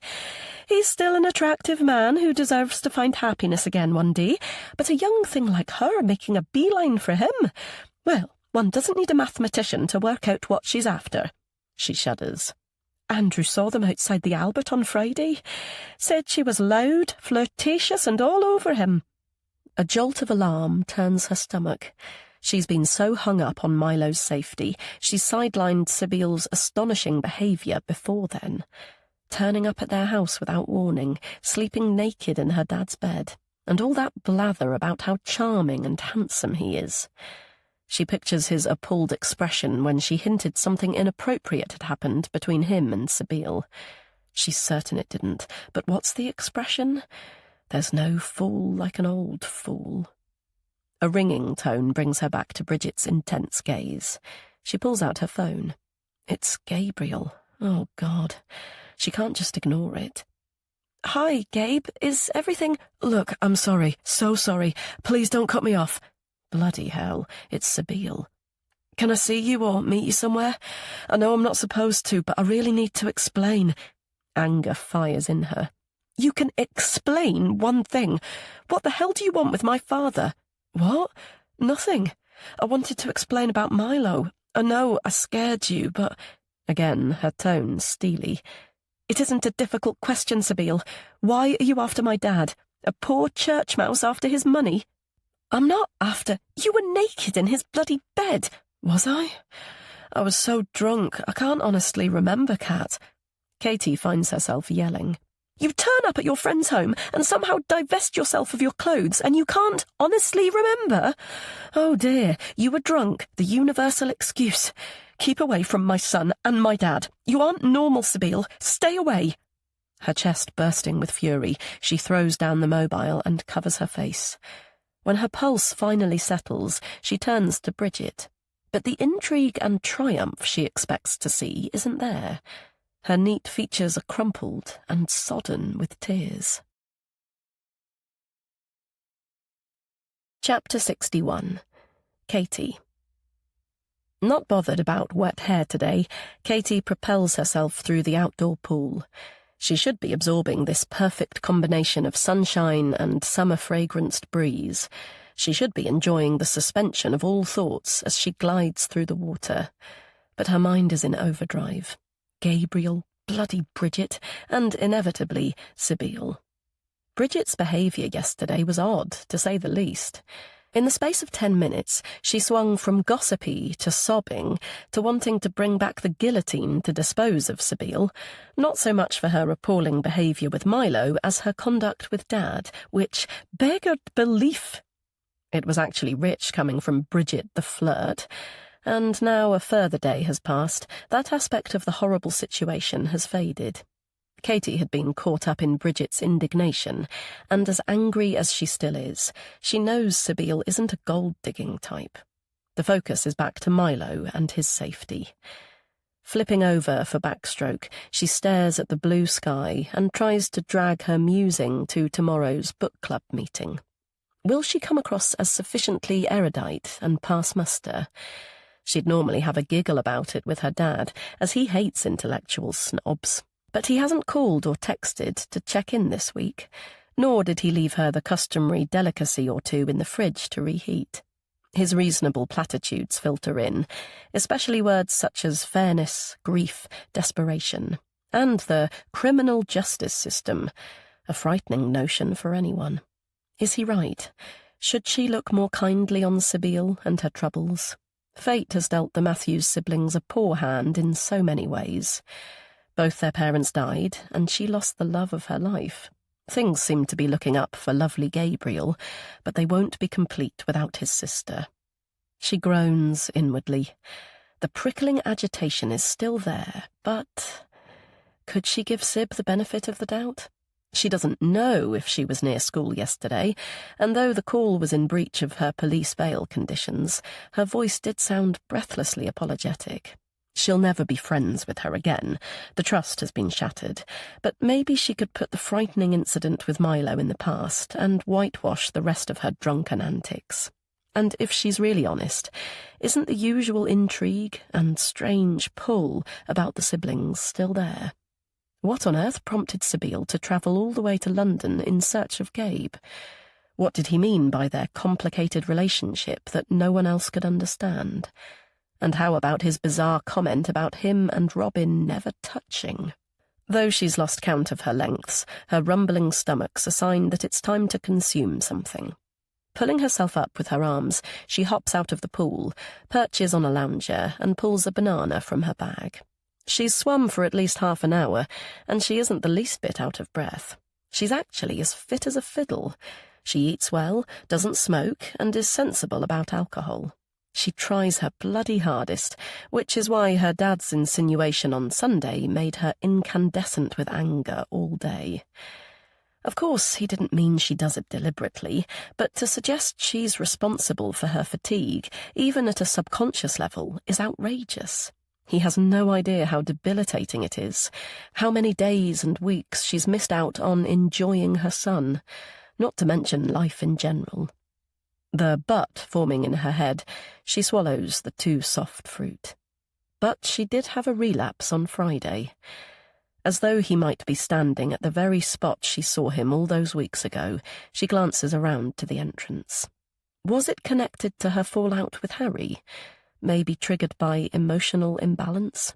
And though it had no bearing on Sibylle's inexcusable actions, she had been incapacitated for hours. Nothing happened to Milo that time, thank God, but it could occur again. She can't rely on her dad and Bridget forever.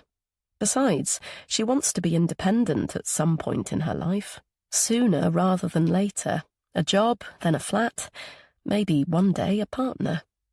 Right, she says aloud, wrapping herself in a towel. The hardest part of a decision is making it, but made it she has. Not just one resolution, but two. Firstly, she'll contact the police and say she misunderstood Sibylle's intentions on Friday. Secondly, she'll stop hiding her illness. No more occasional research on the internet or listening to Bridget's theories about it. She'll see a doctor, a psychologist, a psychiatrist, whatever it takes. Her dad's bound to know a specialist. She'll take it from there. Chapter 62. Sybille. Sybille pulls down the mirror flap and slips further down the seat of her SUV. She pictures the patches of sweat seeping through the duty solicitor's shirt on Saturday. You're not to contact or go within 100 metres of Catherine Henry or her son. It's a condition of police bail, Miss Matthews. If you breach it, you'll be arrested and brought before the magistrates, he said through the fog of body odour. Do you understand? He added slowly, as though she was stupid. Yes. Does that mean I can get out of here? It does. But if I could reiterate— No need. Gotcha. Wondering how many metres there are from here to the primary school, she taps the steering wheel.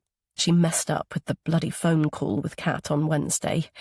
She only wanted to say sorry and explain what had happened with Milo in the car. She was caught on the hop with her questions about Alexander, so she gave the honest truth.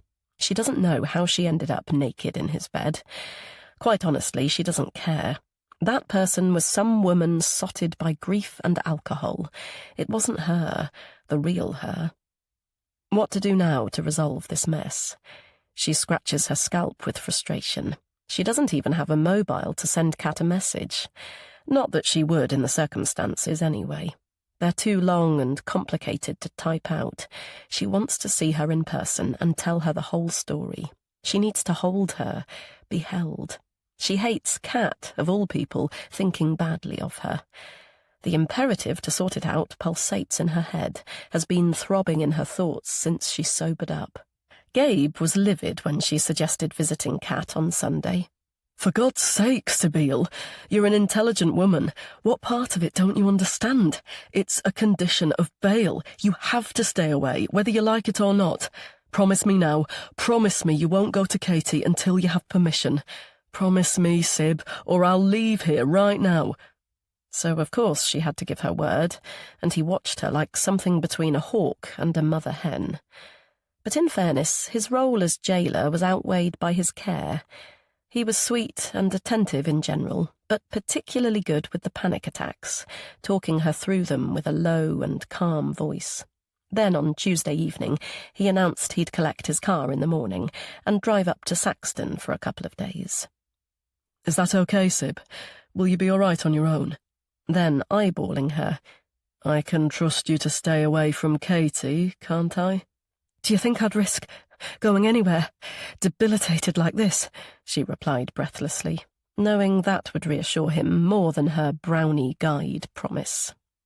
Coming back to today's quandary, Sybille watches the kids run joyously across the playground for a while. Darting, leaping and diving, some with a football, others for no apparent reason other than being 5 or 6 years old and alive. One of them might be Milo, but she'd struggle to pick him out. Boys his age all look the same from a distance. Unless they're with their pregnant mum, of course. But she's not thinking about that anymore. She's shelved all those cruel remarks. She's stopped trying to work out who Robin was really in love with. It's Kat she needs to see. She was reckless loitering outside the library on Wednesday morning. Kat alone is the thing, not surrounded by other parents and people. Craning her neck, she spots the school door. Children are spilling out like skittles and— bingo. There's Kat stepping into view and holding out her hand to Milo. She's not stopping to chat with other mums today, but leaving the gate out of her view. Fumbling as fast as her stiff fingers will allow, Sybille presses the ignition, puts the car into gear and takes a left turning. Oh, hell, it's a dead end. Trying not to mount the curb near school premises like she did last Thursday, she carefully turns around. Her heart loud in her ears, she indicates and drives up to the high street. Alert to vehicles and the spill of pupils everywhere, she steadies her speed past the shops. Though a lump clogs her throat and her chest starts to ache, she continues to navigate the traffic, her eyes scanning the pavements through her clammy agitation. The lights are on red when she reaches the junction, so she lowers her head and tries to steady her rapid, shallow respiration.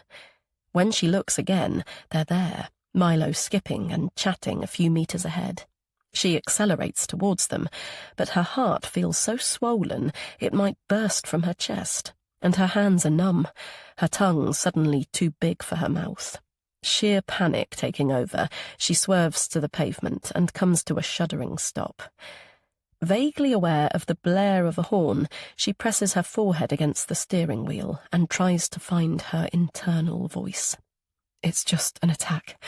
It will pass. Simply breathe, Sabine, breathe. A long, slow breath in through your nose. Hold it. Count to 4. But the exhale is cut short by the click of the door. A breeze rushes in with Kat's angry face. "What the hell are you doing? I told you to stay away!" She stares for a beat, then narrows her eyes. "It was you on Wednesday, wasn't it? It's called stalking, Sabine." Her tone laced with contempt, she continues to speak. "Look at you! You're drunk and out of control again! You disgust me!" She glances at Milo by the wall. "What's wrong with you?" she hisses. "What decent person drives a car in your state? Children are walking home from school, for God's sake!" She steps away and looks to the sky. Then she sighs and comes back. "Because I like your brother, I won't report you today, but there won't be a next time. Do you understand? I will go to the police and have you locked up. Now park the car properly, get a fucking taxi, and go home." Chapter 63. Katie. Katie watches Bridget chase Milo around the kitchen island, attempting to recover her shoe. This morning she'd felt, well, not exactly excited about the book group meeting, but chirpy she had a project, pleased she was actually leaving the house on a Friday night like other people her age. But she's flagged since seeing Sabine, not the worrying kind of exhausted, but emotionally spent. Bloody highs and lows. She was so chuffed with her positive attitude and firm decision to do something about her illness after her long swim yesterday. When she got home, she savagely pruned the bushes around the driveway to make way for a car, because she promised herself that too. Driving again would give her more freedom, allow her to extend her narrow horizons. She chatted to passing neighbours, asked Hazel if she could join her for a run one day, cuddled Pam's new granddaughter, and got an invitation to Marita's house extension party. She clocked Sandra pulling out her bins, so she popped over to ask how the Thursday group was going, and returned 10 minutes later with news of a new handsome man in her life and a slice of apple frangipan tart. A normal, regular existence, and so heartwarming. Then this afternoon happened. The high of watching Milo skip home, listening to him chat about his new friend, a boy with special trainers who'd had his first legs chopped off because he'd had tonsillitis, and feeling so very grateful that Milo's hearing disability hadn't been worse. Then the low, turning to the piercing sound of a car horn, seeing the SUV skew against the pavement, then seconds later realising whose car it was.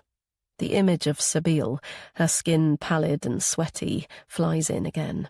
She had clearly been following her and Milo, but Katie's anger was stronger than her alarm. She wanted to yell. She wanted to slap her ex-friend's drunken, confused face. But her 5-year-old was watching. People had stopped outside the post office to stare. So she drew on her dad's words and sought out Gabriel's hopeful smile in her head. Charity and kindness, steps forward, not back. She'd overlook it today, but there wouldn't be a next time. Her eyes slide to Bridget. She doesn't quite know why, but she hasn't mentioned the shocking incident to her.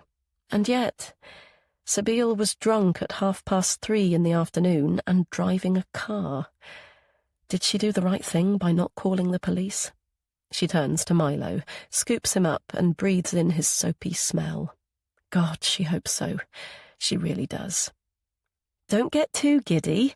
It'll be bedtime very soon," she says to him. "Are you going to read Bridget a story?"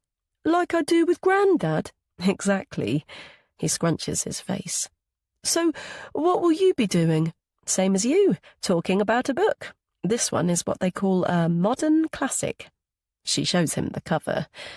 During her school holidays, she'd devour at least a couple of novels each week. Back then, she preferred to read than congregate with her friends in Bruntwood Park. But was that really true? Or was it just to see the delight on her dad's face when she'd finished yet another tome? Shaking the thought away, she comes back to Bridget's inquisitive gaze. "So where did you say this meeting was?" she asks. Katie frowns at her customary, casual yet information-gathering question. She didn't, and she doesn't need to give anyone chapter and verse like a child. But, in fairness, it was good of her to fill in for Alexander. "Off Stockport Road, towards Cheadle Heath."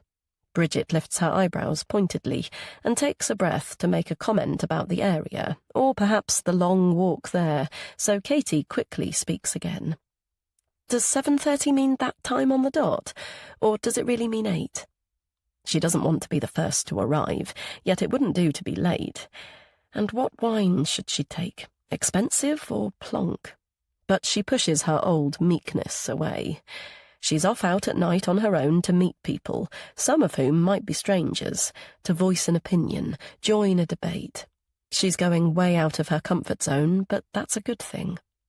"Actually," she says, "I don't really care. This is the new me, Bridget. Are you impressed?" Chapter 64. Katie.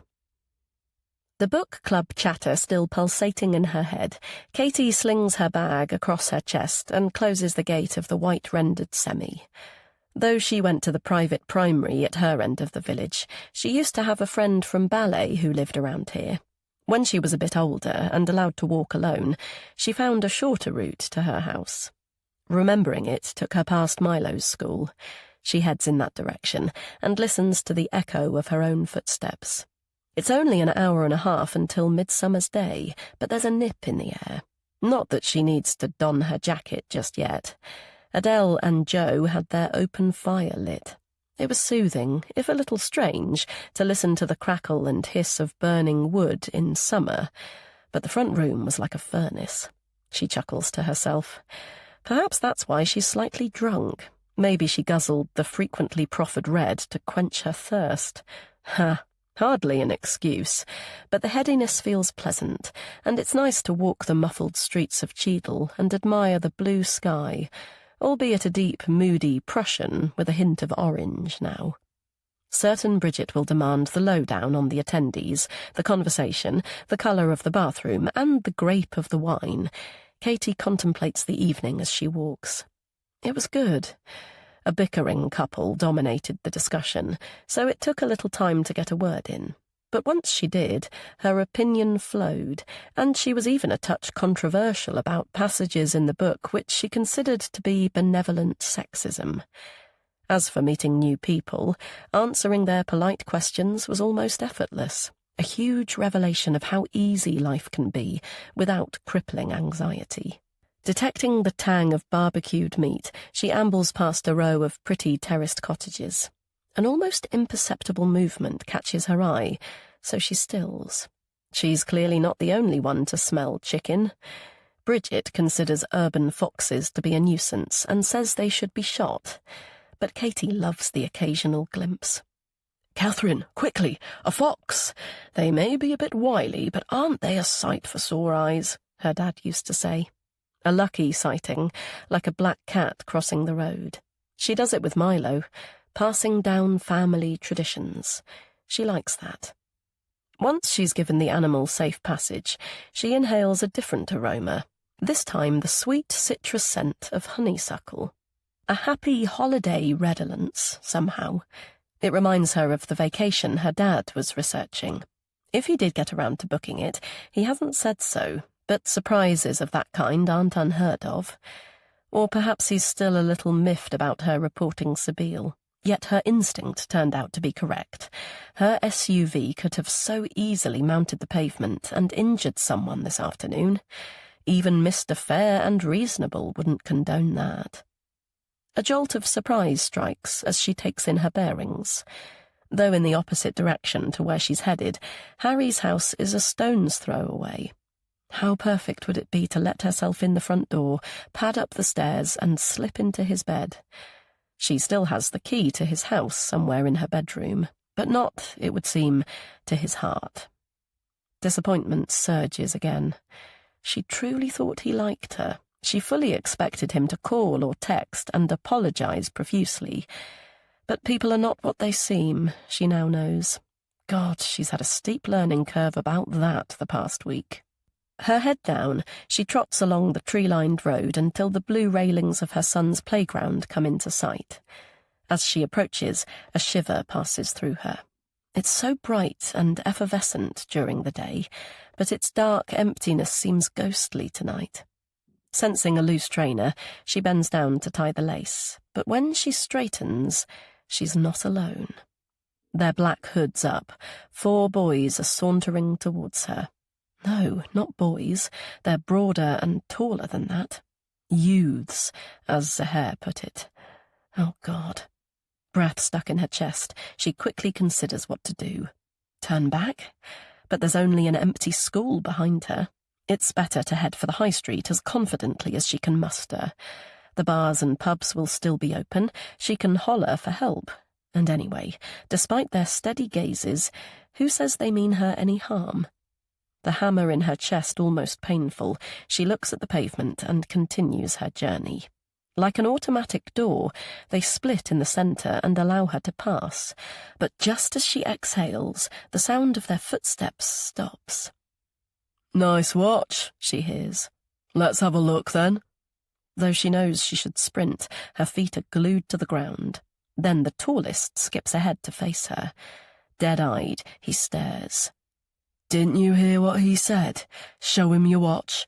He pulls his mobile from his pocket and dangles it. When it catches the light, it's not a phone, but a knife.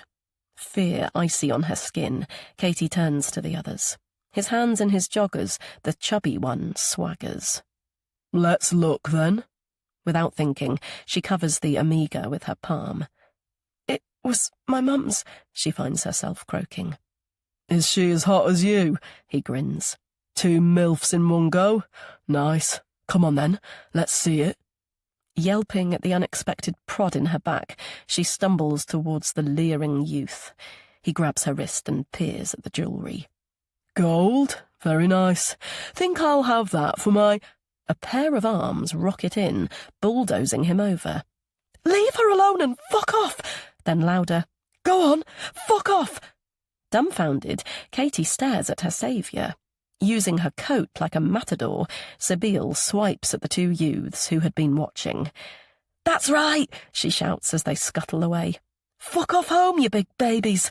Go and pick on someone your own size." As the boy on the pavement scrabbles up and backs off, a car screeches to a halt and 2 men tumble out. Yelling instructions, they close in on the remaining youth. His face swamped with sheer panic, he snaps around from them to Katie. Then he brandishes his knife and charges towards her. Certain she'll never see Milo again, she scrunches her eyes. A split second later, she's thudded to the ground. Winded from shock and the impact of the fall, it takes moments to realise that Sabine is half covering her body, that she must have pushed her from harm's way and fallen with her. Other noises filter through the rushing sound in her ears, the thud of car doors and shouting, heavy footfall and scuffling. Almost laughing at this ridiculous situation, she finally takes a breath to say something to her rescuer. But a warm, sticky liquid is spreading on her arms. The old nightmare descending, she freezes for a beat. Blood. She knows it's blood. But clarity sets in, swiftly, suddenly. It's Sabine's, not hers. She can feel the vibration of her chest, the rapid wheezing against her neck. "Sib? God, Sib, are you okay?" Fearful of hurting her, she carefully lifts Sabine's arm and disentangles herself from her heavy legs. Then someone speaks, so she turns. Blonde hair, middle parting and a long fringe. The woman looks remarkably like her mother. "Does this feel right? What is your gut telling you, darling?" She blinks Elka away. "Sorry?" she asks her. I said it's fine. They've got him. Then she frowns. Are you injured? Blood. The brightest red blood. No. The enormity of what has happened hits her. It's not me, it's my friend. I think she's been stabbed. Someone needs to call an ambulance. A man is already kneeling by Sabile's side. Bizarrely, his chest is naked, but when Katie focuses, he's pressing his t-shirt to her side. The police and paramedics are on their way. 15 minutes tops, they said. Breathing deeply, Katie nods. Thank God for that. Then the time scale strikes. 15 minutes. 15 long minutes. Hyperventilating and staring blankly, Sabile's face is drained of all colour and blood seems to be everywhere. Katie reaches for her bag and pulls out her mobile. Too shaky to do it herself, she gives it to the Elka woman. Call Harry. He's a doctor. He lives just near here. Chapter 65. Katie. The noises and smells of A&E surrounding her, Katie checks her mobile again. She's texted and called Gabriel, but there's still no reply. God, she hopes it's simply him turning his phone off for the night, rather than connected to their last conversation when she gave away her friend's secret. Her friend who might have saved her life this evening. She shifts in the hard chair and yawns yet again. She's incredibly tired, but she couldn't nap even if she tried. Is Sabile okay? The last she heard, they were taking her in for surgery. Suppose a vital organ has been damaged. Suppose she's lost too much blood. Suppose she doesn't wake up from the anaesthetic. The thought of her death is unbearable. The events of this evening play again in her head. It all happened so quickly. One moment she was tying her trainer lace, the next a glint of metal. Then Harry was there wearing surgical gloves, cutting Sib's clothes and exposing a gash that was literally spitting out blood. He soon covered it with a large gauze pad, squeezed the top of her leg with one hand, and pressed the dressing with the other. But by then the damage to Katie's psyche was done. The mental image will be etched on her retina forever. Harry. It must have been only a few minutes until she heard his footfall and murmuring behind her, but it felt like an age. Remembering his "please give me space" in the pub, she reluctantly released Sib's hand and moved back to the pavement. "I'm Dr. Harrison," he said to Sabile. "You're doing really well. An ambulance is on its way with oxygen and pain relief, but I'm just going to have a look at your wound first, if that's okay." Until then, she didn't realise Harry was a nickname, so perhaps she never knew him at all. Perhaps he was right to barely give her a second glance, even when the paramedics arrived. Almost drifting off with fatigue, she waited for an acknowledgement, a diagnosis or something. But it was only when Sabile was settled and strapped on a stretcher that he finally turned, his eyes impersonal. "I'm assuming you'd like to go with her?" he asked. She nodded dumbly. "Right, then I'm off home," he replied. Katie. A palm on her shoulder brings Katie back from groggy sleep to the emergency waiting room. She squints at the person addressing her. His hair disarrayed. It's Harry, of all people. But the smatter of pleasure is replaced with alarm. Something dreadful has happened to Sabile. That's why they've sent him to break the news. "Oh, God, Sabile, she's fine, Katie. She won't die." He sits next to her. "No, she won't. She's back from surgery and asleep on a ward. The artery and wound repair was successful. They stopped the bleed, so she isn't in any danger." The relief shuddering through her, Katie rubs her sore eyes. "Thank God. I was so worried. I can't believe I fell asleep." She glances at her watch. Elka's watch that caused so much trouble.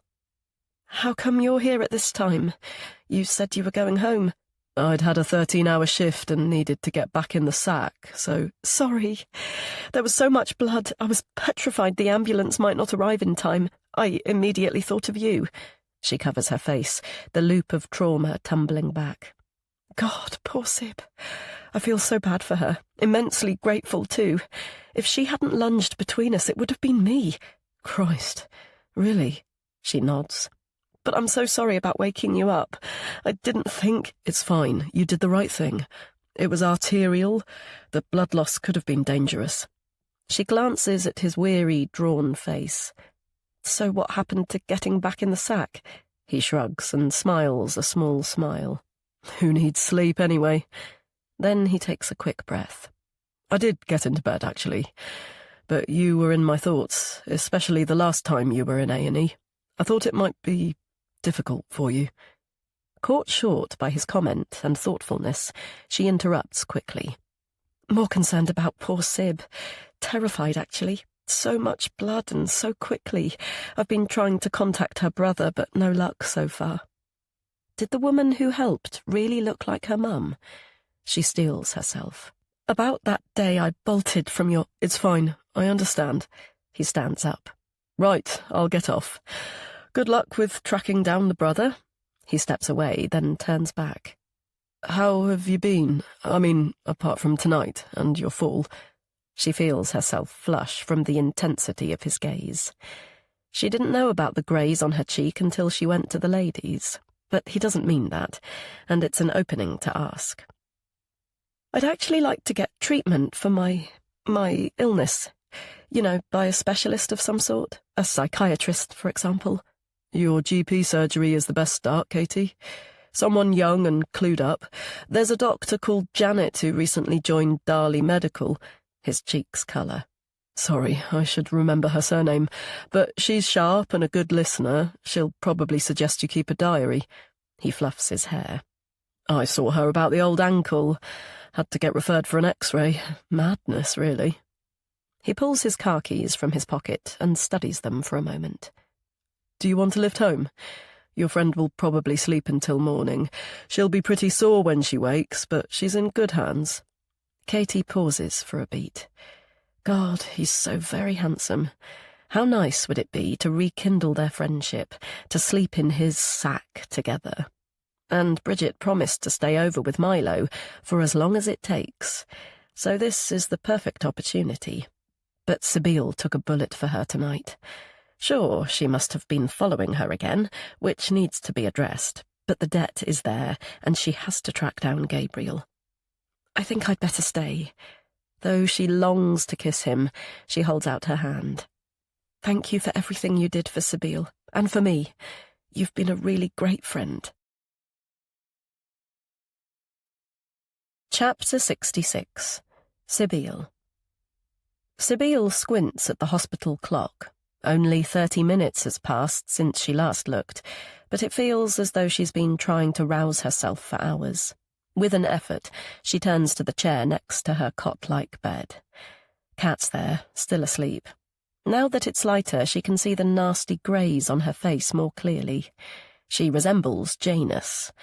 One half looks as though it has been finely grated, the other is as pale and perfect as ever.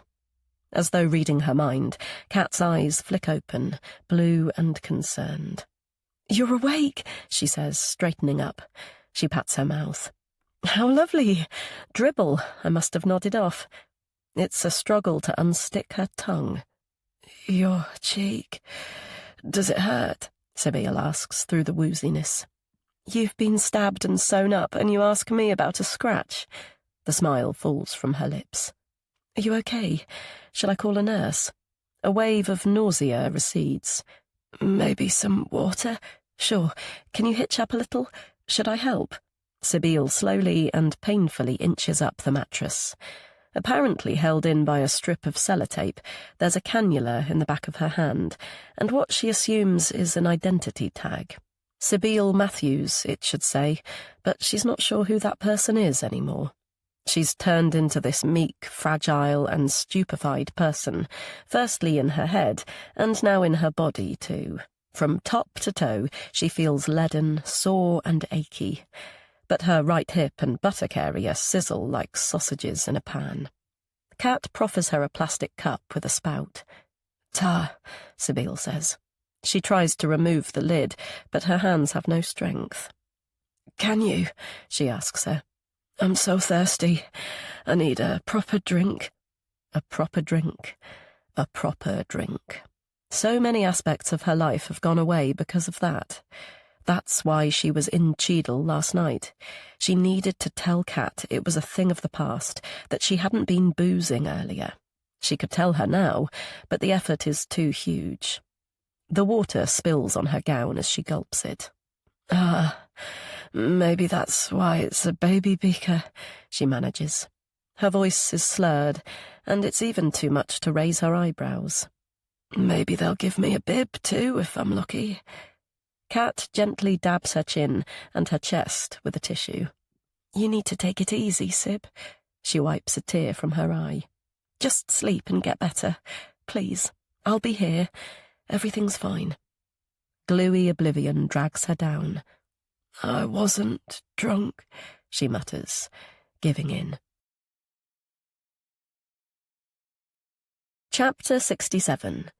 Sabile.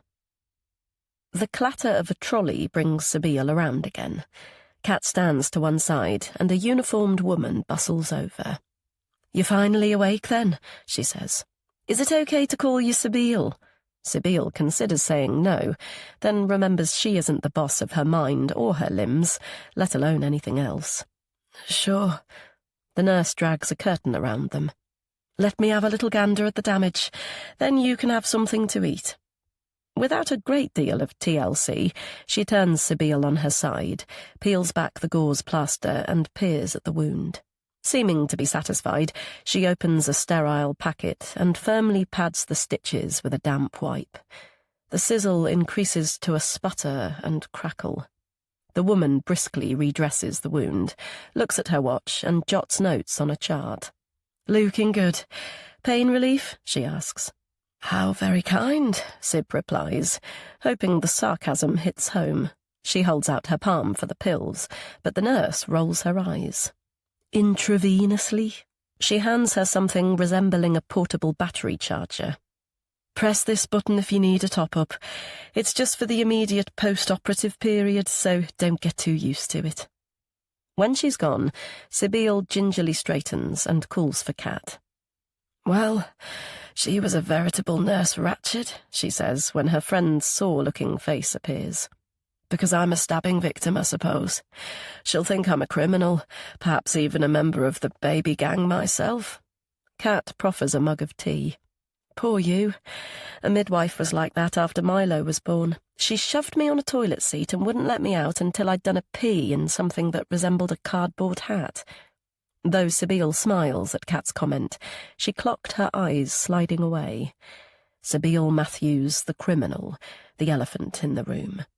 Admittedly, she's not normal, as Kat put it, and the drinking has to permanently stop, but she didn't set out to harm her or Milo.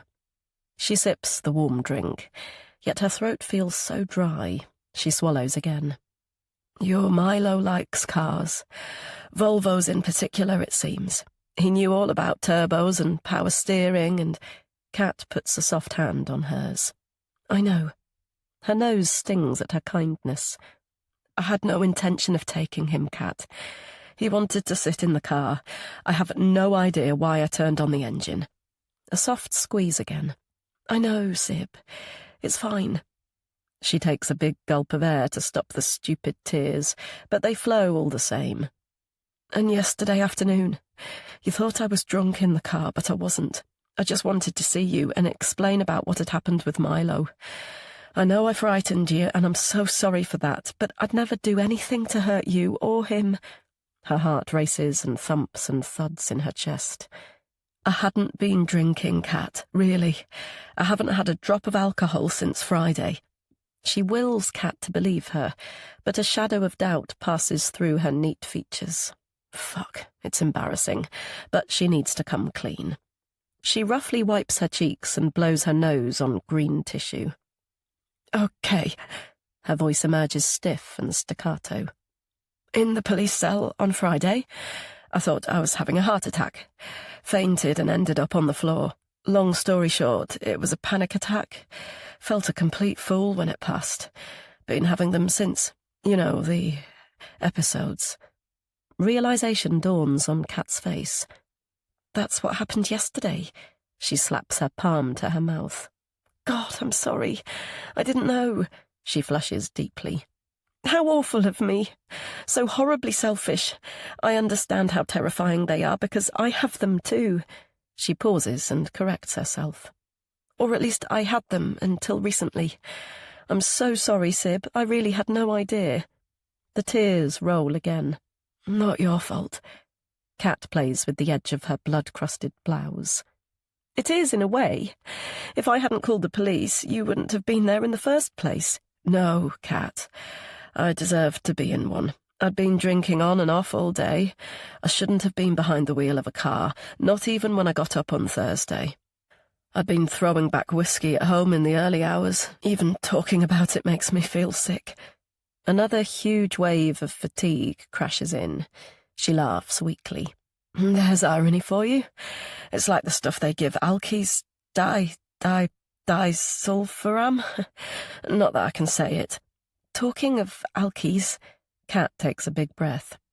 You do know that amount of alcohol isn't, well, normal, and that you need to address it before I can trust you with, I know, Milo. I promise. As though there are pennies on her eyes, she can't keep them open. Kat catches her mug as it spills. So tired. So very... Chapter 68. Katie. Guilt fizzes in Katie's chest. Panic attacks. It's as though she's passed hers onto Sib through her mean, vindictive thoughts or bad karma. She was blind to Sib's yesterday, yet the signs were all there. She should have seen them and helped, rather than give her friend a mouthful of abuse. She pushes the dry hospital sandwich away. She's nibbled all the good bits and left the rest. Bad Catherine. It was a house rule growing up. Remember the starving children in the world. Always finish what's on one's plate. As well as various other directives passed down from the paternal granddad she never met. The crusts will make the hair grow on your chest, or something along those lines, eh, Alexon? Her mum would say, teasing her dad. What is it with the British and their old wives' tales? She'd kiss him and chuckle. I may be a wife, but I, for one, never intend to get old. Katie smiles at the memory. The mental picture of her mother's injuries and suffering blocked this and others out for too long. Though Elke didn't get old, did she? Harry tried and failed to save her. How must that feel? She'd like to know the answer. She'd like to ask him all sorts of questions, but she couldn't desert Sabine. Besides, his offer might have simply been for a lift. He definitely blushed when he mentioned Dr. Janet. Oh, God, is that why he hasn't been in touch? Has he found someone new? The uncomfortable notion is replaced by another. Gabriel. Why hasn't he called back? Well, she knows the answer to that. Is love between two people you adore more devastating or less? And what about Sabine? Is her inability to stay awake for more than 5 minutes the usual consequence of surgery? As one might do in a library, Katie lowers her voice at the nurse's station. Sabine Matthews in the corner bed. Is it normal to sleep for so long after an operation? It varies. Don't worry, we're keeping an eye on her. The anaesthetic generally wears off after a couple of hours, but some people suffer lingering effects. The anaesthetist will come in later. Has she had one before? Oh, I've no idea. We're fairly new friends. A new friend she seems to have known for years, she muses, as she retakes her seat. Clearly that's what happens when you don't have any others. Thank God some good has come out of this terrible episode. She's reconnected with Sib, and now understands what happened after school yesterday. Time passes, and eventually Sabine opens her eyes. They take a moment to acclimatise. I dropped off again, didn't I? She asks with a croaky voice. It's worse than a bloody hangover, which is particularly droll. The nurse said it might be the effect of the anaesthetic. She hands over the water. Have you had one before? No. Then, actually, yes. She flexes her fingers. I had an operation on this when I was little. My dominant hand, so I had to learn to do things with my right. You'd think righting the wrong of being left-handed would have pleased her, but it didn't. She sits up abruptly, then hisses in pain. Where's Gabriel? I've left him a few messages and texts, Katie replies, hoping her deep blush isn't obvious. But I wasn't too specific. I didn't want to alarm him, so it's probably my fault that he hasn't responded yet. He turns his mobile on silent when he's working. Sabine arches an eyebrow. Not that he'll have been tutoring all night. Oh, right, Katie says, stumped for another reply. Sometimes I worry about him. He goes incommunicado, underground almost, and my fear is that he'll get into... She appears to change her mind. He's gay, of course, but I don't let on that I know because he can't face it, especially not in Dad's house. She glances at Katie. That's where Saint Imelda lives. She might hear. Can you imagine how she'll react? The shame, to be sure. Not that she'll say it to his face. She'll hold it in until bedtime, then drink Irish whiskey like a fish and hiss her hatred out. Her arms a little goosebumped. Katie falls silent. So, Sib knows about Gabe's sexuality, and the strange way she refers to her mum in the present tense. She isn't really there, of course. Though sometimes, she sighs, looks at Katie and nods. The attic room. When she wasn't being a saint, she pretty much lived there. I was never allowed in, which of course made my longing even worse.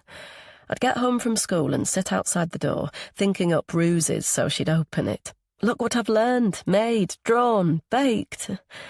None of those worked. So I'd feign illness, deliberately graze my knee, steal something from the sweet shop, argue with Gabe.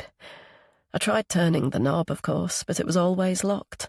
Go downstairs, Sabine. I'll be there in a minute. Giving herself time to brush her hair, suck a polo mint, spray scent, and look respectable, I expect. Clearly far away, she pauses for a while. Anyway, when I was 11, I came home and did the usual. I can't tell you how delighted I was to find it unlocked.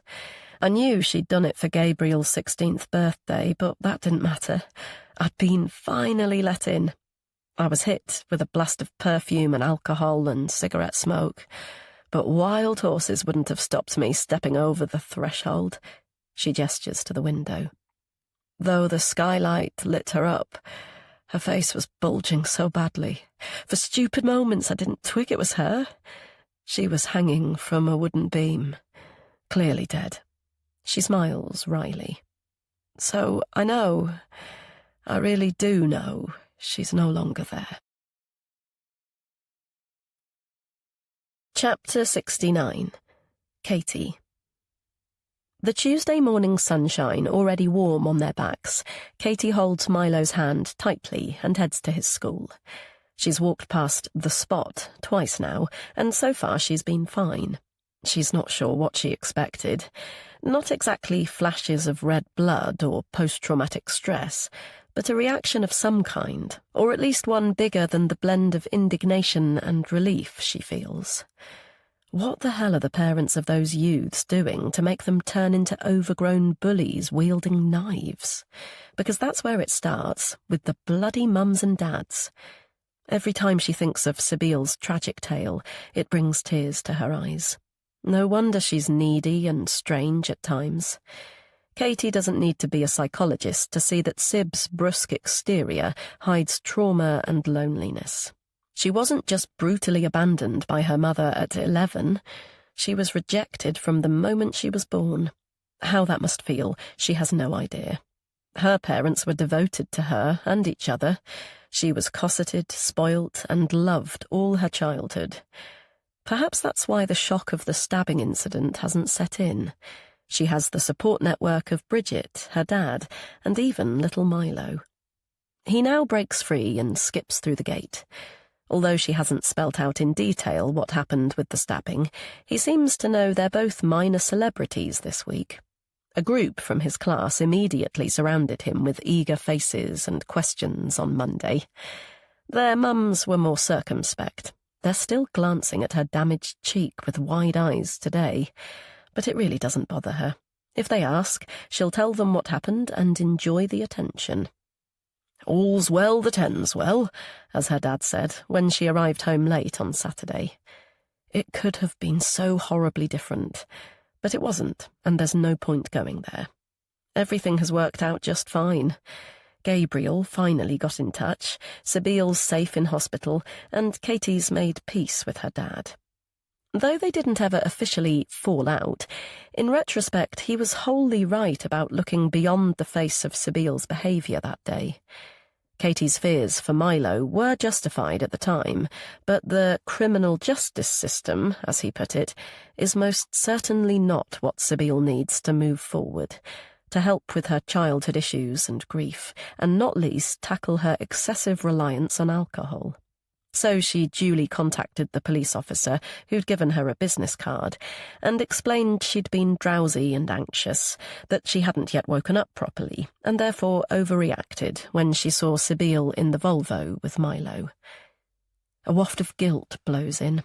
Sensing Milo's quietness since the driveway spat, she decided to have a little chat with him about it. "You know when me and Sabile had that argument," she started. His cheeks burning, he dropped his head. Was it my fault? He muttered. "No, of course not. Why would you think that, love?" Because I asked to sit in the Volvo. He looked at Katie with watery eyes. Sibby is fun. I didn't mean to get her into trouble. Yet Katie's feelings of culpability are mixed with resolve. Her son clearly likes Sib, as does she, and she wants them to have a future. But a zero-tolerance guarantee about alcohol would have to be in place. As for Bridget, her friend Bridget, Katie popped in to see her yesterday. So tiny physically, but with a big heart. She didn't hold back the hugs or the tears. "I said unkind things about your friend, and now I feel dreadful. The poor girl, and to think it could have been you, Katie. I'm so pleased you're safe." She blew her nose like a trumpet. "I know Alexander pays me to look after you and Milo, but I love you so much. If I had wanted children, I would have chosen you." Chapter 70. Katie. As Katie rounds the bend towards home, she freezes at the sight of a police vehicle outside her house, but only for a moment. They'd made an appointment to take a statement about Friday's attack. They're just a little early. A woman winds down the window, and tobacco fumes billow out. "D.S. Bradford. Sorry, traffic was light. We'll knock in 10 minutes. "No problem at all. I'll put on the kettle." Pleased at her equanimity, she strokes Poppy's soft fur, then opens the door. But her father on the stairs makes her jump. His face pasty and his hair disarrayed, he's obviously just woken up. He clears his throat. "I just opened the bedroom curtains. The police are outside," he says. "What's going—" "Sorry, I forgot to mention it last night. They're taking a statement about the mugging." Still feeling bad about their difference of opinion, she hops up to give him a quick hug. "It's nothing to do with Sabile and Milo. That's all sorted and forgotten, like I said." "Goodness, I clearly overslept." He rubs his eyes. "Righto. I'll get dressed and come down. Happy to sit in and hold your hand, so to speak, or make myself scarce. Entirely up to you." True to her word, D.S. Bradford knocks at 9. The smell of cigarettes and a young sidekick follow in her wake. Feeling a tad nervous, Katie shows them into the kitchen. Her dad pops his head around the door. "Stay or leave?" he asks. "Stay," Katie says. "Then I'll make myself useful by preparing the drinks." Once they've settled at the table, Katie describes the events of Friday night in as much detail as she can. The male officer scribbles notes. The woman gazes with grey eyes. At the end, she smiles. "I generally have a whole list of questions, but you've covered just about everything. There's only one thing. You'd been to a book group gathering alone, so how come Sabile Matthews was there? I don't believe she lives locally." Katie feels herself flush. As things had turned out, Sabile's presence was more akin to a guardian angel's than a stalker's. "She's a friend. She wanted a chat, so she came to walk with me." The officer nods. "Fortunate for you she did. That's all we need, thank you. D.C. Dyson will read your statement back to you before signing. Then we'll be out of your hair." Katie sees them out and returns with a grin. I feel like I've been given a gold star, she says to her dad, still sitting in his place. They were so nice, weren't they? He doesn't turn, so she perches opposite him. Are you okay? You're not still feeling under the weather, are you? Not 100%, if I'm honest, but... He frowns. Just now, you mentioned calling a doctor on Friday night. Dr. Harrison? Katie nods. She meant to ask what his actual name was, but she was so worried, then relieved about Sib, that it slipped her mind. Alexander steeples his palms. The same doctor who took you for a pub lunch? The three-legged mare? Yes. She tenses. Both his mannerisms and questions feel ominous. Does she really want to know? Why do you ask? He gazes with soft eyes, but his lips are tight with concern. Your poor, beautiful face has had a bit of a battering of late. To deflect the inevitable, she reaches for humour. Who'd have thought a road would be so gravelly? I have a few impressive bruises, too. Then, after a moment, it's nothing compared with poor Sib's injuries. But she knows what he's getting at. The black eye wasn't anything to do with Harry. I told you at the time, Dad. It was some guy called Gary, entirely by accident. He nods, but doesn't speak, so she fills the silence. And Harry and I aren't an item or anything. We're barely even friends. Well, I'm sure it's nothing, anyway. You know I'm a worrier, that's all. He claps his hands. Right, lunch. Any special requests? Katie doesn't move. Her flesh is tingling. Worry about what, Dad? Nothing, really. It'll just be my Dad. He sighs. I think we drove past that pub on the way to Little Bollington, but I could be mistaken. The three-legged mare. I don't know. Mum mentioned the unusual name, that's all. The pinpricks increase. What? You mean the night of the accident? Her dad sighs again, deeply this time. Ignore me, please. I'm making connections where there are none. That's the trouble with spending too much time on my own, probably drinking excessively in hotel rooms and becoming morose. He stands and pecks her hair. It's so good to be home on a weekday for once. I have my creative cooking head on. What do you fancy eating? Or how about a surprise? A surprise, she replies after a moment. But I'm meeting Gabriel at Brook House. Then we're going on to see Sib, so it'll have to be a project for dinner, then. Excellent. Chapter 71. Sibille. Still acclimatising from her latest flaming nap, it takes Sibille moments to realise the two police officers are heading towards her corner bed. D.S. Bradford and D.C. Dyson, do you have a few minutes? A sarcastic retort pops to the surface, but it isn't enough to divert the sudden hot sweat and metallic taste in her mouth. There's a frown above the woman's grey eyes. Are you okay? We can come back another time. Sibille doesn't reply. She's concentrating on her breathing, trying to tame the panic before it's full-blown. Leaning forward, she inhales through her nose, holds it in, counts to 4, and slowly exhales. A panic attack? D.S. Bradford asks. They're bastards, I know. With a flick of her head, she motions her young colleague to leave. Hoping she's caught it just in time, Sib sits back. You've got him well trained, she comments. Clearly a smoker, the officer sits. Graduate sidekicks have to be good for something, she replies with an ironic smirk. She studies Sibille for a moment or two. Remember to include it in your VPS. Sometimes it helps. VPS?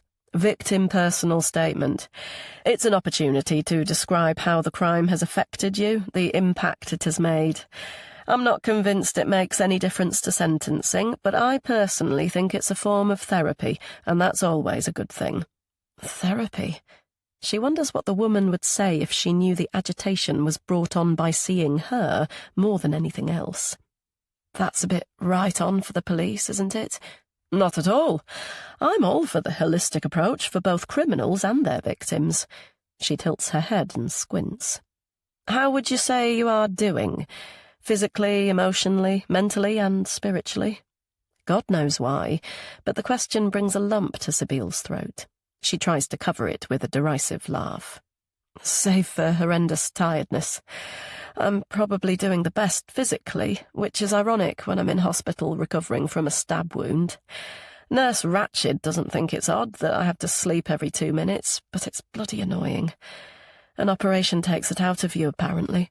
No temperature. Not that they've told me. Opioid adverse effects? Sibyl raises her eyebrows. What? So you're medically qualified as well as a counsellor and a cop?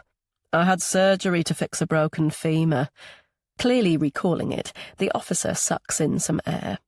My first week in the job, and I got kicked in pretty damned badly. After the op, I was nauseous and struggled to keep awake. Turned out it was a side effect of the morphine, aka opioid adverse effects. She smiles.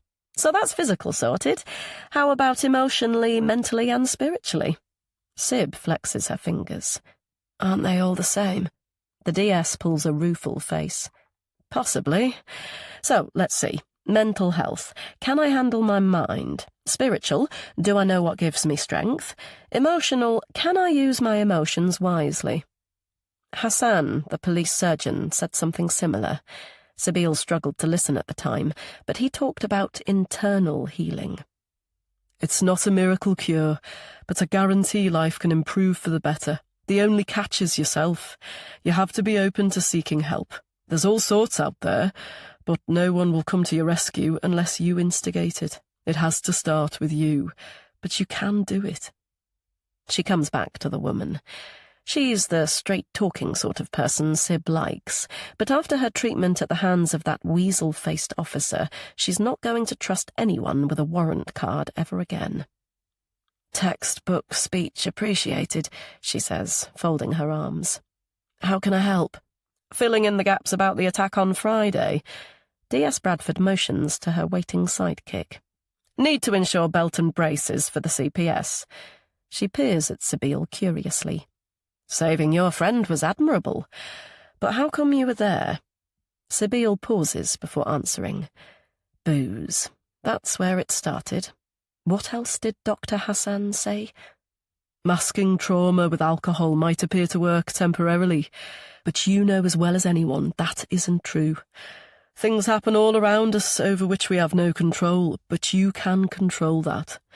There's plenty of help out there, Sibyl. It's down to you to take it. Chapter 72. Katie. Raking back her sunglasses like a hairband, Katie studies the church-like stained glass in Brooke House's porch. Funny how she's noticing it today. The bright sunshine is lighting the colours this morning, so perhaps that's why. Or maybe it's because Saint Imelda has been stuck in her head since Sibyl's shocking revelation on Saturday. She lifts the latch for when Gabriel arrives and tries to shake off the shudder. Spirits don't exist. Of all the things she's felt anxious about over the years, phantoms aren't one of them. And yet her skin is goose-pimpled, despite the hot weather. Poor, poor Sib. Even though she was struggling with the drug of sleep, the childhood fear was clear in her eyes. What could be worse than seeing your distended mum hanging from a rope? Her ghost, apparently, hearing it pace the floorboards above, listening to it play music below. It was my bloody namesake's fault, she explained. At the wake, someone must have whispered about where Mum was found. I guess no one had told Great Aunt Sibyl. I was right there beside her in my best navy dress.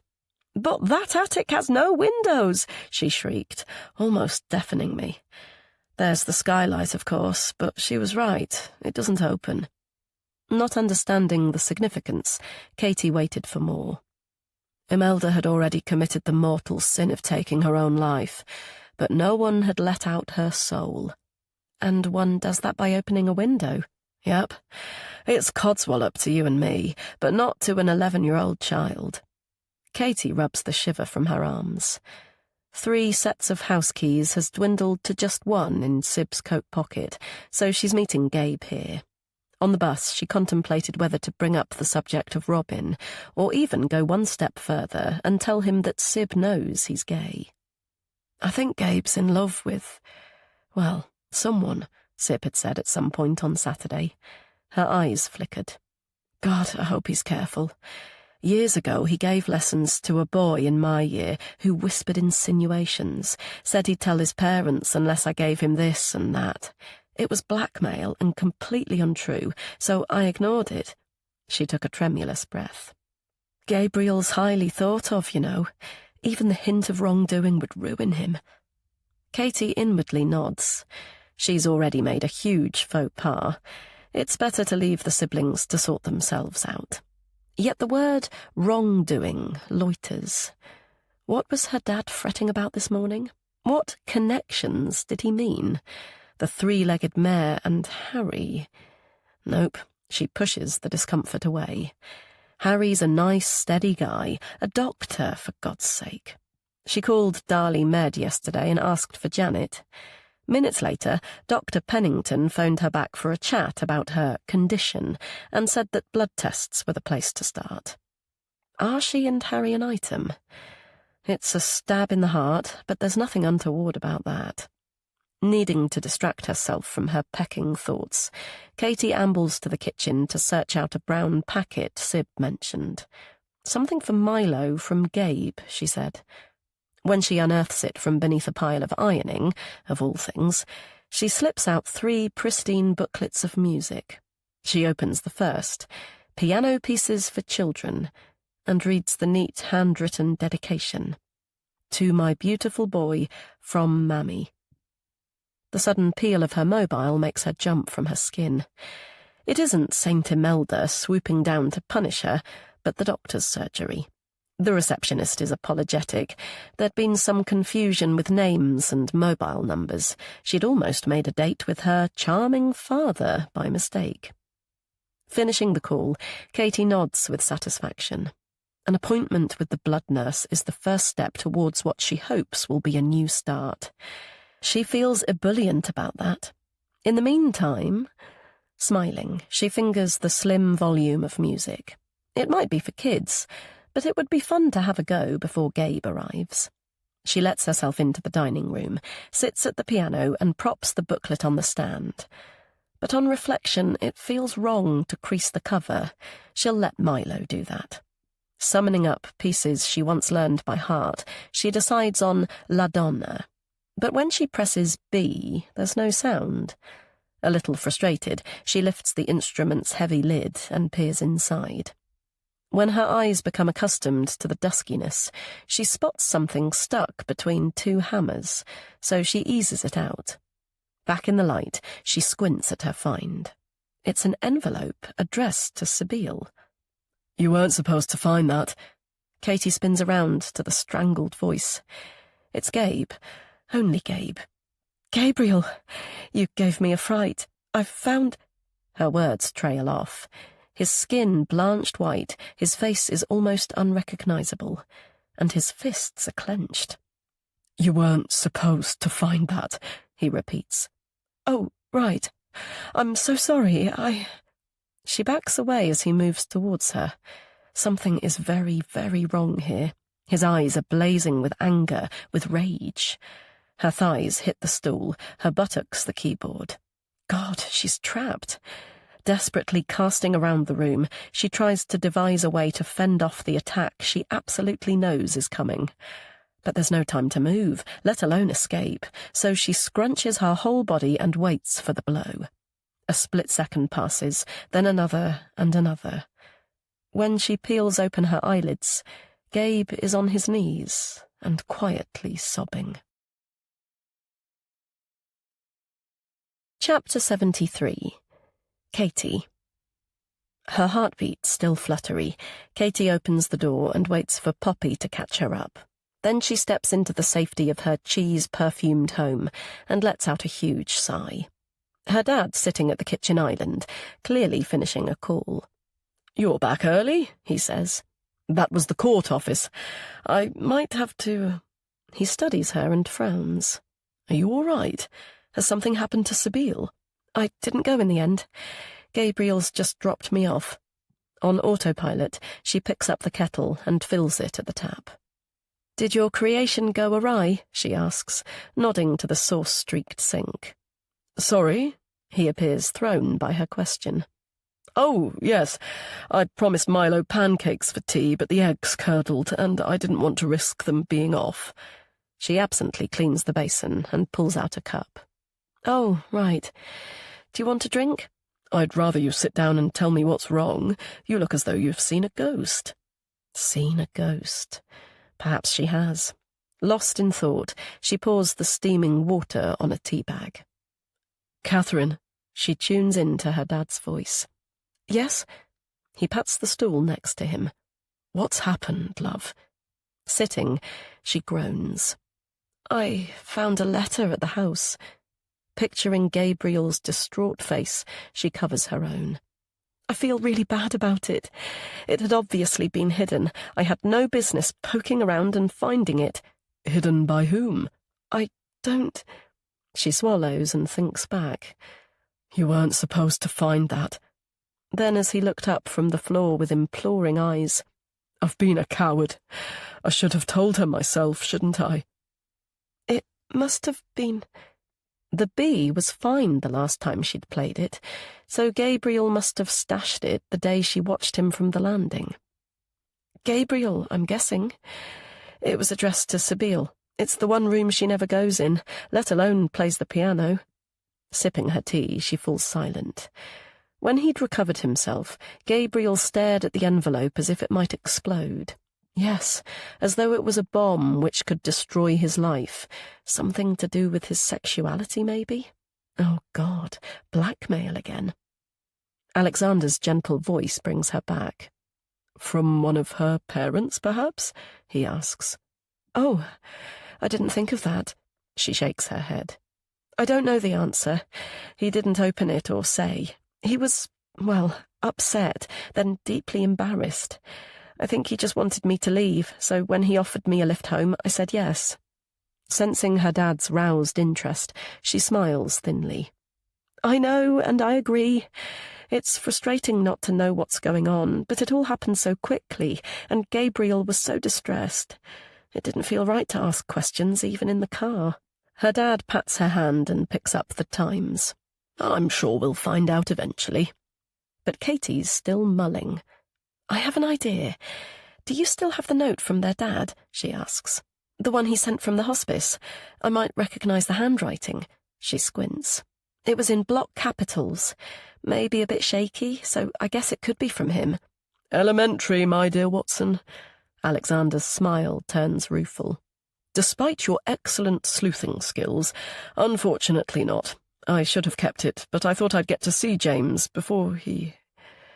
The benefit of hindsight, eh? He stands, pats his pockets and pulls out his mobile.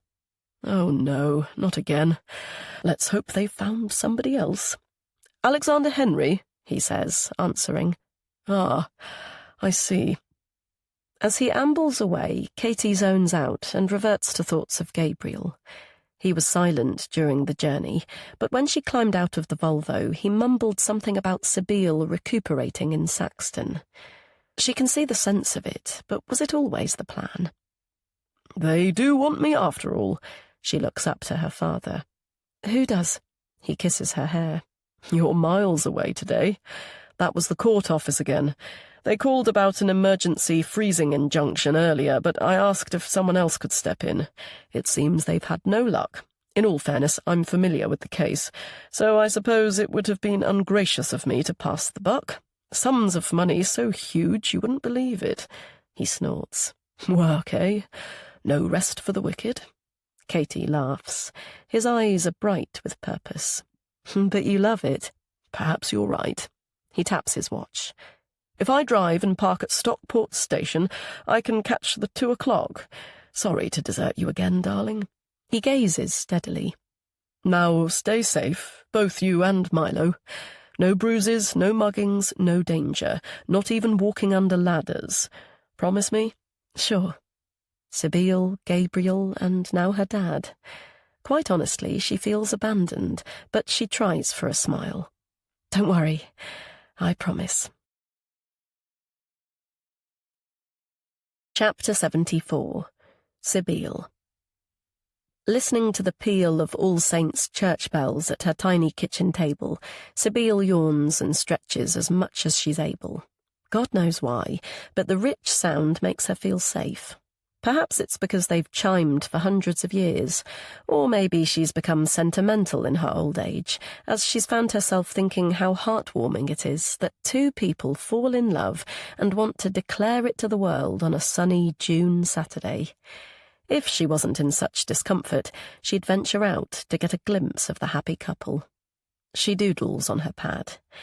Yes, she actually admires the openness and honesty of a wedding, as opposed to the sneaking about, the illicitness and spin of an affair. Spin being lies, disingenuity, or simply excuses. Well, right now she doesn't care. She chuckles to herself. Does this mean she's cured of Robin?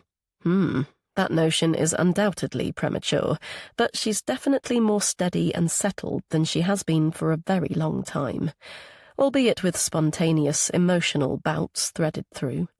She opens her laptop and frowns at the screen. What on earth is the latest WebLife password? Bloody hell, it's clean gone. Damned frustrating when she's usually so on the ball. Even when she drank to excess, she functioned pretty effectively work-wise. She pauses at that particular thought. Clarity isn't clarity when it's seen through the bottom of a whiskey tumbler. Though it won't last forever, her wine rack is empty, and she's sticking to water. Whenever she lifts her glass of best Yorkshire tap, she thinks of her lovely dad. She toasts him now. Cheers, Dad. Here's to abstemious abstinence. Tears sting her eyes yet again. Perhaps she can blame that on the opioids too, but there's no doubt she's missing him. She felt it most acutely when Gabriel failed to turn up at the hospital for 2 flaming days. He always does in the end, but their dad was more reliable, less racked with angst. Yet he did smoke those cigarettes as though each one was his last. She can smell them sometimes, even here in her small sunlit house. Her musing slides to the long arm of the law. True, her arrest led to the panic attacks, which still threaten her both day and night, but it's turned out not all coppers are bad. Dr. Hassan ignited some hope in her soul, and the grey-eyed detective gave her several leaflets ranging from victim information to alcohol support before leaving the hospital. They were all Northwest-based help groups, but surely they'll have similar here, even in torpid North Yorkshire. Deciding on ice in her water, she swivels around to the freezer and hisses at the sharp sting. Without the pain relief, her upper buttock constantly throbs. But it's a nice ache, one that reminds her she isn't all bad. The precise events of that night are still a muddled fugue, but she saved little Cat from a stupid thug's knife, and they're back to how they were before she fucked everything up. Being so far from her is the only downside of Gabriel's strangely assertive decision to return here. It was both surprising and hilarious to witness him charge into the ward like a huffy bull and say, "I'm taking you home." The ward sister duly flapped her capa de brega, but he skillfully dodged it with questions. Was his sister's operation a success? Had there been any sign of infection? Could he easily help her dress the wound? Wasn't there a shortage of hospital beds? Then what was the problem? When she hobbled to the Volvo, a bag of shoes, her hold-all and laptop were in the back seat. "I thought we were going home." "We are. Brook House isn't our home. It hasn't been for a very long time. There isn't anything left you want, is there?" "No." "Well then." She narrowed her eyes. "Did you find what you were looking for?" He looked fixedly ahead. "There was nothing to find. Besides, you need your creature comforts, not some dank and dusty old house." Gabriel, her secretive brother. He was always cagey, but of late... God, she hopes he isn't in trouble. The password suddenly popping, she types it in and speeds through the WebLife inbox. So busy deleting bloody spam, she doesn't twig that the sound of rapping is at her door. Wondering why Gabe isn't using his keys to bring in today's shopping, she sighs and opens up. It takes a moment to adjust. No food, nor her brother, but the weasel-faced Greater Manchester police detective. Her saliva metallic, she swallows. What are you doing here?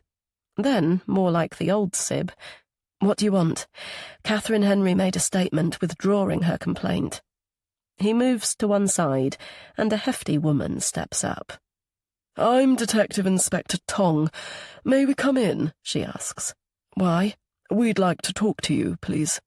Sibylle inhales to object, but her chest is tight.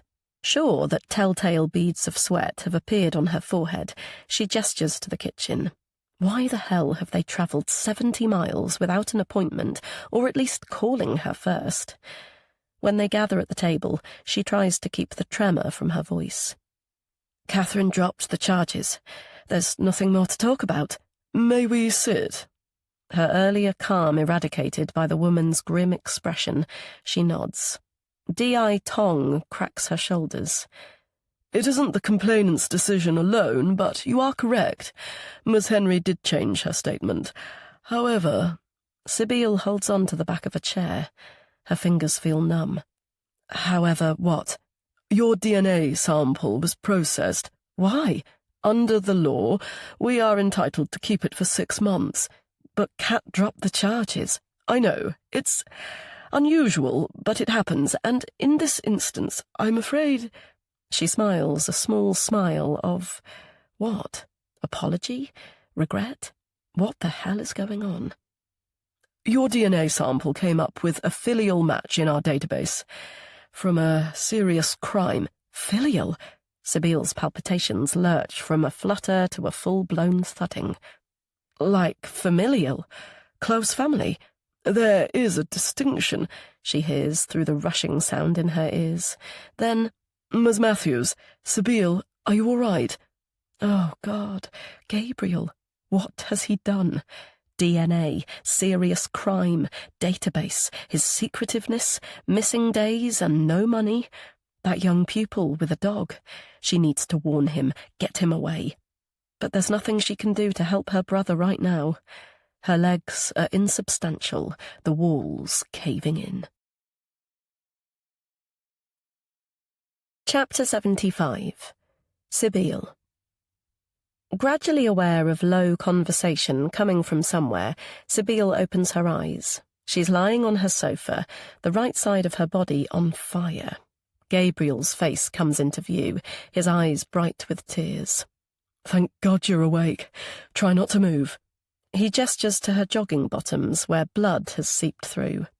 I think your stitches have burst. You fainted and fell badly. Realization snapping in, she attempts to sit up. The police turned up, Gabe. You have to leave now. Get away, she hisses urgently. They have a DNA match. They're still here, Sib, in the kitchen. 2 officers came to me, 2 to you. Despite the shooting pain, she wraps her arms around him tightly. Whatever it is, you know I love you. I'll always love you, and I'll do whatever it takes to... I'm so sorry, Sib. He pulls away and rubs his pallid cheeks. You might think differently when you hear what the police have to say. I am sorry. Please believe me. What the hell has he done? What are you talking about, Gabe? For once, just... Her need to know more is interrupted by an officer dragging in 2 chairs from the kitchen. She tries to catch her brother's hand, but he steps away and hunches down on the footstool. When the room is full, D.I. Tong pulls her seat forward until she's inches from Sibylle. Do you feel well enough to talk? She asks. We could come back another time, but we'd appreciate your cooperation now we're here. Cooperation?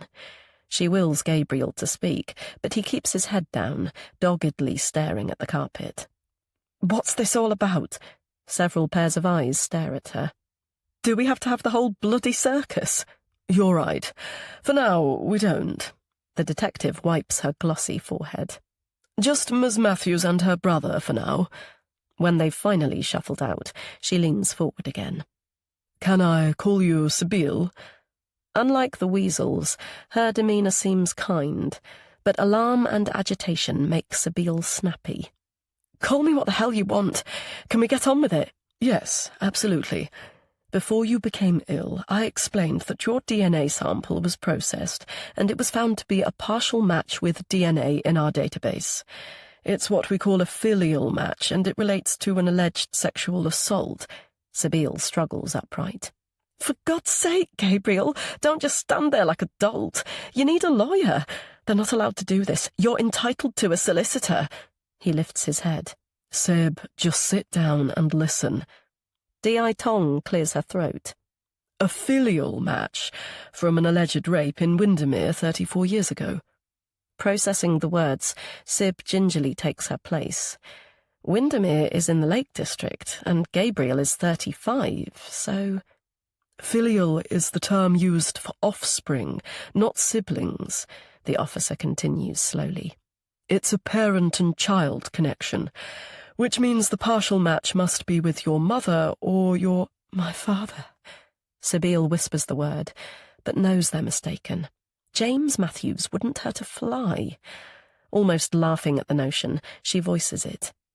Gabriel, Dad didn't like to offend anyone, let alone...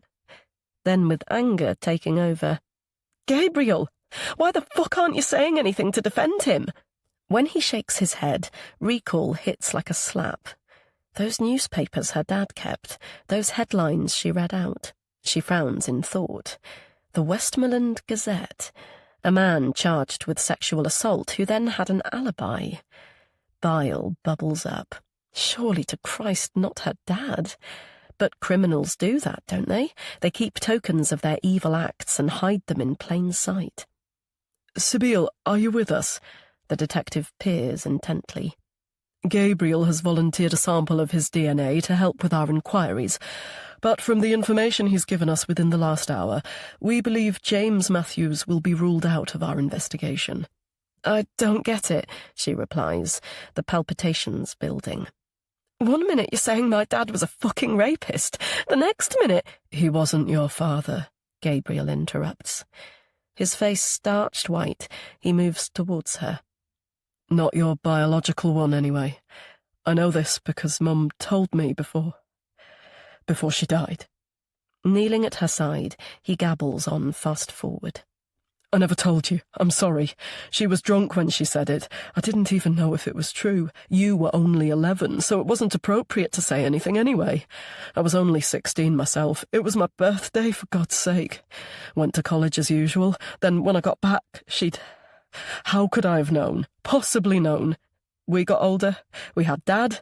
Did he know? I don't know. But we were happy, weren't we? What was the point of saying it? I was a coward, I know. But stop, Gabriel, stop. She takes a huge breath. You're saying that my dad wasn't... He was in every way, Sib, but not by blood. His name is on my birth certificate. I looked at it 2 bloody weeks ago. I know, and I'm sorry you had to find out. She pushes hard at his shoulder, then shoves again. If James wasn't my dad, then who the fuck was? Di Tong holds out a clear plastic bag. We're hoping this will tell us. Recoiling at her mother's handwriting on the crumpled paper inside, Sib inches away. What is it? It's an envelope addressed to you, Sibyl. We're hoping there's a letter inside. Chapter 76. Katie. Wondering when her dad will arrive home, Katie looks at the time. The stab of irritation prods again. Bridget, of course. She should feel grateful for her generosity and her indulgence of Milo, but right now she isn't, if she's honest. The flaming woman asked Milo if he wanted to go to Chester Zoo without asking her first. It naturally made him excited, so Katie couldn't say no when actually she had wanted to take him herself, just the 2 of them on a coach trip as soon as the summer holidays began. Instead, they've gone off in her car and left her rattling around in the house until Alexander arrives back from London. Rattling around isn't good, she's discovered. It's given her too much time for thought about Harry, or Dr. Harrison, or whatever he's called. His furtive expression in the pub has been nagging. Was he confessing the connection to her mum, or was it something else? And didn't he say something about being a bad lad? Not when he was little, but later. How much later? His boy racer days? He was right about Dr. Pennington's suggestion she keep a record of her episodes of illness, though. She'd sort of done that over the years anyway, and she's been flicking through her diaries this morning, marvelling at how patient her dad was when he still worked in Manchester. They were frequent, sometimes 2 or 3 times a week back then. Of course they had Bridget on hand, but nevertheless, a tiny grandson and a virtually disabled daughter must have been difficult with such a demanding job, poor man. Sib and Gabe have been on her mind too. A text arrived from Gabriel on Tuesday evening, but it turned out to be from Sabile. Due a new phone delivery any minute, but wanted to let you know we'll be in Saxton for a few days. Be back soon for my car. And you, little cat. Gabe seems to think we'll never return. He's being mysterious, but don't worry, I'll get it out of him. Katie flicks on the kettle. The envelope she found in the piano, surely. It's too coincidental not to be. Along with the collection of toy sports cars she spotted in Harry's knick-knack drawer, her mum saying, "What is your gut telling you, darling?" And that ghastly nightmare about her dad. It featured heavily in last night's dreams. By this morning she was exhausted by the different permutations. She was left with a feeling that the writing was the same as the note from Mammy in the music book, but even that might not be right. One was in lowercase, the other in capitals. Intent on tidying Milo's mess whilst he's out, she carefully carries her mug of tea up the stairs and peers into his bedroom. How he and Alexander are related she'll never know, as his toys are scattered everywhere. They're mostly tiny pieces of Lego, the size of the blocks seeming to decrease each time he has a birthday. Knowing there's no chance of working out which pieces go in which box, she scoops them up with her hands and drops them in a green plastic tub. Noticing 2 human-shaped characters are drowning in the bricks, she picks the cowboys out and chuckles.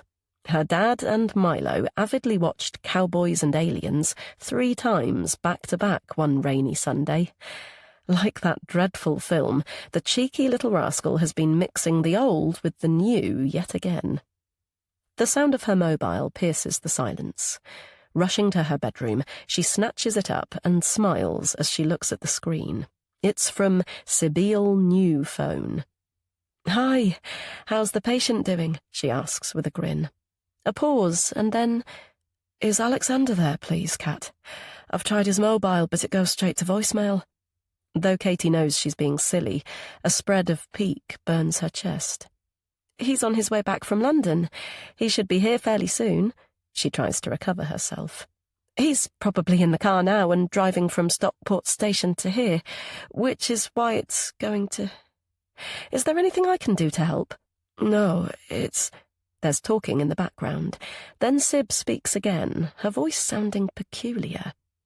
"Alexander once mentioned a friend of his and my dad. They all went to school together. Does it ring any bells?"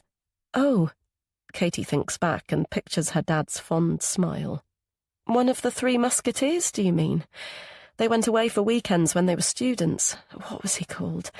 I can't remember his... I'm fairly sure it was Kenny, but I can't remember Philippe.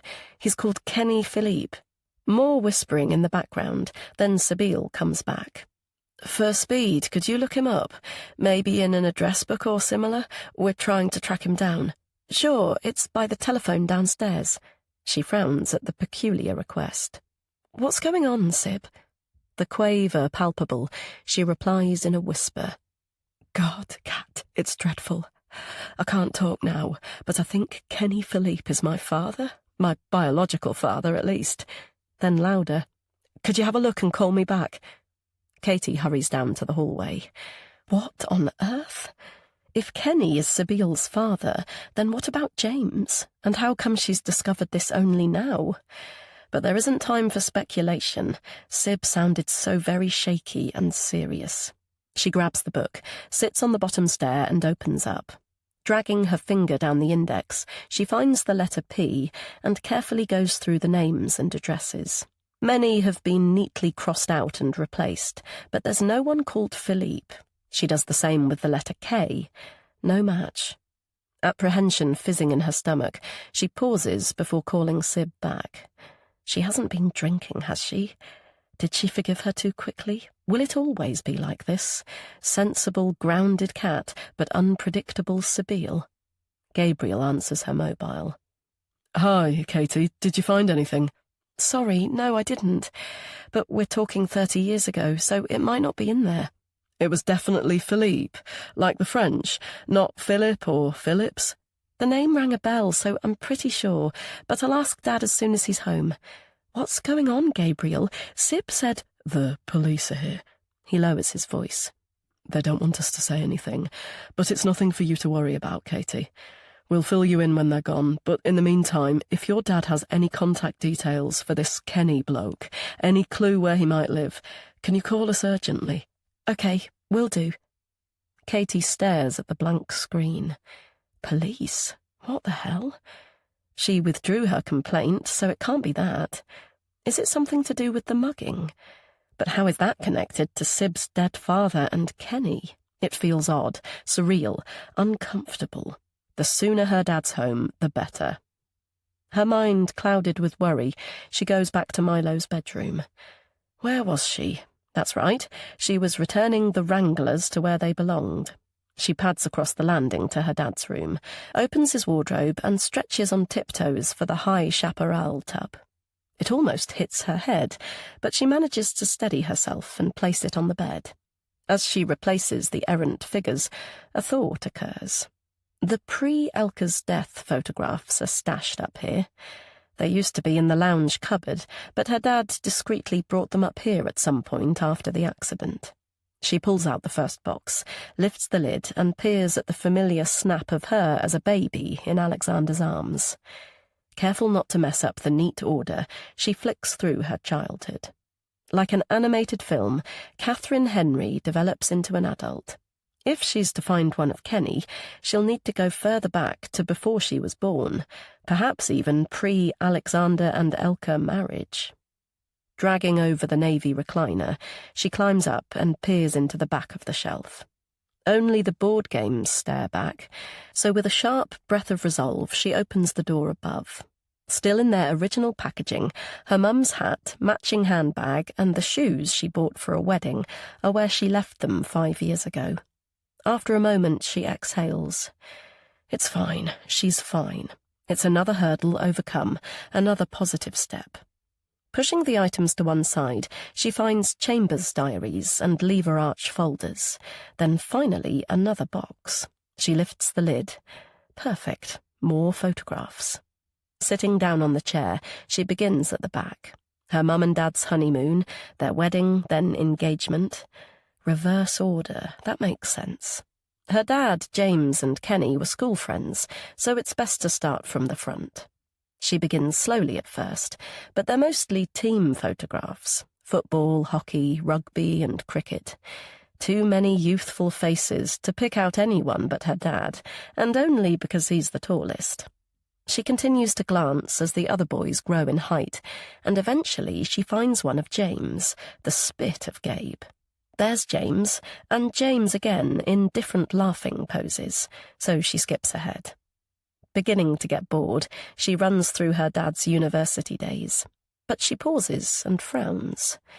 The next section comprises at least 30 images of a woman she doesn't recognise. With the backdrop of green hills, she's wearing different outfits in each and is undoubtedly pretty. But why is she never facing the camera? She puts them back, but soon hits the jackpot. James again, too strikingly like Gabriel to miss, and in any event, he's at Brooke House, shoulder to shoulder with her dad. Her heart quickening, she recalls the story about the 3 musketeers being fed by Imelda. Kenny will surely appear any moment. She peers at each image. James and Imelda, then Imelda and her dad, then her dad and James again. Her fingers hurry through to find one of Kenny, but the next batch is of a woman again.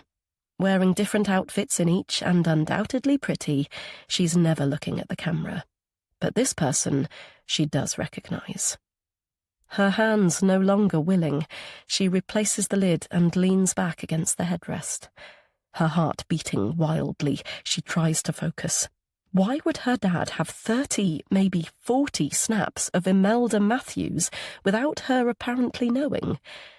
She breathes out the answer. The artwork, of course. The portraits of her lining the walls of Brooke House. He must have taken the photos for James to work from. Shaking her head with relief, she retraces her steps to slot everything back. Something rustles and snags, so she stretches to the very back until her fingers find purchase. Her eyes disbelieving, she stares at her find. What the hell? Addressed to K.A. Henry, it's the letter she mistakenly thought was for her all those weeks ago, the one her dad said he'd thrown out. She tremulously sits and extracts the thin paper. "I'm in a hospice. I'm dying," the note starts. Yes, she remembers that. It's as far as she read before realizing it wasn't for her. Her whole being like ice, she reads on. "So I'm not afraid of you anymore, Kenny.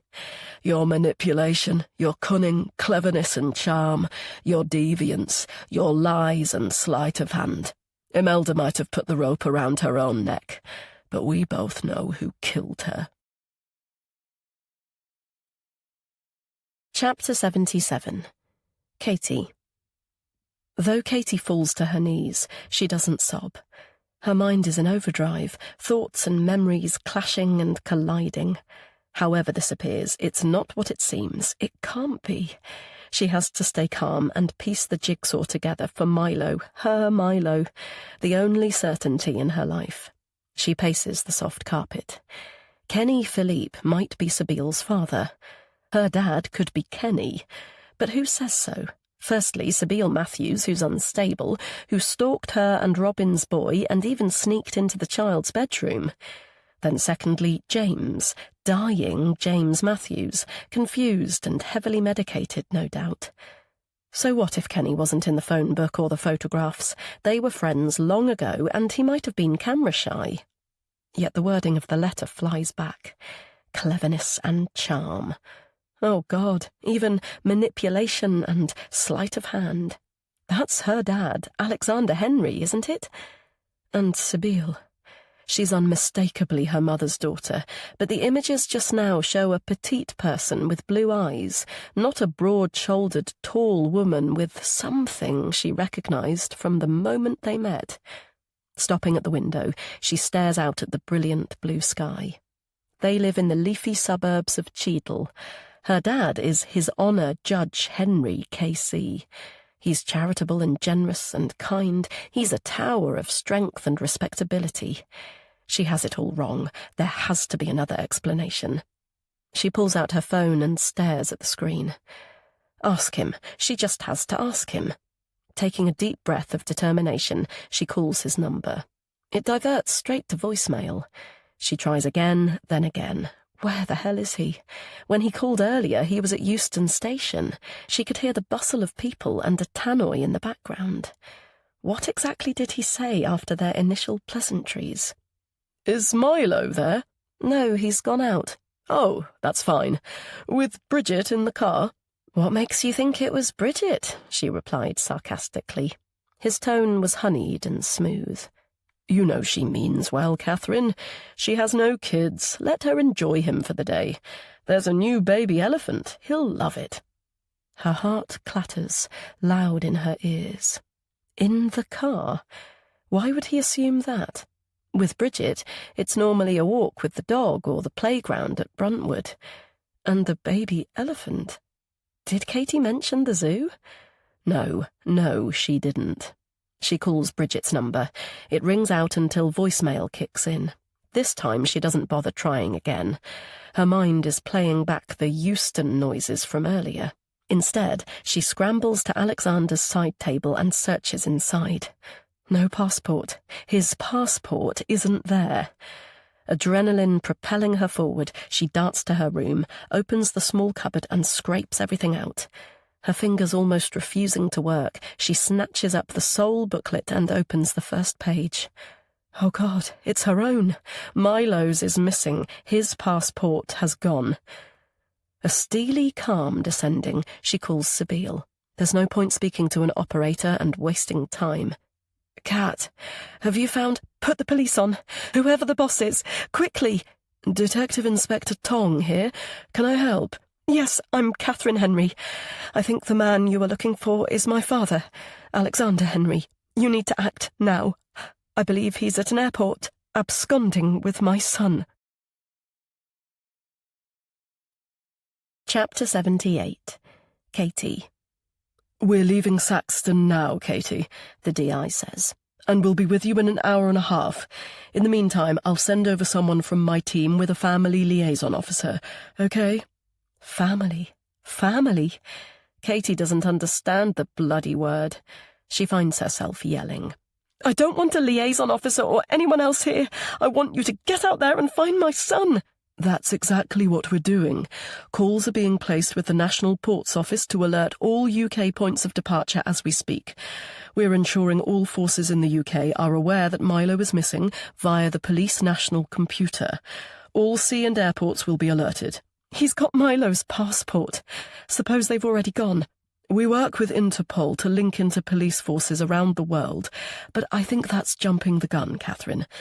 Let's take this one step at a time. I'll be staying on the line and gathering information from you whilst my DS drives us back. Does that sound okay? Nothing is remotely okay, but she has to overcome the need to shout and sob, the need to puke up her guts. Fine. Great. Now, the UK law states that it is a criminal offence for a person connected with a child under 16 years to take or send that child out of the UK without the appropriate consent. I have to ask whether appropriate consent has— No! I knew nothing about this. Why do you think I'm tearing my hair out? And it's Katie, for God's sake. Please bear with me, Katie. These are questions I have to ask, I'm afraid. So being connected to the child means a biological parent, a guardian, or someone who has custody of the child. Are the potential abductors legal guardians, or do they have custody of the child? A shiver passes through Katie. No, of course not. He couldn't, could he? Her father couldn't have somehow obtained a court order behind her back, used her illness against her. Oh, God, with Bridget's backup, that's entirely possible. No, absolutely not. D.I. Tong plies her with more questions. The physical description of the child and the people who have potentially carried out the abduction. Who has the parental responsibility for the child? The relationship between the child and the abductors? Any links the abductors have abroad? The vehicle the abductors have access to? Though Katie knows it's a checklist she has to patiently answer, she wants to shriek down the line. The child is Milo, her 5-year-old son. The abductors are her fucking dad and someone who is supposed to be her friend. One of the vehicles is hers. How can this possibly be happening? They are the people she most trusted in the world.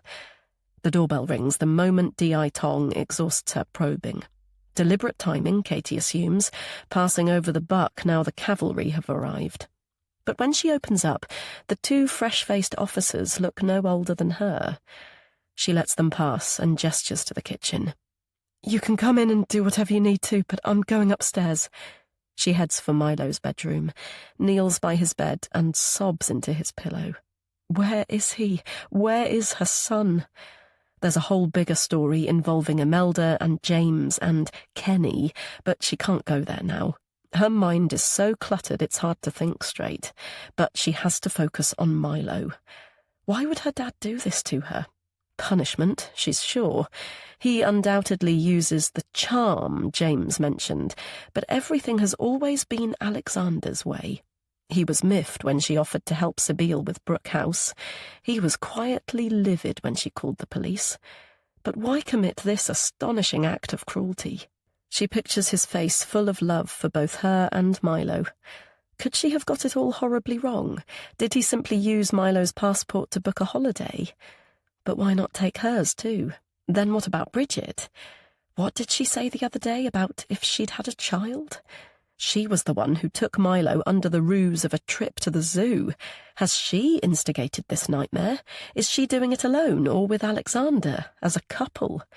Too frustrated by the circle of permutations, she marches to the bloody man's bedroom. Recovering Milo is the imperative. The rest can wait. but she can't stand idle, so she'll search for clues. Start at the wardrobe and go through every last item he possesses.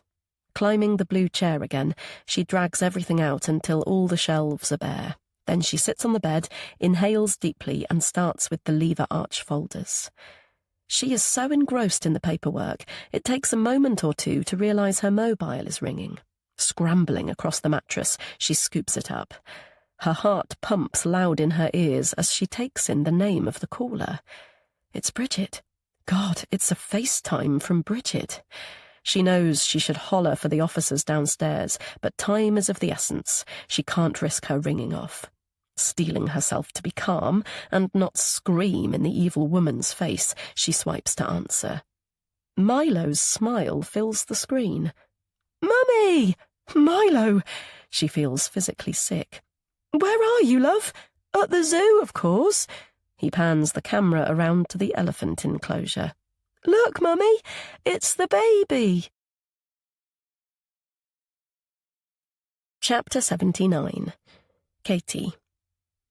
Dragging herself from the sofa, Katie walks to the front door and looks through the peephole. It's D.I. Femi Tong and her colleague again. Sighing deeply, she turns the key in the lock.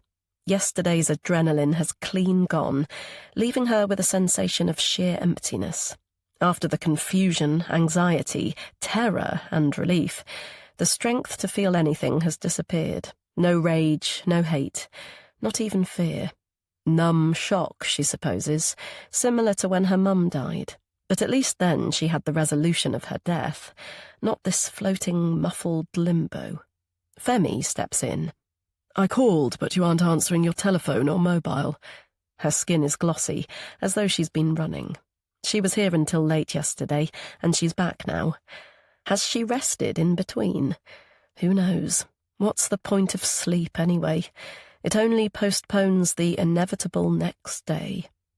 Without asking if her visitors would like one, Katie pours water into a teapot and places it on the table. Mugs, sugar, and milk are still there from last night. Femi studies her with a frown. "It's been a traumatic time. Is there someone you can call, a friend or a relative?" "Nope," Katie replies. "Besides, I'm fine." "Okay. I promised to keep you informed in person, so do you want tea? Shall I pour?" Katie asks, to postpone reality a moment longer. "Sure, thanks." Femi spoons in 2 sugars and stirs. "So we've established further background information about your father. He was born Kenton Alexander Henry, known as Kenny at school." "So his name is Alexander?" "Yes. He dropped the Kenton when he enrolled for the bar training course in London." She dips her head. "Are you okay, Katie?" Not really. She doesn't want to hear any of it, but she knows it's best to let the officer spit out what she wants to say, then she'll leave her alone. "Yes, carry on." "I know it's your understanding that your paternal grandparents are dead." Anticipating the next part, Katie nods. Another bloody revelation. She should be stunned that he lied about them too, but nothing will ever surprise her again. "But we had to check for obvious reasons. Your father's estranged parents are still alive and they're understandably shocked. They've lived in the Lake District since moving there when he was at university. They last saw him 34 years ago. She pats her forehead with a tissue. "As you know, the DNA on our database relates to an alleged sexual assault in—" The pretty girl with the backdrop of green hills. Katie swallows to stop the rising bile. "It's fine, I get it. You don't have to spell it out. So where is he now?" "I'm sorry to say we've had confirmation that your father has left the country as we suspected. His car was found at Birmingham Airport car park. At 1:30 yesterday he took a short flight from there to Amsterdam. We believe he caught a connection there but used a different passport, so we don't know where to yet. Amsterdam are going through the CCTV. As soon as I know, you will too." She continues to gaze steadily. "The better news is that we've interviewed Bridget Checkley with her solicitor, and she has expressed her desire to fully cooperate with our inquiries. The interview was preliminary, so we'll find out much more during the course of today. The main thrust is that she had no idea of Alexander's plans, and certainly not that he intended to leave the country. A shot of anger rattles through Katie. Well, she would say that, wouldn't she? She snaps. And that she was an employee, just doing what she was paid to do. That makes it all right, then. I'm not saying it's all right, Katie. Not for a moment. I'm hoping the CPS will give us the nod to charge her with conspiracy to kidnap. I'm just passing on what she told us, okay? The evidence she gives will help us build up a picture of why your father decided to... Her eyes flicking to the door, she stops speaking. So, this must be young Milo. She smiles reassuringly. Hello, Milo. I'm Femi. You were fast asleep when I came here last night. Milo shuffles forward and stands on one leg. I know who you are. Oh, yes? You're from the police. Her face suitably impressed, Femi nods. Very smart. How do you know that? I looked out of Grandad's window. You came in a police car, a BMW 5 Series. He hops around in a circle. I was in one yesterday, but that was an M2. That must have been exciting. I had a wee at the services, and when we came out, Bridget's car had broken down, but it was fine because the police were waiting to fix it. Then a lady bought me a Coke and some sweets from the shop. I knew she was a policeman because she was wearing He flushes deeply, and Katie smiles despite herself. Carbonated drinks are banned by her dad. Milo knows he's accidentally let it slip. But her grin is replaced by a deep, icy shudder. Her steady, honourable dad planned to steal his own grandson. And the rest, the awful, horrendous rest. Yet she can't think about any of it. For her sanity, she can't. She'll hide here with Milo until it's all over. Though how that will happen, she has no idea. She comes back to her wonderfully oblivious son. Bridget went on the wrong motorway, so we had to turn back. Then we spent ages in the monkey house, he says to the constable. He rolls his dark eyes. It was a bit boring, but she likes monkeys the best. He mimics her voice. I like them because they remind me of a little monkey standing right next to me now. He chuckles. She meant me. I like lions and tigers and leopards, but elephants are my favourite. We watch them throw straw on their backs. He pulls 2 plastic figures from his bulging pocket and puts them on the table. Then he digs around for the baby and lines her up too. Bridget said I could choose anything, but I only wanted these. An elephant family. Was the baby very small? Milo doesn't answer, so Katie taps his shoulder and nods to the young man. He's asking if the baby elephant was very small. He leans against the officer's knees. She was bigger than me, but smaller than you. And whose trunk was longer? He lifts his arm and puts it to his nose. Mine or hers? Milo throws back his head and chortles. My granddad does that. He laughs. Chapter 80. Sibylle. Gabriel turns off the Volvo engine, but instead of climbing out, Sibylle gazes at Kat's house. It looks empty and lost without the sleek, handsome, and dominating presence of the silver Jaguar on its drive. Symbolic or what? She mutters. Sorry, Gabriel says. Nothing. You stay here. Hissing with pain, she swings out her legs, followed by the crutch she hates using. Let me help you out at least. You'll burst the stitches again if you're not careful. You're meant to be lying flat, not travelling in a car for nearly 2 hours. God, you're such a nag. She throws over her shoulder, yet she still waits for him to gently hoist her out of her seat. Love you, she says with a grin, when she's upright. He replies. She leans on the stick. You meant to say, love you too, dearest Sib. You're freaking me out. You're far too, well, happy, he sighs. A lot happened at the weekend, Sib. Dreadful things. Inexplicable things. That's why we're here, Gabe. But you stay in the car for now. If we're both at the door, she won't let us in. It's you she won't let in. Not answering your 50-plus texts and calls is a clue. He folds his arms. It'll be a wasted journey. She's my sister. I want to try. Still playing with the word sister on her lips, Sibyl walks to the front door. Her whole right side kills, the paracetamol making no bloody impact. She's not one to beg, but she'll use that excuse if she has to. She reaches for the knocker, but the door flies open. "I saw you from Grandad's window!" Milo skips from foot to foot, apparently delighted to see her. "Mummy's in the shower, and I'm really bored. Bridget usually comes with Murphy, but she's gone on holiday." He crinkles his nose. "Who's that in the car?" "That's my brother. He's called Gabriel," Sibyl answers, hopping into the hallway before Milo can break free and run to the Volvo. She doesn't want to risk that happening again. "Wow, you have a brother? Isn't he coming in too?" His eyes widen. "Does he like jigsaws?" Sib laughs. "Probably, knowing Gabe. He might come in a—" "Milo," Kat's voice echoes from above. "If you look in the fridge, you might find a treat." When he's gone, she speaks again, her tone devoid of emotion. "Go away, Sibyl. I don't want you here. I don't want anyone here." Her face pale and pasty, she's perched on the top stair. "Go away," she repeats, but this time there's a hint of emotion. "Please, I don't want to see you." "Tough," Sib replies. "I'm not going anywhere. Besides, I'm in agony. I need to sit down." She gestures towards the lounge. "See you in there." Wondering if Kat will appear, Sibyl sits on the sofa and pulls up her legs to ease the pressure on her buttock. She would have come before now, but she spent most of Monday in the local A&E. After being passed from pillar to post, a young doctor finally made the decision to add more sutures. "It might make the scar more pronounced," he said apologetically. "Go for it," she replied, holding down the bubble of nausea. She didn't have any plans to get naked with anyone again for a long, long time.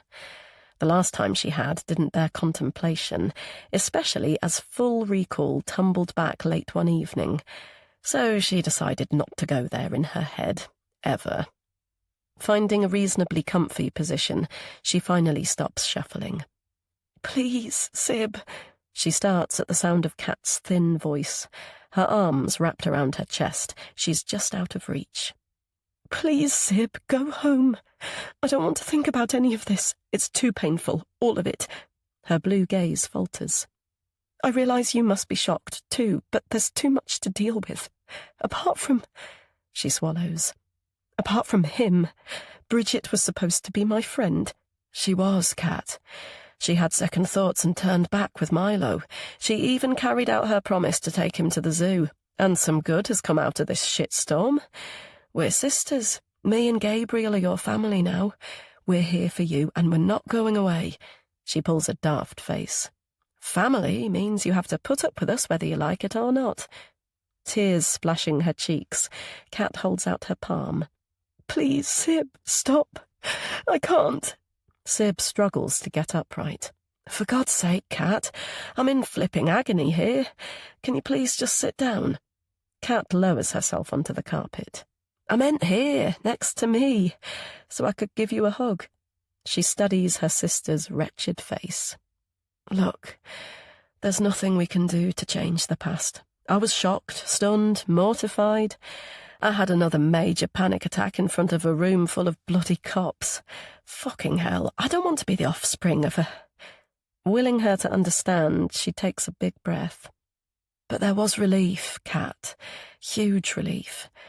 I grew up thinking I had done something wrong, constantly. I never knew what it was. I felt flawed and ugly. I was deeply frustrated and unhappy, didn't like myself, couldn't make friends."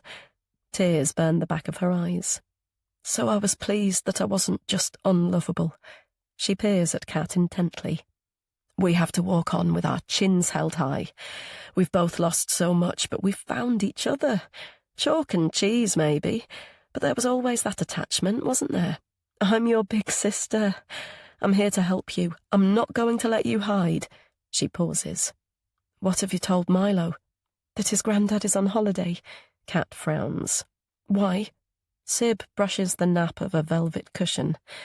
Unlike the old renegade Sibyl would have done, she's stroking it the right way. I'm no expert on kids, but secrets are corrosive. Bloody hell, look at Gabe. Wiping her face, Kat looks at her inquiringly. I'll be kind and tell you in 30 seconds what it took me hours to squeeze out of him. Her wry smile falls as she orders the scrambled tale he imparted once the police officers had left. So, on his 16th birthday, Imelda told Gabe he was now a man, old enough to learn that his dad and mine weren't one and the same. Then she gave him the letter, the one you found addressed to me. The heat of anger rising, she frowns. Bloody awful woman. She put all that responsibility on his shoulders, a child's shoulders. Then she killed herself. He's been tortured by those secrets for the last 19 years. Secrets? My paternity and his horrendous guilt. She handed him an envelope, Kat. People don't do that out of the blue for no reason. At the time, he was irritated that she was giving me something when it was his birthday. Once she was discovered dead, it became a desperate cry for help he ignored. Can you imagine how it grew, how he played with it in his head? If he'd paid more attention instead of bolting away, if he hadn't gone out with his friends after school, if he'd mentioned it to Dad, if he'd given Dad the missive, I would have destroyed the damned thing long ago and tried to forget it, but he kept it as a self-inflicted punishment. That's my theory, at least. Falling silent, she thinks back to the hospice and Gabe's delirious laugh. What did he say? Thank God it's all over. Of course. He'd been protecting James, too. Damned if he spilled the beans about her paternity, damned if he didn't. Poor bloody sod. She comes back to Kat's gaze. Personally, I think Imelda was selfish and only ever thought of her own misery and needs. But Gabe doesn't see it that way. They were incredibly close, and he's one of those people who... Who what? When they love deeply. Probably too deeply. She flushes at the notion. Though who am I to talk? Inching forward, Kat takes her hand. You both had really tough childhoods, so maybe that's why. What did the letter say? Sib snorts. After all that bloody grief, the envelope was empty. My guess... She thinks the options through. Alexander when she found him in the dining room at Brooke House? Or Gabriel? Because there's still something he isn't telling her. She can feel it in her gut. She goes for the option she hopes for. Yeah, my guess is that James got rid of it to protect me. So, Kenny... A big, handsome lad, thick, glossy hair, dark chestnut eyes like yours. It was just a guess, based on what Alexander had told me. She watches the recoil in Kat's face. Don't go there, Kat. Don't you dare feel an iota of guilt for reporting him. Alexander is evil. His DNA is on the database in connection with a sexual assault. We don't know what went on between him and Imelda, but innocent people don't have a false bloody passport. They don't try to take a child, yes? I know.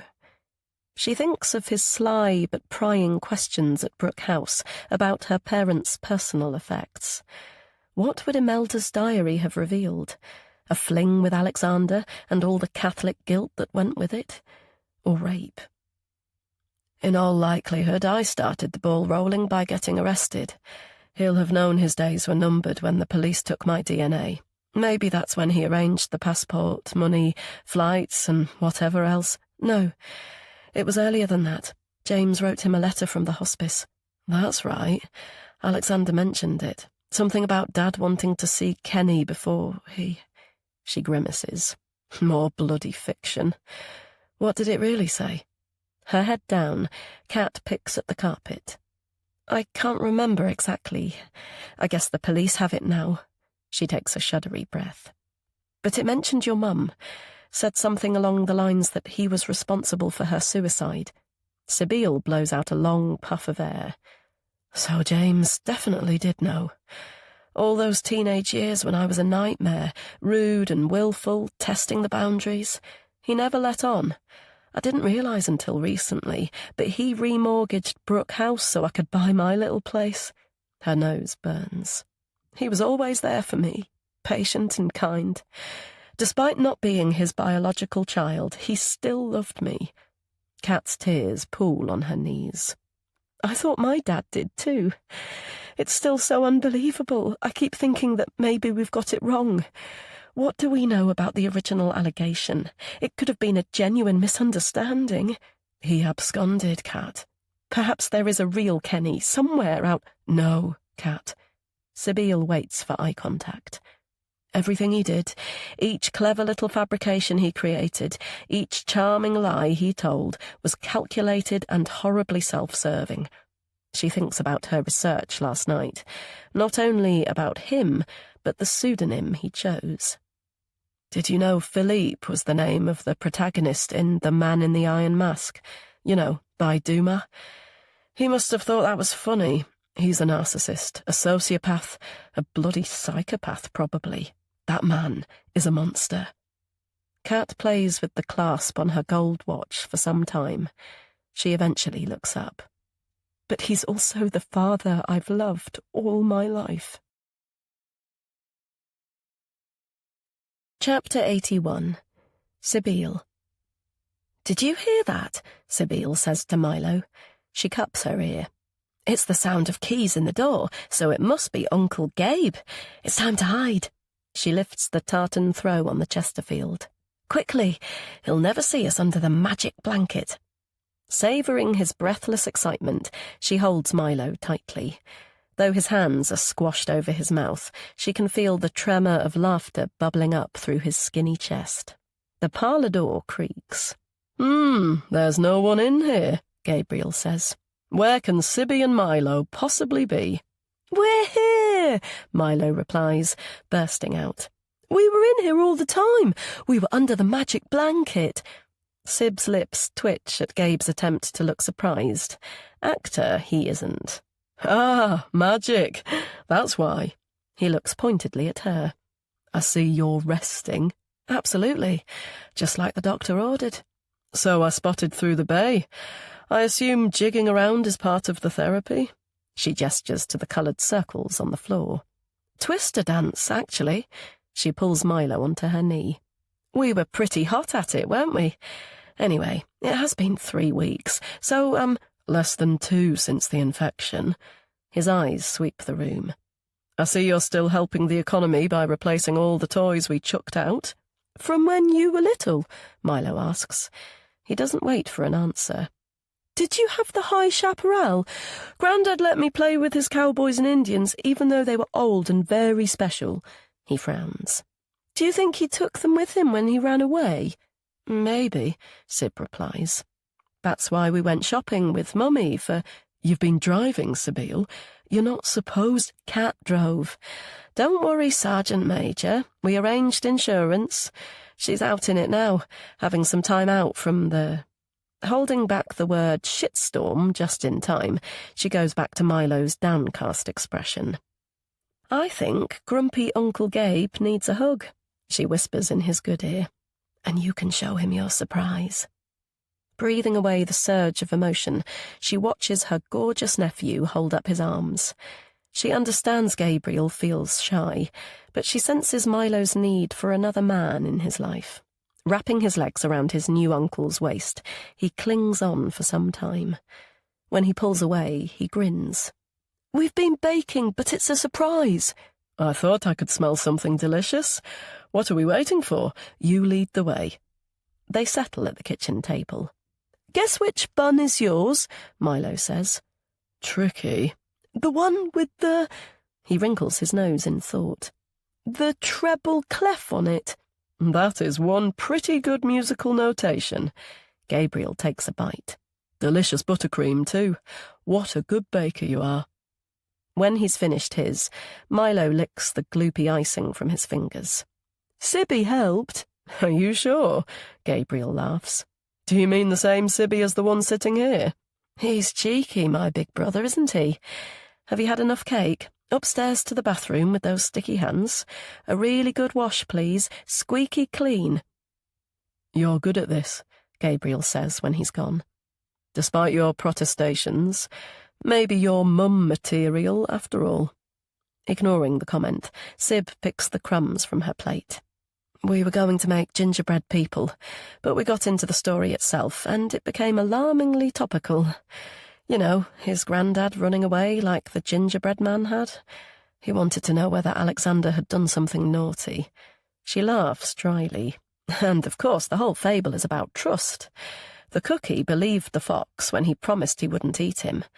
So I guess it was the gingerbread man's own fault. His misguided trust led to his downfall. Oh, and Alexander liked wily foxes, apparently.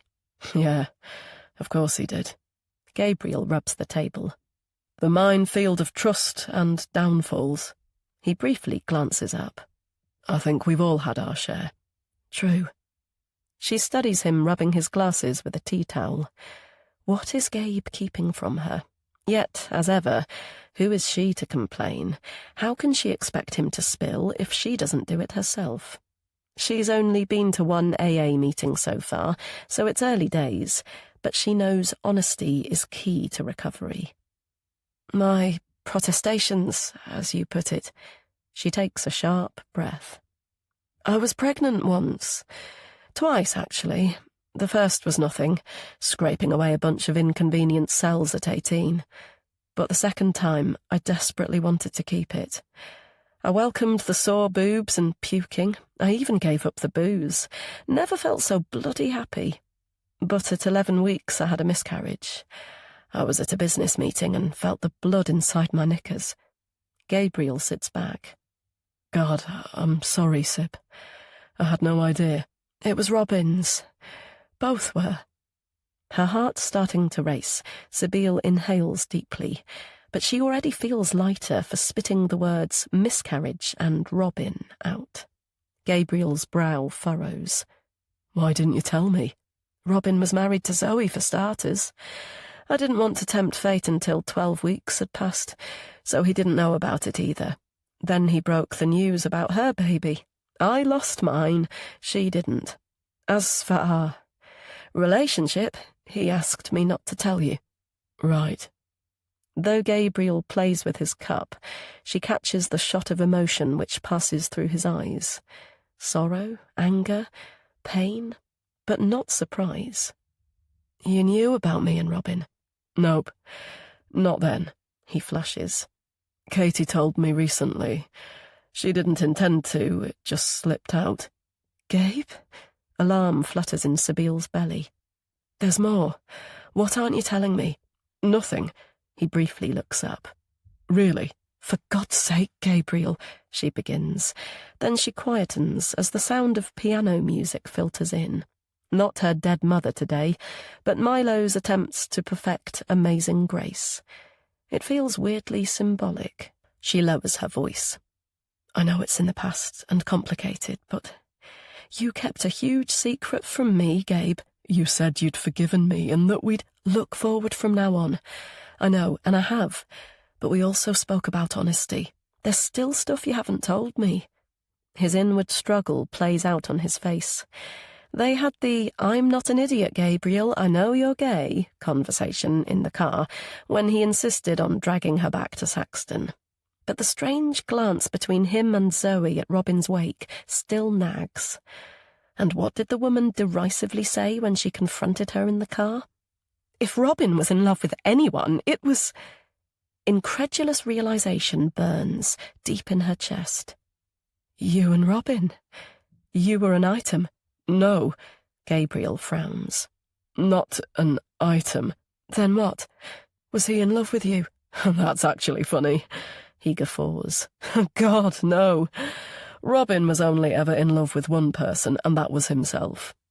When his laughter dies down, he rakes his hair and sighs.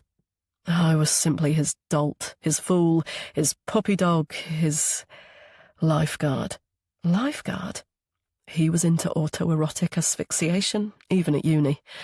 He loved the high, the euphoria, dizziness, and so on, before losing consciousness. He had some kind of rescue mechanism to stop the deprivation of oxygen once he'd climaxed, but at some point it failed, and he had a close call. He freaked out and stopped doing it for a while, but... Christ, breath play. Picturing Robin's yellow tie, Sibyl touches her own neck. Had it not been for Imelda's mode of death, she would have agreed to try it. She would have done anything for Robin. So, it would appear from her brother's deep blush, would he. But he missed the exhilaration, I guess. Gabriel smiles thinly. So he decided on a close friend to keep him safe. Who else but pliable, pathetic, besotted Gabriel? He swallows. I agreed to watch him masturbate while he strangled himself with a tie or a scarf. Looking but not touching. It was sheer agony. You were in love with him? She asks quietly. Yeah. Pitiful, unrequited love from the moment we said hello in the uni flat. And this arrangement, did it continue? He nods. From time to time. I was grasping at straws, but it was something. Sibylle puffs out long and hard. It's so left field, she doesn't know how she feels. I didn't have the first clue. God, how oblivious was I? He played us both. Gabriel scoffs grimly. Saxton isn't exactly close to Wilmslow, is it? I didn't realise until that last... He takes a shuddery breath. Once or twice I glimpsed his car parked outside your house, but I thought nothing of it. Popping in for a coffee before his fix at mine, I assumed. But it turned out he was getting value for the cost of his petrol. First you, and then me, Sib. It takes a moment for that revelation to settle. Yet this time she does know how she feels. Sheer disgust. The fucking animal. How did you know he'd been with me? I could smell you on him. I asked and he admitted it. Narrowing her eyes, she pictures him scrambling from her bed, then hurrying to dress without taking a shower. She knows precisely when that was, but she asks anyway. When was this? Her brother nods gravely. The night he died. Chapter 82. Katie. Katie taps her fingers on the steering wheel and waits for the temporary traffic lights to turn red. God, she wishes the temporary stretched to how often they change. It seems they let 2 vehicles through her end, 20 the other, and during that time her eyes keep slipping to the passenger dashboard and the letters printed there. SRS airbag. No wonder they call it branding, because that's how it feels, seared in her head, on her brain. Of course she could play with the radio or glance at her mobile. She's stationary, after all. But she's new again to driving, and this isn't her car. Bridget still has hers. She offered it back via her lawyers, now that her contract of employment is at an end. It came with a personal letter from the woman saying she felt dreadful about what had happened, that she had no idea about Alexander's intentions nor his past, that he asked her to drive Milo to services near Birmingham as some sort of surprise, that she changed her mind when repeated messages came through from a number she didn't recognise, that she misses her and Milo terribly. She just did as she was told and regrets it every moment of each day. Yeah, like the Nazis were just doing what they were told, Katie said to Femi. By all accounts, your father is a very charming and persuasive character, she replied. Katie knew the DI was backtracking from her previous assurances that Bridget would be charged. Clearly, Bridget is charming and persuasive too, she commented wryly. She understands the officer is just the messenger. It isn't her fault the CPS don't know what to do about the bloody nurse-cum-abductor. Katie fumed for days, getting away scot-free after what she'd put her through, not just the act itself and the lies that went with it, but the breach of their friendship and trust, that dreadful and debilitating sensation of the ground moving beneath her feet. Yet now time has passed, she's glad. The historic allegation of sexual assault and the search for her dad hit the headlines. Thank God she was able to persuade the police press officer via Femi that it wasn't in either Milo's or the public's interest to know about the attempted abduction. She didn't want her son in the news. She did not want him to be the subject of pointing or derision or pity. With Sib's help, she's personally gone about her business with her chin held high, but Milo is only a child. She doesn't want his life to be shaped by this appalling event, so although she's being as truthful as she can with him, the doses are very small. As the lights turn to green, she smoothly accelerates towards the motorway. She likes driving this smart SUV. She might buy one for herself. As things have turned out, she has money, and quite a lot of it. She'd already seen much of the paperwork during her frantic search in Alexander's wardrobe when Milo was still missing. She only registered 1 or 2 alarming snippets at the time and didn't want to delve further. But with Sib's gentle coaxing that only the truth would set her free, she went back to the disarray and discovered her home was free of any mortgage and in her name, and that she had various savings accounts. The only question was why.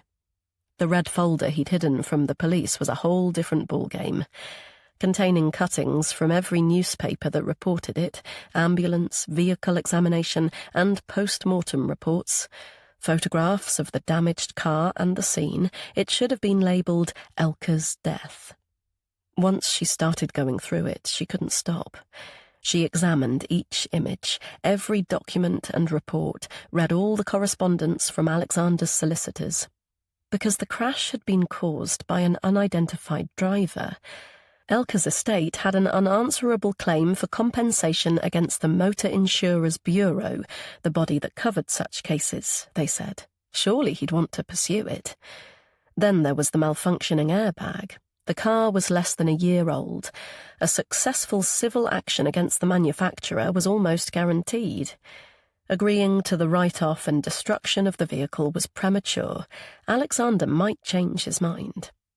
Each reply from her father was polite, but to the point. No, thank you. Money isn't everything.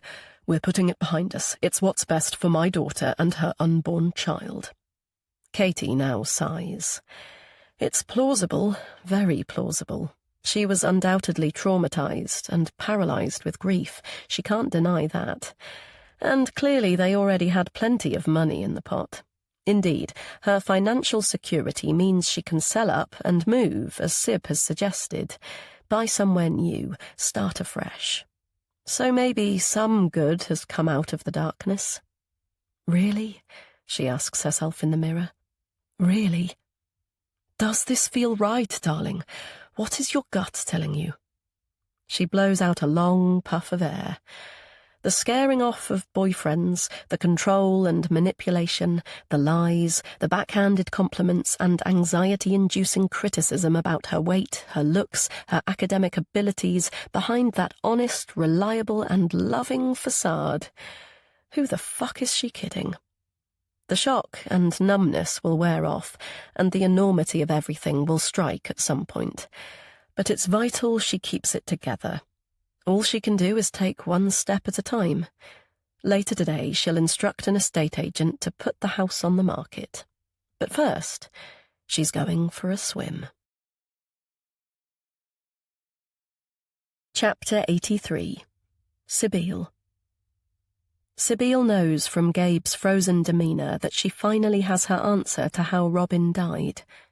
So he did have a cardiac arrest. From strangulation, I'm assuming. He nods. I had a caller at the door, so I told him to hold off until I got rid of them. When I returned to the bedroom, he was unconscious.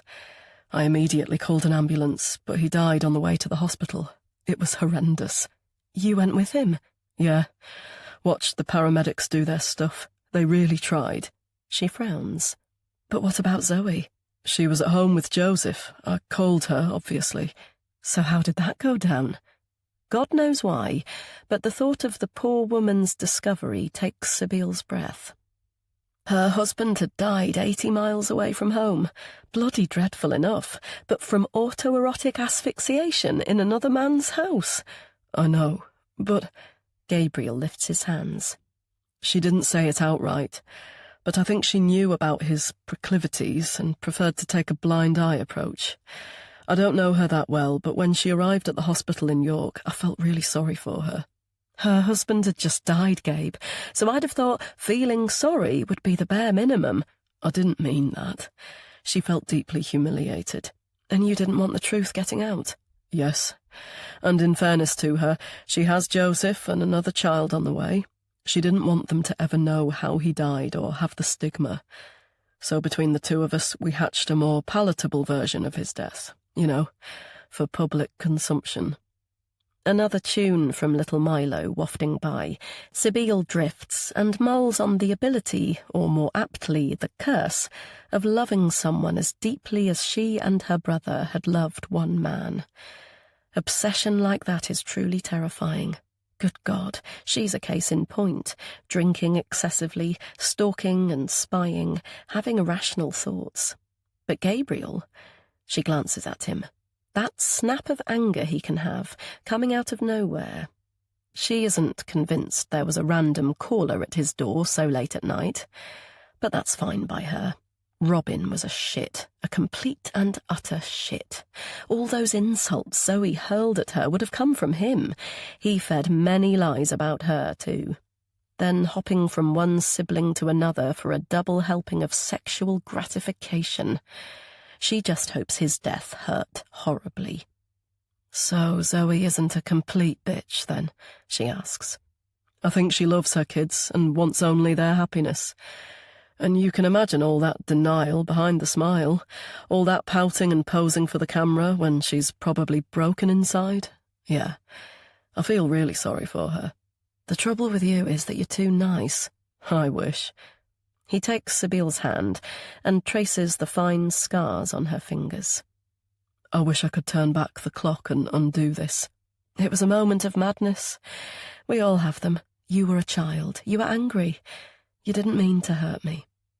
The memory is always the same, that shocking crunch of the piano lid on her knuckles. Yet the sheer devastation Gabriel could do that to her, so much worse than the pain. Batting the past away, she props her leg on a chair. Just remembered.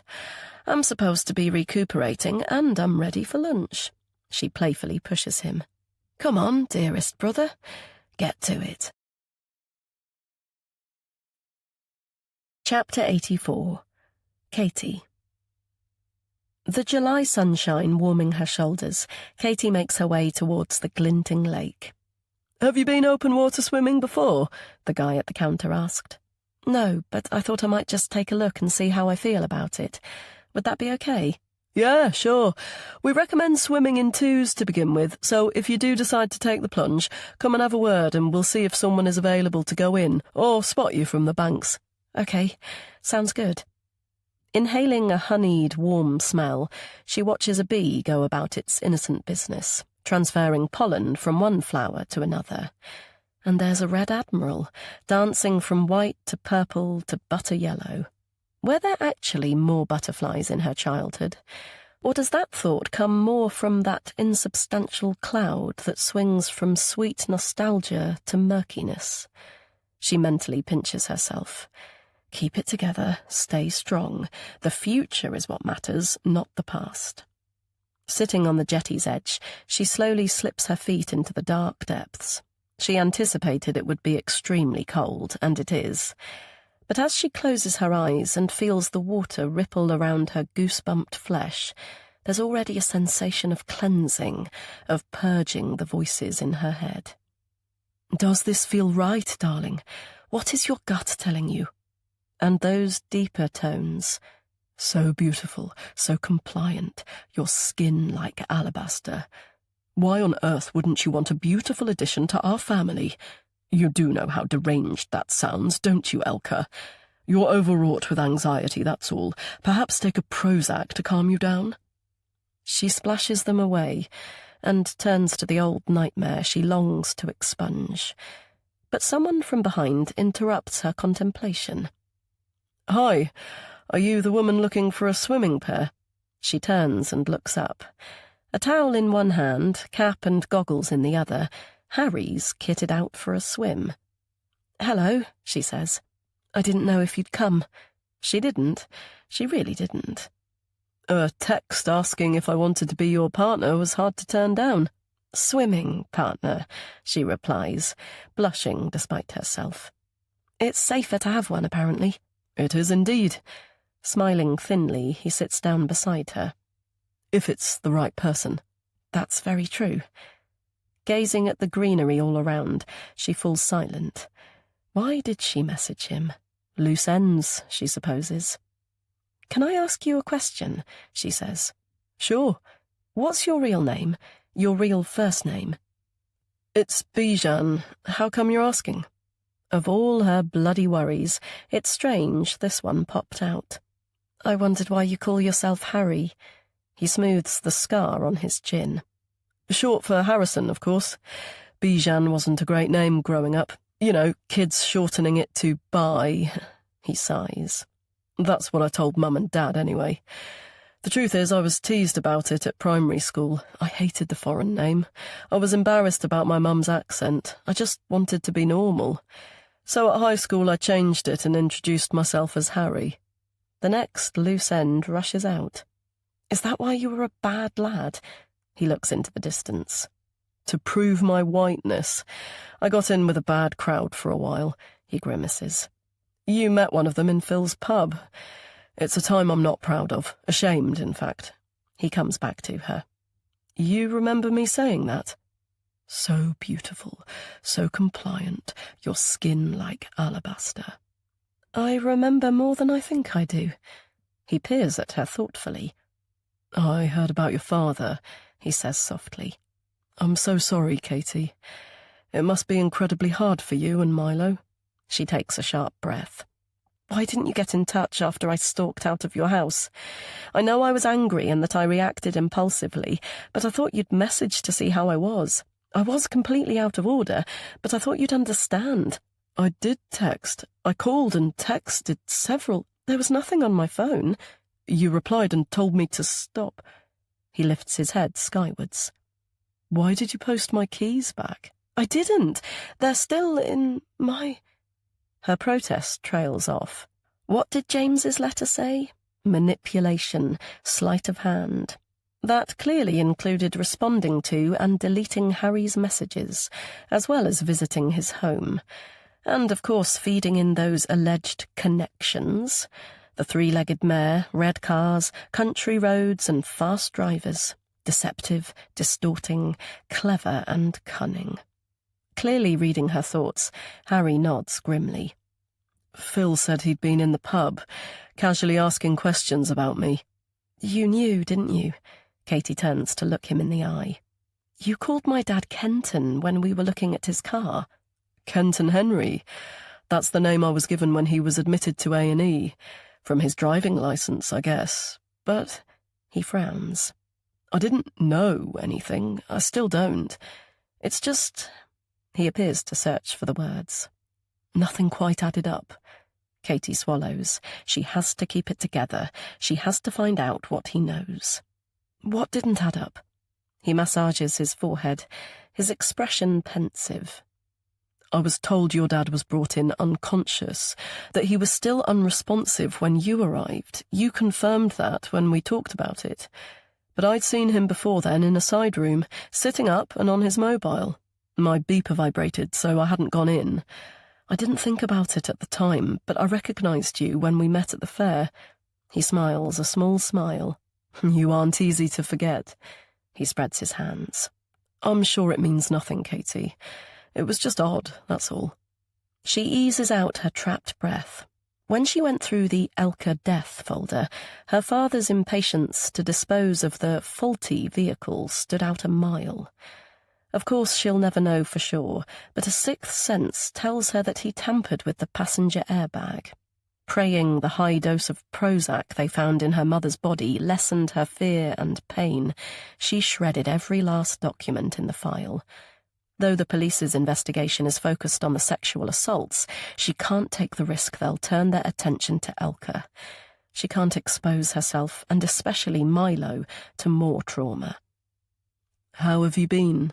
Harry's low voice brings her back. Have you been well? Euphemisms, like her dad, but that's fine.